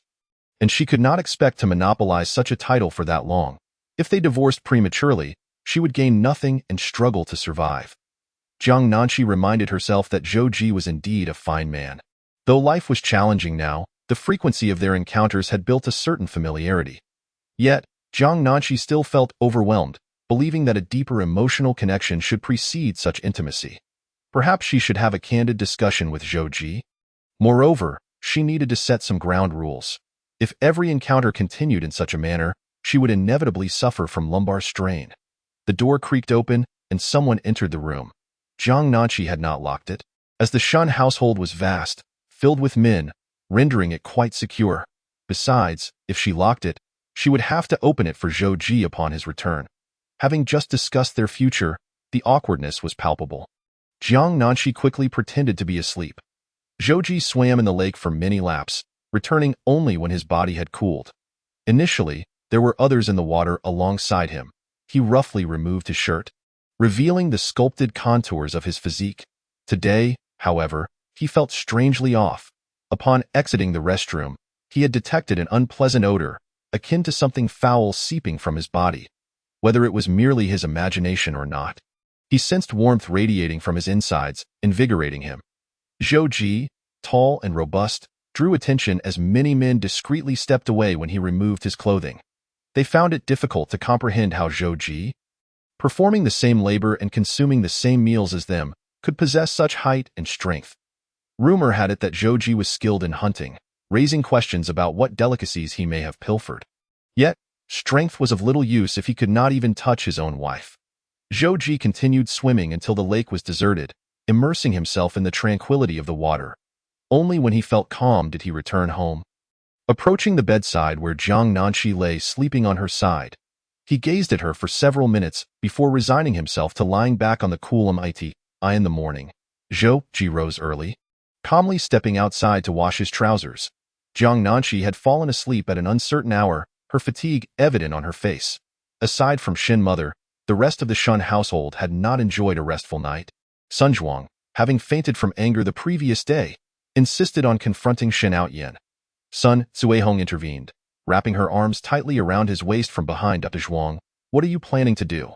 Must you make this situation public? What if someone learns of our predicament and reports it? That could cost me my life. Sun Zhuang. Sun Zhuang's wife, having spent the entire night awake, cradled their child, utterly at a loss for how to navigate their future interactions with outsiders. She pondered throughout the night, believing it was best to marry off Sun Cuehong swiftly. Once married, she would no longer belong to the Sun family, especially since Shan Outyin had expressed willingness. Sun Zhuang gritted his teeth. Mother, how could you do this? Outyin is so much younger than you. How could you? Zhuang, our love is genuine. You cannot comprehend the depth of our feelings. I am a traditional woman, and I shall marry Outyin. Sun Cuehong replied, her eyes glistening with tears. Sun Zhuang's wife, having reached a state of emotional detachment, maintained a cold demeanor. Zhuang, given the current circumstances, I believe it is best to marry Mother off sooner rather than later. Especially since Shen Outyin is agreeable and Mother is fond of him. That is unacceptable. Why not? Mother, at her age, marrying a younger man is a rare blessing. Besides, we cannot delay. What if her condition worsens? Sun Zhuang was indeed concerned that Shen Outyin might refuse. Yet the situation left him little choice. But what if he truly did refuse? Sun Zhuang. He scrutinized his mother closely. Those who labored in the fields often aged prematurely unless they possessed exceptional genetics, leading to poor skin and a lack of vitality due to inadequate nourishment. He suddenly felt overwhelmed, realizing he must confront the Shen family. After breakfast, the atmosphere in the Shen household remained tense. Jiang Nanshi sighed heavily beside her sister-in-law, Zhao Xiangnan. Zhao, known for her penchant for gossip, initially wanted to discuss matters with the eldest sister-in-law, but the latter merely smiled, lacking any vigor. Remembering the past, Zhao found Jiang Nanshi's spiritedness intriguing and was curious about her perspective as Outyin's former fiancée amidst this chaos. You didn't sleep well last night, did you? Zhao leaned closer. What is going on with the sixth brother? If this continues, our family will become the laughingstock of the village. He is handsome, and we are not lacking in resources. Surely he could find someone better than Sun Suehong. I'm not concerned about that. My worry lies in the potential repercussions for our family. Jiang Nanshi shook her head, her expression grave. Zhao Xiangnan, puzzled, inquired, what do you mean? Consider this. Sun Suehong is pregnant. If we do not act swiftly to bring her into our home, and word gets out, if Shen Outyin is seen laboring, he will be labeled as morally corrupt. And our family's reputation will suffer. What does that have to do with us? Zhao nearly shouted. Why must we be entangled in this mess created by our brother-in-law? Jiang Nanshi pressed her lips together. Even if it does not concern us, others will likely draw connections. We must act for Outyin's sake. It is best to bring Sun Suehong into the Shen family quickly. Once the marriage is formalized, there will be justification for her pregnancy. Otherwise, we could face dire consequences. That makes sense. Zhao Xiangnan's panic grew. Sister-in-law, think about it. Sun Suehong is too old to have a child. If the Shen family tries to force her, it could lead to a bitter conflict, and we would be caught in the crossfire. That is a valid point. Zhao's frustration simmered beneath the surface as she overheard Shen Outyin's anguished pleas. Mother, I truly do not wish to marry Sun Suehong. I cannot bear the thought of what will become of my child. In the current situation, marrying her was inevitable. It was merely a matter of time. Jiang Nanshi sighed heavily, feeling helpless as she walked away. Zhao Xiangnan's anger simmered. Why must Shen Outyin's actions affect their family? Given the circumstances, marrying Sun Suehong was unavoidable, and all of this turmoil was his doing. At noon, Shen mother, brimming with excitement, rushed over, having long forgotten Shen Outyin's troubles. She never lingered on matters easily resolved. Her face beamed with joy. Nanshi, do you know? Our large collective is forming a women's federation. And your uncle has found a way to secure 2 spots for us. Soon, we won't have to toil in the fields anymore. What?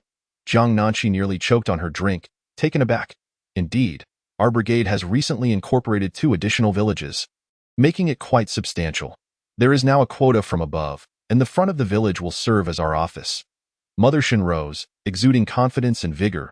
By the way, daughter, are you aware of the role of the Women's Federation?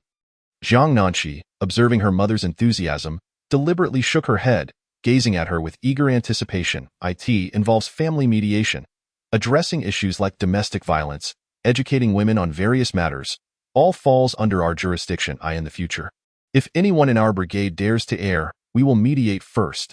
Should they resort to violence, I shall take a knife and slay them. Jiang Nanshi hurriedly stood up. She had long wished to avoid manual labor. Mother, when shall we commence work? Your uncle is still occupied with it. I fear it may take a few more days. Rest assured, once Lu marries, we should be able to start working. Jiang Nanshi, impatient, asked, when will he marry? Perhaps in the next couple of days. Do not worry. I will initiate matters with Shan Tiango today. I reminded Air Saw this morning, and she is quite displeased. Mother, please guide her during lunch. It would facilitate your dealings. Mother Shen gazed at her beautiful daughter, realizing she truly was her child. Upon returning home from work, Jiang Nanshi expressed her desire for a boiled egg, and Mother Shen readily agreed without hesitation. Mother, you are so kind. Jiang Nanshi leaned closer to Mother Shen, who grasped her hand. The others. At the dining table, Mother Shin stealthily placed a boiled egg into Jiang Nanqi's pocket, and Jiang Nanqi understood the gesture. Mother Shun then tucked another egg into her own pocket. Previously, she had always thought of the family, never herself, and henceforth, she too must treat herself well as they dined. Once Mother Shun had consumed a sufficient amount, she initiated a discussion. Out Yin, we must address the matter concerning Sun Tzuehong. What do you propose? Mother, I do not wish to marry. I beseech you, do not compel me. Shen Outyin finally displayed fear. Shun Tiango interjected, is there truly no solution? You ought to devise a plan for the child. Zhao Xiangnan could no longer contain himself, rolling his eyes almost to the point of exasperation. What plan remains? Father, Sun Tzuehong is already with child. If we do not hasten to marry her, and she reveals her pregnancy, it will undoubtedly implicate our entire Shin family. We cannot solely consider Outyin. The others are your sons too. The others grew tense. Yet, Jiang Nanqi, feeling the egg in her pocket, drifted into her thoughts, lamenting that she had yet to savor anything delightful today. The more she pondered, the hungrier she became. After all, the groundwork for Shan Outyin's situation had already been laid. Only her father-in-law remained. It was her again. She had been the one to scream when tearing his book last time. Shen Tiango, trembling, pointed at her. We are all family.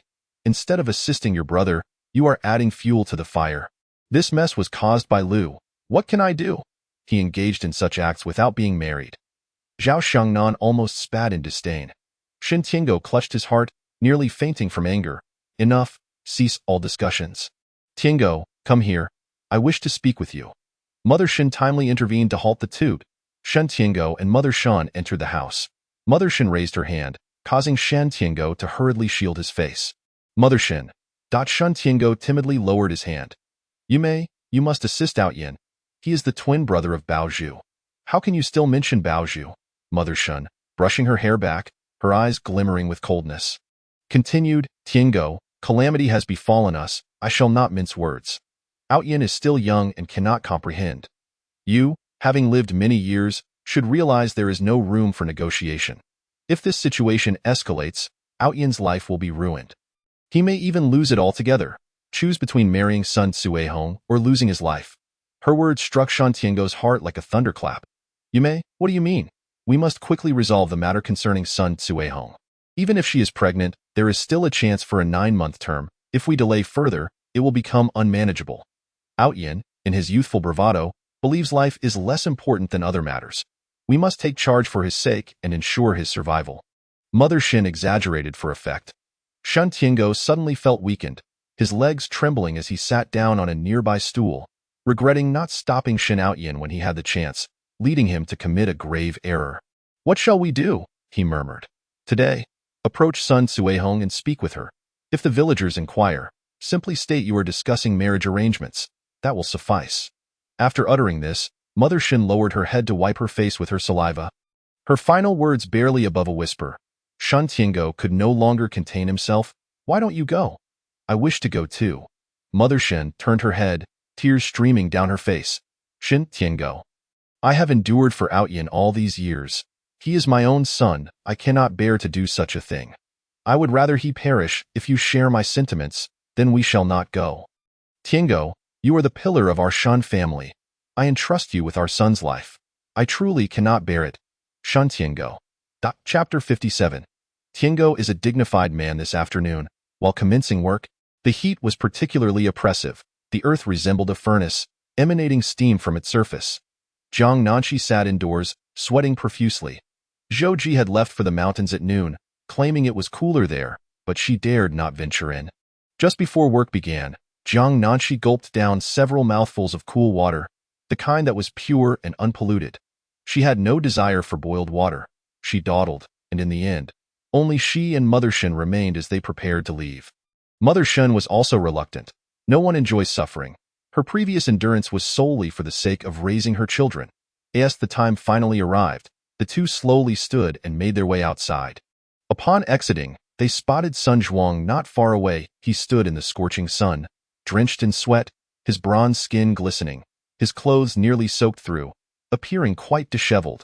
Upon seeing Mother Shen, his shoulders drooped even further.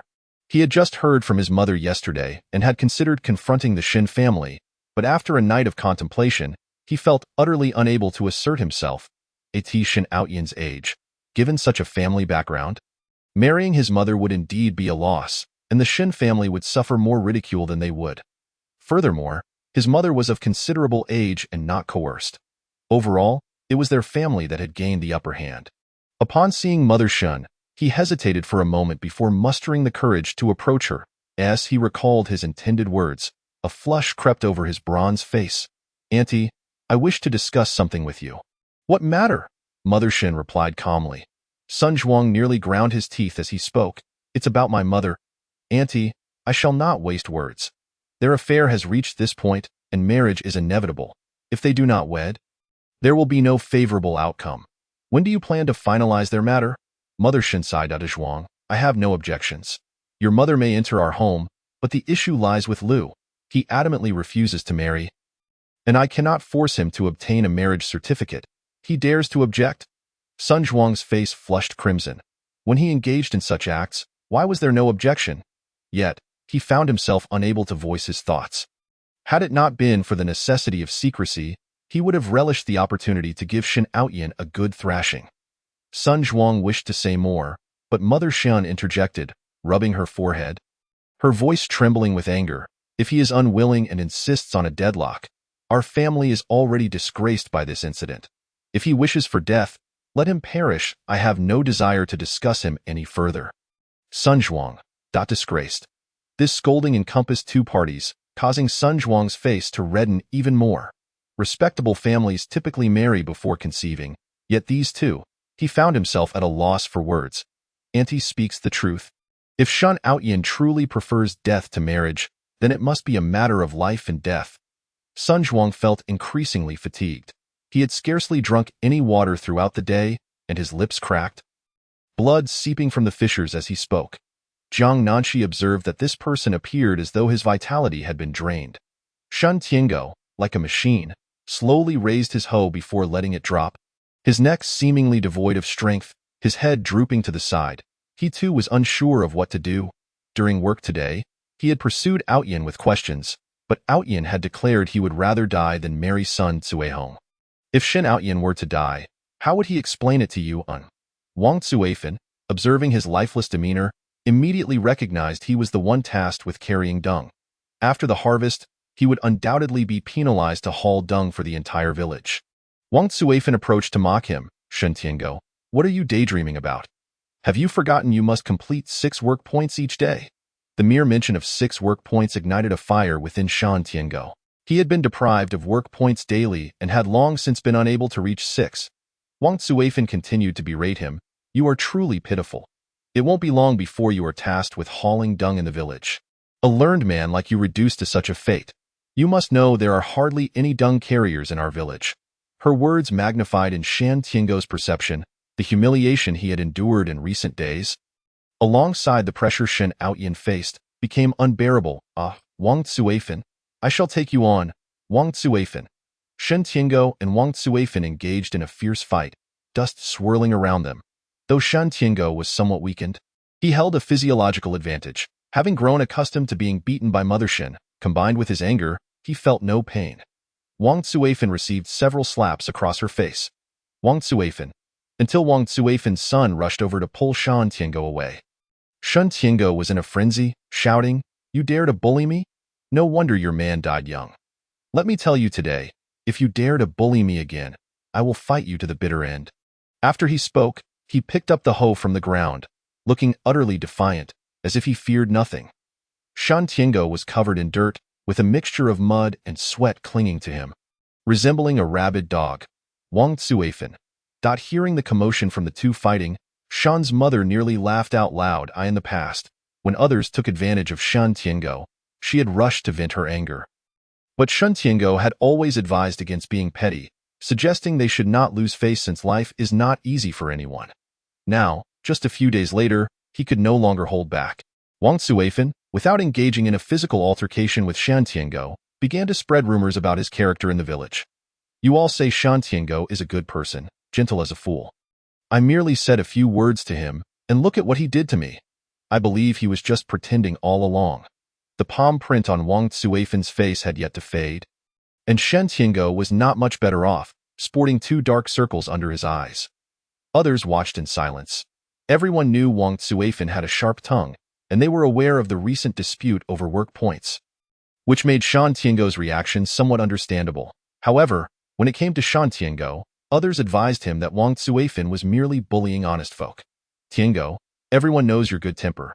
You are as pure as a chrysanthemum, the kindest in our brigade. We are all on your side. The reason they spoke in such a manner was out of fear that Shan Tiango might one day refuse to let them take advantage of him. They wished to curry favor with him. Shen Tiango, touched by their words, straightened his back, realizing that after all these years, the villagers indeed understood the kind of person he was. This time, I have truly been provoked. Sigh, Wang Tsuifan is indeed a pitiful soul, albeit with a flawed character, he sighed, bearing the weight of his dark circles.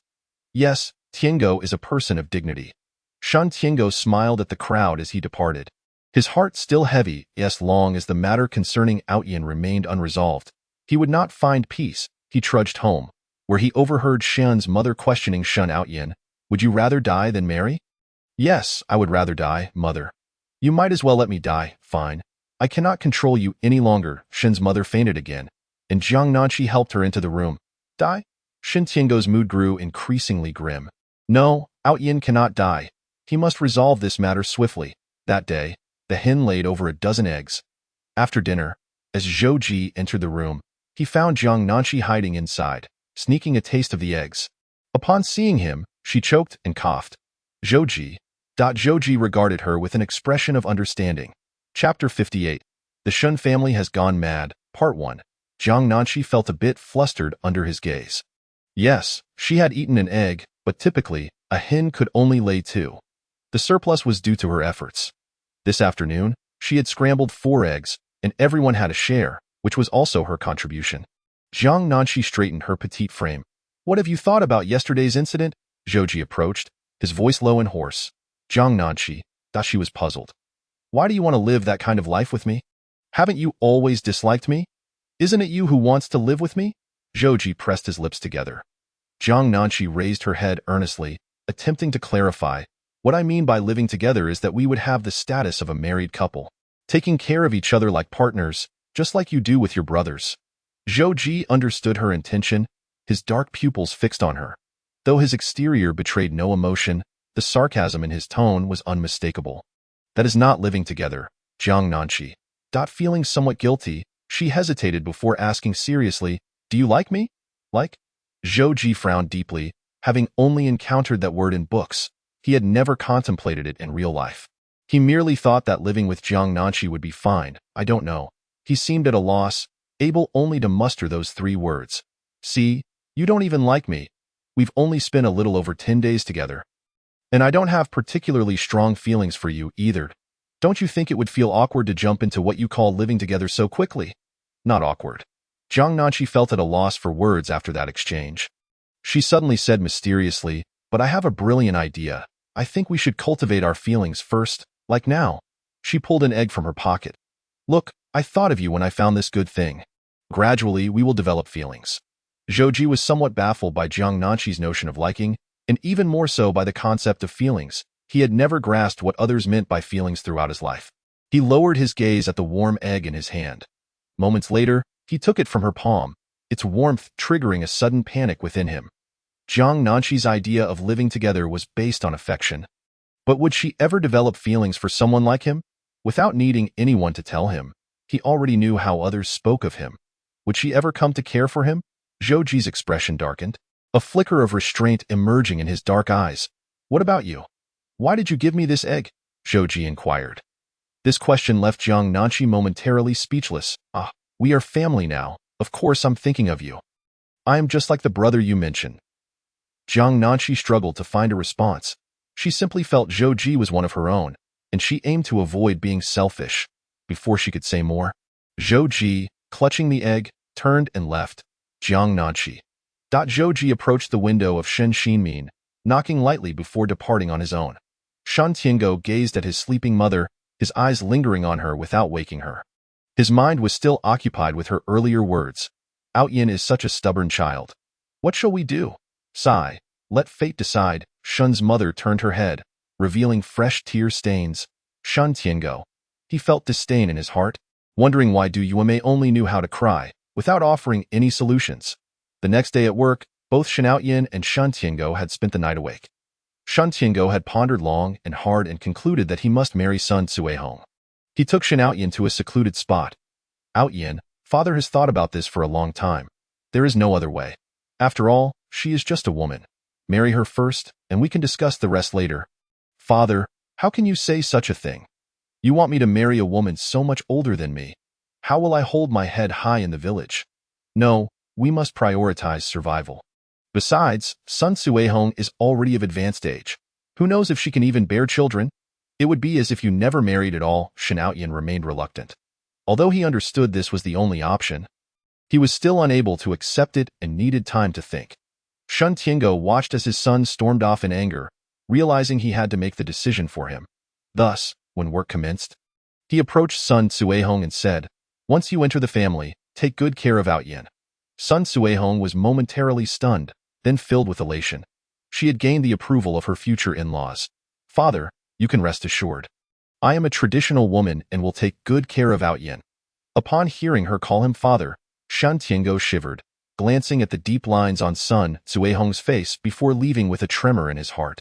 Just as he suspected, someone soon came to inquire, "Tiango, what did you discuss with Sun's family?" "Nothing much. We're just arranging for our families to become in-laws, exchanging a few pleasantries." Shun Tiango forced a smile. Suppressing the turmoil within, other villagers paused, standing like statues, momentarily unable to grasp Shun Tiango's words. "In-laws? Wait, Sun Cuihong only has one son, Sun Zhuang. How could we possibly become in-laws? What in-laws? Did Sun Cuihong adopt a daughter?"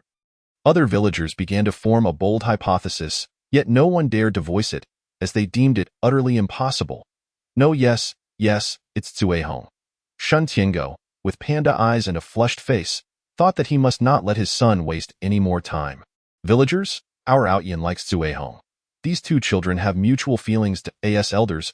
We simply hope for the best for the younger generation. If they can lead a good life, that is all that matters." Shun Tiango's face darkened. "Villagers? What is happening? Did I hear that correctly? Shen Outyin and Sun Cuihong are to be engaged. That's what I heard too." Shun Tiango mentioned two children. Could it be that there's a girl named Cuihong in the neighboring village? It shouldn't be. Shun Tiango was just speaking with Sun Cuihong. These two children are to be united. Madness. The Shen family has truly gone mad, and soon this news spread throughout the entire village. An aunt rushed to Shun's mother, exclaiming, "You need to intervene. Your Tiango said Outyin is to be betrothed to Cuihong." "Ha ha ha." Shun's mother could no longer contain herself, bursting into laughter, her mirth echoing throughout the village. Jiang Nanshi also found it impossible to hold back. If Shun's mother was laughing, surely it was fine for her to chuckle as well. "Ha ha ha. Ha ha ha ha. This is hilarious, aunt." Chapter 59. The Shen family has gone mad. Part 2. The laughter of Shun's mother and Jiang Nanshi resonated across the vast fields, nearly bringing them to tears. The anxious aunt, who rushed over in haste, stood there in a state of disbelief, suspecting that these two individuals had lost their sanity, unable to accept the reality before them, and could only express their emotions through hearty laughter. Shun's mother laughed so hard her stomach ached. This was the happiest day she had experienced since her rebirth, aside from the moment she found her daughter. "Yume, what has happened to you?" the aunt inquired with concern, reminding her that even amidst worry for her child, she must take care of her own health. "I've noticed you've been acting strangely these past few days." "Are you unwell?" "It's nothing," Shun's mother replied, placing a hand on the aunt's shoulder while clutching her belly, struggling to suppress her laughter. "What did you just say?" "Look, you've lost your mind." The aunt spoke heavily. "Just now, Tiango mentioned that Ao Tian is to be betrothed to Sun Cuihong, in this matter." "Ha ha ha ha." Another wave of laughter erupted. Jiang Nanshi could no longer contain herself. She leaned against a nearby tree, feeling as if the original owner of this body had finally taken revenge. "Let us ensure these two are locked in this fate." With one hand pressed against her belly, she turned away to stifle her laughter. The aunt, feeling overwhelmed, wiped her arm nervously. "You two mustn't behave this way. It's quite frightening. The urgent matter at hand is for you to talk some sense into each other." Jiang Nanshi, still chuckling to the point of discomfort. Took a deep breath to regain her composure, her mind already contemplating the married life of Shin Aotian and son Chuehong. In the book, Shin Aotian constantly professed his deep affection for son Tsuehong, lamenting that he had not married her due to the circumstances of the times. Now that she had traversed into this narrative, she intended to help him rectify that regret. Taking another deep breath, she replied earnestly, "Aunt, there's no point in trying to persuade him. Lao Lu truly loves Tsuehong. Mother is not unreasonable. Life is fleeting, and one must not harbor regrets. Aunt, you must refrain from viewing others through tinted lenses," she added with utmost seriousness. The aunt could only stare in silence. Shun's mother was laughing so hard she could scarcely breathe, her face flushed with mirth. Upon hearing Jiang Nanqi's words, she chuckled while expressing her approval. "Yes, Nanqi is right. This pair is indeed fated. I am happy for them. Lao Lu has finally found his match. Ha ha ha, now we just need Lao Si and Lao Wu to tie the knot, and I shall rest easy." The aunt doubted her own hearing. "Aren't you going to try to dissuade him?" "Dissuade him? Our Tian Go is the one in charge. Besides, my son has found someone he truly loves, and I am overjoyed." She has lost her mind at a tea that moment. The aunt's most candid thoughts emerged, and others around them began to perceive that these two had indeed lost their senses. They had initially thought Du Yuemei would confront Shin Tiango, but instead, she had gone mad here. Shin Aotian was also aware of the situation. Upon hearing that his father had publicly acknowledged his engagement to son Tsuehong, he felt a tumultuous ringing in his ears. "Aotian, is what uncle said true? You truly intend to marry that son, auntie?" They struggled to voice their inquiries. Before they could finish, laughter erupted among them. "Aotian, we genuinely admire you. With your good looks, there are countless young ladies in the brigade who adore you. What were you thinking? Is it that you prefer someone so much older?" Having gone sleepless for the past few days, Shin Aotian could not withstand the pressure and fainted. The others hurriedly called for his brothers. Shin Tiango had completely given up. He sat beneath a large tree, weeping, while Wang Tsuefan sat on a nearby stone, laughing uncontrollably. Ha ha ha ha. Ha ha ha ha. Shin Tiango could only stare blankly. His fifth son, Shin Xinmin, rushed over. "Dad, Lao Lu has fainted." "What?" Shin Tiango hurriedly departed. Shin Aotian lay on the bed, his face ashen, brought back by his brother, Shin Xinmin. While Zhouji also returned, he was uncertain why he had come back. But seeing Shin Aotian in tears brought him a sense of comfort. Zhouji thought to himself, perhaps this was what Schadenfreude felt like. He sat a distance away, fixated on the tears streaming from Shin Aotian's eyes. Sipping water from a nearby cup, Shun's mother and Jiang Nanqi conferred briefly before returning. Upon seeing Shin Aotian lying on the bed, his complexion resembling that of someone suffering from long-term malnutrition, she quickly turned away to wipe her tears. Jiang Nanqi, maintaining her composure due to her status, followed closely behind Shun's mother, her smile radiant, displaying 6 pearly teeth. One might think there was a momentous celebration at home. "Lao Lu!" Shin's mother rushed over. "What has caused you to become like this all of a sudden? My heart aches for you." "Mom." Upon seeing Shin's mother, Shin Aotian suddenly felt invigorated, gripping her hand tightly. "Please help me. I do not wish to marry son Chuehong, my foolish child. How can I assist you? Your father has already made his declaration, and furthermore, son Tsuehong carries your child. I am powerless to intervene." Shun's mother buried her face in her arms, utterly heartbroken. Shin Aotian's mouth opened in despair. "Why did Dad do this? Why did he have to ruin my life? There is nothing that can be done. Your father does not care for me, nor does he care for you. When I was pregnant with you, he was out chasing after another woman. I did not believe it then, but I must now accept the truth. He is capable of such cruelty." Shun's mother cried out in anguish. "I always thought he cared for you differently, and I was so pleased, believing he finally had someone he cared about, only for him to act in this manner." Shin Aotian was taken aback. He recalled how his father had always been indifferent towards his brothers except for him, and while he once felt smug, he now realized it was a fade meant to manipulate him into wrongdoing before ultimately betraying him. He was treated with more malice than the others. The agony of betrayal gnawed at his insides. Shin Aotian felt a surge of fury, threatening to burst forth.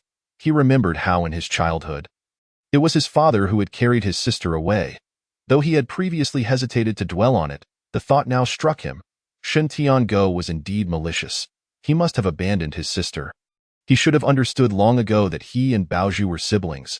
If Shen Tiango could cast aside Baoju, how could he ever genuinely care for him? Shen Tiango had stayed close to him merely to torment him. Ao Tian, your mother's health is fragile, and she is of advanced age. None can say how long she can protect you.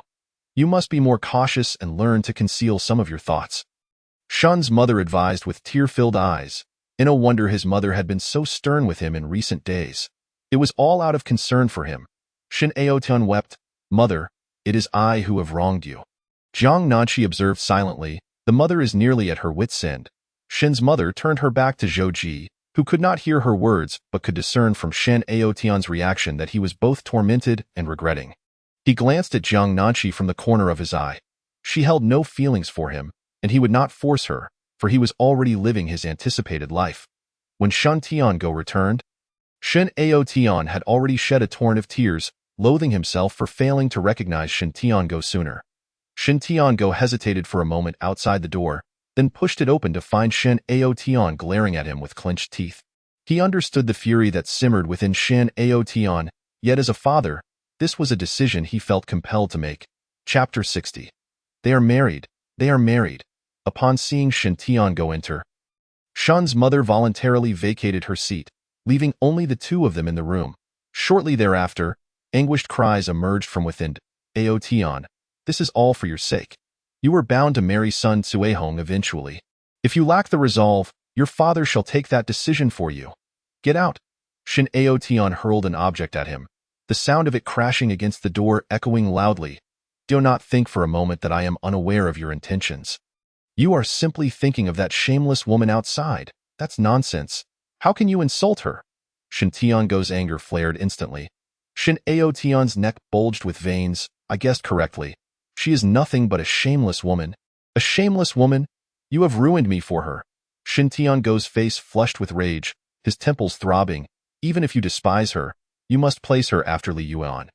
You are truly unfilial. He stepped forward and delivered a slap to Shen Aotian. How dare you insult her? Do you know who she is? What is happening? Why are you fighting? Is there nothing that can be discussed amicably? At that moment, Shen's mother pushed the door open, and Shen Tiango fell silent, suddenly afraid to speak. Shen Aotian clutched his face, howling, "Mother, make him leave. I do not wish to see him again. Tell him to get out. Were it not for the fact that he was of his own blood, he would surely retaliate." Shen Tiango wished to say more, but was pulled out by Shen's mother. At that moment, Jiang Nanqi approached Shen Tiango. "Father-in-law, I am uncertain if I should say some things." Seeing Jiang Nanqi's tone, Shen Tiango snapped, "Then do not say anything." He knew she still harbored feelings for Aotian and was likely trying to persuade him to reject Sun Cuehong. He could not tolerate such women. It was no wonder she was the daughter of Du Yueme. They shared the same mentality. Ignoring him, Jiang Nanqi continued, "Given that Lao Lu is in this state, I suggest you go to the Sun family tonight to discuss matters and finalize a date. If it can be done, the sooner, the better. Otherwise, if too much time passes and Lao Lu's emotions escalate, it could lead to complications. It is better to endure the pain all at once than to suffer the slow agony of a dull knife cutting flesh." She sighed heavily. Shen Tiango pondered over Shen Aotian's earlier reaction, realizing that it would be prudent to establish the matter as settled sooner rather than later. Gritting his teeth, he thought, "Do I really need you to tell me?" Since this afternoon, the smile on Sun Cuehong's face had not diminished. She appeared particularly cheerful, engaging in activities with an undeniable zest, even going so far as to retrieve fabric to begin sewing small garments. Sun Zhuang's wife. Mother, now that you have married into the Shen family, you must think more of yourself. Shen Aotian is rather reluctant to marry you. You ought to take care of yourself. Sun Zhuang, with his brow furrowed, reluctantly produced 5 yuan despite his wife's stern gaze. Insisting, "Take this. It will provide some security later on. No need." Sun Cuehong gently pushed aside the money from her husband's hand, her smile radiating warmth. "Big Zhuang, you misunderstand my feelings for Aotian. You have no idea that he has always wished to marry me. He simply lacked the opportunity. Now that his parents have finally relented, he is likely overjoyed." Sun Zhuang. He grimaced slightly, muttering under his breath, "You used to say you had nothing to do with him." Recalling how, whenever he inquired, his mother would pound her chest and weep, declaring herself a traditional woman, He now found himself on the brink of having a younger brother, one who would be smaller than himself. Sun Zhuang tugged at his hair in despair, exclaiming, "Mother, how could you be fair?" His mother was not at a loss. Given her age, being with such a handsome young man was quite a fortunate situation. However, it should have been a fleeting experience, one that remained undisclosed, yet she had chosen to become pregnant. Rest assured, mother will fare well. Outyin is likely at home grinning like a fool, Sun Tzuelong remarked. Suddenly recalling something. Our Sun family values propriety above all. You must address Outyin as father in front of outsiders to avoid any ridicule. Sun Zhuang. Suddenly overwhelmed, Sun Zhuang's wife covered her head with her hands, exclaiming, "I can't take it anymore, I truly can't." She stumbled out in disarray. Sun Tzuelong. What kind of daughter-in-law are you? Before she could finish her complaint, Shan Tiango entered with a solemn expression. Jiang Nanqi stealthily followed behind. Accompanied by Zhao Xiangnan, she nudged Jiang Nanqi, saying, "Move aside a bit. Do you not know I am your sister-in-law? Then you should yield to me, as I am younger." Jiang Nanqi nudged her back. Zhao Xiangnan, keen on gossip and unwilling to bicker, inquired, "What do you suppose father is coming for tonight?" "It should be for the new daughter-in-law's arrival. Do you think they will still give a betrothal gift?" Zhao Xiangnan felt uneasy, recalling that when she married the second son, no such gifts were exchanged. Sun Tzuelong, having taken a young man to bed at her age, would lose face entirely if they were to offer a dowry. Jiang Nanqi whispered, "They certainly won't. Think about it. Shen Outyin is practically a young heartthrob. Do you have any idea how much it costs to maintain one? She is currently reaping the benefits without any cost. And besides, father is rather stingy. How could he possibly give a gift? That's true. As long as they don't give anything, it will suffice." Zhao Xiangnan agreed, feeling relieved. The two squeezed into the doorway. "Tomorrow, I will bring the information from the brigade, and we will go together to obtain the marriage certificate." Shan Tiango was disinclined to engage further. "You will accompany me to obtain the certificate?" Sun Tzuelong stood up, startled. "I will act on behalf of Outyin. I am his father, and I will take charge." Shen Outyin's face fell. "He will?" Jiang Nanqi questioned, perplexed. "Is it not customary for both parties to be present for a marriage?" "Not necessary. A letter of introduction from the brigade suffices. And sometimes neither party needs to be present." Jiang Nanqi. Too frightening. A discontented voice emerged from Sun Tzuelong's direction. "Let Outyin accompany me, father. He has finally married me, and he must be overjoyed." Shan Tiango. He rolled his eyes. Jiang Nanqi's eyes widened. Zhao Xiangnan's mouth fell agape. The following morning, Shan Tiango departed the house, with Sun Tzuelong trailing beside him. By noon, he had acquired the certificate, and Sun Tzuelong beamed with joy. Finally able to call herself a legitimate daughter-in-law of the Shen family. "Father, will there still be a banquet?" Sun Tzuelong inquired shyly.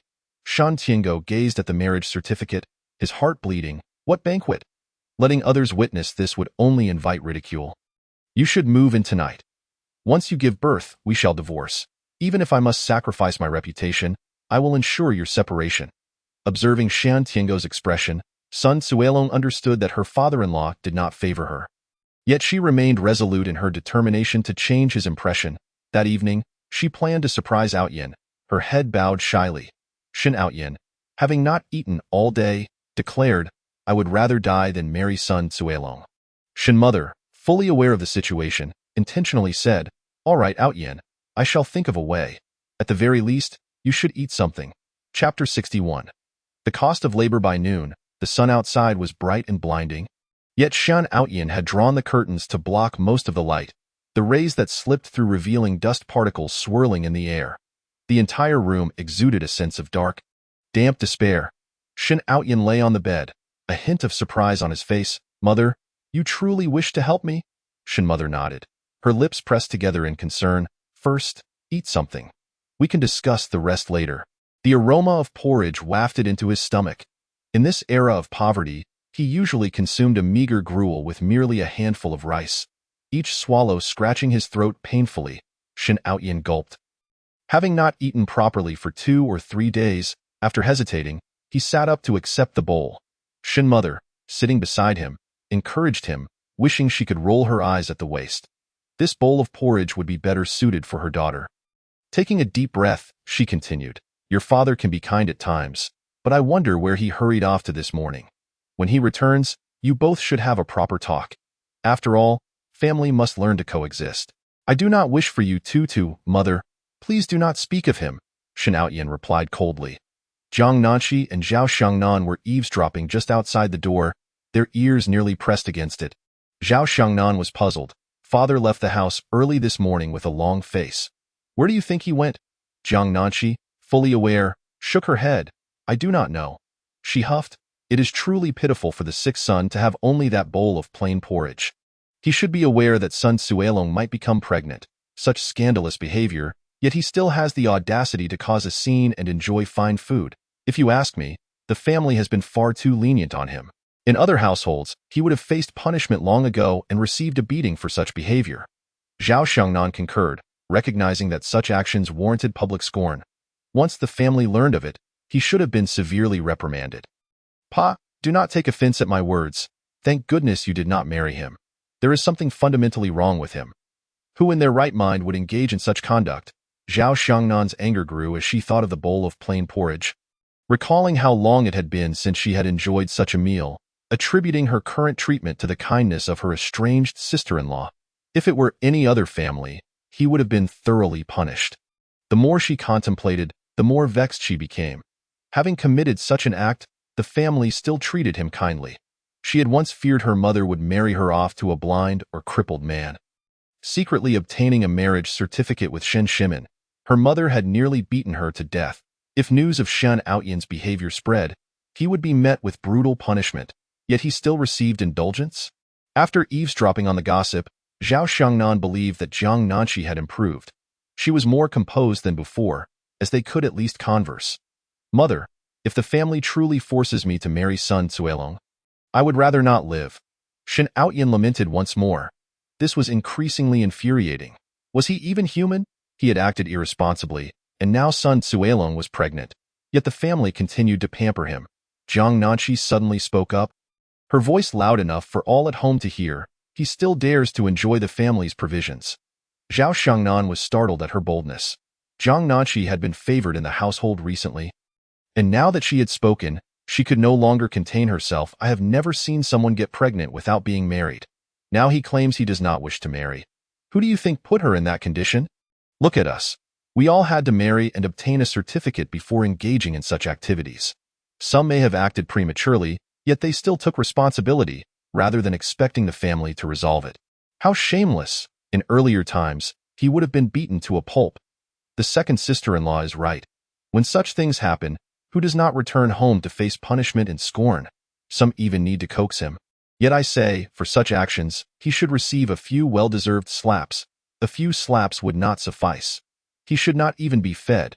He should be punished, nearly starved, and then given nothing but a mouthful of filth. While being beaten until he can no longer sit comfortably, let us see how he behaves afterward. Zhao Xiangnan was even more direct than Jiang Nanshi, as people during this time spoke their minds without reservation. Jiang Nanshi. Too intense. The more Zhao Xiangnan spoke, the more emboldened she became, since she was sharing in the sentiment with Jiang Nanshi. Even if they were to face punishment, at least they would endure it together. As long as it was not solely upon her. Shen Outyin had just mustered the strength to eat a few bites when he overheard the two outside, causing him to roll his eyes in frustration. Nearly spitting blood, in truth, we have been protecting him. Otherwise, he would have been caught long ago. Jiang Nanshi lamented her deep loyalty. Zhao Xiangnan raised her chin. Indeed. You have no idea how many men toil at labor. The majority are male. Do you think the sixth son, with his handsome features, could walk back home unscathed? Why would he struggle to walk home? Jiang Nanshi feigned curiosity. How could one traverse a path that is no longer viable? On a languid night, one might find oneself bending over, and over time, such a posture is bound to lead to complications. Let me tell you, you have no idea. Zhao Xiangnan, still somewhat intrigued, moved closer to Jiang Nanshi. Much like the sixth sibling, who returned with a ruined backside due to his own misdeeds, he might not return for several years. Oh, you think that is acceptable? It was too reckless. Zhao Xiangnan intended to say more. But Jiang Nanshi pulled her away. Shen Outyin struggled to catch his breath. He had not anticipated that his family would utter such sarcastic remarks at this moment, nor did he expect Jiang Nanshi to harbor such resentment after all this time. He pointed out the window, abandoned his porridge, and threw off the covers, determined to leave. Mother Shen, observing the increasingly absurd comments from the second branch of the family, wondered how they could instill such notions in their daughter. Upon opening the door, however, not a soul was in sight. Mother Shun Outyin clutched his chest. Mother Shen wore a troubled expression. Outyin, do not take offense at their harsh words. Your sisters-in-law speak nothing but the truth. I have indulged you far too much over the years. Perhaps it is time for you to establish your own household. Shen Outyin rolled his eyes and fainted. Mother Shen made no move to assist him, and as Shun Outyin's forehead struck the muddy ground, she stepped outside to have the eldest brother help the sixth back to bed. The brothers at home found themselves at a loss for words. Zhao Xiangnan glanced outside and asked, "Do you think when we return, mother-in-law will chastise us? Perhaps. Well, it doesn't matter. It's not like I'm the only one being scolded. I've grown accustomed to it." Jiang Nanqi did not see Zhou Ji at noon. As she looked up, a droplet of moisture fell onto her brow. Just moments ago, the sun had been shining brightly, yet now her gaze fell upon the looming dark clouds in the distance. Rain was imminent. Indeed, summer rains are often torrential and swift. Perhaps this could be seen as her venting for the original owner of this body? Shen Tiango strode ahead, indifferent to Sun Cuihong trailing behind. Halfway through her journey, the sky above her darkened suddenly, and the rain began to pour. The downpour was so intense that there was no time for anyone to react. They were drenched to the bone. Shen Tiango. Sun Cuihong hurried to catch up to Shen Tiango. "Father-in-law, what shall we do?" "What can we do?"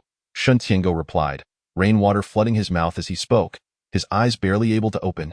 He wiped his face vigorously. "Let's hurry home." He felt irked at being called father-in-law, considering he was only a few years older. Chapter 62. Entering the home. "Father-in-law, please wait for me. I am with child. And if I fall, it will be troublesome." Sun Cuihong, somewhat frightened, clutched Shen Tiango's garment. Noticing his impatience, she quickly added, "I just registered my marriage with Outyin today. If something were to happen, how would you explain it to him?" Shen Tiango. As he contemplated the potential consequences if something were to happen to Sun Cuihong, he knew that Sun Zhuang would undoubtedly come looking for him. He had no choice but to pinch his nose and forge ahead. Just moments ago, he had been sweltering with heat, drenched in sweat, but in the blink of an eye, he felt chilled to the bone. During lunch, Zhao Xiangnan and Jiang Nanqi remained unusually quiet. Zhao Xiangnan feared that mother-in-law might strike suddenly, and before she could react, a sunflower seed flew her way, keeping her on high alert. Jiang Nanqi glanced at the absent Zhou Ji. Fifth brother Shen Xinmin was also not home. The two were nowhere to be found. With the harvest concluded, Jiang Nanqi considered that she would need to make a trip to the county town tomorrow to send a letter. Zhao Xiangnan, still on edge, finished her meal and stepped outside, only to be called by Mother Shunned mother-in-law. Zhao Xiangnan was tense all over, feeling justified in her apprehension, for the sixth sibling was in the wrong and had nearly brought calamity upon the entire family. Besides, had she said anything incorrect? Mother Shen approached her, and Zhao Xiangnan maneuvered to Jiang Nanqi's side, determined not to bear the brunt of the reprimand alone. "Go rest in your room." Mother Shen grasped her hand gently. Zhao Xiangnan. Bewildered, Zhao Xiangnan returned to her room, staring blankly at the egg nestled in her palm. Did mother-in-law just give her an egg? What did this mean? Not only was she spared punishment, but she had also received an egg. The rain persisted for 2 hours without pause. Upon returning home, Shen Tiango was soon beset by a fever. Feeling utterly drained, he exhaled a breath thick with illness. "You may, I went this morning. I don't want to hear it. I don't want to hear it. I don't want to hear it." Mother Shen rushed to Jiang Nanqi's room. Shen Tiango. Meanwhile, Sun Cuihong, having changed into dry clothes and toweled off her hair, began bustling about energetically in preparation for the upcoming event. Jiang Nanqi sat by the window, lost in thought as she observed the elongated lines of rain. A wave of melancholy washed over her. Although she had fought fiercely in the modern world, it was her home, not this realm where everything felt utterly out of control. Would her mother, upon learning of her demise, fly in from abroad to attend her funeral? Surely her father's illegitimate children would be overjoyed, believing they would inherit a greater fortune. She herself was uncertain of the path that lay ahead. With one hand propping up her chin, she listened quietly to the rain. Mother Shen entered and wiped the droplets from her face. Upon seeing Jiang Nanqi seated by the window, her posture slightly leaning against the table, with a pair of beautiful yet melancholic eyes. Mother Shen discerned that her daughter was feeling downcast. She began to express her irritation. Honestly, that deadbeat man outside is the last person I wish to discuss. Perpetually moaning without cause, she approached and took a seat in a chair. Casting her gaze around the room, it had been quite some time since she last visited Zhou Ji's quarters. From childhood, Zhou Ji's room had been notably neat and sparse, devoid of clutter. Now, most items in sight were brought by Jiang Nanqi. "Mother, why have you suddenly turned against father-in-law?"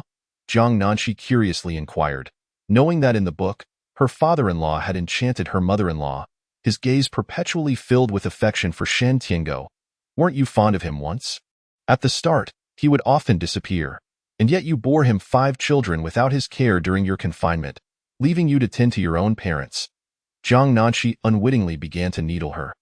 Though her curiosity compelled her to probe into the matter, Mother Shen found it impossible to disclose the truth of her rebirth, and in fact, she held disdain for her past self, questioning how she could have been so infatuated with Shen Tiango. After all these years, she had failed to notice any warning signs. She lowered her head, feigning the wiping of tears. "Nanqi, the truth is, your father never truly liked me. He has always favored other women. I only learned this from reading his writings." As she spoke, her nose grew prickly. "In my youth, I was not desperate to marry. It was Shen Tiango who pursued me, and I was drawn to his refined demeanor. After we wed, he changed, yet he would still flatter me, professing his love. With my brother's support, my life was not difficult. But I never imagined that it was all a deception. Deep down, he had long been involved with another woman. Perhaps it is due to my advancing age that I have come to terms with it all. But why have you suddenly turned against Shen Outyan as well?" Jiang Nanqi mused, wondering if her mother-in-law had uncovered the truth. As the male lead, Shen Outyan's parents could not merely be average folk like Mother Shen and Shen Tiango. He was the offspring of Li Yuan and a second-generation heir, later a secret child vying for power and status. "Humph," Mother Shen spat in disdain. "He is not my son. I do not know from whence that wild seed came. Shen Outyan was brought back by Shen Tiango, deceitfully claiming he was my child on the very day I gave birth. I had my suspicions at the time, but the memories of giving birth to Bao Zhu were so hazy, all I recalled was the pain. I thought I must have been mistaken. In truth, the moment I laid eyes on him, I disliked him. Upon reflection, Shen Outyan must have been over 10 days old, chubby and fair. While my daughter was thin and small, I felt he had usurped my daughter's nourishment in the womb. A brother who would not yield to his sister. I didn't even want to let him have any of my milk." She ground her teeth in frustration. Jiang Nanqi. At this moment, Jiang Nanqi was quite eager to ask her if her sudden change of heart towards her was due to the old adage that the enemy of my enemy is my friend. However, she refrained from doing so, fully aware that some truths, once exposed, could change everything. Yet now she could ascertain that her mother-in-law was firmly on her side. A little indulgence would be inconsequential.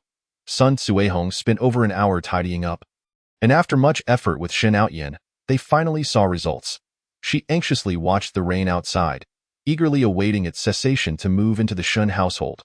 Sun Zhuang's wife remained indoors, and Sun Zhuang hesitated. "Mother, what did Uncle Shen say? Are you moving in right away? When will the banquet be held? Has their family provided anything for you?" "De Zhuang, we cannot be so mercenary. Besides, my feelings for Outyan are genuine. Material possessions do not concern me. As for the banquet, do we truly need to pay others to profit off of us? I have no desire for that." Sun Zhuang sighed and turned to leave. The rain did not cease until the afternoon. Once it stopped, Sun Suihong prepared to leave, believing that someone from the Shen family would come to fetch her. She expected Shen Outyan to arrive as well. "Let's wait. Outyan will be here shortly. 10 minutes passed. Half an hour passed, an hour passed. I almost forgot. Outyan seems a bit unwell today, which is why he did not accompany me to register our marriage. Leaving it to my father-in-law instead." "De Zhuang, could you help me with this? We should head to the Shen household now."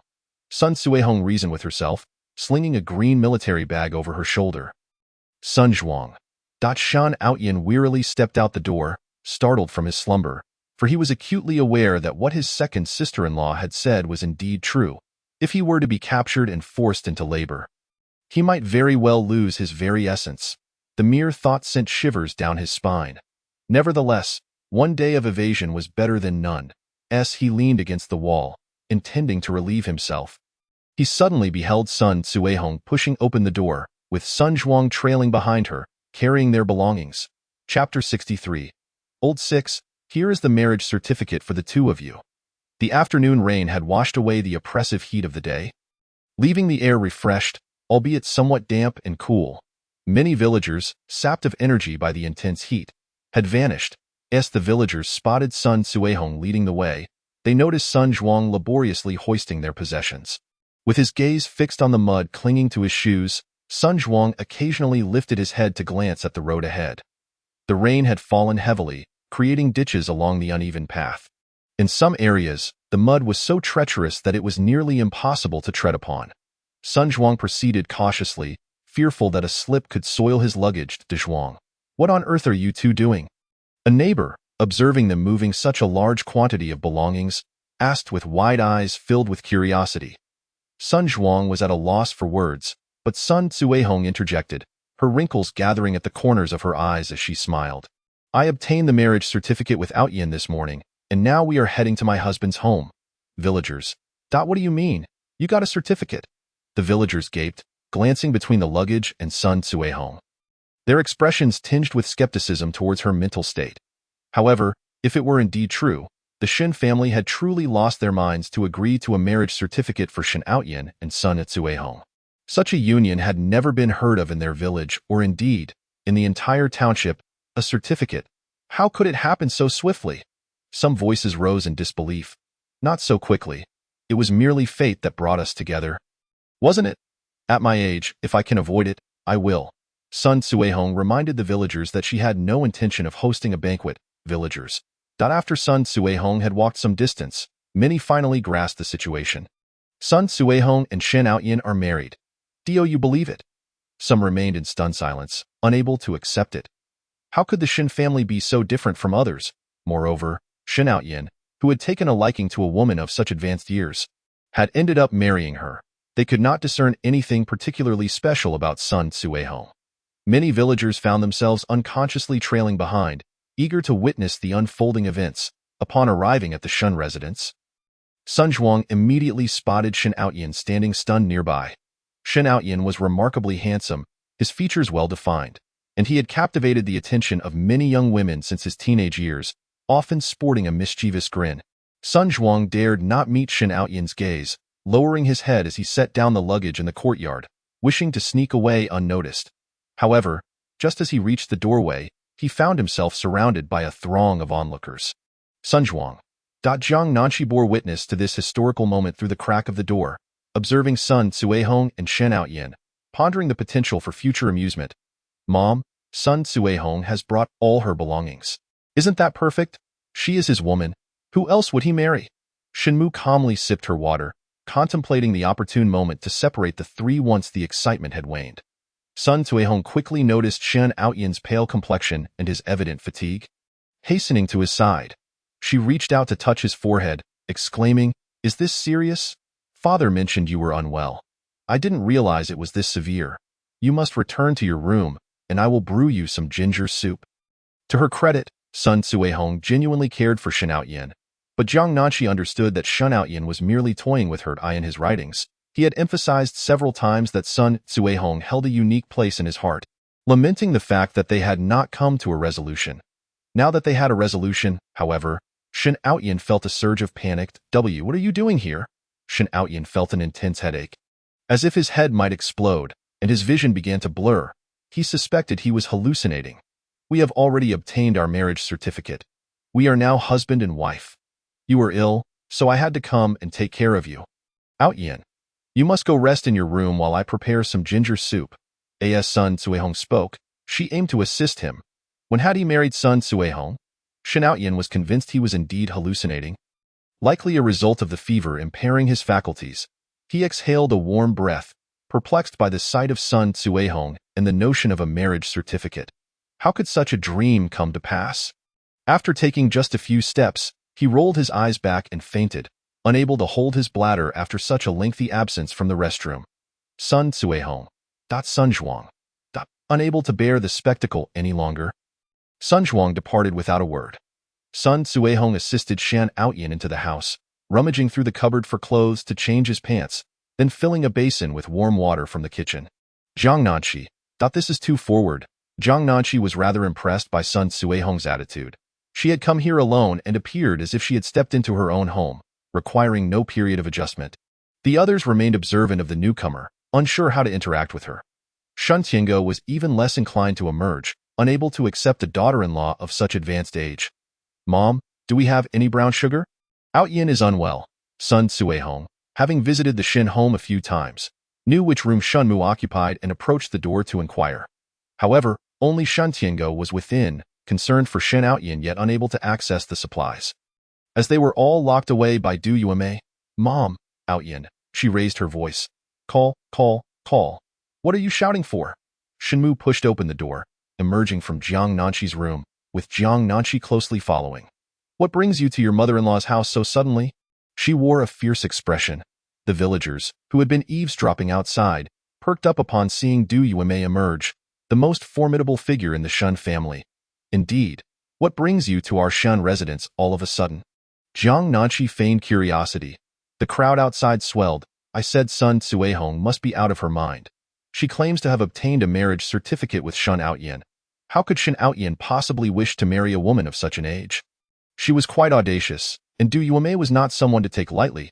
Du Yuemei would not hesitate to strike her down. Mom, I truly obtained the certificate with Outyin. Sun Suihong hesitated for a moment before becoming anxious.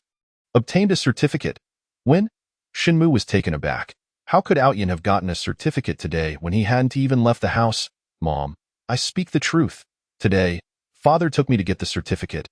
I am referring to the certificate for Outyin and me. If you don't believe me, look. Sun Suihong produced their marriage certificate. After acquiring the certificate, Shen Tiango had no interest in keeping any copies. While Sun Suihong retained both, Shen Mu reached out to take one, and Jiang Nanqi leaned in as well. The current marriage certificates bore no photographs, merely a sheet of paper with their names and the village information inscribed. Ah, Shen Mu exclaimed, hastily dashing into Shen Outyin's room with the marriage certificate in hand. Shen Outyin, still dazed, was abruptly awakened by the forceful thump of his mother's hand. Upon regaining consciousness, he immediately spotted Jiang Nanqi, who was bending over him, her beautiful eyes curving into crescent moons as she smiled. Old Six, something dire has occurred. Your father went to obtain the marriage certificate for you and Sun Suihong this morning. Shen Mu delivered another vigorous tap to ensure he was fully alert. What? Shen Outyin stared at Jiang Nanqi, still processing the information. Jiang Nanqi unfolded the marriage certificate, presenting it for his perusal, her smile radiant. Mom says father obtained a marriage certificate for you and Sun Suihong. You two are now husband and wife. As Shen Outyin's vision gradually returned, he focused on the information on the marriage certificate, his pupils constricting in disbelief, and soon he felt breathless, collapsing once more, his body twitching slightly. Chapter 64. What does it matter if one lives or dies? Part 1. Jiang Nanqi had not anticipated Shen Outyin's reaction would be so extreme. She exchanged a glance with Shen Mu, who delivered another punch. Cough. Shen Outyin was jolted awake again, blinking in confusion, as if he had just emerged from a series of vivid dreams. Initially, he had dreamt that Sun Suihong had come to his home, followed by Jiang Nanqi presenting him with the marriage certificate. He exhaled in relief. It was indeed just a dream. You're awake. It seemed Jiang Nanqi's voice brimmed with excitement. Shen Outyin turned to look, thinking that Jiang Nanqi had not yet moved on from him, but when he raised his gaze, he was met with the very scene from his dream. Jiang Nanqi unfurled the marriage certificate once more. Shen Outyin, why did you faint just now? By the way, this marriage certificate is for you to keep. Check if the names are correct. Shen Outyin's heart skipped a beat. His gaze fell upon the certificate and confirmed the names of himself and Sun Suihong. He felt lightheaded again. Just as he was about to faint, his chest was struck once more by Shen Mu's hand. Shen Outyin, this morning your father took you to the county secretly to obtain the marriage certificate with Sun Suihong. In a state of confusion, Shen Outyin rolled his eyes back in disbelief. Jiang Nanqi mused that he was on the verge of foaming at the mouth, contemplating whether it would be better for him to expire sooner rather than later. After all, in the story, he had inherited Zhou Ji's fortune. If not for that, how could he compete with the original family's offspring? Rest assured, Zhou Ji would not perish. He would undoubtedly outlive Shen Outyin. Jiang Nanqi was certain of one thing.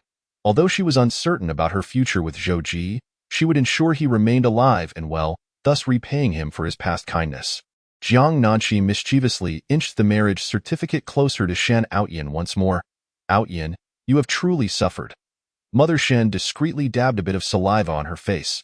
There was no other choice. As tears simply wouldn't come. At that moment, Sun Suihong entered, and with Mother Shen present, she dared not speak to Jiang Nanqi in a sarcastic manner. Mom, Outyin, perhaps you should drink some water first. Mom, let her leave. Make her go, Shen Outyin shouted, attempting to snatch the marriage certificate to tear it up. How could Jiang Nanqi allow him to take it? She contemplated whether she might as well keep it safe for him. Since she was on Zhou Ji's side, it was possible that Shen Outyin might later covet Zhou Ji's assets. Perhaps this marriage certificate would prove useful in the future. Suddenly, the bowl in Sun Suihong's hands clattered to the ground. Seizing the opportunity, Jiang Nanqi quickly tucked the marriage certificate into her pocket. Outyin, what is wrong? Sun Suihong asked, her face filled with concern. She had never seen Shen Outyin so ferocious, except for that one time. Usually, when they were together, he spoke to her in gentle tones, professing his intention to marry her multiple times. Hadn't he always wanted to marry her? He had even said that if it weren't for his parents' interference, he would have brought her home long ago. Mother Shen gazed at the bowl, now chipped upon the floor, clenching her fists, enduring for the first time in her life. Jiang Nanqi thoughtfully made space for the two of them, ensuring they were inseparable now, leaving her to wonder how their future would unfold. Jiang Nanqi and Mother Shen stood nearby, and soon after, others began to crowd in, with Zhao Shangnan rushing to Jiang Nanqi's side. After her earlier comments about Lao Lu, her mother-in-law had given her an egg, which led Zhao Shangnan to ponder all night, believing her mother-in-law had rewarded her. Thus, she felt it was acceptable to observe the unfolding drama. Is something wrong? Sun Suihong inquired, a hint of worry in her voice as she touched Shen Outyin's forehead. Shen Outyin lay on the bed, feeling as if his heart had turned to ash. He knew that quarreling with Sun Suihong would be futile. He also understood that marrying her was his only path forward. Yet, his pent-up fury had no outlet, and naturally, he thought of Shan Tiango, who had eagerly facilitated his marriage to Sun Suihong, intending only to ruin him. He vowed that he would not let Shan Tiango have it easy. All right, I'm a bit tired. I need to rest for a while. Shen Outyin feared he would lose control. Furthermore, Sun Suihong claimed she couldn't conceive, even though she was clearly capable. Upon reflection, he realized he had been ensnared by her cunning. Marrying a younger man while relying on his naivety. She believed she owned him now. He would show her how to deal with such a situation. Sun Suihong, witnessing Shen Outyin's closed eyes, felt as if she had tasted honey. They were finally married. And soon there would be a child. Meanwhile, the other men of the Shen family were outside, urging the villagers to disperse. There's nothing to see. Go home and prepare dinner. Villagers murmured amongst themselves, Qingmin, did Sun Suihong really marry Outyin? I'm curious why your family agreed. Didn't you ruin the child? One asked. Shen Qingmin felt his face flush with embarrassment, especially with so many people watching. He truly felt humiliated. Their words seemed to accuse them. Yet Sun Suihong was already pregnant, leaving them with no choice. They were merely trying to protect Shen Outyin. Eldest sister Chu Xiufang quickly interjected, we didn't want this either, but Lao Lu has been on a hunger strike for days to marry Suihong. We couldn't just watch our brother die. Seeing his determination, we had no choice but to support him. Yes, she may be older, but Suihong is quite thoughtful and capable of managing a household. Sometimes, age isn't everything. After all, there are men in their 50s marrying young girls, as long as both are willing. The villagers were surprised to see Shen Outyin so infatuated with Sun Suihong, confirming some of the previous rumors. Chu Xiufang did not want the villagers to place the blame on them, so she offered some justification for Shen Outyin, believing she had done her part. While everyone remained to witness the unfolding situation, Zhou Ji returned. After an afternoon of rain, he and Lao Wu were drenched, their hair dripping. He stood silently, glancing at the villagers gathered to gawk, and within 3 minutes, they began to disperse. Lao Wu and Zhou Ji had left early in the morning and returned just as darkness was falling. Perhaps it was the dimming light, but a drop of rainwater fell from his forehead, making him appear particularly gloomy. Shen Xinmin approached him. Third brother, you should rest well today. Don't worry about anything else. After all, they didn't want us to interfere, and besides, you've never met them, so let us just forget about them. Zhou Ji replied, heading toward his room. Chapter 65. What does it matter if one cannot live? Part 2. The sky was left with only a remnant of the setting sun. Looking out from the courtyard, wisps of white smoke rose from the village chimneys as families began to bustle. Jiang Nanqi finally had the opportunity to head to the county town. She planned to send out the letter she had written days prior. Upon entering her room, she discovered Zhou Ji had returned. She tucked the marriage certificate, concealed in her pocket, between the pages of a book and turned to glance at Zhou Ji, who had just changed his clothes. Zhou Ji seemed somewhat unwell, recalling that he had been out all day without food. She retrieved the cake she had hidden, thinking it would suffice to quell his hunger until dinner was ready. As she stood by him, Zhou Ji did not look at her, and she was uncertain of what he had said. A sudden pain pierced her head, and a deafening ringing filled her ears. Jiang Nanqi moved closer to Zhou Ji, feeling an unusual warmth emanating from him. She touched his forehead and discovered he was burning up. Zhou Ji's arm pulled back slightly, frowning in displeasure at Jiang Nanqi. "Are you running a fever?" Jiang Nanqi circled to face him. Zhou Ji pressed his lips tightly together, remaining silent. The ringing in his ears was overwhelming, and his mind was muddled. He strode over to a nearby chair. Turning his back to Jiang Nanqi, the sick Zhou Ji appeared different from usual. He seemed colder, yet more like a petulant child. Jiang Nanqi approached him again, placing her hand on his forehead once more, confirming he indeed had a high fever. His symptoms were not overt. His face wasn't flushed, and if she hadn't touched him earlier, she wouldn't have noticed at all, seeing his hair still warm. She took a white towel from beside her and gently placed it on his head, calling out, "Mom, Zhou Ji has a fever. Let's take him to the village clinic." She believed that among the Shin family, Zhou Ji cared most for his mother. While he might disregard her words, he would surely listen to his mother. Jiang Nanqi acted quickly, but as she placed the towel on his head, Zhou Ji felt a familiar scent wafting through the air. Making him irritable, he leaned back, feeling even hotter, but when Jiang Nanqi pressed the towel onto his shoulder, she applied more force than necessary. Aware that Zhou Ji couldn't hear her, Jiang Nanqi patiently explained, "Don't move around. If your hair isn't dried, it could worsen your condition." Zhou Ji reached up to remove the towel, frowning as he wished to tell her that he would be fine in a couple of days and didn't need these things. Just as his hand was halfway up, a sharp sound echoed as Jiang Nanqi smacked his hand away. The air fell silent, and Jiang Nanqi's actions ceased. She was usually not very patient, especially when serving someone like him. Though he had been sick and restless, he had no right to create trouble, leading her to instinctively strike him. Jiang Nanqi thought to herself, "This isn't my fault.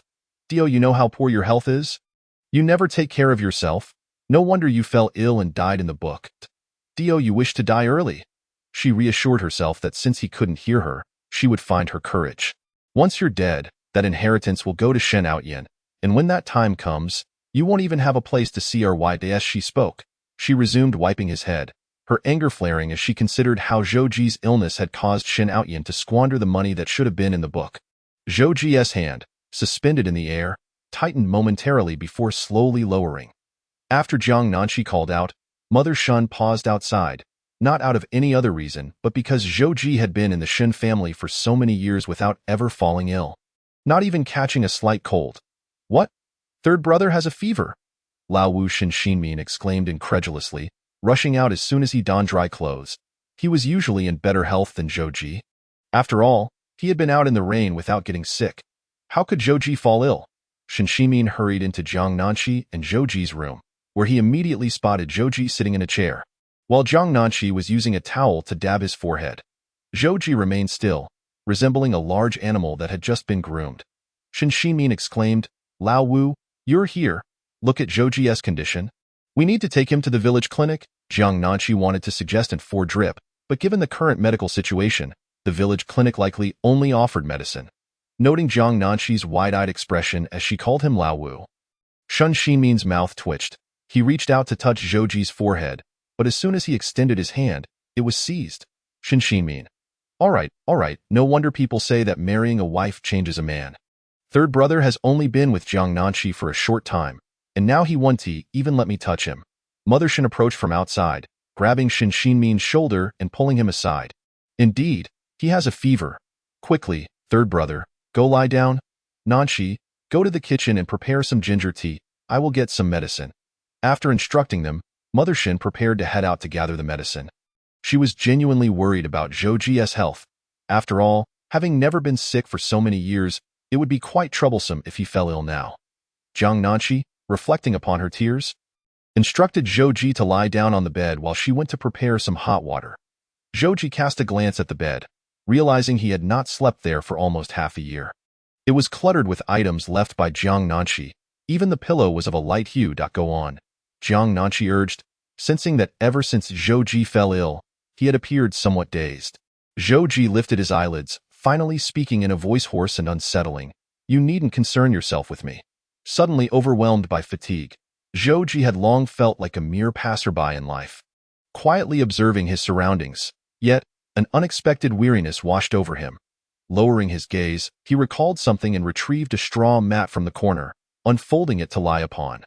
Jiang Nanqi watched his actions, realizing that despite having learned much about him from books, it had only been as a reader. Now, with him standing before her in flesh and blood, she found herself somewhat breathless.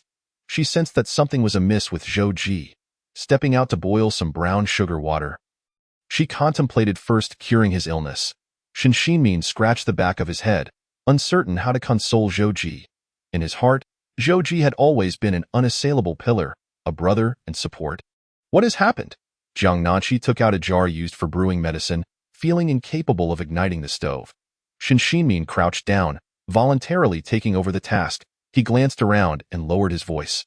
Fourth brother and I were initially hunting to sell goods in town, but we encountered a group of people below, the ones from third brother's maternal grandfather's side, including his mother. Jiang Nanqi was aware of this part of the narrative. Zhou Ji had never been acknowledged by his maternal grandfather, who had not even attended his funeral after he fell gravely ill.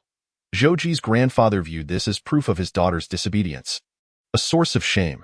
Zhou Ji's mother, having suffered for the sake of love, returned home unwilling to confront her past experiences, and they all shunned Zhou Ji and I in the book.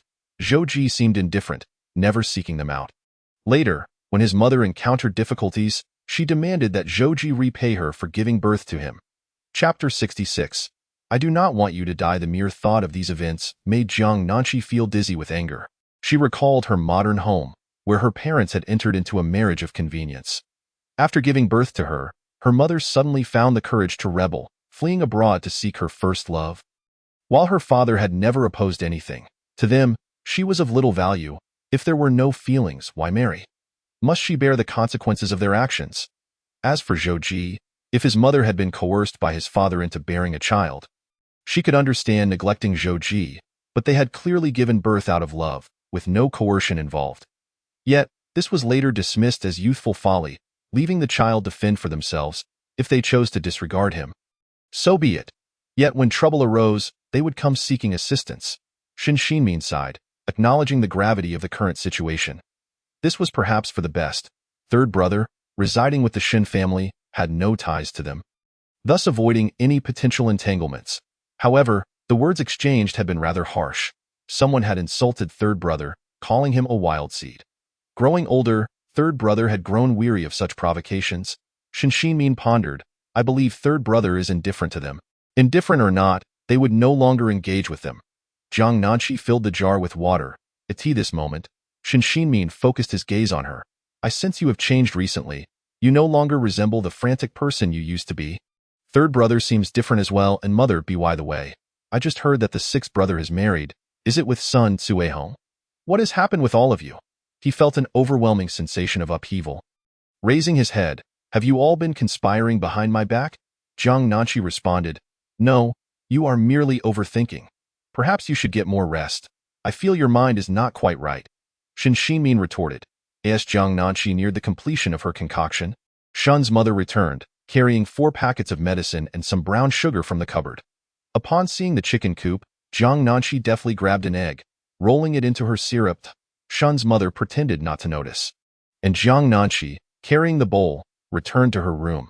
Fearing exposure, she discreetly shed a tear into the water tank to dilute the medicinal properties. Upon entering the room, she found Zhou Ji had just taken his medicine. Yet it appeared to have little effect, his fever worsening. Zhou Ji lay on the cool mat, his brows furrowed, rendering the large figure pitiable. Zhou Ji, drink some water. Jiang Nanqi placed the bowl on the nearby table. crouching down to call him, often forgetting he could not hear her. After calling twice, she remembered to nudge him. Zhou Ji's brow tightened further. He felt a chill, having not experienced illness for many years. The last time he had been sick, his father was still alive, and he had been too preoccupied to care for him, leaving him to manage his own medication and hydration. Zhou Ji, he heard someone calling him and opened his eyes to see Jiang Nanqi. A flicker of surprise crossed her eyes as she touched his forehead with the back of her hand. Her fingertips were cool, and he wished for her to stay, an impulse to grasp her taking hold of him. He truly did not comprehend why she concerned herself with him. Zhou Ji felt Jiang Nanqi should maintain her distance. The words spoken earlier rang true. He indeed bore a heavy aura of calamity. Uncertain of when it might ensnare her too. If he were to be implicated, Jiang Nanqi would not fare well either. It would be better to remain as he had been, unkind. That way, should anything occur, she could immediately sever ties with him and extricate herself. Upon noticing he had awakened, Jiang Nanqi hurriedly attempted to help him sit up, grasping one of his hands with force, her face reddening. Yet she could not move him.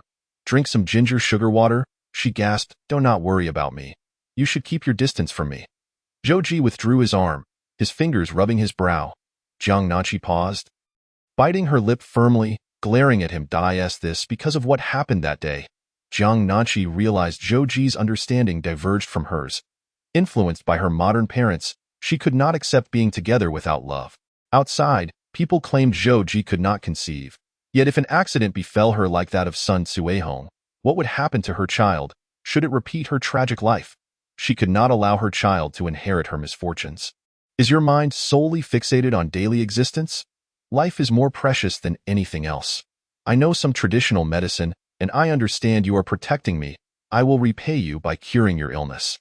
Life must come first. The future holds uncertainties for everyone. Once more, she stubbornly tugged at him, disregarding whether he understood her gestures. This time, her pull dislodged the medicine from his pocket, and Jiang Nanqi gazed at the scattered pills on the mat, her brows knitting tightly. You haven't taken your medicine? The 4 words Zhou Ji comprehended, his dark eyes devoid of emotion, resigned to fate. For all these years, he had lived this way, feeling no difference between living and dying. Whether dead or alive, it mattered little. Have you lost your mind? What do you mean? Resigned to fate? Jiang Nanqi hastily gathered the scattered pills. Do you wish to die? How can it not matter? Jiang Nanqi could not restrain herself from shouting at him. Life is of utmost importance. Without it, nothing else matters. You are truly mad to speak of resignation to fate. Proper treatment is the essence of accepting fate. Right now, you are courting death. Get up and take your medicine. Jiang Nanqi pulled at Zhou Ji, and when he did not rise, she opened her mouth to call for Shun's mother. After I die, Mother will protect you. You will no longer be implicated, so do not concern yourself with me. Zhou Ji forcefully withdrew his hand, understanding her intentions. You stand to lose nothing. Jiang Nanqi paused, admitting she did wish for him to protect her, yet she did not desire his death. If life was attainable, why choose death? I do not want you to die, she murmured. Zhou Ji halted his movements, bewildered. What? I said I do not want you to die. Jiang Nanqi suddenly shoved the medicine into his mouth, forcing it in, prying his lips apart. Did you not say you resigned to fate? I am also a part of the heavens sent here. I will not allow you to die. Zhou Ji felt a pain on his lips, sensing this woman was tearing at him. Eat. Jiang Nanqi remained relentless, pulling and clawing at him. Zhou Ji had yet to open his mouth when she began to see why in this place. Only 2 people have treated me well. If you die, what shall I do? They will surely bully me, and I do not wish for your death. Tears streamed down her face. Chapter 67. Zhou Ji is beaten and hit. The last rays of sunlight nearly faded from the world. And today's afternoon rain cast a gloomy pall over the sky, obscuring any sight of the moon. Those with poor eyesight had already lit kerosene lamps. Shin Xinmin stealthily approached the vicinity of Zhou Ji and Jiang Nanqi's room. Although Jiang Nanqi had improved, third brother was currently in a dire state. He hoped Jiang Nanqi would not be reprimanded again. As he drew near, he heard faint cries, punctuated by mentions of life and death. And just as he was puzzled, the sounds of slapping echoed. Old Five grew anxious. He knew Jiang Nanqi harbored no good intentions, assaulting third brother while he was still ill.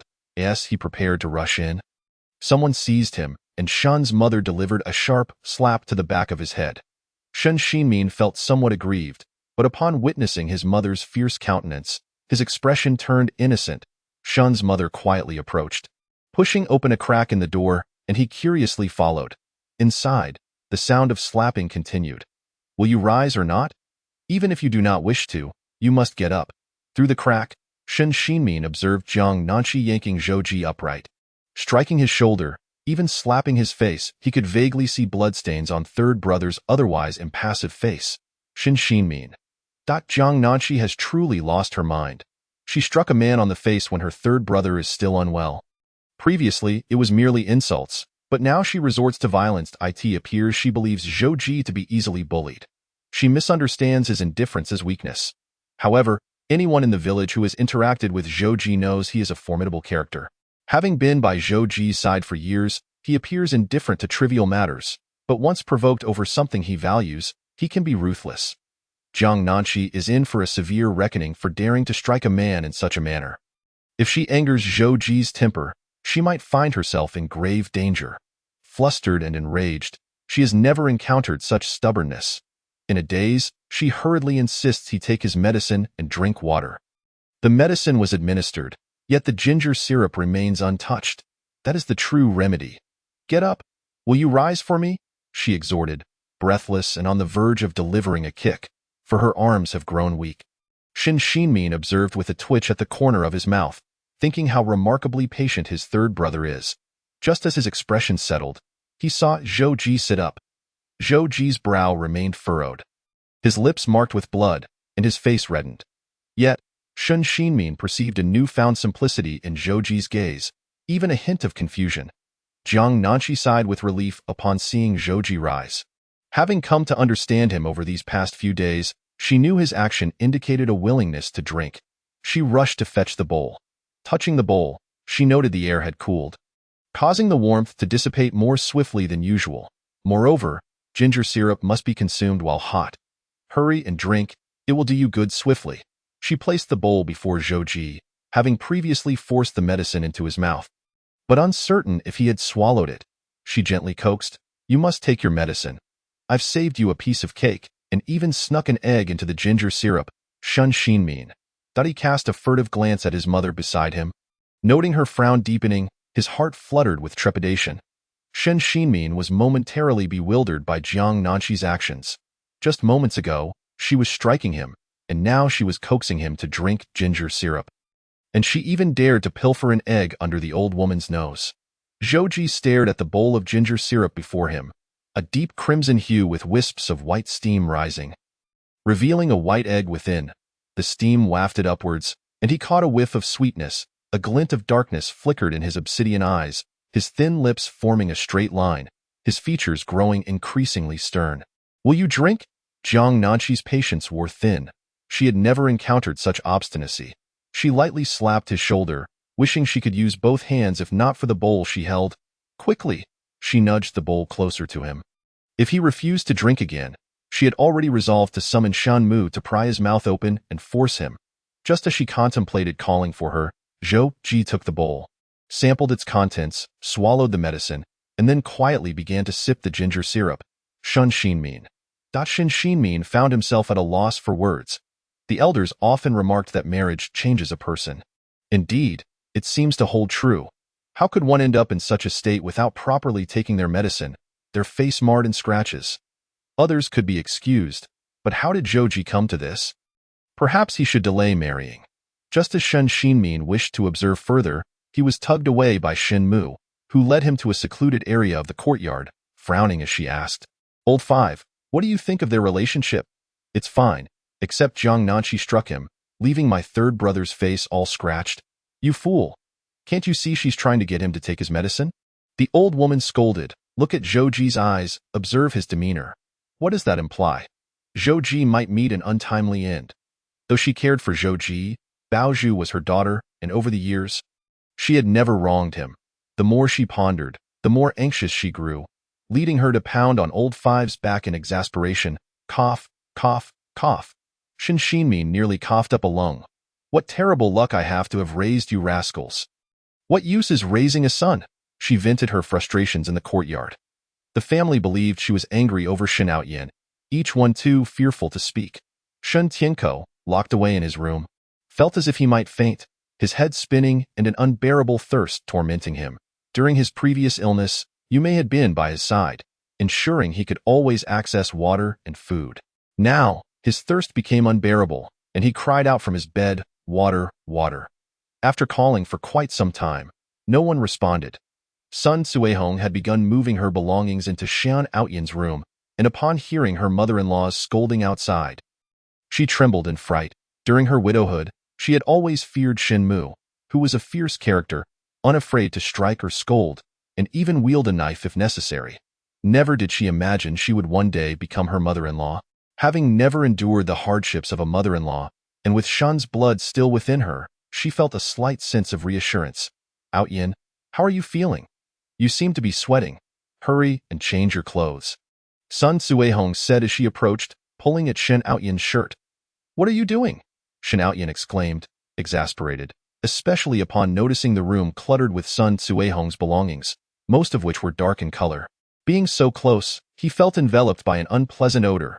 Sun Suihong insisted on removing Shen Outyin's clothing, as his abdomen was exposed. The sight of his youthful physique caused her heart to race uncontrollably. Fearing he might act inappropriately again, she hastened her actions. "Just let me change your clothes. Get away." Shen Outyin felt the air against his skin and, in a fit of anger, pushed her away. Sun Suihong's abdomen collided with the edge of the bed, causing her to wince. Noticing the grimace on Shen Outyin's face as he told her to leave, she inquired, "Outyin, what is wrong?" Chapter 68. Unclear emotions. Seeing Sun Suihong clutching her abdomen, Shen Outyin felt a flicker of joy. If her child were to be lost, he could divorce her the following day. "Outyin," she murmured, feeling discomfort in her belly. Shen Outyin simply pulled the blanket over his head. Sun Suihong felt a tightening sensation in her abdomen. But recalling her previous fall during her pregnancy with Shen Zhuang, she reassured herself of her good health and resumed arranging her clothing. Zhouji had consumed all that was in the bowl. His medicine downed, and Jiang Nanshi was uncertain whether it was the medicine or the water that proved effective. But Zhouji began to sweat, no longer exhibiting that unhealthy heat. Jiang Nanshi rummaged through the wardrobe, discovering a light blue bedsheet, suitable for the warm weather. She laid it over Zhouji, who had fallen asleep, and turned to leave for a meal. Zhouji waited for a moment before opening his eyes. Finding himself alone in the room, he glanced at the bedsheet draped over him, pressed his lips together, feeling a slight twinge of pain. He touched the sore spots on his face, realizing Jiang Nanshi had scratched him. For reasons unknown, he felt a peculiar sensation. As Jiang Nanshi settled down, she noticed Shen Outyin and Sun Suihong emerging for dinner, Shen Outyin leading the way with Sun Suihong following, her hand resting lightly on her abdomen. Just before exiting, she mentioned to Shen Outyin, "Outyin, I feel a bit uncomfortable in my belly. Perhaps we should visit the village clinic. This is our first child." Other women seemed to manage their pregnancies without such fuss. Why was she so troubled? Shen Outyin responded coldly, turning away while dark thoughts filled his mind, wishing for Sun Suihong's child to be lost.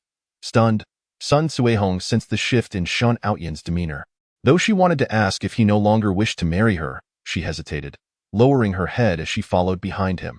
With an additional person in the household, Shen Mu spoke at the table. Rolling her eyes, "Old Six, you've married today as well. Earn your share of work points and raise the child well. Suihong, take turns cooking with your sisters-in-law and avoid causing trouble, or I will not go easy on you." Sun Suihong opened her mouth, wanting to express her discomfort, but knowing that a visit to the doctor so soon after arriving would surely be met with disapproval. She lowered her head and sipped the soup. Feeling thirsty, but after drinking, warmth enveloped her body, and her belly no longer ached. As Shen Outyin ate, he kept a subtle watch on Sun Suihong, maliciously hoping for her to go into premature labor. After finishing a bowl of soup, Sun Suihong still felt thirsty, so she poured another bowl of hot water, and after drinking, she felt truly comfortable. As the meal concluded, warmth radiated from each person, a comforting heat spreading from within, invigorating their spirits. Jiang Nanshi noted that this light nourishment was quite beneficial, realizing that previously drinking too much at once had a more pronounced effect. She pondered whether Zhouji's hidden ailment had worsened, leading to an explosive reaction. Upon returning to the room, She found Zhou Ji still asleep. Gently checking his forehead, she found his fever had subsided. Exhausted from a long day, she took a shower and lay down, falling asleep. Shen Outyin noticed Sun Cuehong's condition had improved significantly, causing him to furrow his brow. Just earlier, she had been clutching her abdomen with a pale face, yet now her complexion appeared rosy. While pouring water, he intentionally bumped into Sun Cuehong, causing her stomach to collide with the table edge, but this time she remained unfazed. "Are you all right?" Shen Outyin asked. "That I'm fine," Sun Cuehong replied, smiling brightly. "Outyin, our child is truly resilient. Even after being bumped, everything is all right. I feel comfortable all over, so you need not worry." Shen Outyin. That with a cold demeanor, Shen Outyin lay on the bed, and Sun Cuehong followed suit. Irritated, Shen Outyin turned his back. Upon returning to her room, Shen's mother was startled to discover another person lying on the bed, Shen Tiango, burning with an intense fever. Vaguely aware of his mother's return, he muttered, "Water, water. How dare you even ask for water? Look at the state you've put our second son in. The entire village is mocking the Shen family today. I refuse to believe that a fever can kill someone." Shen's mother returned to Shen Tiango the words he had once said to her when she was bedridden and helpless, his impatience revealing a desire for her to pass away sooner. He had even proclaimed, "I want to see if a fever can indeed kill." Shen's mother spread a cool mat on the floor and, grasping Shen Tiango's legs, dragged him down. If Shen Tiango were to lose his senses today and become a fool, she would divorce him and cast him back to his mother. Lying back on the bed, Shen's mother pondered her precious Zhu, who had been abandoned by her biological father since childhood, humiliated by Shen Outyin, and married to Zhou Ji, who was in poor health. What would become of her in the future? Perhaps she should reveal the truth to Zhu, urging her to divorce Zhou Ji sooner rather than later. Lost in thought, as the temperature dropped further in the early morning, Zhou Ji opened his eyes to find Jiang Nanshi kicking off her thin blanket. He rose, pursing his lips, intending to cover her back up. With one leg draped over, she turned uncomfortably, and he slowly tugged at the blanket, cautious not to wake her. Jiang Nanshi shifted, and he furrowed his brow as he grasped her ankle, covering her with the blanket. His heart raced uncontrollably. Suddenly withdrawing his hand, Zhou Ji recalled the events of the day. Though he had been raised by the Shen family for many years, he was still bound by blood to those people. If anyone were to exploit this connection, it could have dire consequences for him. Laboring himself was one thing, but Jiang Nanshi was different. She could hardly do any work at home, and if she were implicated in his troubles, Zhou Ji clenched his jaw and closed his eyes, attempting to calm his emotions. It would be best to maintain the status quo, making it easier to sever ties later on. He lay back down, touching the bloodstains on his face, remembering how Jiang Nanshi had cried and clawed at him, her frustration evident in her strength. Gazing out the window, the clouds appeared to be dissipating, and the stars reflected in his dark pupils, where unnameable emotions simmered. When Jiang Nanshi awoke the next day, Zhou Ji was already absent from the room. Upon stepping outside, she found everyone busy. After the rain yesterday, they were organizing to go mushroom picking today. Jiang Nanshi contemplated sending a letter to the county. Sun Cuehong, surprised to see Jiang Nanshi awake so late, had never encountered such a lazy daughter-in-law. As a traditional woman, she rose at 5 to begin her work. Jiang Jiqing. Sun Cuehong frowned, wishing to impart wisdom on her about the responsibilities of a wife and mother, hoping to shift her mother-in-law's impression of her. "Call me third sister-in-law," Jiang Nanshi interrupted her. Chapter 69. Do you like Nanshi? Water droplets fell from slender fingers into the basin, creating ripples. Jiang Nanshi tilted her head back, tossing her cascading hair behind her. Observing the youthful Jiang Nanshi, Sun Cuehong noted her beauty, radiant skin, youthful vigor, her casual movements drawing attention effortlessly. Glancing down at her own roughened fingers, worn from years of labor, Sun Cuehong's hands bore calluses, often cracked in the winter due to the harshness of their impoverished era, resulting in fingers that appeared coarse even after healing. She rarely looked in the mirror, always believing she wasn't unattractive. After all, why would Shen Outyin forsake Jiang Nanshi for her? A flicker of confidence blossomed within her. "Call me third sister-in-law," Jiang Nanshi reiterated firmly. "Our Shen family values decorum." Sun Cuehong. Sun Cuehong opened her mouth, her aging face flushed with embarrassment. Being so much older than Jiang Nanshi, she felt humiliated to be addressed thus in front of so many. Zhao Xiangnan observed Jiang Nanxi's composed demeanor and suddenly recalled their earlier quarrel. She wondered how Jiang Nanxi could compel Sun Cuihong to call her sister-in-law, a notion Zhao found distasteful. If this were to occur publicly, it would attract unwanted attention and ridicule. Just thinking of it sent shivers down her spine.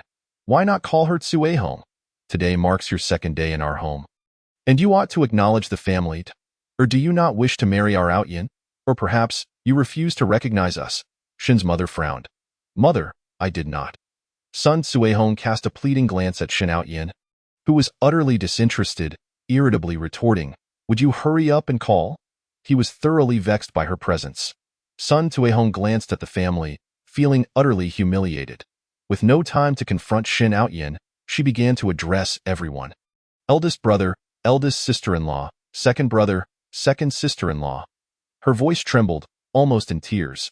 Despite her age and previous marriage, she felt a profound sense of humiliation. Zhou Ji returned from outside, holding a wild chicken. Upon entering, he cast a sidelong glance at Jiang Nanxi, but said nothing as he began scalding the chicken feathers with hot water. Is everything all right? Jiang Nanxi approached, lightly touching Zhou Ji's forehead. Not sensing any abnormal temperature, she breathed a sigh of relief. Her gaze shifting to the wild chicken. Having grown accustomed to daily meat, she now craved it after just a day or two without. Zhou Ji's body tensed, and he steadied his emotions, lowering his eyes to pluck the feathers swiftly and forcefully. Jiang Nanxi squatted beside him, observing. Zhou Ji's dark eyes occasionally lingered on her face, perplexed by what was so captivating. How do we prepare this? Jiang Nanxi's eyes sparkled with curiosity. She thought Zhou Ji hadn't heard her since he hadn't looked her way. Just as she was about to poke him, he replied coolly, How do you want it prepared? I want to make chicken soup. Jiang Nanxi's eyes lit up. Zhou Ji, can we? You know how? He diverted his gaze. His dark pupils flickering, Jiang Nanxi's eyes darted. My mother knows. She can help me. Zhou Ji seemed to anticipate her response, his brows furrowing slightly, his expression reminiscent of the time she tore a letter, more understanding than mocking. Jiang Nanxi. Sun Cuihong was sweeping when she noticed the two nearby, Zhou Ji processing the wild chicken and Jiang Nanxi beside him. Jiang Nanxi, who was slightly taller than Sun Cuihong, appeared like a flower beneath a towering tree. Oddly harmonious. Previously, it had been said Zhou Ji was a skilled hunter, but she hadn't expected to enjoy wild chicken on her very first day of marriage. Yet, Jiang Nanxi had done nothing since waking up that morning, merely watching Zhou Ji work without offering her help. Surprisingly, Zhou Ji didn't seem angry. Sun Cuihong, having risen early, had overheard two sisters-in-law discussing how Jiang Nanxi had scratched Zhou Ji's face in a fit of anger, leaving marks. Initially skeptical, she was now convinced upon seeing the bloodstains on Zhou Ji's face, which had scabbed over. She had never encountered a woman like Jiang Nanxi who would physically confront a man, especially clawing at his face. Wasn't that a blow to his dignity? As a traditional woman, Sun Cuihong believed women should always uphold men's honor. With Jiang Nanxi behaving thus, Zhou Ji would inevitably reach his limit. A man of his strength could easily inflict harm. Jiang, third sister-in-law, you shouldn't let third brother do all the work alone. At the very least, lend a hand. A man can't be overworked. As a woman, you ought to care for him. Sun Cuihong couldn't help but interject. Jiang Nanxi turned around, meeting Sun Cuihong's gaze, who seemed to be targeting her since she had yet to confront her. You indeed seem quite concerned for the sixth. Jiang Nanxi acknowledged with a nod. Sun Cuihong, feeling a sense of pride, lifted her chin. Of course, my feelings for Outyin are sincere. Jiang Nanxi nodded in agreement. Indeed, you were concerned for him even before marriage. At such an age, you still let him relieve his stress on you, essentially marrying him on your own terms. Sun Cuihong's face turned beet red in an instant. Zhao Xiangnan nearly pricked her own hand with the needle, astonished by Jiang Nanxi's unyielding assertiveness. Previously, Jiang Nanxi's arguments had infuriated her, but now, she felt a sense of satisfaction. At least she and Jiang Nanxi were exchanging barbs in equal measure. Shin Outyin's expression darkened further. He despised his family bringing up his relationship with Sun Cuihong, especially Jiang Nanxi. He and Jiang Nanxi had nearly been betrothed, and her words felt like mockery aimed at him. Casting a glance at the smirking family members, he deemed Sun Cuihong utterly foolish, both naive and dense, completely at a loss for how to navigate the situation. Outyin. Sun Cuihong looked at him, feeling wronged. Shin Outyin. He truly felt an overwhelming urge to slap her. Before he could act, Shun's mother emerged with a feather duster, delivering several swift blows to Sun Tsuehong's shins. You come into my home and stir up trouble right away. Do you think I'll let you off lightly? Speak another word, and you can return to your mother's house. Shun's mother's fierce gaze struck fear. She rarely scolded her own daughter, yet this shameless interloper dared to lecture her child.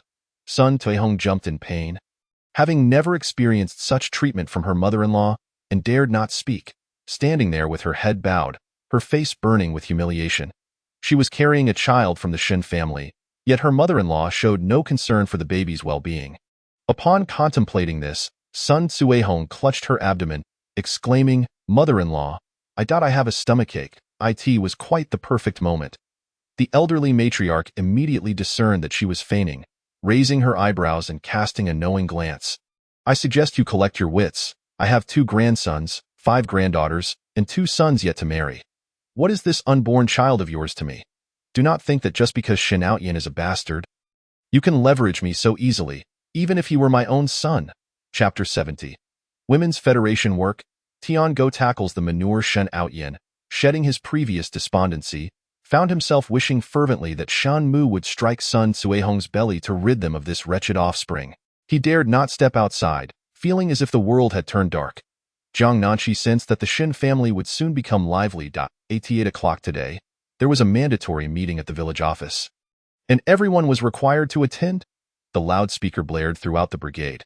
Suddenly, Shun Mu recalled what her elder brother had mentioned, casting a sidelong glance at Zhou Ji. "Third, come in here with me." Ino-1 responded to her call. "Third," she raised her voice. Zhou Ji did not even glance in Shun Mu's direction, remaining oblivious to her words. Shun Mu, exasperated, turned to Jiang Nanshi. "Tell Third to come in with me." Jiang Nanshi nudged his arm, and Zhou Ji's dark eyes naturally turned to her. "Mother has something to discuss with you. She wants you to go with her." Jiang Nanshi's rose-tinted lips moved slightly. Zhou Ji pressed his lips together and nodded. Rising to his feet with a hoarse voice, "You stay put." Jiang Nanshi quickly nodded in agreement. She had no intention of moving, for she preferred her food cooked. She remained beside the wild chicken, wary of the shameless individuals in her household who might take it away. Once Zhou Ji entered, he closed the door behind him. The elderly matriarch placed the feather duster on the shelf and turned to him. "Today, there is a meeting at the village office, and a group from above has come down. Your uncle informed me that your maternal grandfather is here. I also heard from Lao Wu about yesterday's events. You have never met them, and they do not recognize you. Henceforth, it is best if you avoid any contact. Utter not a single word to prevent giving others leverage against you. Understood?" Zhou Ji, with his back to the window, stood against the light, making it difficult for the elderly matriarch to discern his expression. However, over the years she had come to understand him well. He must have experienced some turmoil within since otherwise he would not have fallen ill so suddenly. "Third, you are my son and my affection for you is no different from that of my other sons. From now on, you are my son. Do not fret too much about them. Your uncle will take care of these matters normally." Zhou Ji exhibited no other reaction. Since yesterday, he had severed all ties with that family, regarding them merely as outsiders. Shinmu slowly approached him. Observing his face, "Third, I actually wish to ask you something. Do you have feelings for Nanshi?" In an instant, Zhou Ji's previously impassive face displayed a flicker of change. The term liking was foreign to him. Yet, at this juncture, whether he liked her or not seemed inconsequential. He was prepared for the possibility of divorcing Jiang Nanshi at any moment. His gaze drifted to the nearby cabinet, which had a hole in it. It was too dark within to discern anything, reflecting only an abyss in his pupils. "I do not like her," he stated. The elderly matriarch sighed in relief, rubbing her temples in distress. "You may leave now." Zhou Ji turned and departed without hesitation. He walked over to continue plucking chicken feathers, distancing himself from Jiang Nanshi. Jiang Nanshi recalled the letter she had written a few days prior and rushed back to her room. The moment she moved, Zhou Ji immediately raised his eyes, watching her retreating figure grow more distant. A tempest brewed within his pupils. Shin Tian-go rose weakly, having lost considerable weight, and forced himself to eat breakfast. Today, fresh water had been added to the water tank, further diluting the effects of the medicine. Jiang Nanshi felt vexed at the thought of Shin Tian-go taking advantage of her. However, she remembered that if he failed to achieve 6 work points daily due to his punishment, He would have to clean the toilets for the entire village. With the medicinal effects now significantly diluted, he should be able to regain some vigor. Otherwise, his pale complexion resembled that of a man on the brink of death. What would happen if the villagers turned against him and left the task of cleaning to his sons? That simply would not do. This old tea-man had maintained his dignity for a lifetime and now deserved to face the consequences. The thought of Shen Tian-go digging others' latrines brought her amusement. The discomfort of her adversary delighted her. After breakfast, everyone headed to the village office for the meeting. In the past, Jiang Nanshi and Zhou Ji would often attract attention, as the original character perpetually wore a sullen expression and would engage in disputes with anyone who displeased her. Though Ji would often ignore her, leading the brigade members to frequently mock them. However, the situation had changed. Shen Outyin and Sun Cuihong had become the talk of the entire brigade. Although they had previously been the subject of gossip, they had never been overly affectionate in front of outsiders, engaging only in private discussions. Now, however, they had obtained their marriage certificate, and Sun Cuihong had moved into Shen Outyin's home. Look, others immediately turned to stare at Shen Outyin. Shen Outyin appeared unsteady on his feet, with dark circles under his eyes, the result of a sleepless night. It was said that he was determined to marry Sun Cuihong, and now that they were wed, he must have been overjoyed yesterday. Right? You know, it's true, but I've never seen an age gap so vast. Cuihong's son is even older than Outyin. Cuihong is indeed fortunate. Shen Outyin felt the weight of everyone's gaze upon him, and he sensed their mockery. He could not comprehend how things had devolved to this point. Previously, he had thrived in the village, with countless young women casting flirtatious glances his way. Now, he felt like a mere shell of a man. Upon arriving at the village office, he chose a random spot to sit, and Sun Cuihong promptly took a seat beside him, shyly following suit. The brigade leader entered, holding a piece of paper and a loudspeaker. Today, we will discuss 3 matters of importance. Firstly, several individuals from above have been assigned to our brigade, which is quite routine and requires no further elaboration. Secondly, our brigade has expanded due to the increased population in the village, leading to the establishment of a small women's federation under the jurisdiction of the village town. Our brigade now has 2 members, Du Yuanmei and Jiang Nan 11.as. Soon as he finished speaking, Du Yuanmei and Jiang Nanshi stood up, led by Lao Wush and Xinmin, and applause resonated throughout the village office. Thank you, everyone. Jiang and I will certainly endeavor to serve the people well. Du Yuanmei's eyes crinkled with joy. Jiang Nanshi chimed in, if our women's federation requires assistance, we will do our utmost. The mother and daughter smiled and sat down. Everyone was taken aback. Who would have thought that Shen Mu and Jiang Nanshi would find themselves in such respectable positions? Shen Tian-go ground his teeth in frustration. Such a commendable job should have been his, yet it was bestowed upon Jiang Nanshi. They were truly mad. He was the pillar of this family and the one who could bring dignity to their household. Jiang Nanshi was merely a daughter-in-law, with an uncertain future ahead. This could not stand. He needed to devise a plan to persuade Du Yuanmei to transfer Jiang Nanshi's position to him. I understand that everyone may have questions regarding this matter. I will shortly post the rationale behind the assignments from above for everyone to peruse. The third item of discussion was Shen Tian-go. According to regulations, Shen Tian-go has failed to achieve 6 work points during the farming season. Starting tomorrow, he will begin cleaning the toilets, ensuring that every household's latrine is spotless. Shen Tian-go. Shen Tian-go rolled his eyes and fainted. Chapter 71. Packages from parents in the city. The benches in the village office were long wooden planks. The brigade leader had organized a group of villagers to chop wood to create them, with 4 or 5 people per bench. Shen Tian-go sat on the edge of one, rolling his eyes before collapsing to the ground. The individual seated beside him quickly shifted away, fearing that the sudden movement would cause the bench to topple. The brigade members wore expressions that were hard to interpret. The brigade leader had mentioned 3 matters, 2 of which pertained to the Shen family. Everyone in the village knew that Shen Tian-go was a man of status, always impeccably dressed and walking with a straight posture, avoiding any dirtiness. Now, the village was demanding that he clean the toilets, which felt like a death sentence. What on earth was happening? Villagers rushed forward, with Shan Mu sprinting the fastest. She gazed at the fainted Shen Tian-go and slapped his face. Tian-go, wake up. If you have erred, you must accept the punishment and strive to become a principled comrade.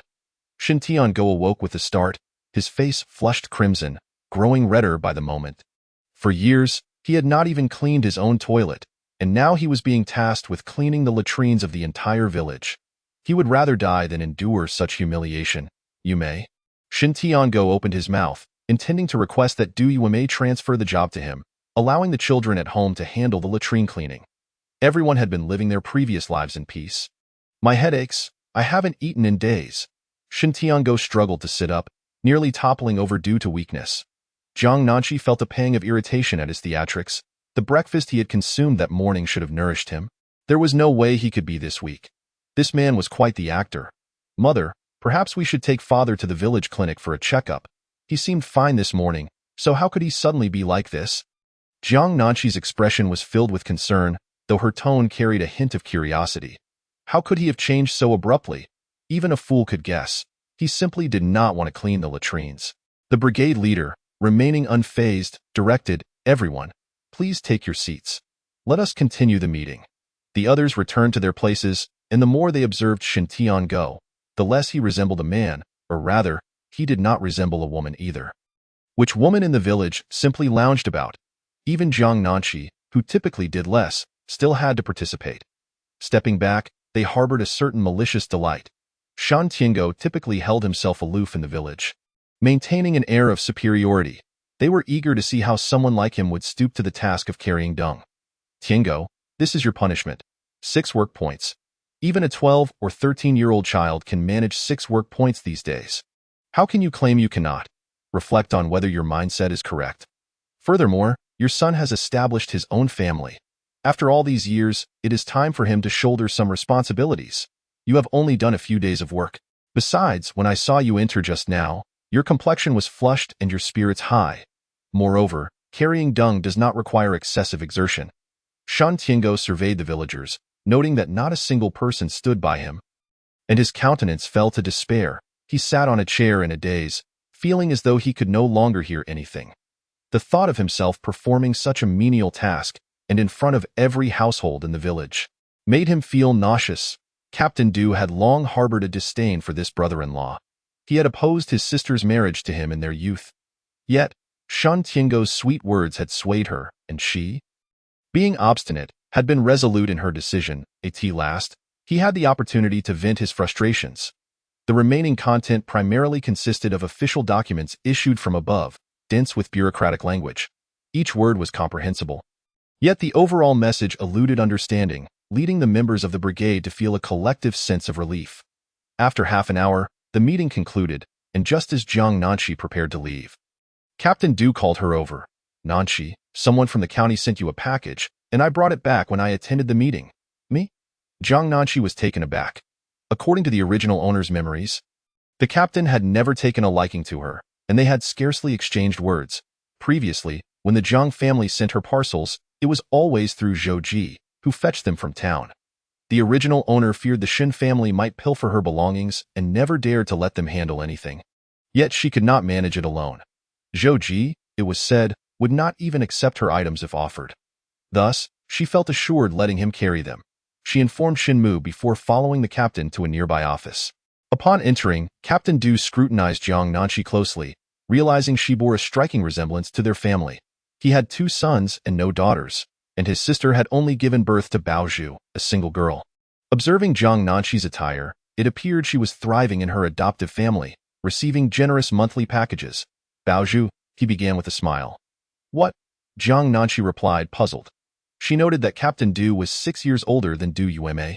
With half of his hair turned white, however, his long-standing leadership over several villages lent him an air of authority that set him apart from ordinary folk. "Nothing much. It's just that you and Baozhu are of similar ages. I was merely reflecting that our Baozhu is now as old as you." Captain Du smiled kindly. Jiang Nanchi certainly knew of Shin Baozhu, a character never mentioned in the book, but her name surfaced frequently since Shan Mu often sought out introductions for her. The second son had seized the opportunity to marry Zhao Xiangnan, while Shan Tiango would frequently feign interest in his youngest daughter, and even Shan Outyan expressed regret over his sister's plight. Even Zhou Ji from the book had tirelessly helped the Shin family search for her, though ultimately, no one ever found her. Jiang Nanchi felt ill at ease as she watched the captain smile.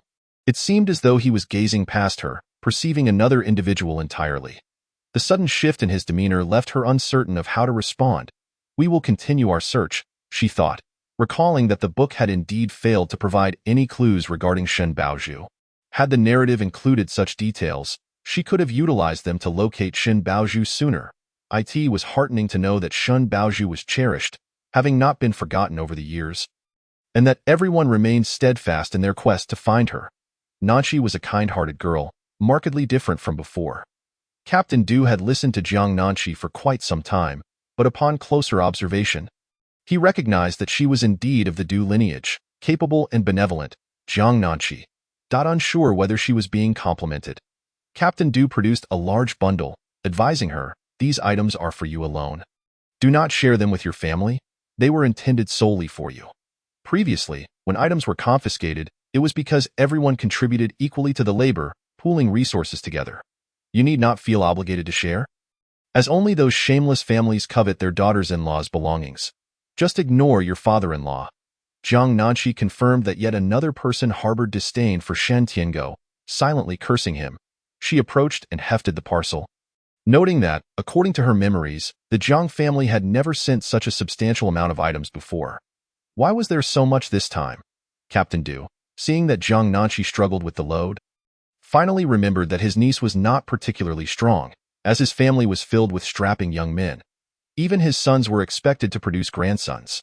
His sister, while a girl, had always been boisterous and capable of handling herself even in her youth. As Chapter 72 unfolds, at the train station, Captain Du approached to assist with the burden.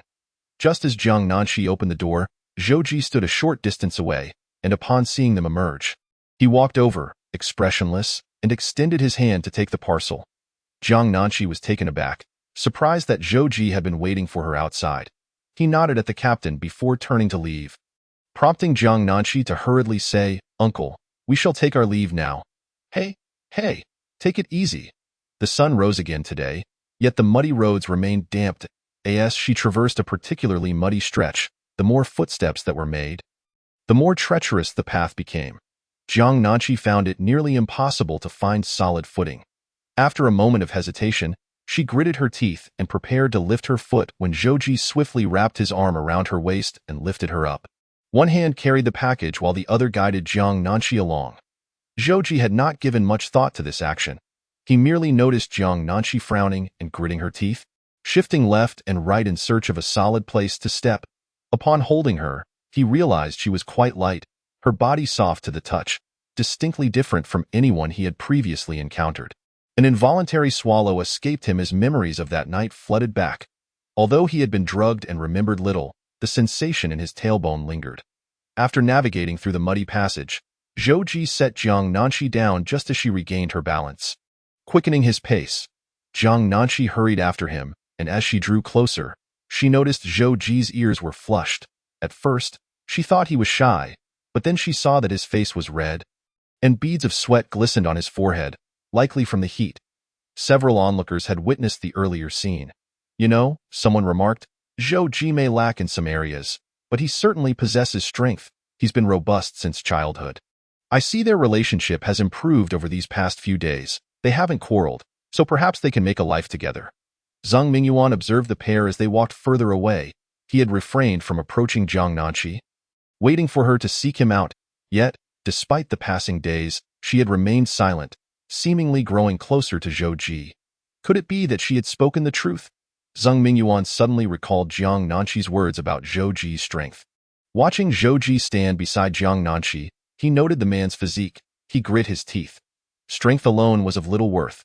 A person's cultural depth was far more valuable.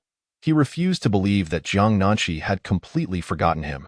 He needed to devise a plan to secure Jiang Nanchi's job. With that position, it would not be impossible for her to marry him, especially with financial security on their side. Sun Suihong hurriedly trailed behind Shen Outyan, nervously wringing her garment.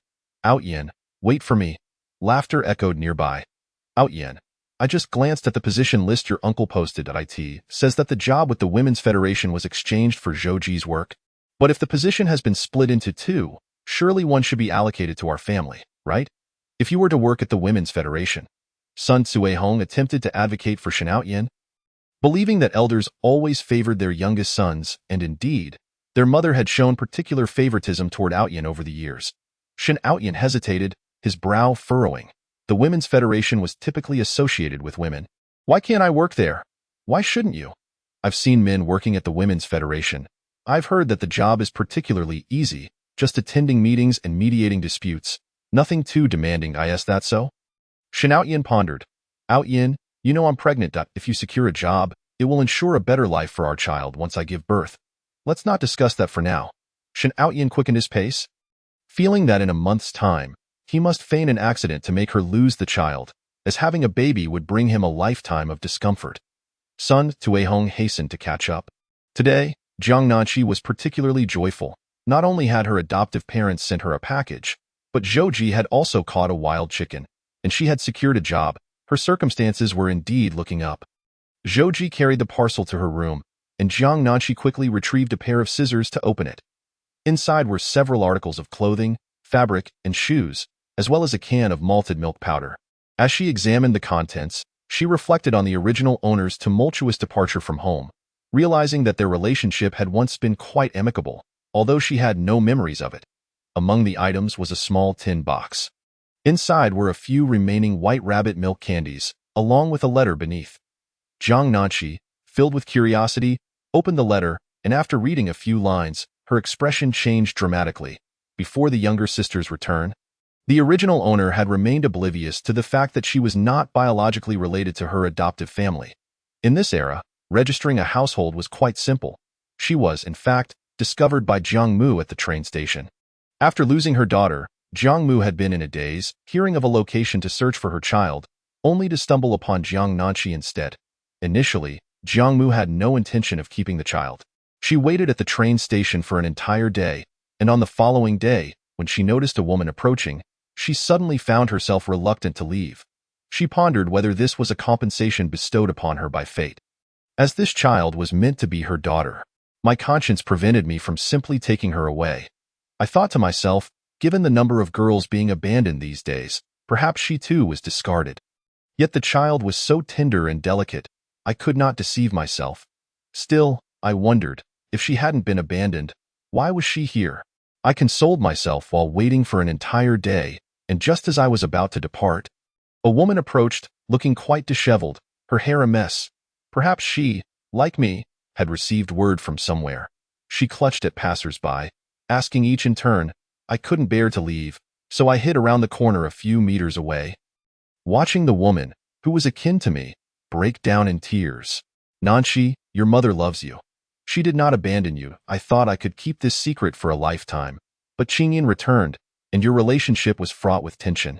I instinctively wanted to make amends with her. That day, you yelled at me, claiming you were a mere substitute. It was only after you went to the countryside that I learned many spoke of you as being discarded. Subsequently, I began to dream of that day, day after day. A year has passed, and I feel I must tell you. Nanqi, you are my daughter, now and forever. So is Qingyin in my heart. You have always held equal standing. Qingyin suffers too. She believes you have usurped her life, but this is not your fault. It is mine. I have shared this matter with Qingyin, and she too regrets having been adversarial with you. Nanqi, your mother misses you, as do your brother and sister. Rest assured, I will find a way to bring you back to the city and help you locate your biological parents, no matter the circumstances. I will always regard you as my own flesh and blood. Chapter 73. Can Zhou Ji truly succeed? The room was enveloped in silence, save for the sound of paper rubbing against fingertips. Jiang Nanqi read the letter from beginning to end, her emotions in turmoil, as fragments of memory surged within her. She seemed to recall being held and carried away, yet the subsequent events remained a blur. Even her memories with the Jiang family were indistinct. According to Jiang Mu, she had been abandoned at the train station, and the woman who came to find her was likely her biological mother. However, which train station was it? Jiang Nanqi contemplated writing a letter to inquire, but then she hesitated. Did she truly wish to seek out the original parents' biological parents? After all, she was not the original owner. And so many years had passed. Even if she were to find them, what would it change? They might have had other children by now, perhaps repeating the same dynamics between the original owner and Jiang Qingyin. To be fair, Jiang Qingyin's extreme reactions were understandable. When she returned, she was frail and small, and the family that had taken her and treated her poorly, whereas the original owner had been well cared for. Loved by her parents and brother, it was a normal reaction for Jiang Qingyin to struggle with acceptance, especially when the first memory she encountered was of Jiang Qingyin insisting on taking a precious pearl hairpin from the original owner, resulting in a confrontation that left the original owner injured. After waking from her hospital stay, Jiang Qingyin was compelled by her parents to apologize, to which she cried out, "You only care for her. Do you know what kind of life I lead? In that house, I had to learn to cook at such a young age, washing clothes by the river. Look at my hands, then look at Jiang Nanqi's. Why does she have it so good while I suffer?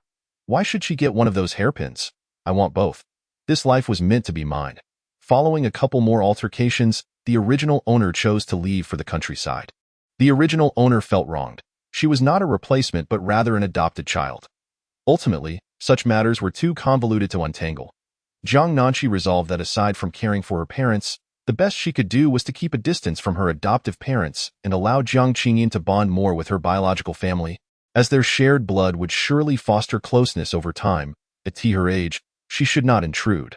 Otherwise, no one would find peace. Reflecting on it all, she realized she felt alone wherever she went, which left her feeling somewhat cold. She folded the letter, noticing a corner of a milk candy peeking out from beneath it, along with another letter. As she opened it, a number of bills tumbled out.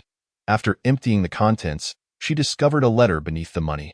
Upon reading it, she recognized it as correspondence from her ex-boyfriend, and a rush of memories flooded her mind. This recollection felt starkly different from inheriting the original owner's memories. It was vivid and immersive. After reading only half of the letter, she tucked it away, feeling an increasing headache. For reasons unknown, embracing the original owner's memories made her uncomfortable. There was no point in dwelling on the past. Regardless of how the original owner had related to her, she was now married. Even if Zhouji insisted on divorce, it was impossible given the presence of Jiang Qingyin. Jiang Nanqi pocketed a few milk candies and stepped outside, distributing one to each child. Today, the house was unusually quiet. Shunmu was busy stewing chicken. As she saw Jiang Nanqi emerge, she remarked that to make the chicken delicious, it required 4 to 5 hours of simmering. "Nanqi, come and take a look," she smiled, her eyes squinting with delight, adding dates and mushrooms that had been dried a few days prior. Women need to nourish their bodies with good food. Jiang Nanqi dashed over to inspect, and perhaps due to the distinct water in their home, even this early in the cooking process, she could already smell the enticing aroma of the meat, making her mouth water. She suddenly realized that this broth might possess additional benefits. If added to food, it could not only bolster health but also enhance the flavors of the ingredients. With this advantage, she could accomplish many things. "Mom, your culinary skills are truly remarkable," Jiang Nanqi beamed. "This flavor is truly unique." "You know, I feel my skills have improved as well," Shunmu replied, her face beaming with pride. "In a bit, you'll accompany the villagers up the mountain to gather mushrooms. I'll stay here to keep watch, lest someone tries to steal from us. Just stick close to Zhouji. Let him look after you." After all, she had already inquired, and Zhouji had no intentions towards her daughter. In a few days, she would ask her daughter again. A day or two wouldn't make a difference in matters of romance, as long as the man harbored no feelings and did not engage in sweet talk. Emotional progress would be difficult unless it was purely physical. She understood Zhouji. He was not that kind of person. Just then, Zhouji returned from outside, carrying 2 buckets of water. He poured the water into the tank, casting a glance at Jiang Nanqi from the corner of his eye. He had developed a habit of observing others to discern whether they had spoken. Shunmu gently tapped Zhouji's arm. Waiting for him to notice her before speaking, "You will take Nanqi with you to the mountains soon." "All right," Zhouji replied, setting down the water buckets. As he stepped outside, he turned to Jiang Nanqi, who was following closely behind him, and said, "Let us go." "Okay," Jiang Nanqi replied, trailing after him. Zhouji glanced back at her, who was eagerly following, and they exchanged a few seconds of eye contact. Jiang Nanqi asked, "What is it?" Zhouji maintained a stoic expression, yet his brow twitched slightly, a sign of the usual blend of helplessness and amusement. He quickly returned home, emerging moments later with a backpack. "I seem to have forgotten something," he said. Jiang Nanqi cleared her throat, intending to take it from him, but Zhouji shifted it to his other side and continued walking briskly ahead. She hurried to keep up with him, and by the time they reached the foot of the mountain, they saw several people already venturing in. Mushrooms were considered a rare delicacy in this era, and if luck was on their side, they might even find bamboo shoots. Although it had rained heavily the previous day, and the temperature had risen again, the humidity in the mountains remained high. Jiang Nanqi followed closely behind Zhou Ji, feeling that being near him was the safest place to be. Perhaps they could even sneak off together to roast something to eat. She quickened her pace to stay close to him. Jiang Nanqi foraged left and right. The mountain was vast, but there were not many accessible areas, and with so many people around, there was a certain level of danger. After half an hour of searching, she had gathered little. Moving further away, she reached a bend and seemed to hear her name being mentioned nearby. She crept closer to eavesdrop on the gossip. Did you hear? Jiang Nanqi is now working at the Women's Federation, a formal institution. She won't have to toil in the fields like us anymore. She is the only one among the sent-down youth who is different. Isn't it thanks to Zhou Ji? He got her that position that I know, right? Zhou Ji actually gave her that job, but Jiang Nanqi isn't even treating him well. Plus, Zhou Ji doesn't strike me as the type to be easily swayed. How did she manage to captivate him? It's not that Zhou Ji is lacking. Didn't the village say so? He can't even have children. It's all about keeping Jiang Nanqi around. Otherwise, how could someone as beautiful as her be with him? The last remark was delivered with a mocking laugh, and Jiang Nanqi could no longer contain herself. The villagers often used this as fodder for gossip, and she found herself wondering where such rumors originated. Who exactly claimed Zhou Ji was incapable? Even the books mentioned it, leading Jiang Nanqi to suspect that Zhou Ji had been unable to counter these rumors due to a lack of female attention in his past life. Even if there had been women, it was unlikely he would explain such matters at a crossroads. Chapter 74. Pregnant but not giving birth. Soon, another female sent-down youth scoffed, only Jiang Nanqi can tolerate this. I can't stand it, but they are both equally matched. Hey, what nonsense are you all spouting? What exactly is wrong with Zhou Ji? Jiang Nanqi stepped forward, directly interrupting the next speaker. Her unexpected interjection startled the others. They had gathered to chat and gossip while foraging for mushrooms, having found the days spent in the countryside both arduous and exhausting. The contrast between their lives in the city and their current hardships was stark. However, only Jiang Nanqi, whose parents from the city continue to support her in the countryside, has not endured much hardship like Xiaoyan. Even after being abandoned by Xiaoyan, she swiftly married Zhou Ji. Having not suffered a bit, her unique experiences, in contrast to those of other educated youth, often render her the center of attention, and as conversations unfold, they evoke envy, prompting others to scrutinize her and seek faults to disparage her. Jiang Nanqi is perplexed. From whom have you all heard these tales? Is it appropriate to discuss such matters? Zhou Ji was injured while serving in the military, a wound born out of patriotism. Yet you spread such unfounded rumors. The air fell silent for a few seconds until the last female educated youth, with a stubborn neck, interjected, "It's not us. It's what the village says." Moreover, Zhou Ji never offered any explanation. Zhou Ji, oblivious to their chatter, walks with a steadfast gaze, unaware of their discussions, let alone how to clarify matters. Regardless, it wasn't us who initiated this. Who knows the truth behind it? She braced herself, recalling something. You've been married to Zhou Ji for a year, yet there is no sign of pregnancy. Most couples in the village conceive within months, some even within 2.5 months of marriage. Or even earlier. Jiang Nanqi. She nearly gasped for breath, momentarily at a loss for words, caught off guard. She opened her mouth. Are you marrying him? Or am I?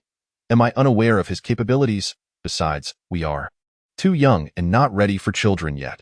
The others wore skeptical expressions. Jiang Nanqi. She found herself speechless. Seeing her cornered, the others dispersed. Jiang Nanqi.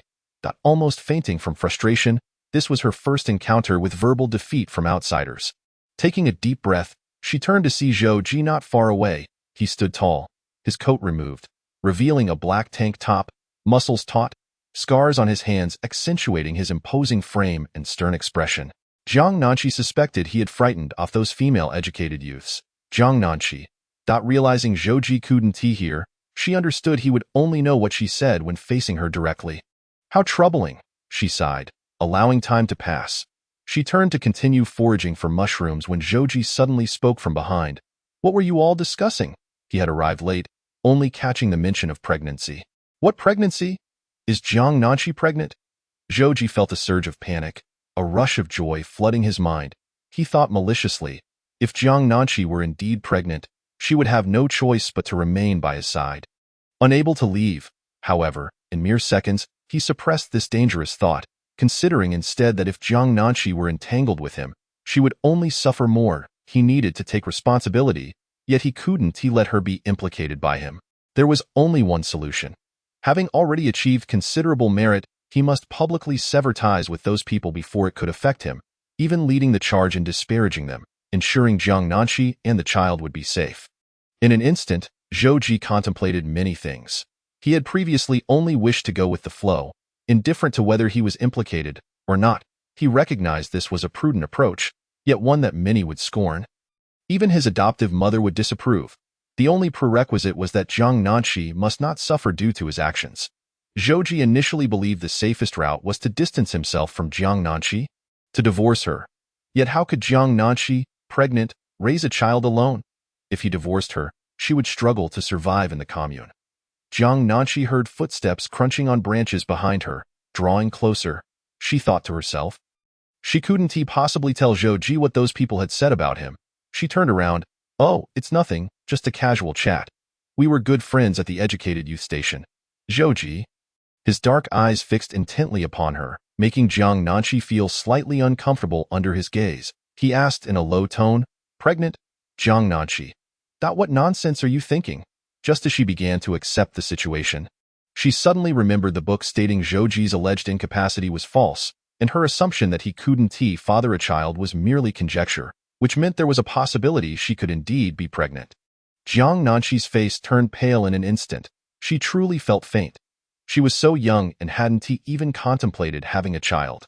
Uncertain, she shot him a fierce glare. Zhou Ji, seeing Jiang Nanqi's expression, felt not anger but an unfamiliar flutter in his chest, his heart racing. Jiang Nanqi considered Zhou Ji's nihilism, his tendency to drift aimlessly through life, and his acceptance of fate, and she felt particularly unfortunate. Wondering why she had to endure such tribulations, the burdens of the original owner fell upon her, the blame for the drugging entirely hers to bear. Jiang Nanqi felt tears welling. Even if she were to have a child, she wouldn't bear it. Zhou Ji, indeed? Suddenly, a woman rushed over, grabbing Zhou Ji. Jiang Nanqi's words were interrupted, and she stared at the disheveled woman, puzzled by her identity. As she focused on her face, a vague recognition emerged. Though the woman wore tattered, humble clothing, her fair skin and minimal wrinkles suggested she had once lived well. Your grandfather has a severe fever. It's particularly bad now, Zhou Ji. Xiao Ji, considering our blood ties. No, for the sake of having given birth to you, please save your grandfather. Find someone to help. Tears streamed down her face as she looked up at this son she hadn't seen for many years. Pleading desperately, Chapter 75. I can acknowledge him. Zhang Shu's fingers gripped Zhou Ji's clothing tightly. She had sought many people and traveled extensively, exhausted all avenues. Hearing that this child had done meritorious deeds, she believed he could help. Regardless of anything, they shared blood ties. How could she sever that connection? Save your grandfather. She expected her words would elicit some response from Zhou Ji, yet he merely gazed at her in silence. Zhang Shu suddenly recalled that after her 3-year absence, she had once returned to find Zhou Ji, who had been placed in the care of a neighbor, looking ragged, his face unwashed for quite some time. She approached him. Xiao Ji, mother is back. Do you miss your mother? Zhou Ji's expression revealed no joy, only a cold, detached inquiry. Zhang Shu forced a smile, feeling uncertain how to approach him, and as she hesitated, Zhou Ji opened his hand, revealing a wriggling worm. She screamed in fright. Yet Zhou Ji showed no reaction, his dark eyes fixated on her, just as they were now. Zhang Shu regarded her son as a cold-blooded creature, utterly different from the child she remembered before leaving. Initially, she intended to take him away, yet she could not accept such a son. What grandfather? Did you not refuse to acknowledge Zhou Ji? Jiang Nanqi recalled what had happened the previous day. If they wish to be strangers, why did they keep approaching? I acknowledge him. If Xiao Ji saves my father this time, I will recognize him. Zhang Shu hastily replied. Jiang Nanqi nearly laughed in anger, taking a deep breath to calm herself. The way she spoke of recognizing Zhou Ji felt like charity. Who are you? You are a downcast. If Zhou Ji acknowledges you, it will only bring misfortune to him. Zhang Shue's face flushed crimson with indignation. She retorted, "This is a matter between my son and me. What is it to you? Why is it not my concern? We are married. If he encounters trouble, how could I fare any better?" Jiang Nanqi reached out to pull Zhang Shu away. "Leave quickly. Do not involve us." Had she spoken calmly, perhaps she wouldn't have been so enraged, but now, cornered, she spoke with an air of condescension. Zhang Shu, having been pampered all her life and having suffered considerably recently, had not eaten breakfast that morning and was soon pushed back by Jiang Nanqi, stumbling slightly. "What kind of person are you? Don't forget, I am also your mother-in-law. How rude!" Zhang Shu was infuriated. She had never seen a daughter-in-law treat a mother-in-law like this. Yet it made sense. She had only been back a few days and had already heard of Jiang Nanqi. Realizing Zhou Ji must have fallen on hard times to marry such a woman. Even so, he had secured her a position in the commune. Had she been around, he would never have been allowed to marry someone like her. Zhang Shu stepped forward, intending to push Jiang Nanqi aside. "Stay out of my affairs with my son." Just as she extended her hand, Zhou Ji seized her wrist. She stumbled again, nearly twisting her ankle.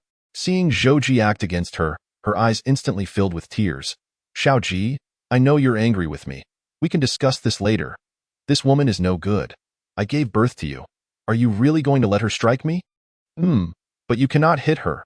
His tone became serious. Zhang Shu was left speechless with anger, realizing why the commune spoke of Zhou Ji as spineless. She hadn't expected him to be so easily controlled by a woman like Jiang Nanqi.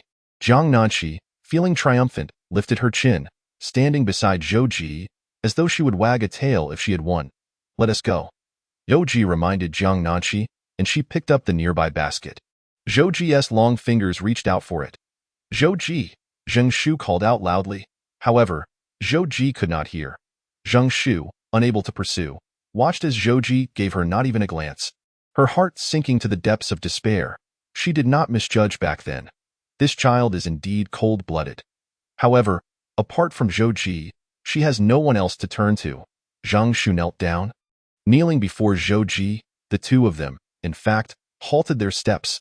Jiang Nanqi gazed at the woman on the ground, perplexed. "What are you doing?" Although she was not superstitious, she had heard that a mother kneeling could shorten her child's lifespan and lead to a tumultuous fate. Why did she have to do this when she did not even acknowledge Zhou Ji? Had Zhou Ji not suffered enough in his life? Zhang Shu let out a cold laugh, feeling that her face and dignity had been stripped away. "What am I doing? I am saving my father's life. Isn't this exactly what you all wanted to see? We have no intention of engaging with you." Jiang Nanqi desperately wished to tell her not to be so self-deluded.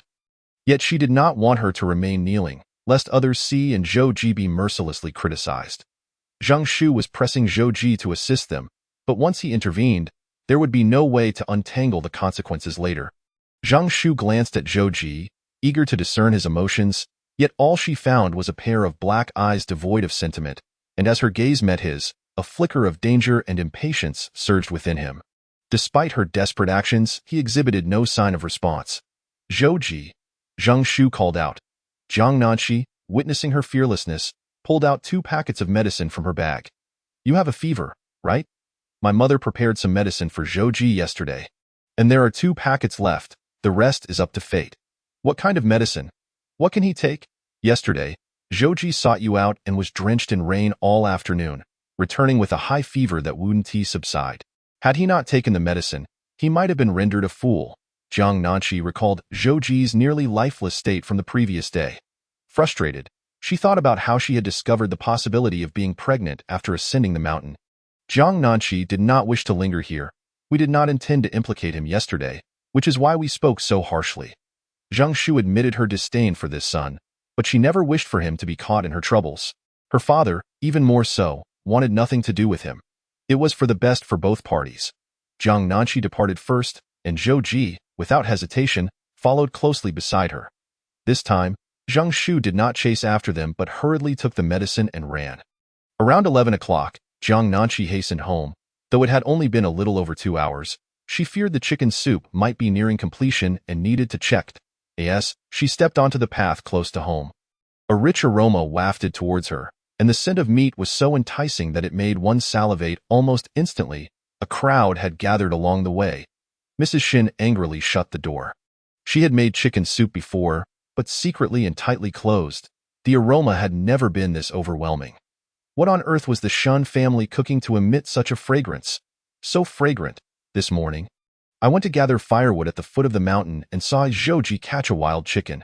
The Shin family must be stewing it. This chicken smells divine, if it weren't for the fear of getting into trouble. And with several sons in the Shun family, they could hardly resist rushing in to taste a bite. Grandma! The younger generation in the household was crying from the aroma. Useless bunch, Mrs. Shin scolded while dishing out 2 spoonfuls for each child to sample. Is there any more? This chicken was meant to nourish my daughter. Chapter 76. Let us split the family. Shen Tiango was scheduled to start mucking out in the afternoon. He had initially felt despondent, nearly unable to breathe, but as the fragrance grew stronger, his saliva began to flow, and he unconsciously stepped outside. Yume, what are you cooking? He had even taken the time to groom himself before coming out, presenting himself in the way Mrs. Shun most favored. Mrs. Shun rolled her eyes. Today, she hadn't forced Shen Tiango to go mushroom picking, fearing that he might injure himself out of spite and use it as an excuse to avoid mucking out. When Jiang Nanshi pushed the door open, this old tea man was preening himself, each movement a display of self-indulgence, yet his age rendered him excessively greasy. I truly do not understand how my mother-in-law could be so ravenous, sacrificing a lifetime for such an old tea man. Nanshi's back. Come quickly and taste this. I thought it would take 3 to 4 hours to cook, but it's already tender after just over 2 hours. Mrs. Shun took a large bowl and began ladling soup, tearing off 2 chicken legs as well with the lid lifted. She stood closest, afraid to open her mouth, lest she drool. She too found it strange how delicious it smelled.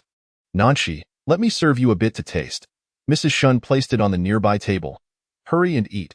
Soon it will be noon. When those good-for-nothings return, they will surely take advantage of my daughter. Jiang Nanshi approached to find a generous bowl filled to the brim, which was meant merely for tasting. She bit her lip, wishing to ask Mrs. Shun why she treated her so kindly, but after a brief hesitation, she took another bowl, dividing the soup and giving her half of the chicken leg. Mother, you are not well either. You should nourish yourself. She placed it on the table beside Mrs. Shun. This is for you to replenish your health. Not for the family, Mrs. Shin emphasized towards the outside. Indeed, what is given to me, I shall decide upon. Jiang Nanshi nodded, preparing to reserve some for Zhouji, who had yet to return from the mountain. Mrs.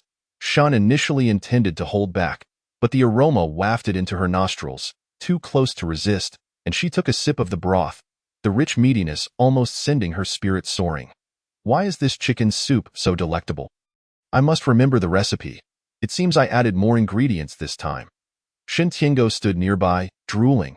If it were in the past, he would have been the first to devour the meat, but now he merely stood there. Observing Du Yuemei's attitude towards Jiang Nanshi, he pondered whether Du Yuemei was treating Jiang Nanshi well due to some dream or fortune. How could she possibly know anything?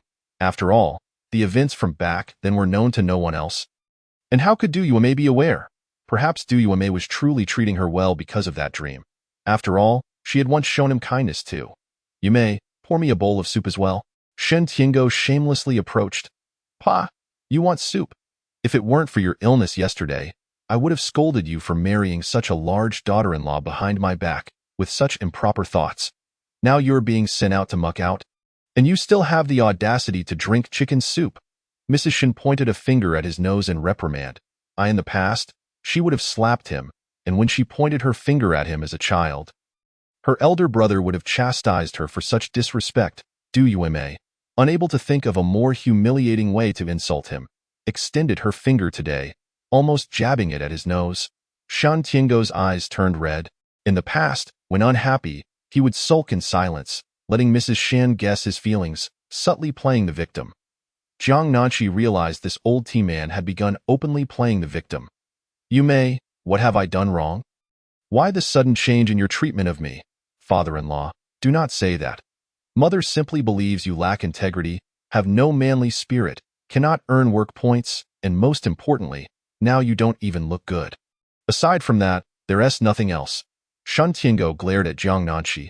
He had yet to settle the score with her. Throughout the noon hour, people returned one after another. Jiang Nanshi poured a bowl of chicken soup, taking it to her room for Zhouji, adding water to the remaining soup to continue simmering. The second pot of soup, while not as rich as the first, was still far more fragrant than the initial batch others had made. The third time, Mrs. Shen directly took the remaining chicken carcass, chopped it, and tossed it into the pot, resulting in a large cauldron of stew. Even so, the meat aroma remained potent. Mrs. Shen rolled her eyes. She couldn't fathom what the chicken had consumed. Feeling it was too lenient on them, Jiang Nanshi, on the other hand, contemplated whether she should prepare some pickled vegetables or something else to sell at the market, as they would surely fetch a good price. Sun Suihong had heard on her way home that the chicken soup was particularly fragrant, hastening her steps. Today, she had gathered a small basket of mushrooms and was carrying the Shun family's grandchild. Hoping for at least a small bowl, upon entering, she was greeted by the savory scent. "Mother, let me help," she exclaimed, rushing over. Upon hearing her call her mother, Mrs. Shun felt a shiver run down her spine and instinctively raised her hand to slap Sun Suihong. "From now on, call me mother-in-law, Sun Suihong." Shen Outyin and the others soon returned as well. At the dining table, Sun Suihong spoke up, "Mother-in-law, Outyin has not been feeling well lately. I wonder if third sister's job could be something Outyin could try? Rest assured, even if he only works for a month or two, it will suffice." While it was said so, once the job was given, it would become a habit, and they might never get it back. Shen Outyin was taken aback by Sun Suihong's directness, but now that it was said, he had to respond. "What are you doing? This is Jiang Nanshi's job. How could I take it?" Jiang Nanshi. She suddenly realized that Shen Outyin had the potential to become a tea man. Just a step away from declaring himself undignified. "I think it's fine since the third household has no children yet. They aren't under much pressure, do not say that." Shen Outyin smiled at Zhou Ji. "Third brother, she's just a woman who doesn't understand. Do not take it to heart." Zhou Ji could hardly hear and was too disinterested to observe others, merely lowering his head to eat in silence. Shen Outyin was mentally calculating. If he succeeded with Sun Suihong's proposal, he would gain a job, and if it failed, perhaps his mother would cause Sun Suihong to miscarry, which wouldn't be too bad either. Everyone paused their eating, eager to witness how the situation would unfold. "Let us split the family," Jiang Nanshi spoke, proposing a fleeting suggestion. "Let each of the 6 households live separately, with mother staying with their third household." Chapter 77. Shen Outyin reduced Shen Tiango to tears, Part 1. The kitchen fell into an immediate silence, the scorching midday sun streaming through the windows, illuminating the expressions on everyone's faces with startling clarity. No one had anticipated Jiang Nanshi would propose a separation of the family. After all, maintaining family unity had long been a traditional norm, and those who suggested otherwise were often labeled as unfilial. Jiang Nanshi made a reasonable arrangement, suggesting that the father-in-law accompany the 6th son, as he had always favored him. The 6th son's wife was also brought into the family by the father-in-law, so they would surely get along splendidly. Upon hearing this, Shen Outyin's face contorted in anger. His deepest resentment was directed at Shen Tiango, for it was he who had precipitated this situation. "I refuse to agree to a separation," Shen Outyin declared vehemently. The mere thought of being separated from these two individuals felt akin to death. Shen Mother's elder brother was the village chief, and he himself was a diligent worker. Fiercely protective of his family, as for Shen Tiango, the moment he was asked to work, his countenance soured. He would not only refuse to support the family, but would also expect to be supported at all costs. As for Sun Suihong, it was unnecessary to elaborate. At her advanced age, she was pregnant and sleeping beside him. The mere thought of bearing the brunt of all household responsibilities made Shen Outyin wish to explode the very place. How could they consider a separation when their parents had finally reached an age where they could enjoy their children and grandchildren? "Jiang Nanshi, how could you even think of tearing our parents apart? That would surely invite ridicule from others." Jiang Nanshi responded earnestly. "I isn't it because our father is now elderly, lacking enthusiasm for work, and even his health is deteriorating. I worry for mother's well-being. Even if it means incurring the disdain of others, I must show filial piety to my parents. I cannot allow mother to suffer." Shen Tiango. Shen Outyin. So you still want father to follow him? A sudden realization struck him. That old man still had to go out and shovel manure this afternoon, enduring the scorn of onlookers. The others were equally reluctant to consider a separation. They could not fathom how they would manage alone. Moreover, with both Shen Mother and Jiang Nanshi now employed, it was clear that the third household would thrive. While they might struggle even to find a meal, I refuse to agree. There are only a few rooms in this house, and just one kitchen. How can we possibly separate? Mother, there has never been a separation in this village. If our Shen family were to split, we would undoubtedly become the laughingstock of the entire village. Exactly, Nanshi. How can you simply declare a separation? It requires the parents' consent. Otherwise, it would be unacceptable even to the village chief. I agree. Shen Mother interjected resolutely. The crowd fell silent. Shen Mother rolled her eyes, her slender gaze fixed on her children. Enduring together for the sake of support has been one thing. But now that the third son has finally secured a job, you all have your eyes on it. And the sixth son's wife, who has just entered our family, is causing turmoil. I propose you all separate from the sixth household. Sun Suehong had not anticipated that her pursuit of a job would lead to discussions of separation. She could not afford to be separated. Shen Outyin was still young, contributing little, and she was pregnant and would soon need care during her confinement. Mother.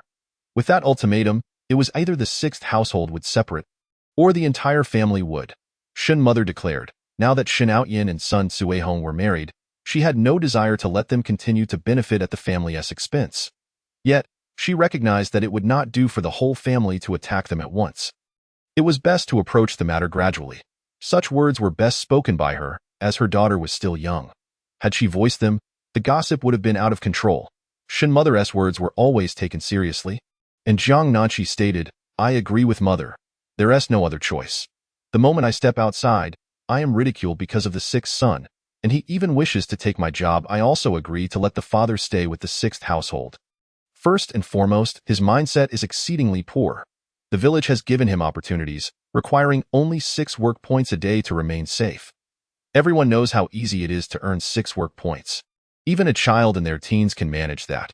Yet he still faces penalties, and who knows what trouble he might cause next. What will happen to us then? Jiang Nanshi was uncertain whether this would effectively push the old man away. But she was certain that if Shen Outyin no longer wanted Shen Tiango, conflict would inevitably arise between them. If they were to separate, it would be fortuitous. Shen Tiango. Shen Tiango was nearly driven to apoplexy. He had not expected Jiang Nanshi to speak so bluntly. After all, he was her father-in-law, and this was a grave humiliation. On a deeper level, he was her biological father. And no wonder he had always found her insufferable. Had she not been cast aside, what kind of person would she have become if raised by him? Jiang Nanshi's remarks stirred the others. Separating Shen Tiango, Shen Outyin, and Sun Suehong would be a splendid outcome. All three were indolent and peculiar. If they were to part, the Shen family would surely thrive. Moreover, Shen Tiango was particularly fond of Shen Outyin, always prioritizing him, so it would be quite fitting for him to accompany the sixth son, who could also provide some sustenance for Shen Tiango's retirement. Zhao Xiangnan had always looked down on this father-in-law. What use was a man who could not work and support children? Except for her brother. Of course that I agree, father. Staying in our home is less beneficial than living with Outyin. You have cared for Outyin for so many years, and he will surely care for you in return. Life together will undoubtedly be fulfilling. Shen Tiango noticed that this second son-in-law's wife always sought to provoke. She was consistently the one leading the charge. He would remember this. Indeed, I think this arrangement is acceptable. Father, rest assured, each of our households will provide you with sustenance for your retirement. We will not neglect our filial duties. The eldest daughter-in-law, Chu Xiufeng, chimed in. Upon hearing this, Shen Tiango felt a flicker of temptation. Day in and day out, he was subjected to beatings at home. Duame bullied him whenever she was displeased. Living with Outyin might not be so bad. He could simply request more provisions from the family. Shen Outyin slammed his hand on the table, exclaiming, What do you mean by treating me well? How has he ever treated me well? Shen Tiango. Jiang Nanshi sensed the impending climax and quickly set down her chopsticks, her eyes wide in anticipation. Zhou Ji continued to eat, unfazed by the unfolding drama. Zhao Xiangnan, meanwhile, kept an eye on her meal, worried that a scuffle might upend the table before she had finished. Shen Outyin, in a state of utter despair, hurled his chopsticks to the ground. These past few days had been particularly overwhelming. His mother had grown distant, his father was ever scheming against him, and he had been forced to marry a woman of considerable age. In the past, as he walked through the village, others regarded him with admiration. Now, he was met with mockery. When has he ever treated me well? He screamed. Outyin, what is the matter? Sun Suehong stood up hastily. Stay away from me, Shen Outyin shouted, springing to his feet. Shen Tiango also stood up with concern, reaching out. Outyin, are you all right? What were you just saying? You. It's you. Shen Outyin pointed accusingly at Shen Tiango. I know everything now. I understand why you despise me so profoundly, to the point of marrying me off to a woman of such an age. Outyin, what are you talking about?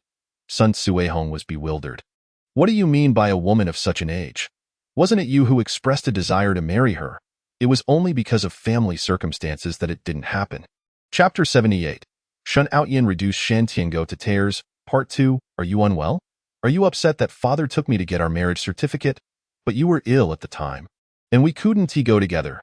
Time was pressing, so we didn't bring you along to obtain the certificate. Sun Suihong quickly found an excuse, her fingers grasping his hand. Please don't be angry. I don't mind about that. Her calloused fingers, akin to withered bark, grazed his hand, further deepening Shen Outyin's despair. Who wants to marry you? I have no desire to marry you. Who would wish to marry a woman of such advanced age? Sun Suihong felt as though a thunderclap had resounded above her. She opened her mouth, yearning to question why he had once professed a willingness to marry her, but after so many years, a single statement had made it clear he had been deceiving her all along. Jiang Nanshi watched as tears streamed down Sun Suihong's face. At such an age, still caught up in romantic delusions. She should have simply indulged in a brief affair. After all, there was no loss in that. Yet she had foolishly fallen for a younger man. Nevertheless, this drama was quite entertaining. Shen Tiango interjected, All right, Outyin, the situation has unfolded as it has. Let us speak no more of it. He noted that Sun Suihong was still capable of contributing to the household, so it was best to have her devotedly serve for the time being. You certainly wish I wouldn't speak, for you harbor the deepest animosity towards me. Shen Outyin addressed the assembly. You all believe he cares for me the most, yet in truth, this is merely his revenge. Shen Tiango? I have long been aware that Shen Tiango has been unfaithful. When our mother was giving birth to us, he was always off gallivanting, never caring for us or treating us as sons. Why do you think he would treat me well? Shen Outyin wept, regretting not having uncovered Shen Tiango's scheme sooner. Why? Jiang Nanshi was eager to understand Shen Outyin's perspective, considering that Shen Tiango had been bearing humiliation and hardship to raise another son. Dedicating nearly everything to Shen Aotian in the book, their relationship had always been harmonious. Otherwise, Shen Tiango would not have married his ideal partner. Their bond had been one of paternal affection and filial piety. Yet now they had turned into bitter enemies. She was curious to know what had triggered this drastic shift in Shen Outyin's attitude toward Shen Tiango. Jiang Nanshi, you are unaware, aren't you? When we were to become engaged, he was already aware of my relationship with Sun Suihong. Yet he did not stop me. He encouraged me. Otherwise, we would not have arrived at this point. Shen Outyin's face was filled with sorrow. Jiang Nanshi dared not utter another word, fearing that it would implicate her. All of you believe he treats me well, yet in truth, he is orchestrating my downfall. He deliberately entices me into making mistakes. His animosity towards me runs deep. When the nation called upon him to abandon the woman he cherished, I happened to be born, and thus he redirected his hatred towards me, blaming my arrival for his separation from that wretched woman named Li Yuan. Jiang Nanshi. Mother Shen's eyes gleamed with satisfaction. To conceal her emotions from others, she bowed her head and wiped her eyes with her sleeve. Shen Outyin, upon hearing him refer to her as a wretch. Shen Tiango could not restrain himself from wanting to strike him. Shen Outyin swiftly shoved him aside, remarking, Did you see that? He is enraged because I have exposed him. He has executed a long-term scheme against me, deliberately encouraging my faults, nurturing me into this state. Look at my elder brother, second brother, and fifth brother. They possess the strength to be industrious, while the third and fourth brothers can enlist in the military. I, however, am utterly inept, having been rejected from military service due to my lack of physical prowess. Is this not the case? Sun Suihong, hearing these words, felt tears streaming down her cheeks. She had never imagined her father-in-law could be such a man. Deceiving their Outyin in this manner. Shen Outyin's beautiful peach blossom eyes flowed with tears. He had not anticipated being so thoroughly deceived. While others engaged in work and military service, I was indulged to the point of inaction. Left with nothing to show for myself, destined only to marry a virtuous wife who would manage me. Yet, look at what he has done. He has married me to Sun Suihong, deliberately bringing ruin upon me. Sun Suihong. Shen Tiango was taken aback. He had not expected Shen Outyin to harbor such thoughts. Foolish child, how could I possibly harm you? You are my son. I genuinely care for you. Shen Tiango wished he could lay bare his heart for Shen Outyin to see. Then why does mother always urge me to strive, to work, to learn responsibility while you stand by and obstruct? He questioned. Shen Tiango opened his mouth. I only wish to spare you from hardship. Ha! Do you think I lack evidence? Shen Outyin scoffed, producing a red-covered notebook. Can you guess what this is? Shen Tiango's expression changed as he lunged to seize it. Shen Outyin forcefully shoved him aside. Though his strength was not considerable among men, it was more than sufficient to deal with Shen Tiango, pushing him back until he collided with a chair and fell unceremoniously to the ground. Shen Outyin's face, previously contorted with anger, returned to normal. Jiang Nanqi thought this intrigue was becoming increasingly captivating. She turned to see Zhou Ji still eating, nearly finishing his bowl. Jiang Nanqi pursed her lips and poured the remainder of her rice into his bowl. He truly needed to eat more. Zhou Ji glanced up at Jiang Nanqi and softly asked, "Why aren't you eating?" Jiang Nanqi replied that she was engrossed in the spectacle, lacking the appetite for food. Having already consumed a chicken leg, you should eat. Zhou Ji reached to return the rice. Sensing the climax approaching, Jiang Nanqi, not wishing to overtly engage with Zhou Ji, discreetly pinched his leg beneath the table. Zhou Ji paused momentarily, his hand suspended in the air for a few seconds before retracting it. His dark eyes flickered towards Jiang Nanqi, noticing her eager gaze fixed on the unfolding drama. Before he resumed his meal, Shen Tiango lay on the ground moaning in pain. Finally, the fifth brother could no longer bear to watch and rose to help him up. "Fifth brother, do not interfere. He is merely feigning," Shen Outyin shouted. "If you doubt me, listen to what I have to say, and you will comprehend the extent of our suffering." The fifth brother, Shen Xinmin. Shen Tiango. Chapter 79. Shen Outyin splattered him with a face full of disdain. "Behold this red-covered notebook in my hand," Shen Outyin declared, raising it once more.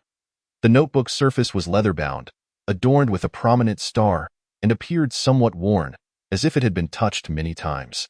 Shen Tiango exerted himself to rise, but found his back too painful to do so. Desperation made him sweat profusely, and even his groans ceased. "Outyin, return the notebook to me. We will discuss our matters later. For now, just give it back," he shouted, straining his neck, the veins bulging. Mother Shen also lifted her head. She had seen it once before, when Shen Tiango had frantically hidden it, claiming it was merely notes. "What is this? Mother, this is my father's diary." "You were deceived, I was deceived, we all were," Shen Outyin said as he opened a page. "Today, I roamed with Yuan. Another letter has arrived from home. Du Yuemei claims she has given birth, alleging that my mother neglected her and took the eggs while she was weak. Later, her sister-in-law came to care for her, giving her some relief. How tiresome! Every letter is filled with such nonsense. I truly wish to tell her that giving birth is no big deal, and my mother was back to work shortly after giving birth, and countless others have had children without issue. Why must she insist on resting? If she cannot afford to do so, then she should not have children. It's infuriating. If another letter arrives, I shall tear it up without reading, merely send back some sweet words." Mother Shen scoffed. While she had long known how despicable Shen Tiango was, she had not anticipated such depths of depravity from him in the past. Jiang Nanqi clenched her fists. The book merely recounted Shen Tiango's affair with Du Yuemei in simple terms, but emphasized his profound love for Li Yuan, leading many to lament and envy their love. She glanced at Mother Shen, noting the hatred in her eyes, pondering whether she had perused the diary, which might explain her abrupt shift in demeanor. She took her hand to offer comfort. "Mother, look how despicable he is. After all these years, while you bore children at home, he frolicked with women outside, claiming to serve the nation. It is truly revolting." "Bah!" Shen Outyin spat in Shen Tiango's direction. Shen Tiango opened his mouth to say something but could not even bear to glance at Du Yuemei.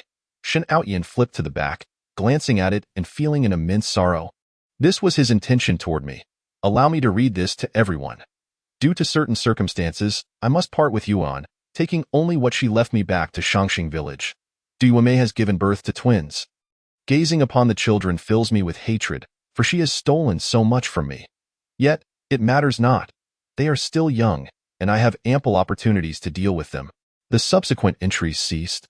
and Shen Tiango wished to clarify that he meant Shun Baozhu, having used him to prevent others from discerning the truth. Mother, look at this passage. It is clear he harbors no good intentions toward me. As Shun Outyin finished this statement, tears and snot streamed from his face. He had always believed Shen Tiango truly cared for him until this afternoon when he secretly retrieved this item.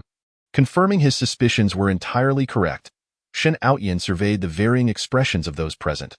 Mother, we have all been deceived. Eldest brother, second brother, fifth brother, consider this.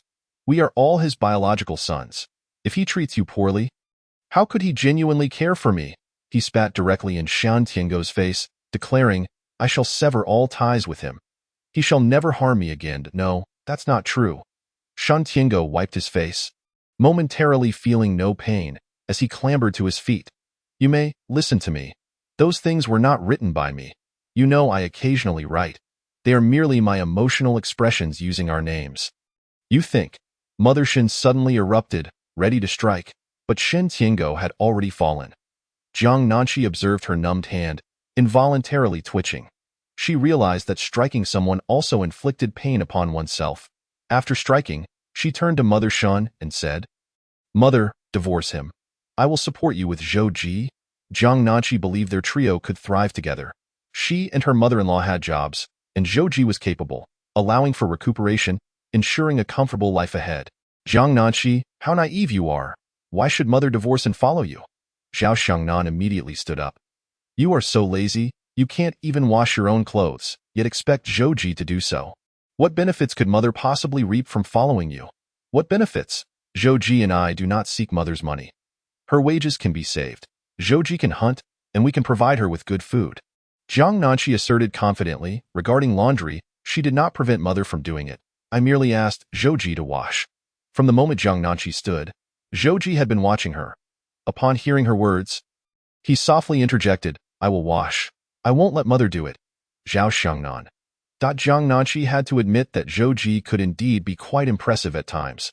Not to mention, in front of so many people, he stood by her side, providing support regardless of the circumstances. Zhao Xiangnan was almost faint with anger.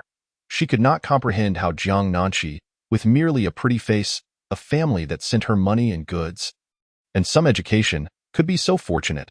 She could not even manage farm work, too lazy to handle household chores, married a man who caused trouble, and that man did not even care for her. Zhou Ji, having improved slightly, seemed to be fixated on her these days. How could she be so fortunate? No, this simply cannot stand. Zhao Xiangnan thought only of their current dire circumstances, with her mother-in-law and Jiang Nanqi having secured such good jobs. If they were to part ways, she feared they might starve. In this era, it is not uncommon for several individuals to succumb to starvation each year. It is not merely her disagreement. No one else would concur either. Although she is quick to speak, she cannot contain herself. Zhao Xiangnan took a seat, her tone softening. Jiang Nanqi, you have been living quite comfortably. You need not toil in the fields every day like us, suffering the sweltering heat of summer or the numbing cold of winter that can even lead to festering hands. If you were to take mother away again, just consider how many of us here would survive. Yet, you still treat me with such disdain, constantly shouting at me, only seeking to trouble me. Jiang Nanqi seized the moment. From now on, whenever I encounter any issues outside, you must support and protect me, always standing by my side.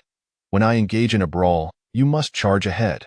When I hurl insults, your words must surpass mine in sharpness. If you do not offer me some advantages, I have no desire to cohabitate with you. Human nature is indeed complex. When survival is at stake, it cannot simply be governed by morals, and even the strongest familial bonds may falter under scrutiny. Jiang Nanqi felt a headache coming on, and resolved to first facilitate her mother-in-law's divorce from this old tea drinker. Zhao Xiangnan opened her mouth to retort, but upon reflection, recognized the truth in Jiang Nanqi's words. Chapter 80. Shen Tiango's Return from Manure Collection, Part 1, Now. Prompted by Jiang Nanqi's reminder, those present realized their situation diverged significantly from the third household. Before marriage, each individual's possessions were shared, and they had never contemplated dividing their family. However, once Jiang Nanqi suggested a division, panic ensued, revealing just how much they had benefited from their current arrangement. Sun Suihong, newly married, felt at a loss. Should a division occur, She was uncertain how she would manage. She proposed, "Why not separate father out? After all these years, he has contributed little and has merely lingered at home with ulterior motives. If he remains, who knows what he might do for that woman outside?" Only then did the others redirect their gaze towards Shan Tiango. Shen Outyin was adamant about expelling Shan Tiango from the household. He could not allow him to remain and cause further harm. "Mother, you must divorce him. He is as venomous as a snake. And we must keep our distance, for he has never regarded us as his children." Shan Tiango looked utterly distraught at Shen Outyin's words. The child he had cherished for so many years was now undermining him. He pressed one hand to his heart and the other to his face, almost fainting. You are truly unfilial, and no matter what, I am still your biological father. How can you lay hands on me? Do you not understand what familial duty means?" He pointed an accusing finger at Jiang Nanshi. Jiang Nanshi recognized the old man's bias. Despite Shen Outyin having nearly broken his back, he dared to blame her. Nevertheless, he was merely her father-in-law, not even a true father-in-law, and Shen Tiango still owed her father-in-law a life debt. Having brought him into their home without ever nurturing Zhou Ji, she felt no obligation of gratitude. Jiang Nanshi turned away, feigning ignorance. "I do not consent to the divorce." Shen Tiango understood all too well that should he divorce, he would lose everything. The children held no deep affection for him, and he could not comprehend why Shen Outyin harbored such animosity. "You may, I admit I once had affections for other women, but I have never wronged you in any significant way. I have not even touched that woman's hand. My heart has always belonged solely to you." His words were filled with sincerity, and Jiang Nanshi knew Shen Tiango was not lying. He truly had not laid a hand on anyone else, for he had never been in a position to do so. The book describes a period of pure love between the two. Shen Tiango had always been the silent giver, never voicing his feelings, only to realize his affection for Li Yuan when she became pregnant and was at a loss for what to do in the narrative. Li Yuan was astonished, never having imagined that Shen Tiango would harbor feelings for her. Had she known earlier, the child she carried might very well have been his. Though he spoke such words, Shen Tiango cared for Li Yuan throughout her pregnancy without ever touching a single finger of hers. "Mother, I have something else to tell you, and once you hear it, you will certainly expel him." Shen Outyin continued his assault. Shen Tiango turned in shock, unable to fathom why Shen Outyin was fixated on him. After all these years, did he truly not perceive his genuine feelings? What had he sacrificed for this family? "Mother, back in those days," Shen Outyin interjected. Suddenly, Shen Tiango felt an instinctive urge to prevent Shen Outyin from speaking further. If he were to voice his thoughts, Shen Tiango knew he would be unable to survive in Shangxing village. He lunged forward, catching Shen Outyin off guard, causing him to stumble and hit his head against the doorframe. Rolling his eyes back and fainting, Sun Cuihong rushed over to assess Shen Outyin's condition. Jiang Nanshi pondered whether the male protagonist would easily perish in this moment. The others hurried to gather around, observing that a large bump had formed on the back of Shen Outyin's head. Shen Tiango trembled with fear. He had simply wished to prevent Outyin from speaking recklessly and had not anticipated the situation escalating to this extent. Outyin, Shen Tiango cried, tears streaming down his face. If anything were to happen to Outyin, how could he explain it to Yuan? He scanned the crowd, hoping Zhou Yuanmei would promptly take Shen Tiango to the county hospital. His gaze landed on the elderly Zhou Yuanmei standing at the back, her aged eyes fixed on him with a hint of relief. He had never seen such an expression before, one that seemed to transcend time with an air of lethal intent. Shen Tiango's body stiffened. When he blinked again, he found Zhou Yuanmei's face now adorned with concern. "Yuanmei, please save Lao Lu, save our son," Shen Tiango cried out. Mother Shen instructed Lao Er to summon a doctor from the village clinic, while Shen Tiango continued to plead. "Why go to the village clinic? Let's go directly to the county." Sun Cuihong bent down to join in. "Mother, we should indeed hurry to the county." Mother Shen swiftly slapped Shen Tiango across the face. "Go to the county? What are you thinking? His head is injured. If we jostle him on the way, do you wish to see him perish? What is your intent in suggesting such a thing? Are you afraid he might reveal your secret? Do you wish to bring about his demise?" Sun Cuihong immediately grew wary. "Mother, you must defend Outyin. He must have uncovered some secret of his. That is why he seeks to harm Outyin." The Shen family descended into chaos, their midday meal forgotten. Only Zhou Ji managed to eat his fill. The doctor arrived, took a look, and declared, He'll be fine. He won't die. Just let him rest for a couple of days. Shen Tiango rolled his eyes and fainted. With afternoon manure collection approaching, he had fainted, injuring his own son, yet still sought to evade responsibility. Jiang Nanshi added 2 drops of tears into the water jar, instructing Zhou Ji to administer it to Shan Tiango. Zhou Ji glanced at the water in the bowl, then at Jiang Nanshi, a flicker of doubt passing through his eyes before he approached and pinched Shan Tiango's chin. Forcing a bowl of water down in a matter of minutes, Shan Tiango remained unconscious. Let us give him another bowl, Jiang Nanshi insisted. Zhou Ji walked over again to pour another bowl of water down Shan Tiango's throat. Seeing that he still did not wake, Jiang Nanshi poured yet another bowl, urging, quick, give him another bowl of water. Zhou Ji, the others, it was common knowledge among the Shen family that Jiang Nanshi and Shan Tiango were at odds. One could not help but wonder if she intended to take advantage of this moment to rid herself of him. Shan Tiango had endured considerable hardship today, having been pushed to the ground by Shen Outyin, sustaining injuries, and now, in a fit of anger, had fainted. Zhou Ji's dark eyes lingered on Jiang Nanshi for a couple of seconds before he stepped forward. Just as he pried open Shan Tiango's mouth, he awoke. He felt significantly more comfortable, yet still bore the lingering pain of his injuries, as if something were pulling him down. His stomach felt overly full, and he was on the verge of nausea. Father, if you're fine, hurry and get up. We still have manure to collect, Jiang Nanshi reminded him. Chapter 81.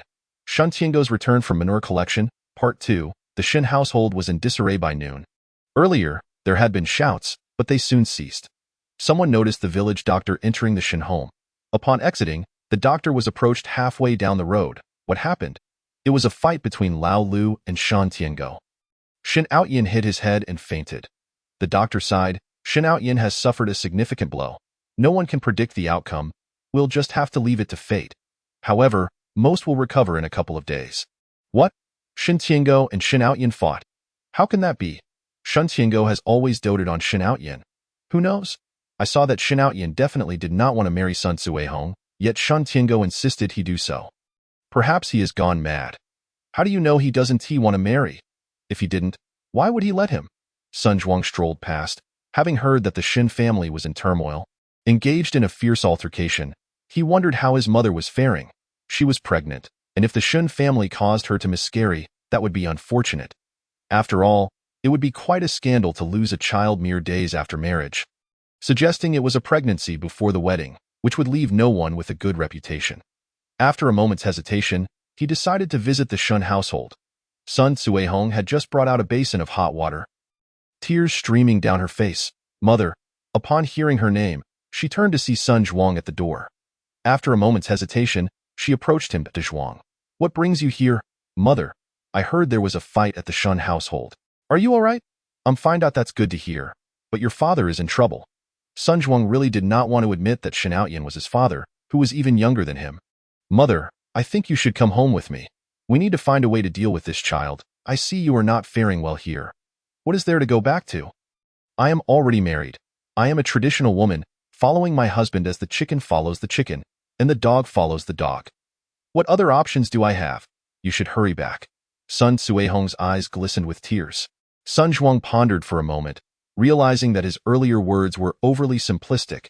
If he truly brought his mother back, his wife would likely go mad and seek a divorce. Then you should live well with Shen Outyin. I shall take my leave now. I won't go in, Sun Zhuang declared, turning to depart. Da Zhuang, she called out. He turned back. Da Zhuang, I am now someone else's wife. When you come to see me in the future, being that we are relatives, you ought to bring something along, lest it be embarrassing. Otherwise, even your grandmother and aunts will think you are inconsiderate. Sun Zhuang gaped, realizing he had rushed over not out of concern for her, but rather for the potential trouble. At that moment, Shan Tiango emerged from the room, supporting his waist. By tradition, he was expected to go shovel manure, and the thought of digging a pit at someone else's home made him feel nauseous. He was a man of integrity, having never engaged in any disgraceful activities aside from studying throughout his life. His clothes were always impeccably clean. Even a slight stain would distress him. Now, he was being asked to dig a manure pit. Was this not akin to asking for his life? Moreover, his back. Shen Tiango adjusted himself slightly. It seemed to hurt less.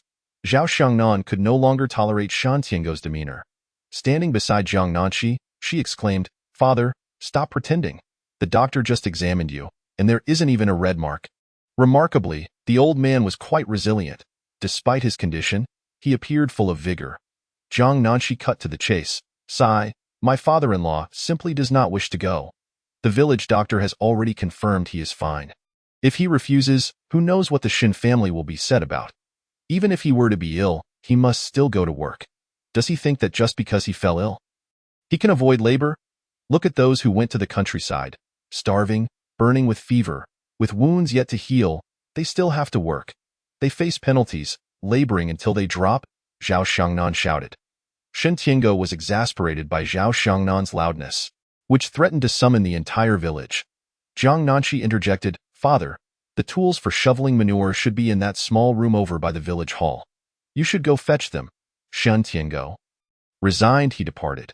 Shen Mu emerged from Shan Outyan's room, wiping her tears as she said, "I must find a time to divorce Shen Tiango. Whoever follows him must care for him. I do not wish to see him at all." "Mother, are you truly going to divorce him? We haven't even gone through a divorce." Sister-in-law Chu Xiufang hesitated. Although the family often quarreled and spoke of divorce, in reality, such separations were nearly non-existent. Divorce not only affected the children, the daughters struggle to marry, and the sons find it difficult to attract wives, as matchmakers refuse to arrange marriages. Unless the children achieve great success, it becomes even more complicated. More importantly, in such a place, it invites gossip, backbiting, and the risk of being ostracized by the husband's family, with no way to return to the maternal home. Thus, for years, true divorces were unheard of. After some contemplation, Chu Xiufang thought it might be better not to divorce. Instead, they could simply keep a distance, allowing her father-in-law to reside elsewhere. As the eldest daughter-in-law, I am determined to seek a divorce. What are you afraid of? My brother is the team leader. In a year or two, when he retires, my nephew will be capable too. I have 6 sons. What can outsiders do to me? I have the means to divorce." Shen Mu understood that Chu Xiufang was considering practical matters, but she was content with these realities. At times, she was genuinely angry. In the countryside, divorced women had a hard time. Some sons would no longer support their mothers. Nevertheless, she was capable, while Shan Tiango was not. Her son was willing to support her but reluctant to care for Shan Tiango. Sometimes, one must clarify what truly matters. When I married into the Shin family, they built me this house. Fortunately, there are not many matters to attend to these days. We can use this earth to build a place for Shan Tiango to live, she instructed. Jiang Nanshi immediately added, "Yes, or else we can separate the households. You either align with mother or with father-in-law. There are only these 2 options. Sometimes you should really learn from me. Look how well mother treats me." Jiang Nanshi leaned affectionately against Shen Mu. Shen Mu, pleased, gently caressed Jiang Nanshi's small face. Over at Zhouji, he had already taken a yoke and was preparing to fetch soil. If the 4 brothers worked together, they might complete the wall before nightfall. He moved swiftly, saying nothing, focusing solely on the task without needing reminders. The other 3 brothers. Let us get to work. It feels odd to suddenly separate. Jiang Nanshi observed Zhouji as he gathered soil to build the wall.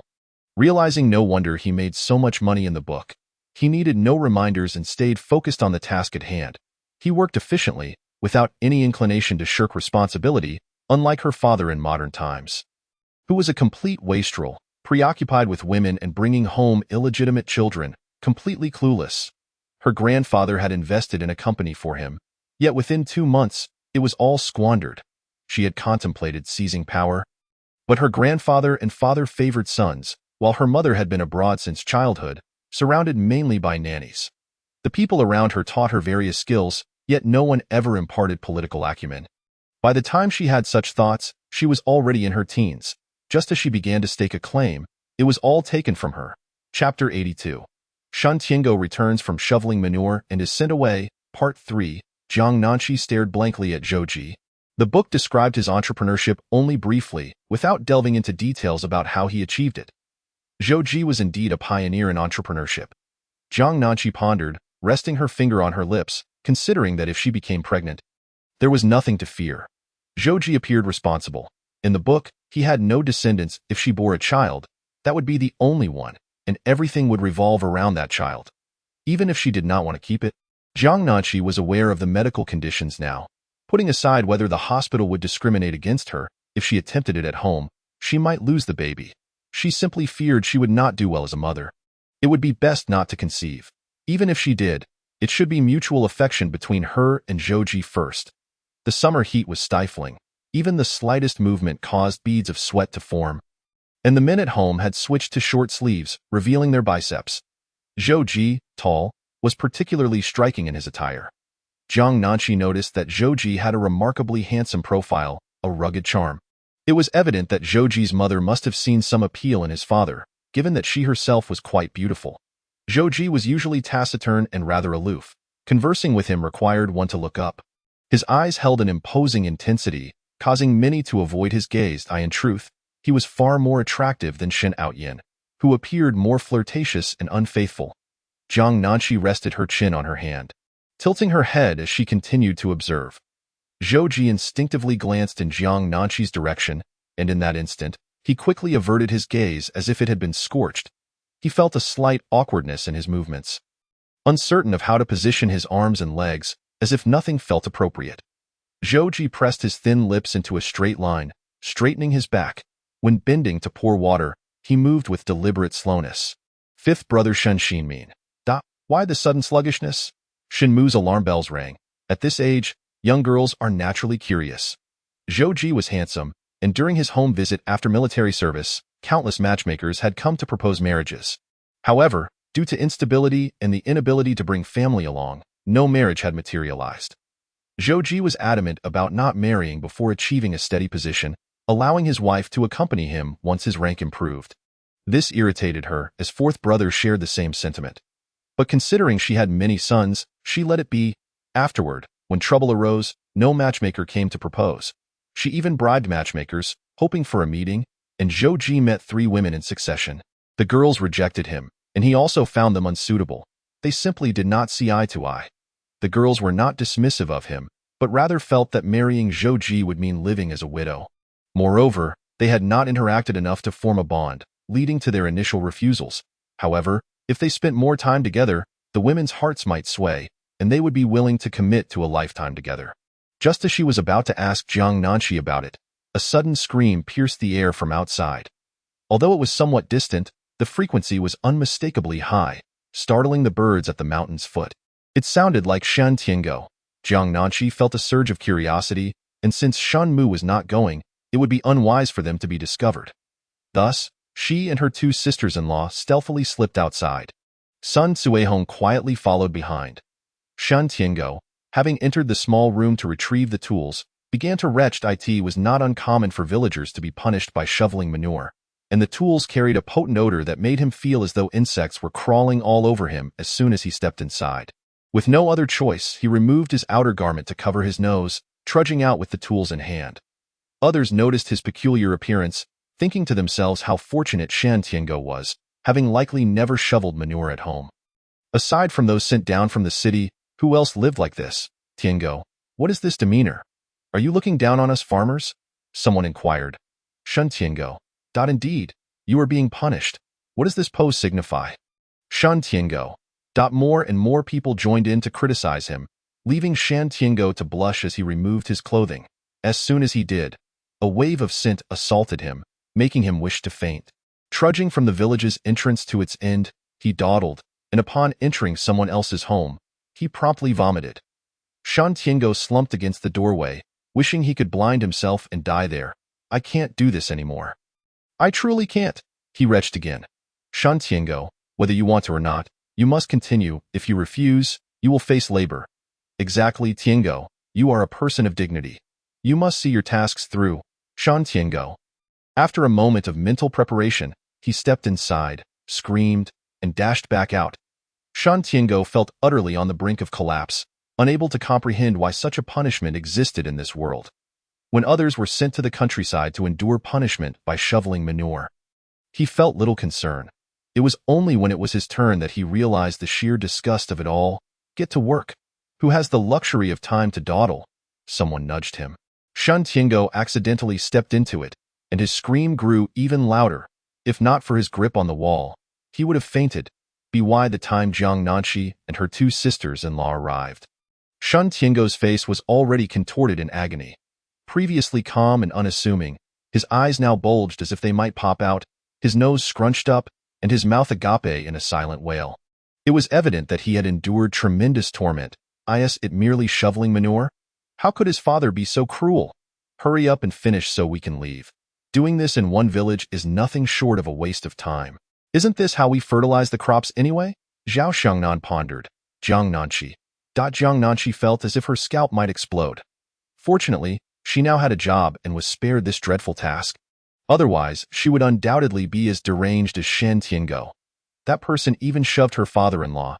In his current state, he might faint and fall headfirst into the mess. Chu Xiufeng felt a twinge of worry. If he fell in, would they have to send several brothers to carry him back? The mere thought made her feel nauseous. Jiang Nanqi had no desire to witness this spectacle. It made her want to vomit. This situation was simply too revolting. She would rather return home to watch the wall being built by Zhou Jilei. Upon seeing Shen Tiango in such a state, Sun Cuihong wiped away her tears. Showcasing her compassionate nature, eldest sister-in-law, second sister-in-law, third sister-in-law, father is truly suffering, shouldn't we go help him? Jiang Nanqi. Jiang Nanqi's expression turned blank in an instant. Was Sun Cuihong truly so oblivious? Her man was currently incapacitated, lying in bed after being pushed down by Shen Tiango, and now she wanted to assist him in shoveling manure. If she was so benevolent, let her do it. Chapter 83. You have to do it whether you want to or not. A faint, unpleasant odor wafted through the air, causing many to take a step back. The weeds in the yard seemed to wilt under the scorching sun, unable to stand upright. Jiang Nanqi covered her mouth and shouted. Father-in-law, Cuihong said she would come help you with the manure. I'm sending her over. I have things to attend to, so I'll head home now. Work well. After her proclamation, she ran off. The other two sisters-in-law stared in disbelief for a moment before quickly turning to flee, leaving only Sun Cuihong hesitating. Shen Tiango felt as if he had grasped a lifeline. His expression twisted further as he pleaded with those who were shoving him. Did you hear that? My daughter-in-law is coming to help. Let me out and I'll have her do it. His mouth gaped wide, the resulting sound waves ringing painfully in the ears of those around him. Shen Tiango was furious, gasping for breath and retching again. He felt as if he might perish. Desperate to escape, he frightened those blocking his path, and with a shove, he burst through. Sun Cuihong hesitated for just a moment before not running away. She was unsure if she should flee. Although she wanted to, her earlier suggestion was made with the assumption that Jiang Nanqi would refuse, and she would then be seen as the understanding one, hoping for praise as a good daughter-in-law in the village. Little did she anticipate that Jiang Nanqi would run off, leaving her behind.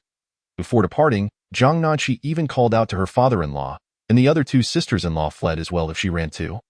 It would imply that her earlier words were insincere. In her moment of hesitation, Shen Tiango seized the opportunity. He was now beyond reason, and Sun Cuihong appeared to him as a lifeline. He no longer cared about the village's opinions of his dignity or whether they regarded him as calm and unassuming. All he knew was that this labor was taking a toll on his life. He would give anything to avoid it. Cuihong, my daughter-in-law, you've finally arrived. Quickly, go shovel the manure. My back has been hurting these past few days, and I struggle to catch my breath. If you are a dutiful daughter-in-law, you must help me, Shen Tiango said, clutching his waist, oblivious to the pain as he slid down against the door, groaning. Cuihong, please help your father. He cried out in anguish, no longer caring who was before him. Even if Du Yuemei stood there, he wouldn't rise. Sun Cuihong. Jiang Nanqi ran halfway back before turning around, her instincts telling her that she would witness the spectacle involving Sun Cuihong. This time, she hid not far away under a large tree, observing Sun Cuihong's face turning beet red from embarrassment. The eldest sister-in-law dared not look back. Zhao Xiangnan, however, followed Jiang Nanqi back, instructing, step aside. Jiang Nanqi. Sun Cuihong felt as if she were being thrust into the flames. Surrounded by gossiping onlookers, she was at a loss for what to do. In truth, she did not wish to partake in this labor. It was a test of one's mental fortitude, hence the punishment, especially for those sent to the countryside. Cuihong, go ahead. Being dutiful to your father-in-law is expected. Don't forget that it was I who took you to get your marriage certificate when Outyin fell ill. Sun Cuihong gritted her teeth. All right, father, I will help you for a while. Hurry up. The other villagers watched the two with unsure expressions, but now they viewed Suehong as quite dutiful. Although she was a bit older, she seemed to understand the hardships of others.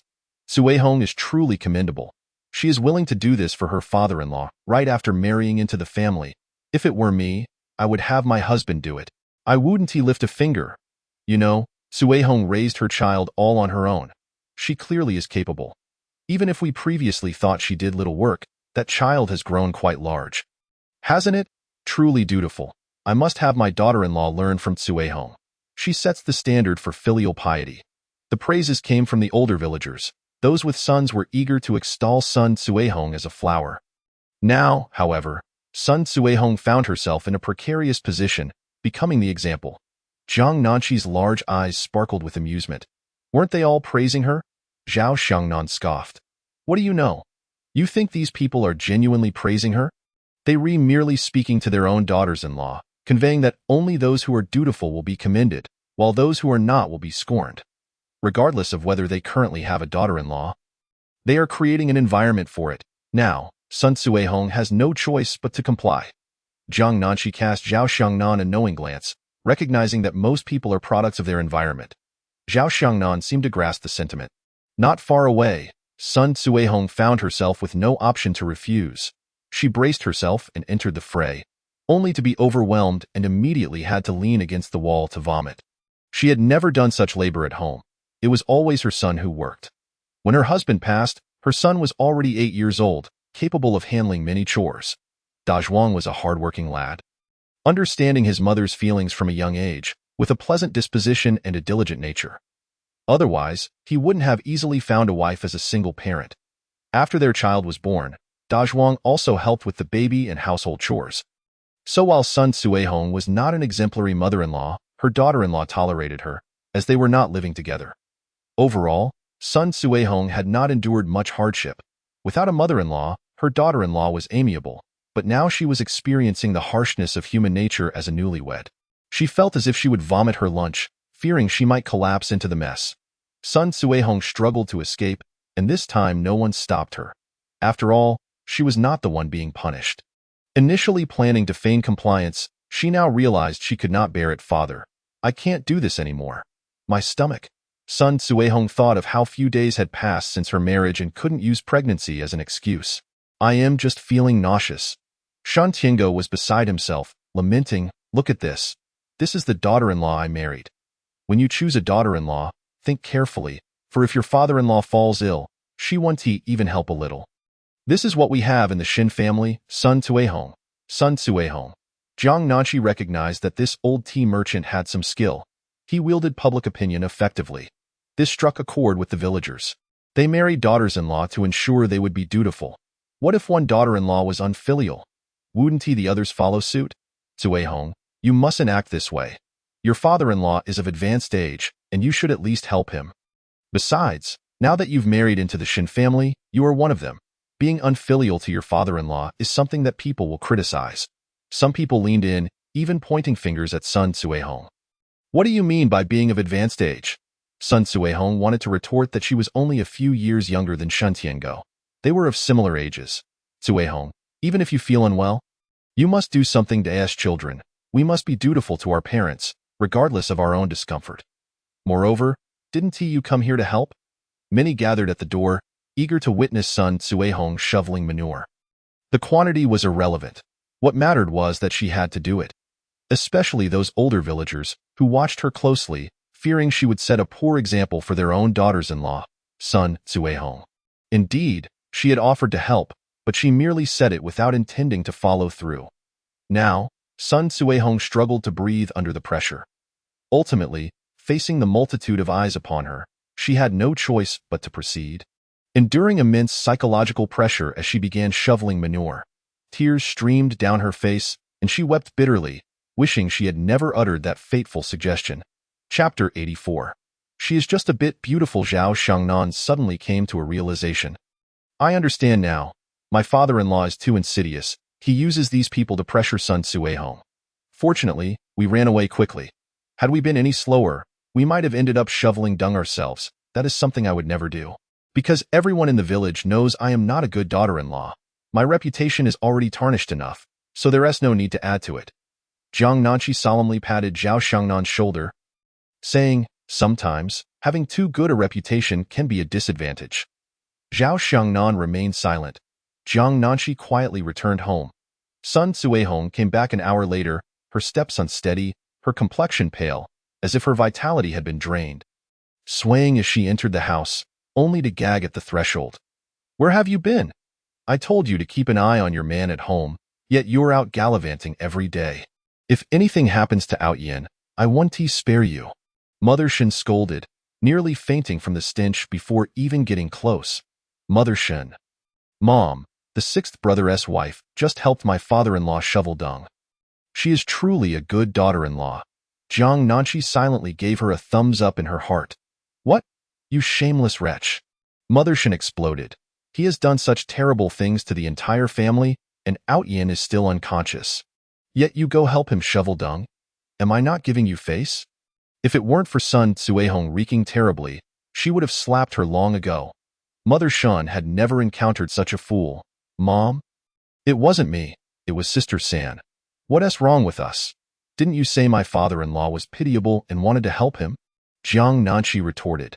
She stood up, her face flushed with anger, being youthful and vibrant.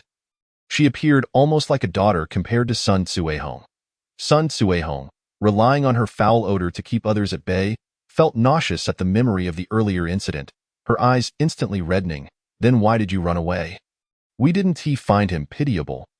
So we naturally left. This is his punishment for his misguided thoughts. He is attempting to correct his mistakes. If you find him pitiable, doesn't that mean your thoughts are not upright? Why not accompany him to shovel dung then? Just then, a cacophony resembling a pig being slaughtered echoed from a distance. Shen Tiango's voice shrill as if setting off fireworks. Upon hearing him, Sun Cuihong retched again. Just then, the fifth brother, Shen Xinmin, returned carrying dirt. What a hassle it is to eat well. You're just going to vomit all day. Disgusting. Get out of here, and come back after you've bathed tonight. Mid-sentence, Mother Shen suddenly recalled something. Forget it. The house is busy if you go out. Who will take care of Outyin? Go quickly and tend to Outyin in the room. Jiang Nanqi. Jiang Nanqi wondered if Shen Outyin would be awakened by the stench. Only then did Sun Cuihong remember Shen Outyin. She could not comprehend her own thoughts. She merely wanted to follow Jiang Nanqi to observe, to trip Jiang Nanqi up, yet it turned into this, Outyin. Sun Cuihong rushed towards the room without even washing her hands. Jiang Nanqi.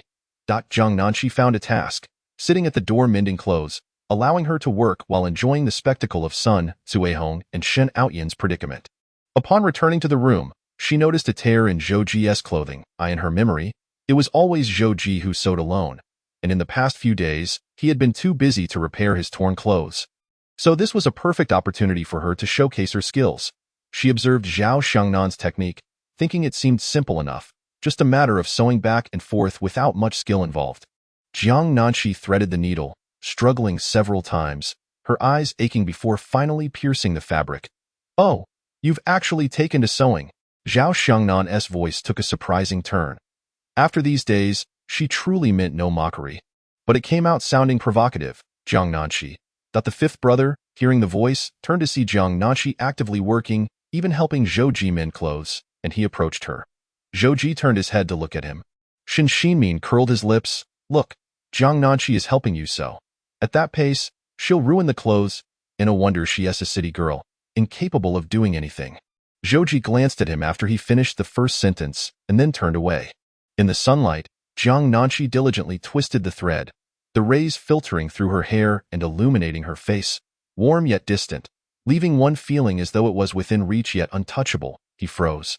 Observing her pick up his clothing, her lack of finesse making her appear somewhat clumsy, his heart suddenly struck as if by a blow. She only has a sharp tongue. Even mother doesn't know why she dotes on her. She is just a bit beautiful, a bit pleasing to the eye. Standing there, she seems different, but besides that, she is not fit for daily life. Shen Xinmin grumbled, only to lift his gaze and find Zhou Ji was not even looking at him. Shen Xinmin. Recently, Shen Xinmin harbored significant grievances. He did not wish for his mother to treat Jiang Nanqi too well, for when his sister returned, What would be left for her? After all, she had been missing for so many years, which was already pitiful enough. If she returned and her mother did not cherish her, it would be tragic. Shin Xinmin nudged Zhou Ji's shoulder with his elbow, and upon seeing him look over, he spoke. It has been so many days, yet there's still no news of Bao Zhu.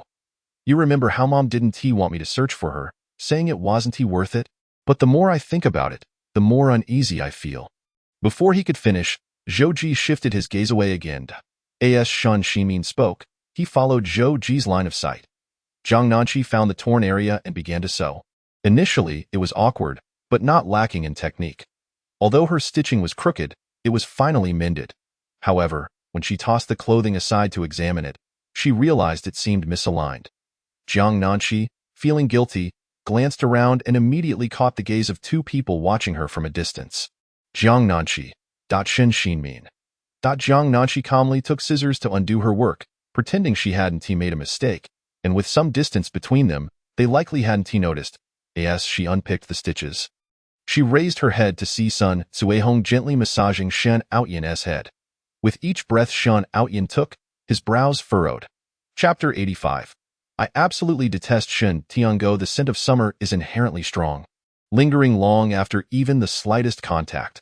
The current conditions are poor, and the room is small.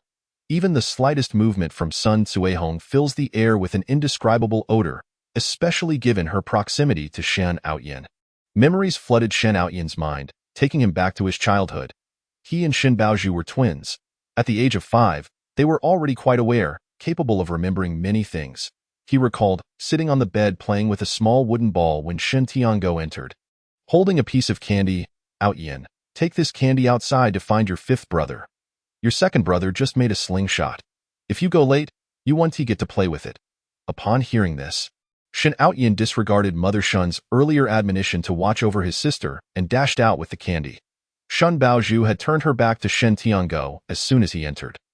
Since she could remember, she had never liked him, for he always cast a fierce gaze upon her and would pinch her secretly, instilling a sense of fear in her whenever he was near. Shen Outyan ran off, and Shen Tiango promptly lifted Shen Baozhu from the ground. Being so young, she cried out in fright, but before she could voice her fear, he covered her mouth and swiftly left the house with her. Shen Outyan, peering from the side, had forgotten to take his wooden ball and returned just in time to witness the scene. His father's gaze had been so fierce that he hesitated to come out.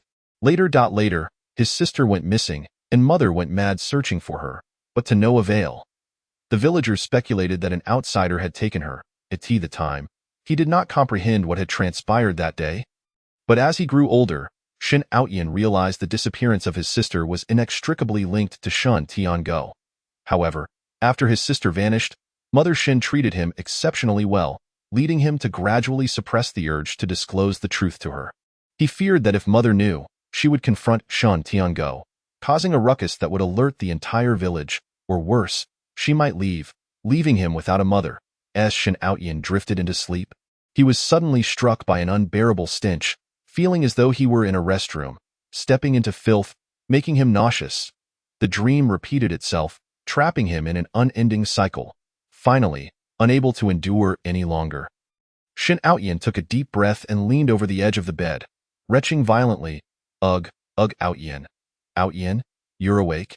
Sun Cuihong exclaimed with joys. She drew nearer. The stench intensified, as if she had rolled in a latrine. Shen Outyan lifted his gaze to glance at her, seeing her hair damp and matted against her forehead, her bronze skin wrinkled, and an overwhelming odor clung to her. Shen Outyan retched again. He could not fathom how he had once been infatuated with Sun Cuihong. In his youth, he had been reckless and unable to control himself. Yet what of Sun Cuihong? At her age, she should have known to refuse him, yet she chose to wallow with him. The thought of their past actions combined with that unique stench made Shen Outyan's head throb painfully. Get away. Get away. His voice barely emerged, yet he exerted all his strength, feeling as if his throat might burst from the effort. Outyan, what's wrong with you? It stinks so badly. Get out, get out. Only then did Sun Cuihong realize her own state. Having grown accustomed to her odor, she hadn't noticed it upon returning now. As she drew closer to her clothing and inhaled, combined with her pregnancy, she retched, and the air became thick with a fetid aroma. Shen Outyin. Shen Outyin vowed never to lay eyes on Sun Cuehong again. The mere sight of her filled him with revulsion. Mother, mother. Before fainting, Shen Outyin's secret was that he had witnessed Shen Tiango carry his sister away. Shen Tiango was a beast, destroying their family for the sake of a shameless woman from outside, and now he had brought this upon him, intentionally drawing near to him, making him believe he is cherished above all. While in reality, Shen Tiango secretly schemes and plots, ultimately ruining his entire life. Aotion, mother is busy outside. At home, they are discussing separating father, and they are currently building a wall. Sun Cuehong explained in a hushed tone. Separate me from Shen Tiango. Suddenly, Shen Outyin recalled something. No, he must articulate this matter before everyone, exposing Shen Tiango's true vile nature to the entire brigade. Aotion, get lost. Keep your distance from me. If Shen Outyin hadn't he felt a throbbing pain at the back of his head, he would have rushed down to give Sun Cuehong a beating. Sun Cuehong stood there, feeling wronged, uncertain of what to do. Jiang Nanshi caught a portion of the commotion and noticed Sun Cuehong merely standing there, wearing a bewildered expression. Given the circumstances, she thought it prudent for her to at least wash her hands. Glancing at the nearby basin, Jiang Nanshi felt a sense of relief. Fortunately, she had her own basin.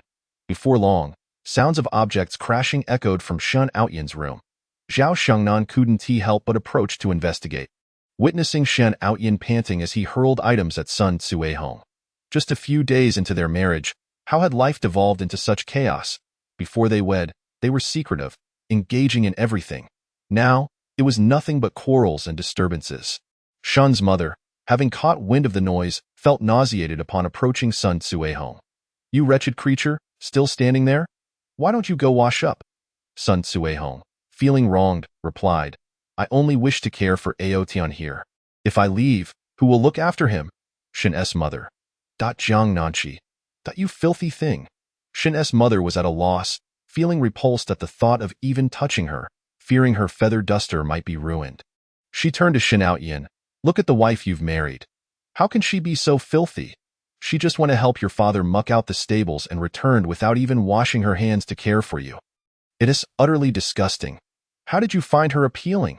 Upon hearing this, Shen Outyin felt nauseated again, his eyes blazing with fury. I didn't marry her. Shen Tiango forced this marriage upon me. Here it began again.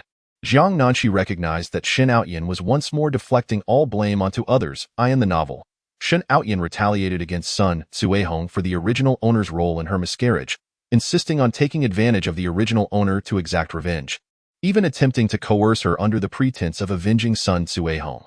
What kind of revenge was this? It was merely self-serving. Yet this time, Shen Outyin shifted all blame onto Shen Tiango. Sun Cuehong, her eyes reddening, fled outside, wiping her tears as if performing in a tragic play. Mother, I can't take it anymore. I want a divorce from Sun Cuehong, Shen Outyin roared. Shen's mother sighed. Aotion, how can you speak of divorce so casually? Besides, Cuehong is with child. Given the situation, let us prioritize safety first. Jiang Nanshi stifled a laugh. Shen Outyin. Jiang Nanshi, having unpicked the wrong stitches she had made earlier, began sewing slowly again. Indeed, practice makes perfect. While she wasn't skilled in embroidery, mending the torn fabric became increasingly effortless with each attempt. Gaining a sense of accomplishment, she sought more to sew. As soon as Jiang Nanshi finished mending the trousers, she hurried to call Zhou Ji, as if she had discovered a cherished toy, bounding towards him excitedly. Tugging at Zhou Ji's clothing, she beamed. Look how well I sewed these. Zhou Ji, covered in dirt, was at a loss for how to react, managing only a stiff syllable in response. Jiang Nanshi paid no mind to Zhou Ji's awkwardness. She remained exuberant. You should try them on, Shen Ximin. Chapter 86. Feelings Intensify, Part 1. Zhou Ji had been working for an hour or two, his clothes soiled, his legs caked in mud. Shen Ximin couldn't help but speak up. Jiang Nanshi. Look at third brother. Given his state, let us wait until evening to change his trousers, then he can wear whatever he likes. Others. Jiang Nanshi glanced at Zhou Ji, considering the logic, and ran back to continue sewing, this time focusing on a jacket. Shen's mother observed her surroundings before pulling Jiang Nanshi into her room. Nanshi, what do you think of Zhou Ji? She inquired, eager to glean her daughter's true feelings. Asking her son in front of his wife would yield nothing but praise. After all, Jiang Nanqi pondered for a moment. Zhou is wonderful. He is strong, can hunt, earns work points, and is quite handsome. She realized she had a lot to say on the matter. Shen's mother. What is this between you two? Shen's mother nearly jumped up. Jiang Nanqi, feeling shy, lowered her head, play-acting as a newlywed. Weren't you not fond of Zhou? Shen's mother was slightly dazed, unable to contain her curiosity. Jiang Nanqi quickly replied, that was in the past. Back then, I was too young to understand. Now that I'm older, I realize that someone like Zhou is indeed a good man. Mother, rest assured, I will. Before she could finish, Shen's mother felt a wave of darkness wash over her. Nanqi, what's wrong? Nanqi, listen to me. To say what? To speak of Zhou's fate being short-lived. How could she predict the future? Moreover, we discarded superstitions. Shen's mother felt a headache coming on. Listen to me, she repeated, but only the words came out, nothing more. Jiang Nanqi suspected her ears were malfunctioning and leaned closer. Mother, don't worry about us. The rumors about Zhou are all fabricated. What fabrications? Shen's mother felt as if struck by a thunderbolt, her mind momentarily blank. Jiang Nanqi, her cheeks flushed, whispered, they say Zhou is incapable of fathering children. All of that is untrue. How do you know? Shen's mother's originally slender eyes widened in shock as she grasped Jiang Nanqi's wrist. Jiang Nanqi awkwardly raised her other hand to touch her face.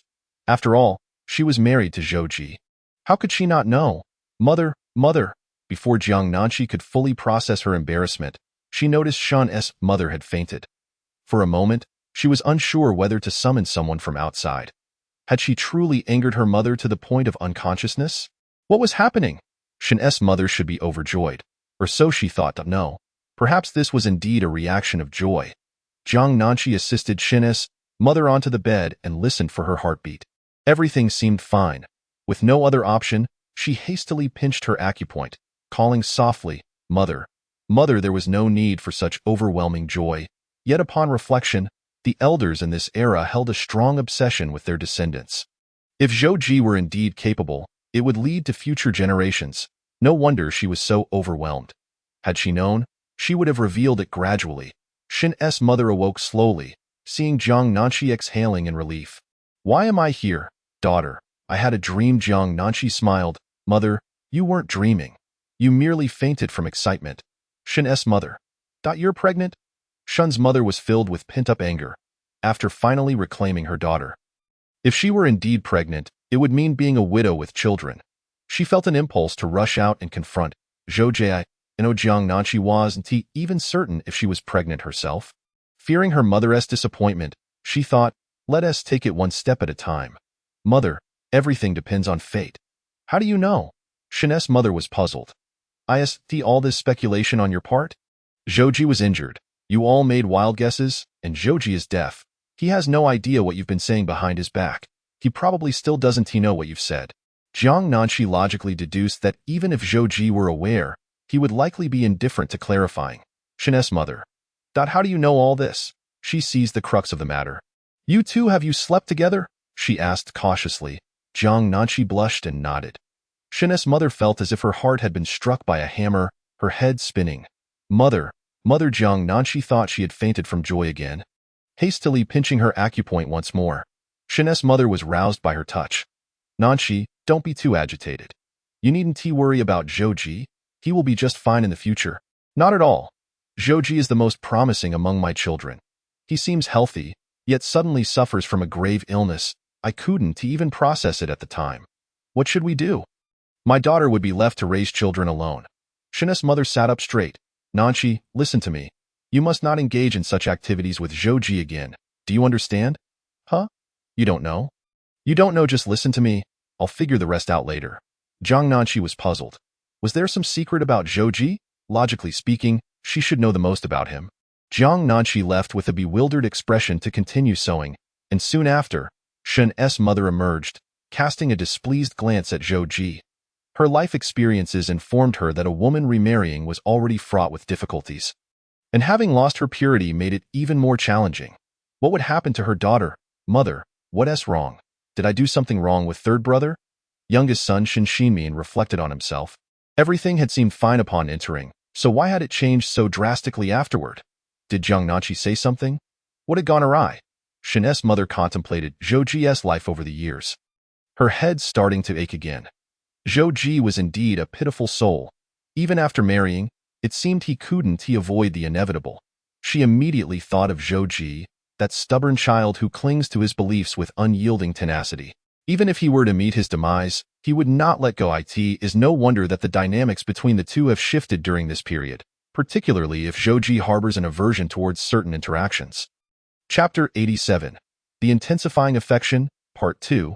The straw had just been freshly piled, and some children, idling away their time, began to weave with the straw, intertwining it in a haphazard manner.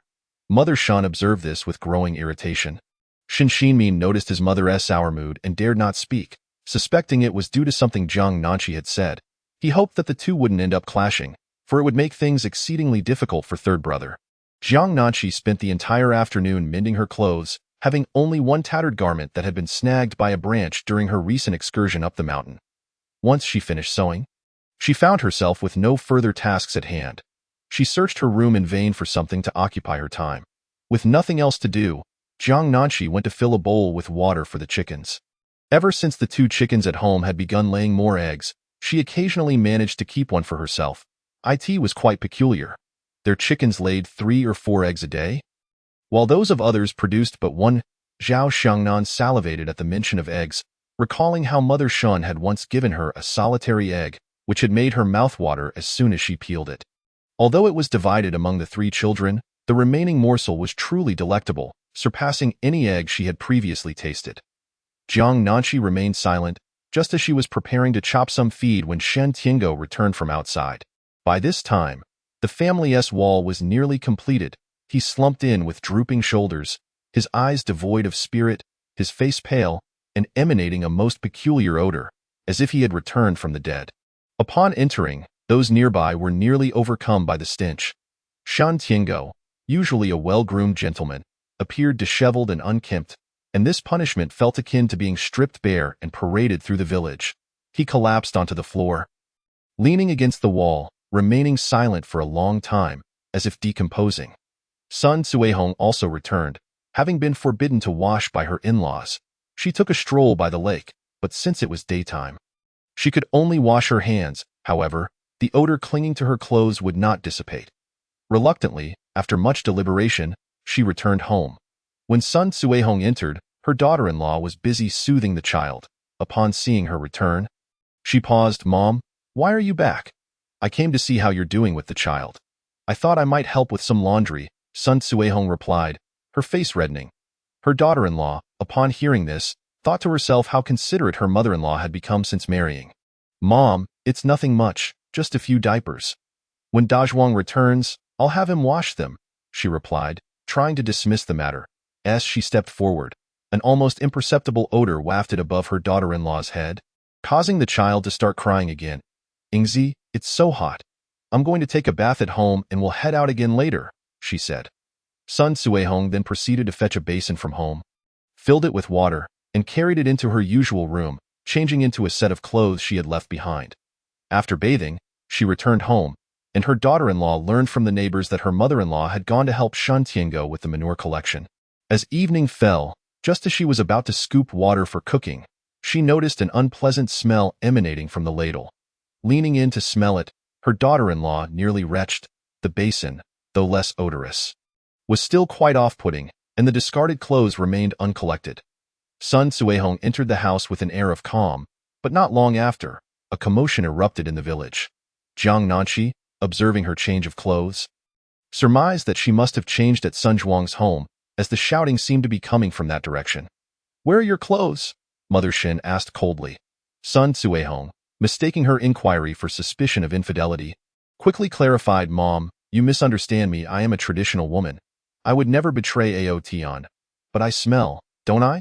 It's daytime, and I can't get into the water. I could only wash a bit at Dong's."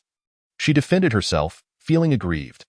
This remark suddenly reminded Jiang Nanqi that Sun Cuihong and Shin Aotian had initially bonded over bathing. In the heat of summer, Shin Aotian had slept in a tree by the lakeside while Sun Cuihong had gone to bathe in the early morning hours. When everyone else had already left, however, one thing perplexed her. It seemed that the bathing spots for men and women were distinct. Who had gone to whom's bathing area? Logically, Shin Aotian should have bathed and then climbed into the nearby tree, which meant that Sun Tzuehong must have bathed separately from the larger group and had done so in the early hours. This thought made Shin Aotian's blood run hot. Consider this. Sun Tzuehong might have had her eye on Shin Aotian for quite some time, it must be said. She had excellent taste and was quite audacious to set her sights on such a charming young man. It was well known that Shin Aotian was quite popular in the village, possessing the looks of a dashing young gentleman, youthful, and possessing a way with words. The more Jiang Nanshi pondered, the more she admired Sun Tzuehong for her boldness. Had she not married into their family, it would have been a loss indeed. Are you not bringing your clothes back? Mother Shin rolled her eyes. You wouldn't want your daughter-in-law to wash them? Would you? No, it's simply too urgent, isn't it? Ingzi occasionally helps me with laundry. It's nothing, we're all family. Yet again, the sounds of a heated argument could be heard nearby, particularly loud, as Sun Zhuang's wife felt utterly exasperated with her mother-in-law. The scandal from the past had already brought enough gossip to their household, and now this humiliation was too much to bear, nearly causing her to choke back her tears. Why, dear wife? Don't be upset, I assure you. I will never go looking for her again. Tonight, I'll return the clothes to her. You've only given birth a few months ago. Being angry isn't good for your health. Sun Zhuang soothed. Rest assured, I'll replace the basin tomorrow and get a new ladle. Having just vented her frustration, Sun Zhuang's wife felt her anger wane as her husband comforted her. It was primarily his support that kept her from losing her temper entirely. Fine, but don't forget. If I see those things still in the house tomorrow, Sun Dazhuang, you can just fend for yourself? She retorted, slamming the door as she went home. Sun Zhuang quickly followed, hastily collecting the clothes. Upon witnessing his actions, his wife's ire finally subsided, and she began preparing dinner. She truly felt unfortunate to have encountered such a mother-in-law. All right, keep your distance from me, Mother Shun said with annoyance, casting a glance at Sun Tzuehong, who was not even her daughter Lodi in her past life. When she had died, hadn't Tishan Aotian blamed her for severing his connection with Sun Tzuehong? This time, she was eager to see what their future would hold. Not long after Sun Zhuang arrived, he bore the foul-smelling clothes in his hands. Aunt, these are my mother's clothes. I've brought them back. He felt a deep sense of shame, his face flushed with embarrassment, and after a moment's hesitation, he placed them on the ground. Look, Aunt, my mother has married into your family, and according to custom, she belongs to you now. This is considered a remarriage. Please let her visit our Sun family less often. Having lived with Sun Tzuehong for so many years, he felt sympathy for her, yet he knew that if this continued, his own wife and children would be unsettled. According to their customs, once remarried, one was no longer connected to their original family. Besides, with his mother expecting, she would soon have her own children, and he did not wish to meddle further. Dante talked to me about this. Go discuss it with him. He was the one who took your mother to get the marriage certificate, Mother Shin retorted, pointing at the still slumped Shan Tiango. Shan Tiango remained against the wall, staring blankly, reeking of foul odor. Chapter 88. The Intensifying Affection, Part 3. Sun Zhuang looked at Shan Tiango and felt the words he wanted to say catch in his throat. He walked away with a look of disdain. Shan Tiango sat on the ground for over half an hour, finally regaining some composure, having long since lost the ability to smell his own odor. Dad, Mom said you'll be staying in this room from now on. We've enclosed a small courtyard for you, Shin Xinmin reminded him, as the elder brothers were reluctant to speak up and had pushed him into this. What? Mom wants a divorce, Dad. If you have another woman in your heart and don't regard us brothers as your sons, then go ahead and divorce. Rest assured, when you grow old, we'll ensure you receive a monthly allowance. Shin Xinmin declared, feeling a pang of sorrow himself. He recalled a time when he had timidly approached Shan Tiango for a hug, only to be pushed away with a look of disgust. Though he was very young then and did not remember much, that disdainful gaze had been seared into his memory. He could act well. When their mother arrived, he hurried to help him up. Divorce? What divorce? I want divorce. I refuse to divorce. Shin Tiango felt as if his head might explode. He had been punished to collect manure, slapped daily, and now faced the prospect of divorce. Jiang Nanshi chuckled coldly. Do you really not understand why she wants a divorce? Father-in-law, you dote on that Li Yuan and neglect us. Why should Mom continue living with you? I see your heart is quite malicious, seeking to torment us. Just look at how you've harmed the sixth brother. Indeed, enough is enough. None of us brothers have ever taken from you or relied on you, yet we are still expected to care for you in your old age. Zhao Xiangnan added, rolling her eyes. Since the last time she had bullied her father-in-law and Shin Aotian, her mother-in-law had rewarded her with an egg. She had firmly sided with her mother-in-law. Besides, what good was it to stand with her father-in-law? He had nothing but his pretense. At least our Nanshi cares for me. Mother Shun wiped away her tears, genuinely touched. Jiang Nanshi's heart was suddenly tugged. Mom, you are the best mother-in-law in the world. As your daughter-in-law, it is my duty to protect you. Others around her were left speechless. Shen Tiango interjected, with the children present, I won't hide anything from you. If you refuse to divorce me, I shall report your indiscretions regarding your entanglements with men. If you wish to report, then report. I have nothing to fear, for I have committed no wrongdoing. Moreover, I might as well have them investigate this Li Yuan to see if she has any skeletons in her closet. Just to add to her woes. You dare! Shen Tiango immediately sat up, terrified that this would implicate Yuan. If it were discovered that she had given birth before, she would surely face dire consequences. Even if she escaped punishment, what would happen if her current partner found out? Shen Tiango, you are quite something, bringing up Li Yuan at such a time. You truly surpass everyone in this. Shan Mu's eyes reflected a tinge of sorrow. In her past life, Shen Tiango had never shown her the warmth typical of a couple. Initially, she had thought he was simply that kind of person. Little did she know that when he genuinely cared for someone, he was willing to abandon his own daughter, never drawing close to his son. Had it not been for the repulsive stench emanating from Shan Tiango, she would have beaten him to a pulp. Shen Mu did not wish to say much more. After all, he would eventually reap what he sowed. Tomorrow, we shall go and file for divorce. If you refuse, I will hand over your documents to my brother. And let him have a word with the authorities. Having said this, Shen Mu left the house to seek her elder brother for a letter of introduction. Captain Du was nearly thrown from his chair upon hearing her words. What? You wish to divorce Shen Tiango? He stared, dumbfounded, at his sister. They had endured so much hardship in their youth without even contemplating divorce, yet now that the children were grown and grandchildren had arrived. Why was there talk of divorce? Are you truly going through with it? Captain Du stood up and approached her. You really intend to divorce him? Why now, of all times? Brother, I won't hide it from you. Shen Tiango has been seeing someone else. His intentions with me were never pure. What? Captain Du's expression shifted dramatically. Just let me divorce him. Divorce. Right now. I'm going to give him a good thrashing. Captain Du ground his teeth in fury. Brother, please don't. He is repulsive beyond measure. Besides, I can handle it myself. Shen Mu thought of Jiang Nanshi. Last time she had merely informed her brother that Jiang Nanshi was her lost treasure, without mentioning that it was Shen Tiango who had mislaid her. She feared his impulsiveness might bring disgrace upon their family. Shen Tiango was not worth her brother's ire. After all, he was the captain. Shen Mu proposed, once I am divorced, you will have ample opportunities to deal with him.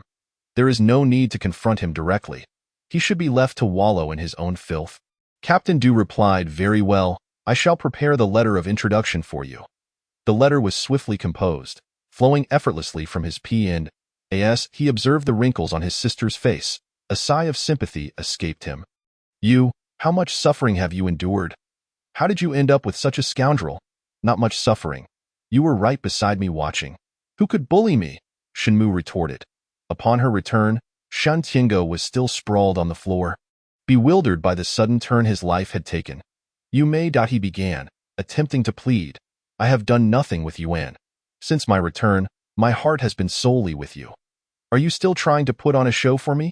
Shen Mu could bear it no longer. At that moment, Jiang Nanshi handed her a stick, saying, Mom, here, this man deserves a beating. Zhou Ji's gaze was fixed on Jiang Nanshi's face, and upon hearing her words, he suddenly remembered the injuries on his own face that had yet to heal.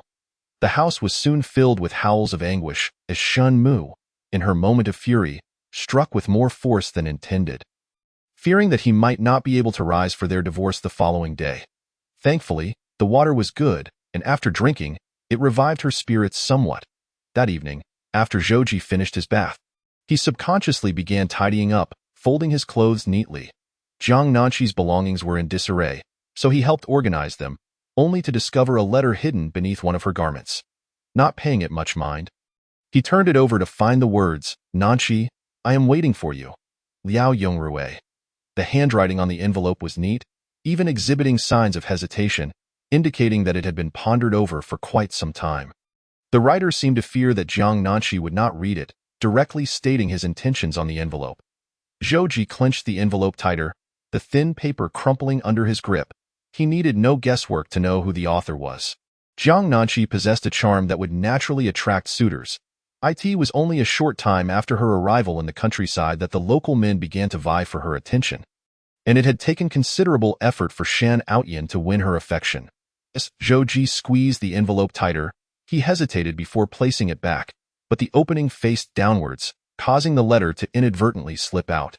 He picked it up, intending to return it, but upon noticing the creases and smudges, he decided to unfold it and clean it. A cursory glance revealed that the writer, Liao Yongrui, was merely attempting to explain past events.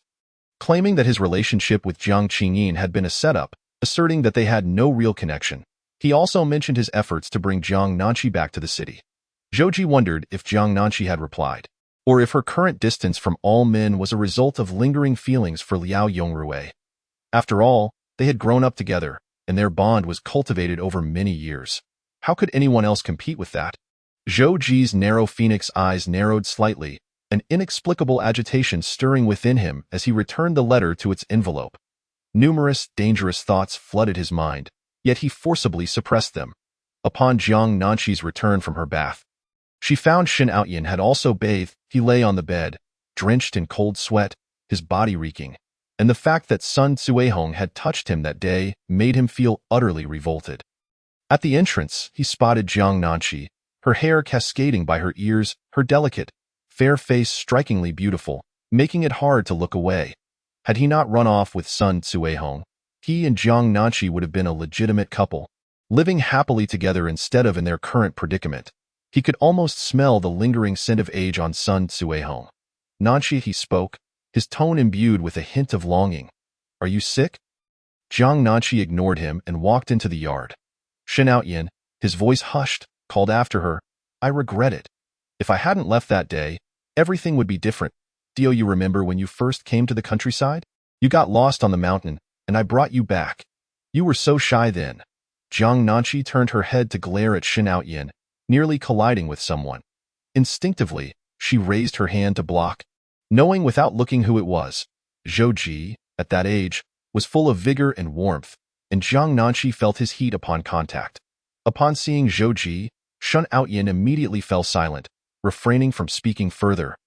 Fearing that Zhou would deduce what he had just said, "Don't follow her." Zhou shot a warning glare at Shen Outyin. His deep-set eyes bore an intimidating expression, naturally imparting the impression of a formidable adversary. Zhou's towering figure commanded attention, instilling a sense of retreat in those who faced him. Shen Outyin turned and marched towards his own room, seething with anger. Zhou was merely a foster child of the Shen family. How dare he speak to him with such audacity? Typically, things were manageable, but the moment he stepped out of line, he was subjected to humiliation before others.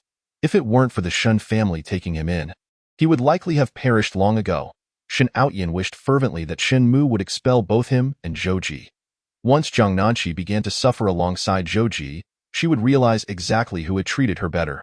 Jiang Nanchi was equally exasperated with Shen Outyin. Having just witnessed his hasty retreat, she felt a surge of triumph, but Zhou bypassed her and directly entered the room. She paused, contemplating that Zhou seemed to be in a mood. There was a hint of something off about him. Hadn't he been in good spirits earlier? Surely he wasn't reverting to that pitiful state again. Jiang Nanchi followed him inside, pushing the door open to find the room appeared somewhat different. Zhou must have tidied up, as her belongings were neatly arranged against the wall. She seated herself at the table, retrieving her snowflake cream to apply to her face. The mirror initially reflected only her image, but when she leaned back, she caught Zhou's gaze fixed upon her. "What's the matter?" Jiang Nanchi asked, her application of the cream slowing. Zhou pressed his lips together. "You are unwilling to build a life with me. Is there someone else in your heart?" Jiang Nanchi's heart skipped a beat, fearing that the original owner of her identity had stirred up trouble again. "Who?" she asked, ceasing her skincare routine and turning to look at him, her eyes flickering. Noticing her guilty demeanor, Zhou found it unusual. She seldom displayed emotional fluctuations, yet today she was unable to contain herself. She had claimed to want to cultivate feelings with him, but that was merely a tactic to placate him. Zhou gaze remained locked on her face. "You are deceiving me. What have I deceived you about?" Jiang Nanqi stammered, lacking confidence, her own frustration boiling within her. The original owner's past actions were now being attributed to her, and she was entirely out of the loop. She felt indignant. Building a life, you think about it every day, isn't it just about that? What would happen if there wasn't any of that? The days are no longer the same. Before she could finish her sentence, Zhou suddenly approached her. Jiang Nanqi immediately stood up, eyeing his sullen expression with caution. He drew nearer, and she instinctively stepped back, her back colliding with the table. Uncertain of Zhou's intentions, she raised her hand to block him, only for him to seize her wrist. He held it firmly, catching a whiff of the fragrance of magnolia. He exerted little force, yet Jiang Nanqi found herself uncontrollably pressed against him. Struggling to free her wrist, her body fought against his hold, but it was futile. Jiang Nanqi glared at him, demanding, "What do you want?" She could not believe that Zhou would strike her, especially since she had done nothing wrong. Ji, tenderly tracing her skin with his fingers, sincerely expressed his desire, his voice husky, "Yes, I want to collide with you." This was precisely the thought that lingered in Zhou's mind. Each time he drew near her, an uncontrollable urge to think of her overwhelmed him. Why could others live their lives freely while he could not? Jiang Nanqi felt her mind go blank, never having anticipated such words from the typically aloof Zhou. Her struggle weakened, and instinctively she argued, "I don't want to. If you have the ability, go crash into someone else." Zhou furrowed his brow, his voice low and tinged with dissatisfaction. "What does it matter if others are involved in this lifetime? I will only collide with you. You are being shameless." Jiang Nanqi thought Zhou was too blunt. Such words should not escape his lips. She wondered what else he might say in the future. Zhou held on tightly, his determination evident as he pressed, "Why can't we live together after getting married? Did you not say you wanted to cultivate feelings with me? Moreover, it was you who drugged me that day. You initiated this shamelessness. All you think about is living together." Jiang Nanqi found herself at a loss for words. "Yes, that is exactly what I desire." Zhou expressed his thoughts plainly, initially reluctant to admit his feelings. He had grown weary of going with the flow, yet he simply wished for her to have no other men in her heart while living with him. "And what about you?" she retorted. "I will not allow any other women to come near me." "I ask you, do you have any other men in your heart right now?" Zhou's expression shifted as he recalled the letter, tightening his grip on her other hand. Jiang Nanqi's unkempt hair brushed against his arm, reminding him of her elusive nature, always drawing closer yet retreating. Jiang Nanqi was perplexed by Zhou's sudden assertiveness tonight. He was so close that it left her breathless. She remembered the night she entered the book, when Zhou had made her feel utterly exhausted, taking days to recover. Though the story claimed Shen Outyan was exceptionally capable, she felt that had Zhou not met an early demise, the outcome might have been different. "Mind your own business." Jiang Nanqi's indignation spurred her to stand her ground.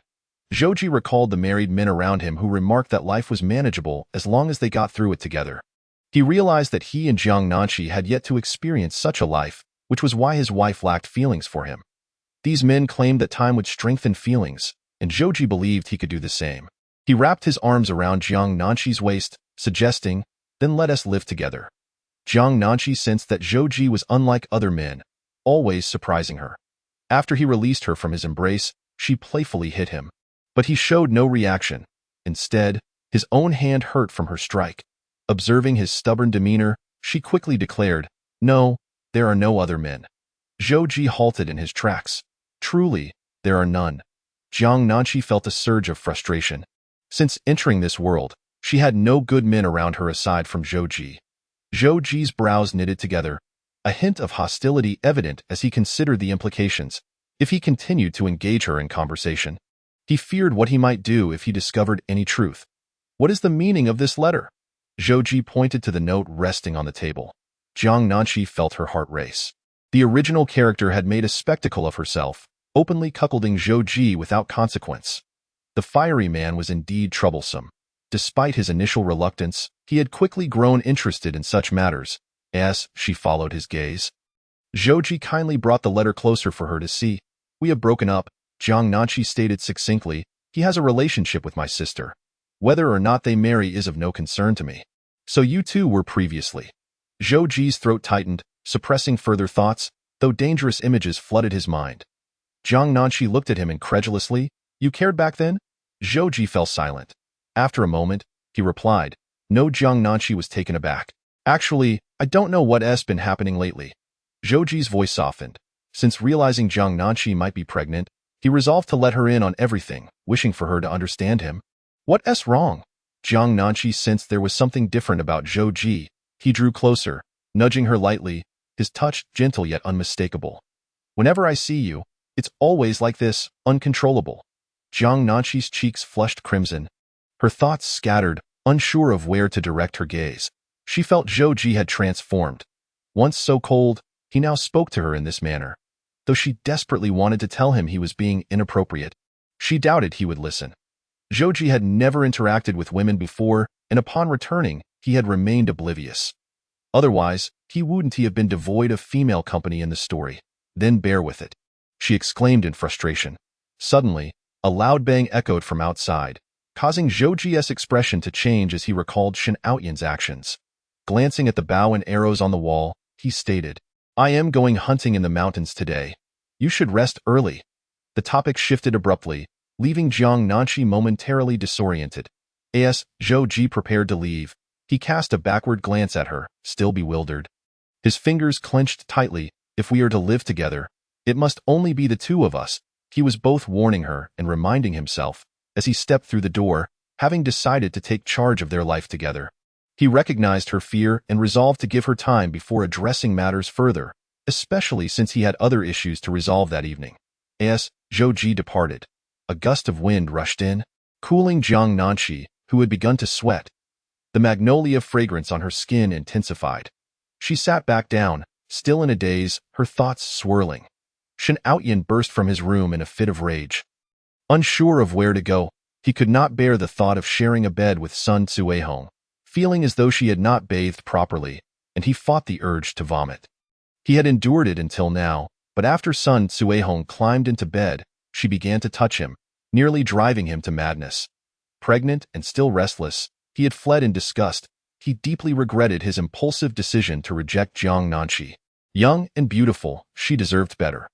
Any other man would have eagerly taken her home, yet he, despite being betrothed, had run away, only to be scooped up by Zhouji. He could not comprehend why Jiang Nanqi lived in a state of active widowhood.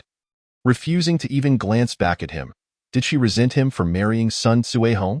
If that were the case, then perhaps she still harbored feelings for him. Jiang Nanqi, he murmured softly. Sounds from the woods behind him stirred his attention. But he saw nothing. With nowhere to go, he decided to retreat to the mountains where he often hunted.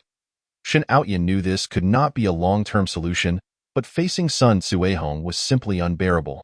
He reached the mountains, lit a fire, and as he lay down to rest, he spotted a rabbit at the entrance of his den. Instantly alert, he sprang up. Having eaten little that afternoon, he dashed out in pursuit. The rabbit appeared for mere seconds before hopping away in a different direction, its foot seemingly injured, moving slowly with a dragging gait. Shen Outyan's eyes sparkled as he chased after it.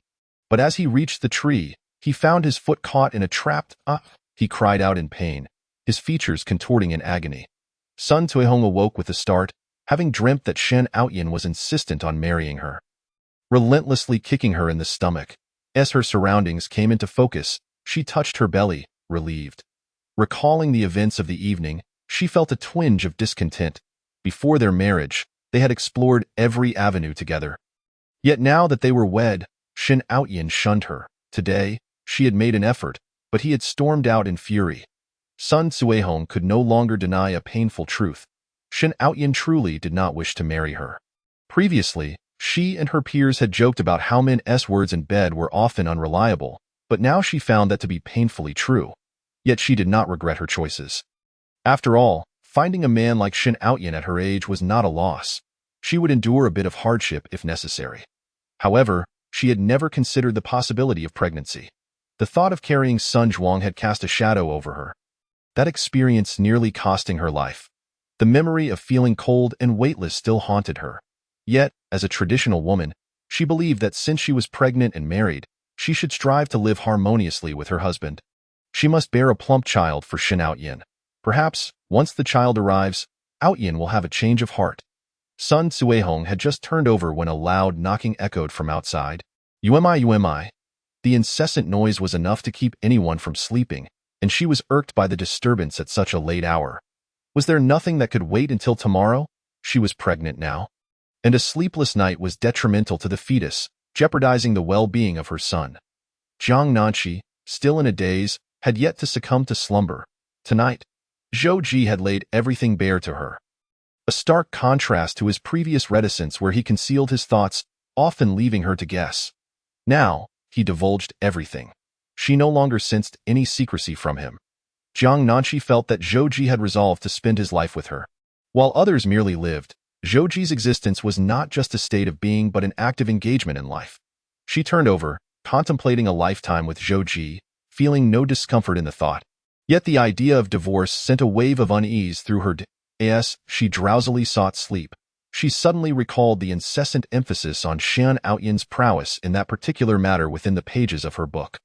Although Zhou Ji had not stressed it, she found herself unable to bear the thought. What was to be done? Outside, a series of knocks resounded, and she could not discern whether she was dreaming or awake until Shan's mother rose. Scolding loudly, jolting her into full awareness. Slipping on her shoes, she stepped outside.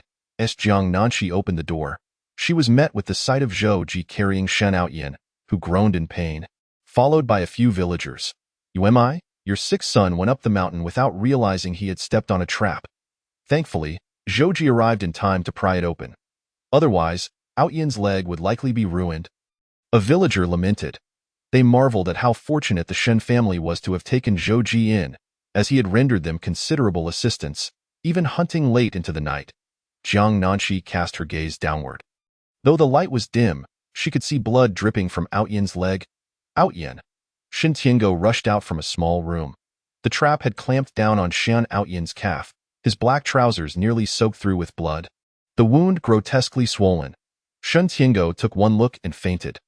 Zhou Ji, upon seeing Jiang Nanqi, gently laid Shen Outyin on the ground and approached her, whispering, "You need not concern yourself.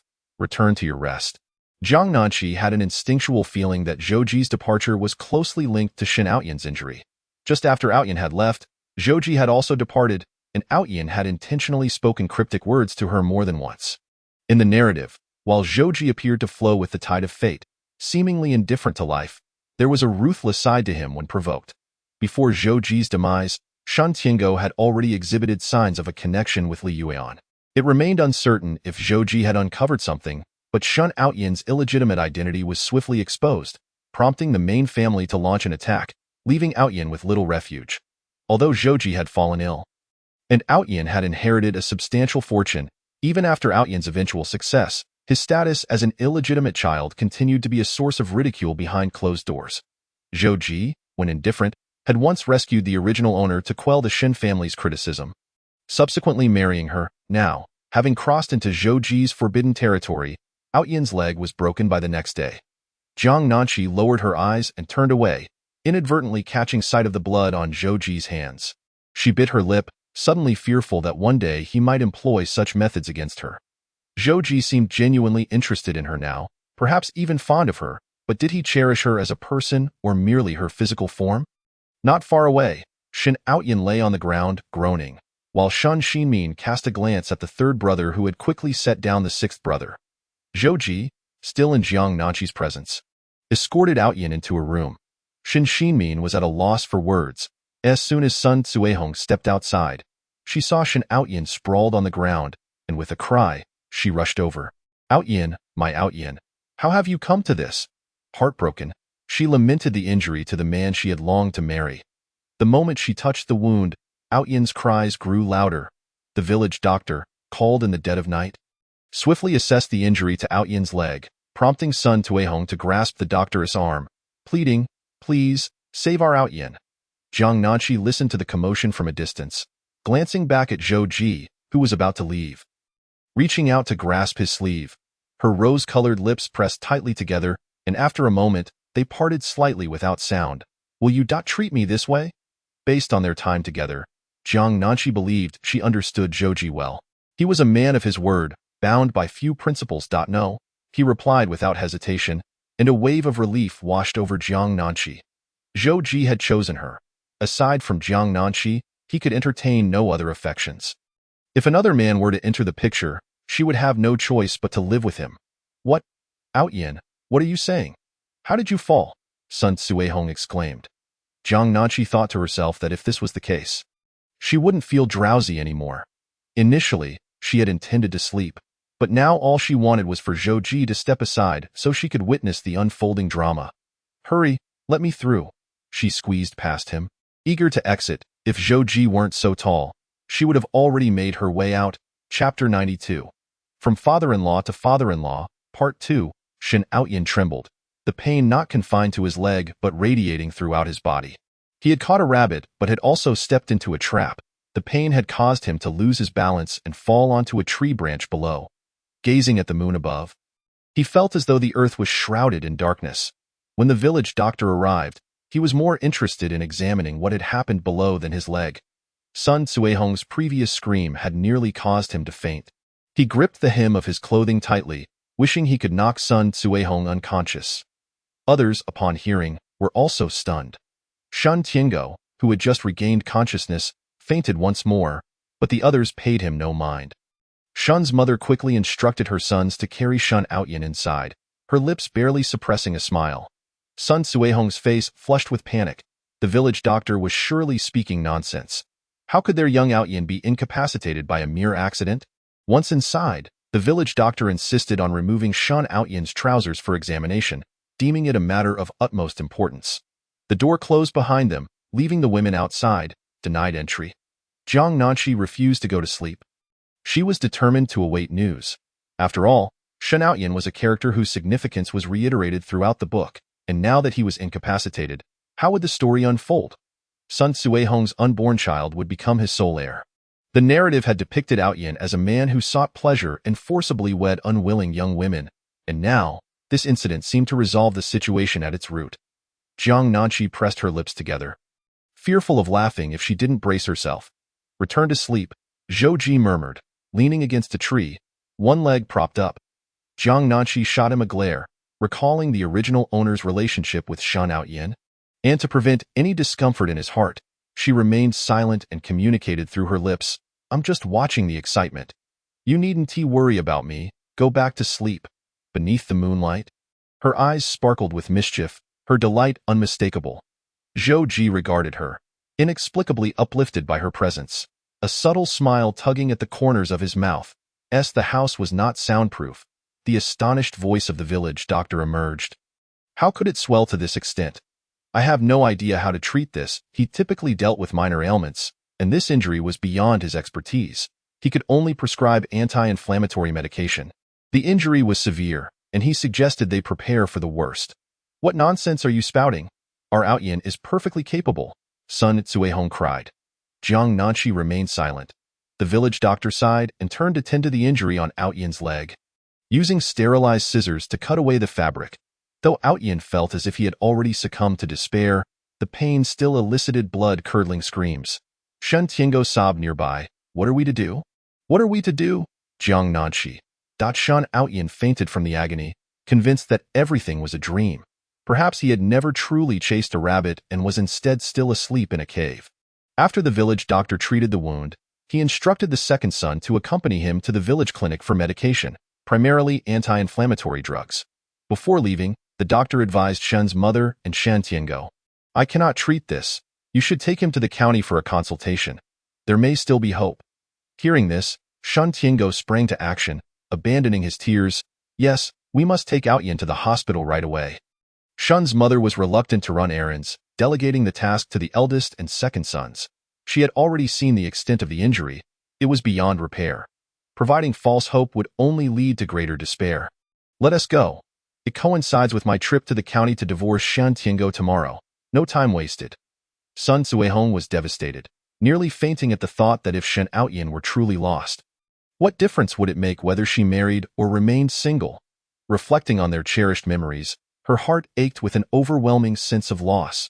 However, upon further contemplation, she recognized that she was a traditional woman, one who adhered to the principle of following her husband, be it a chicken or a dog. Now that she was wed to Shin Outyin, she felt compelled to stand by his side through whatever trials he might face. Moreover, it was not as if it were entirely impossible. Only she truly understood the depths of Shin Outyin's prowess. How could a mere setback render him incapable?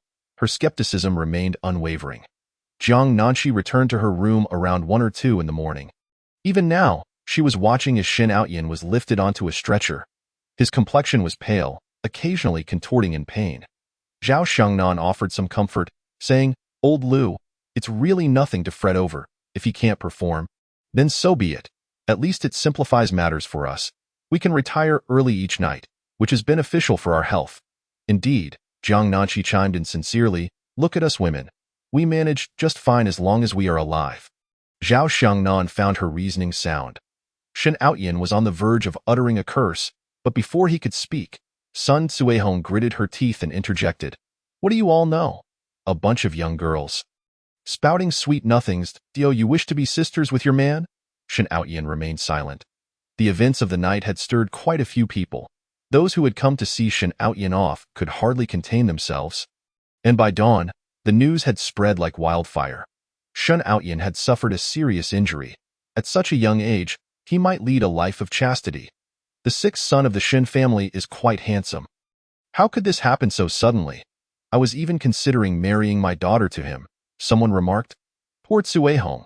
She finally found a young man, and now this. Will they even be able to continue together?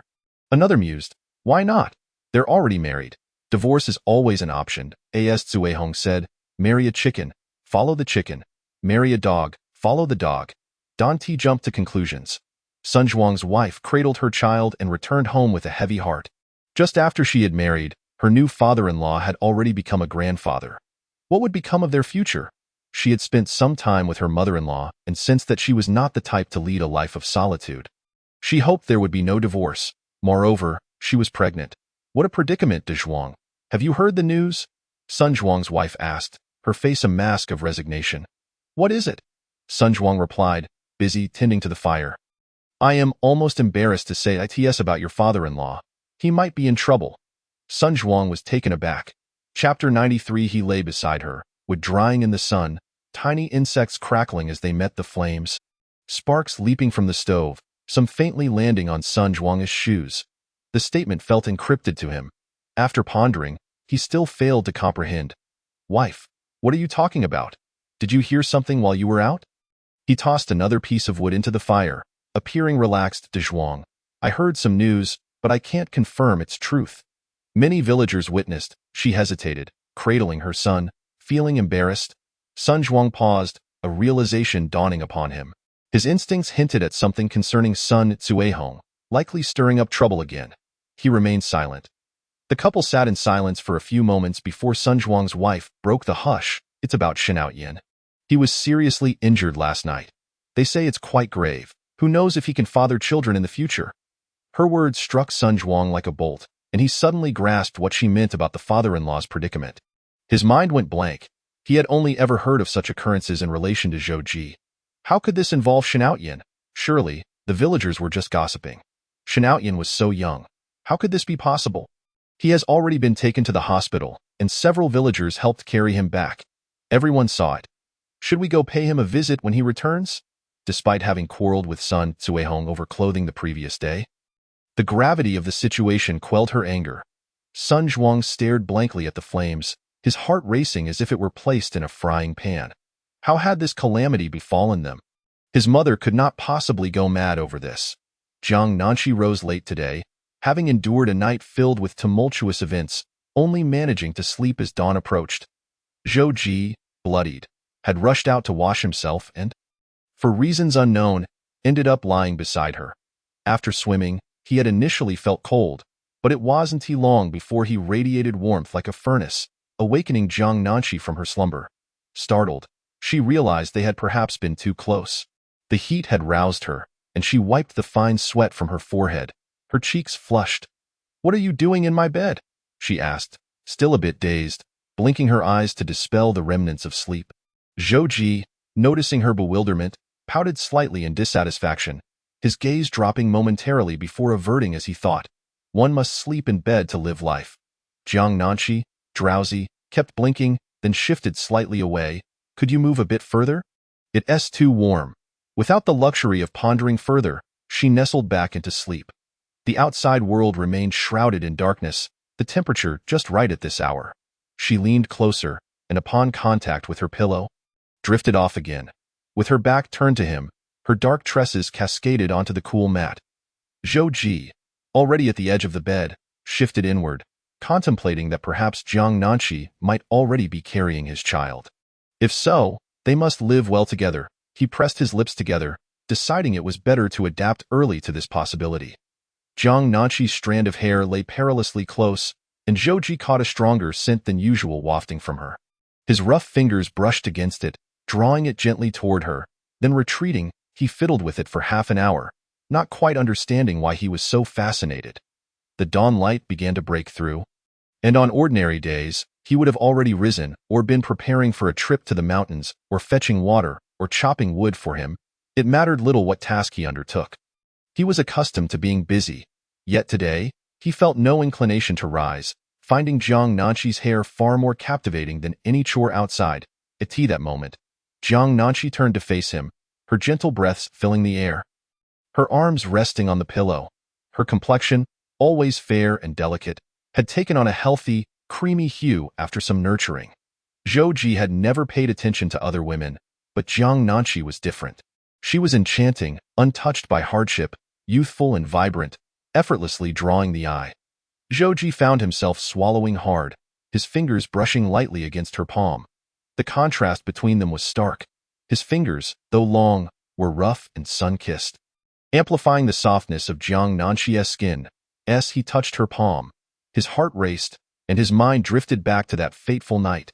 Initially, he had been irked, feeling as though he had been controlled, disinterested in such matters, yet later, he candidly acknowledged that he had thought about it, even dreaming uncontrollably at times. "Zhou Ji, don't move around."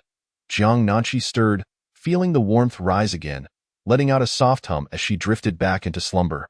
Her tone was almost like a playful pout in Zhou Ji's ears. He lifted his dark eyes, yearning to embrace her, yet restrained, feeling it was too soon. Jiang Nanshi had yet to reach that stage of intimacy. He mused, "Why can't I be like others, who can hug their wives whenever they please?" Zhou Ji was on the brink of succumbing to temptation but remained lying beside her.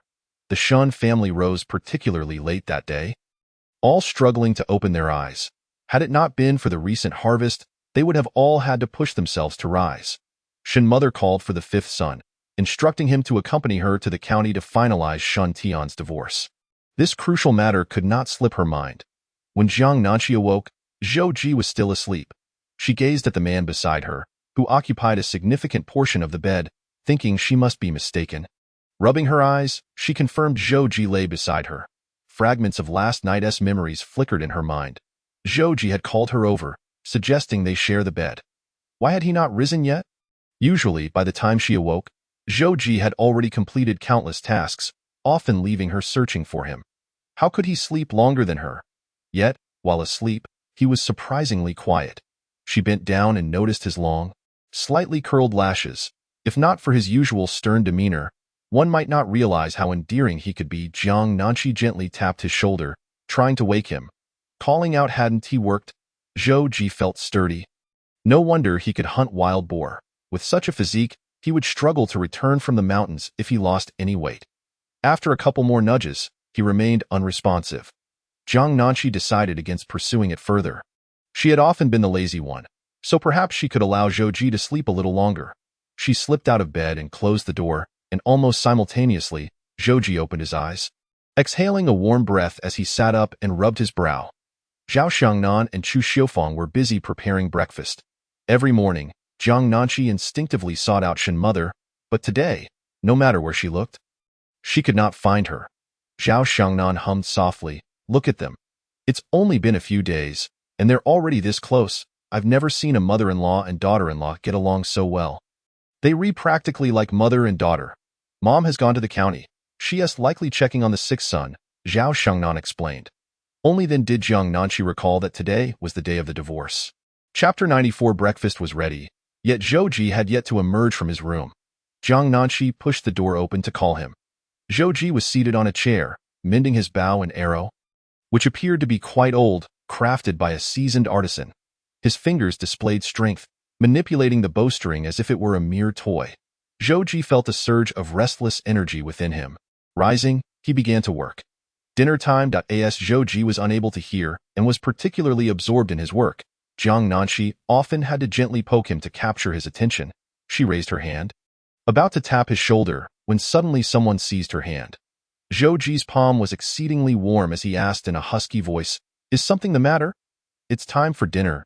Zhou Ji felt the delicate warmth of her hand and forced himself to release it. At the same time, he noticed an unusual sensation in his nose. A quick touch revealed blood. "How did I get a nosebleed? Did I bump into something?" Jiang Nanqi was startled and hurriedly reached up to touch his face. Leaning in closer, fearing that Zhou Ji's secret ailment might have flared up. Logically, that shouldn't be the case. She had treated him not long ago, and for the past few days, everything he consumed had been infused with her tears. So his health should have been improving. Jiang Nanqi's touch felt like water meeting oil, causing an almost explosive reaction within Zhou Ji. His elongated phoenix eyes narrowed slightly as his hand found its way to Jiang Nanqi's lower back. Exactly as he had imagined, soft that night, he had gripped it, and the thought overwhelmed him, causing even more blood to flow from his nose. "What's wrong?" Jiang Nanqi, oblivious to his subtle movements, looked worried, fetching a light green handkerchief to wipe his face. "I feel unwell." His voice grew increasingly hoarse, drawing Zhou Ji even closer. "What's bothering you?" Jiang Nanqi inquired, her mind racing with the possibility of having triggered some unforeseen consequence. Zhou Ji covered her hand with his. The heat nearly scorching her skin, he stood before her, compelling Jiang Nanqi to tilt her head back. As he guided her hand downward, she only began to react when they were mere centimeters apart. Her mind buzzed, and she instinctively applied pressure, but Zhou Ji did not resist, halting just shy of contact. Jiang Nanqi realized she didn't need to touch him. Merely looking was enough. She found herself at a loss for how to respond. Sensing that Zhou Ji had been unusually candid these past few days, in his books, he had lived a solitary life and had never even touched a woman, expressing only coldness and indifference. Now, however, Jiang Nanqi felt he was almost about to combust with heat. Her small face reflected her confusion, and Zhou Ji did not force her to continue. He merely whispered, "What should I do?" You, she stammered, unsure of what to say. Jiang Nanqi even hesitated to meet Zhou Ji's gaze, acutely aware of his breath drawing nearer, hot and heavy against the side of her face, as if he wished to touch her cheek. Her fingers twitched, uncertain of how to respond. Zhou Ji was not the type to act like a scoundrel and deny his actions, yet she felt utterly dazed. "Jiang Nanqi, it's time for dinner." Zhao Shengnan called from outside, and she had never encountered such a lethargic couple. When it was time to eat, they had yet to arrive despite everything being prepared. Zhou Ji found it peculiar. As he would typically have risen by this hour, even after a late night, he would still awaken early in an instant. Jiang Nanqi realized what was happening, abruptly pushing him away and turning to flee. Slamming the door behind her with force. "What's wrong? Why is your face so red?" Zhao Shengnan, washing her hands, asked in confusion. "What?" She stammered, unable to articulate her thoughts. Zhao Shengnan, a mother of three, quickly pieced it together. She wondered, wasn't it commonly said that Zhou Ji was incapable? If it were truly as she suspected, then in broad daylight, Zhou Ji was acting even more recklessly than Shen Outyan. If there was no one around, wouldn't they? Zhao Shengnan's thoughts wandered, but then she dismissed the notion, realizing that Zhou Ji was typically reticent. Yet, she pondered, perhaps such a demeanor was indicative of someone who was ruthless and spoke little. The physique of the third child reminded Zhao Shengnan of the time when she initially considered Zhou Ji as a potential match. Back then, he was still serving in the military, and when he returned home to visit, she had deliberately stumbled in front of him. However, Zhou Ji had merely looked at her with a calm gaze, as if he understood her every thought, causing her to lose her resolve. Her second child was much easier to manage. Reflecting on the shattered Shen Outyan from the previous night, Zhao Xiangnan questioned the timing and consideration for the feelings of their sixth child. Jiang Nanqi sat silently at the dining table, staring at the soup in her bowl, gradually beginning to sip it. Zhou Ji soon took a seat beside her, and Jiang Nanqi pressed her lips together, daring not to lift her head. Zhao Xiangnan observed the two, unconsciously scrutinizing them. Zhou Ji had grown taller since his time in the military, occupying significant space at the table, while Jiang Nanqi appeared even more delicate and fair beside him, resembling a blooming flower. In the county hospital, Sun Suihong sat before the ward, tears streaming down her face, while her two brothers were at a loss for words. The eldest brother, Shen Qingmin, pulled out his savings to buy 2 meat buns, saying, "Sixth brother, you should eat something, given the circumstances." Shen Outyin merely stared at the ceiling, unmoving, as if he had lost his soul. Shan Tiango, beside him, wiped his tears, feeling guilty for the state Shen Outyin was in. "Outyin, please eat something. It's all right. There's still one left, right?" The doctor said there's still hope. He wished he could trade places with him. Shen Qingmin quickly added, "Yes, sixth brother, your health is paramount, and you must take care of your legs. Remember, you still have a wife and children. You need to support them." The eldest brother used traditional comforting methods, but for Shan Outyin, they were of no use. Sun Suihong felt her tears were nearly exhausted. After their long journey to the county hospital, the doctor had informed them that surgery was necessary. One would be removed, while they would do their utmost to preserve the other. She was told to be mentally prepared for the possibility of limited time ahead. She had only recently married. How would she cope with this? And Shen Outyin's leg, if not properly cared for, might leave him crippled. Sun Suihong could not comprehend how the man she chose had transformed into this. How would she navigate the future? Yet, she would never abandon him. Having married him, she was committed to spending her life by his side. Chapter 95. The guarantee letter was taken by you. This ward housed numerous patients, but only Sun Suihong and Shan Tiango shed the most tears, their eyes sore and pained. They had arrived in haste that evening, and Shan Tiango had been shouting, causing quite a disturbance.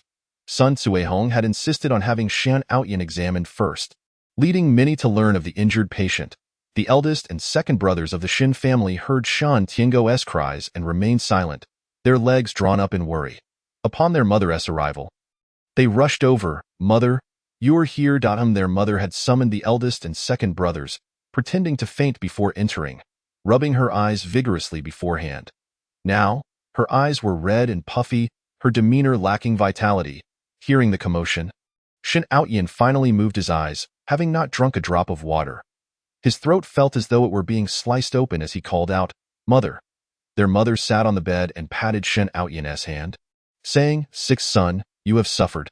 Take care of your injuries. Shan Tiango, you must come with me to divorce. I cannot allow you to harm my children any longer. If it weren't for you, how could Outyin have run up the mountain at night and ended up in this predicament?" Their mother relentlessly pushed the blame onto Shan Tiango. Shen Outyin, filled with hatred for Shan Tiango, could only see his faults.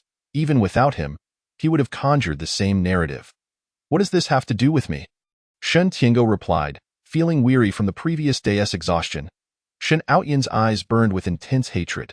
If it weren't for Shan Tiango marrying Sun Suihong for him, he would never have run up the mountain to escape him that night. Had he not gone up the mountain, he would not have been injured, nor would he be in this condition. Shen Outyin questioned his own manhood, wishing he could close his eyes and simply perish. Shen Tiango had no desire for divorce. He sighed softly, "Do you, Outyin is in this state, and you still divorce? Mother, let us go and divorce him immediately." Shen Outyin forced the words out, nearly coughing up blood. Shen Tiango remained silent. Their mother, uninterested in further arguments, warned, "If you don't divorce, don't blame me for being rude." "Shen Tiango, I ask you, do you wish to protect that woman outside, or do you want to divorce me?" Sun Suihong turned to Shen Tiango, eager to hear his response. She had always admired her father-in-law, who was refined in speech and action, unlike the boorish men in the village. She had envied her mother-in-law for having married such a remarkable man. Now, she realized that her father-in-law had long harbored feelings for another woman, and her mother-in-law was also a pitiful figure. Shen Tiango's expression shifted multiple times before he slowly stood up. Revealing his choice to everyone present, it became clear that their bonds as siblings and children paled in comparison to that woman outside. Shen Outyin's hatred for him deepened. Shen Tiango's fondness for that shameless woman confirmed his worst suspicions that he had become neither man nor woman because of him.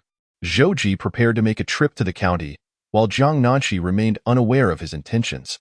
She retrieved a letter she had written to her parents from the drawer and asked, "Please help me send this to them." In truth, there was another letter for Liao Yongrui tucked away in the drawer. She was no longer the original person and was now married. She felt it best to clarify matters with Liao Yongrui, urging him not to wait for her any longer.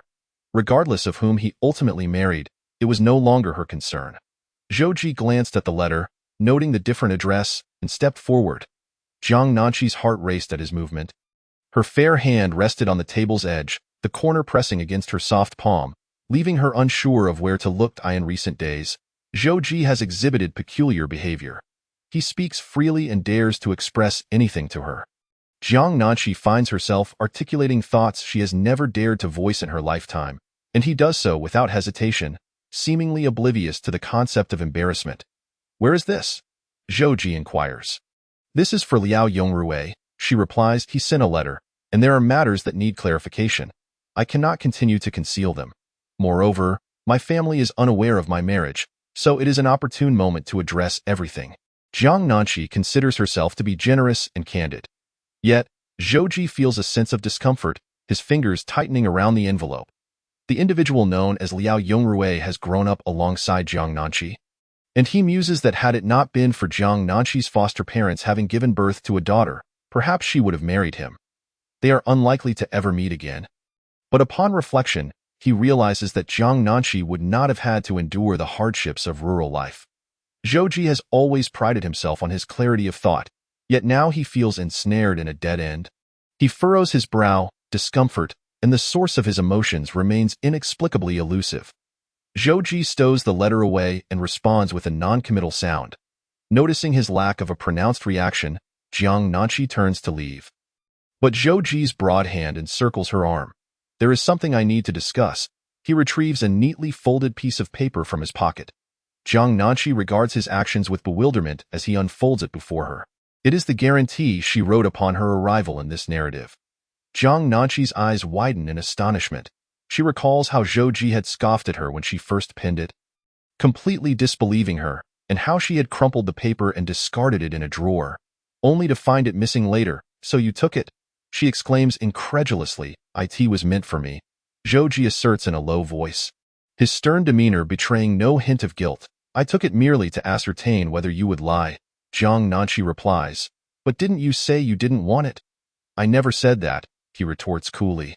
"At the time, I simply did not believe you." Jiang Nanqi responds, "Do as you will.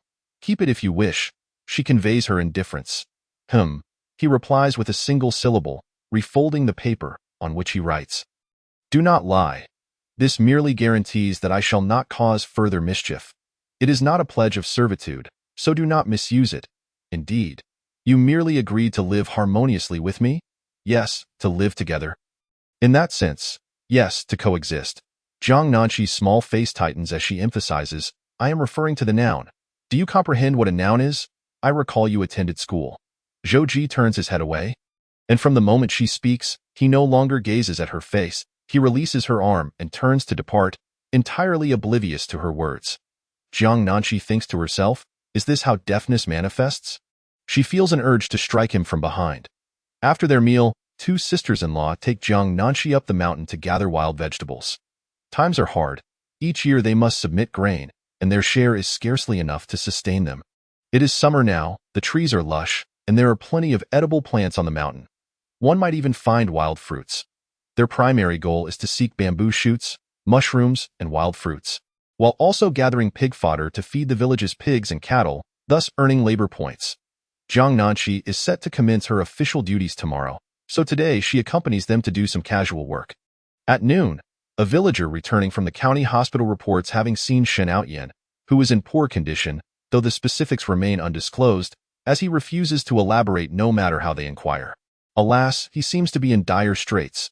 He was once such a fine young man, remarkably handsome. How has it come to this?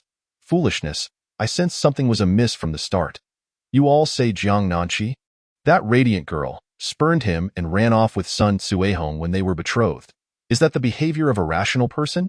You make a valid point, I must admit. Jiang Nanqi was tolerable upon her arrival in the countryside, albeit somewhat lazy. A young girl freshly descended from the city, a bit of laziness is to be expected. Jiang Nanqi has now secured a formal position in the village, and with Shan Outyan's reputation plummeting, her own standing has surprisingly improved. Chapter 96. I Do Not Want You to Die, Part 1.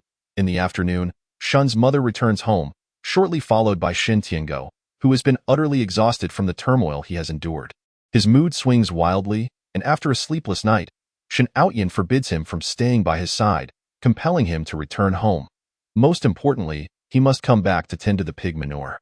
Shan Outyan's expression is twisted with rage. You still claim to be here for my sake? I know you too well. I suspect you wish to remain here to avoid returning to handle the manure. Don't you? You truly believe I cannot see through your schemes? Shan Tiango remains silent. Weary, Shan Tiango returns home, but his body gives out on the road, and he lays down under a tree for a brief nap. In his dreams, he forgets that he is just divorced, living as he once did at home, reading and occasionally attending to tasks, confident that if anyone dared to bully him, Du Yuanmei would seek retribution on his behalf. Even the family's obligation to care for their mother must adhere to the rules, sparing the second household from constant oversight. Life is comfortable for him. Upon waking, he feels as though a new memory has surfaced. He wishes to close his eyes and continue sleeping, reluctant to awaken. As Shan Tiango steps into the village, he is immediately summoned to deal with the manure. Recalling the events of the previous afternoon, he feels as if it has stolen half of his life, and he has only managed to handle 3 households, with so many families in the village yet to be attended to. He wishes he could simply unfasten his belt and hang it from a tree. After just handling the manure from one household, the little food he had eaten comes back up, and he keeps his head down, avoiding the road ahead. How are you handling the manure? It's splattered all over my shoes. Cheng Mingyuan retches as he leans against the wall, glaring at the few drops of foul-smelling water on his shoes, wishing he could shove them into Shan Tiango's mouth.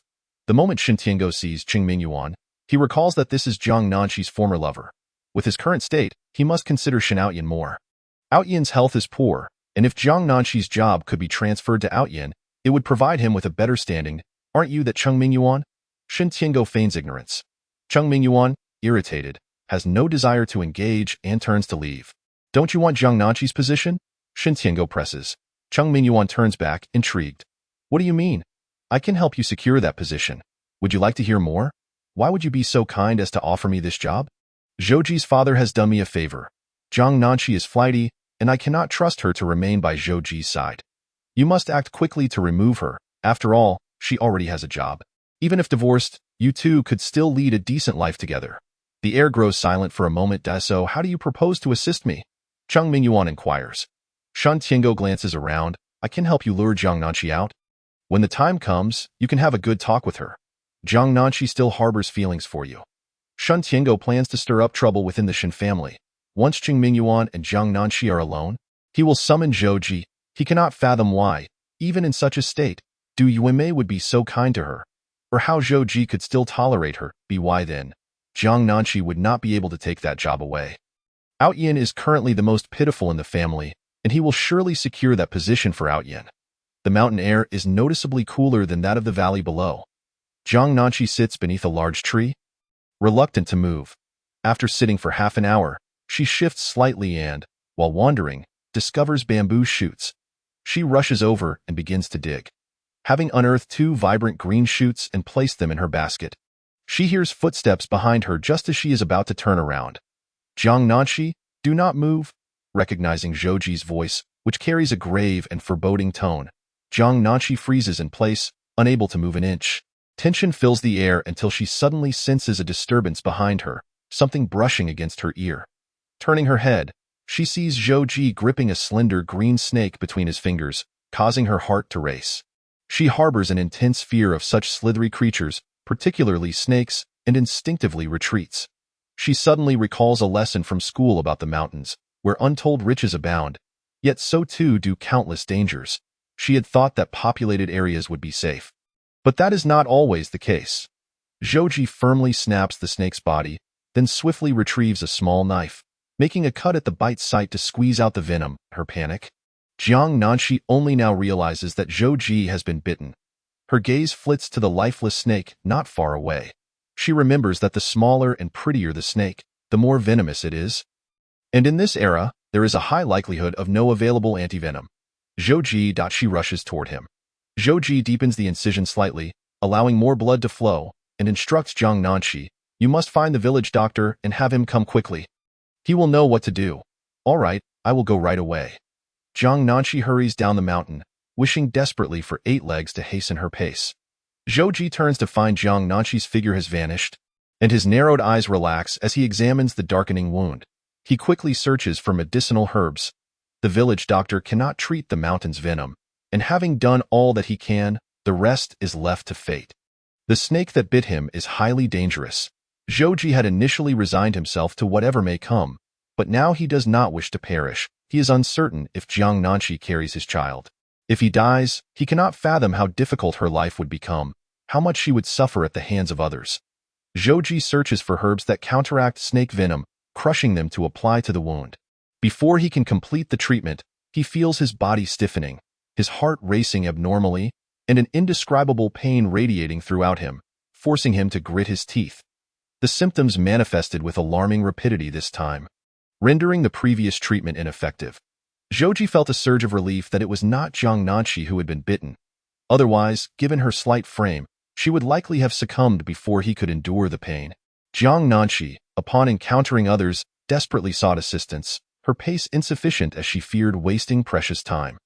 Zhou Ji had been bitten by a snake while attempting to save her. Could someone fetch the village doctor? The man, upon hearing this, promptly replied, "Certainly." Jiang Nanshi called out again, "Is anyone there? Someone has been bitten by a snake. Please help." Her cries echoed several times, attracting a number of villagers. In her urgency, Jiang Nanshi hurried back. Chapter 97. I Do Not Want You to Die, Part 2. A portion of the crowd, having heard her voice, arrived at Zhou Ji's side more swiftly than Jiang Nanshi.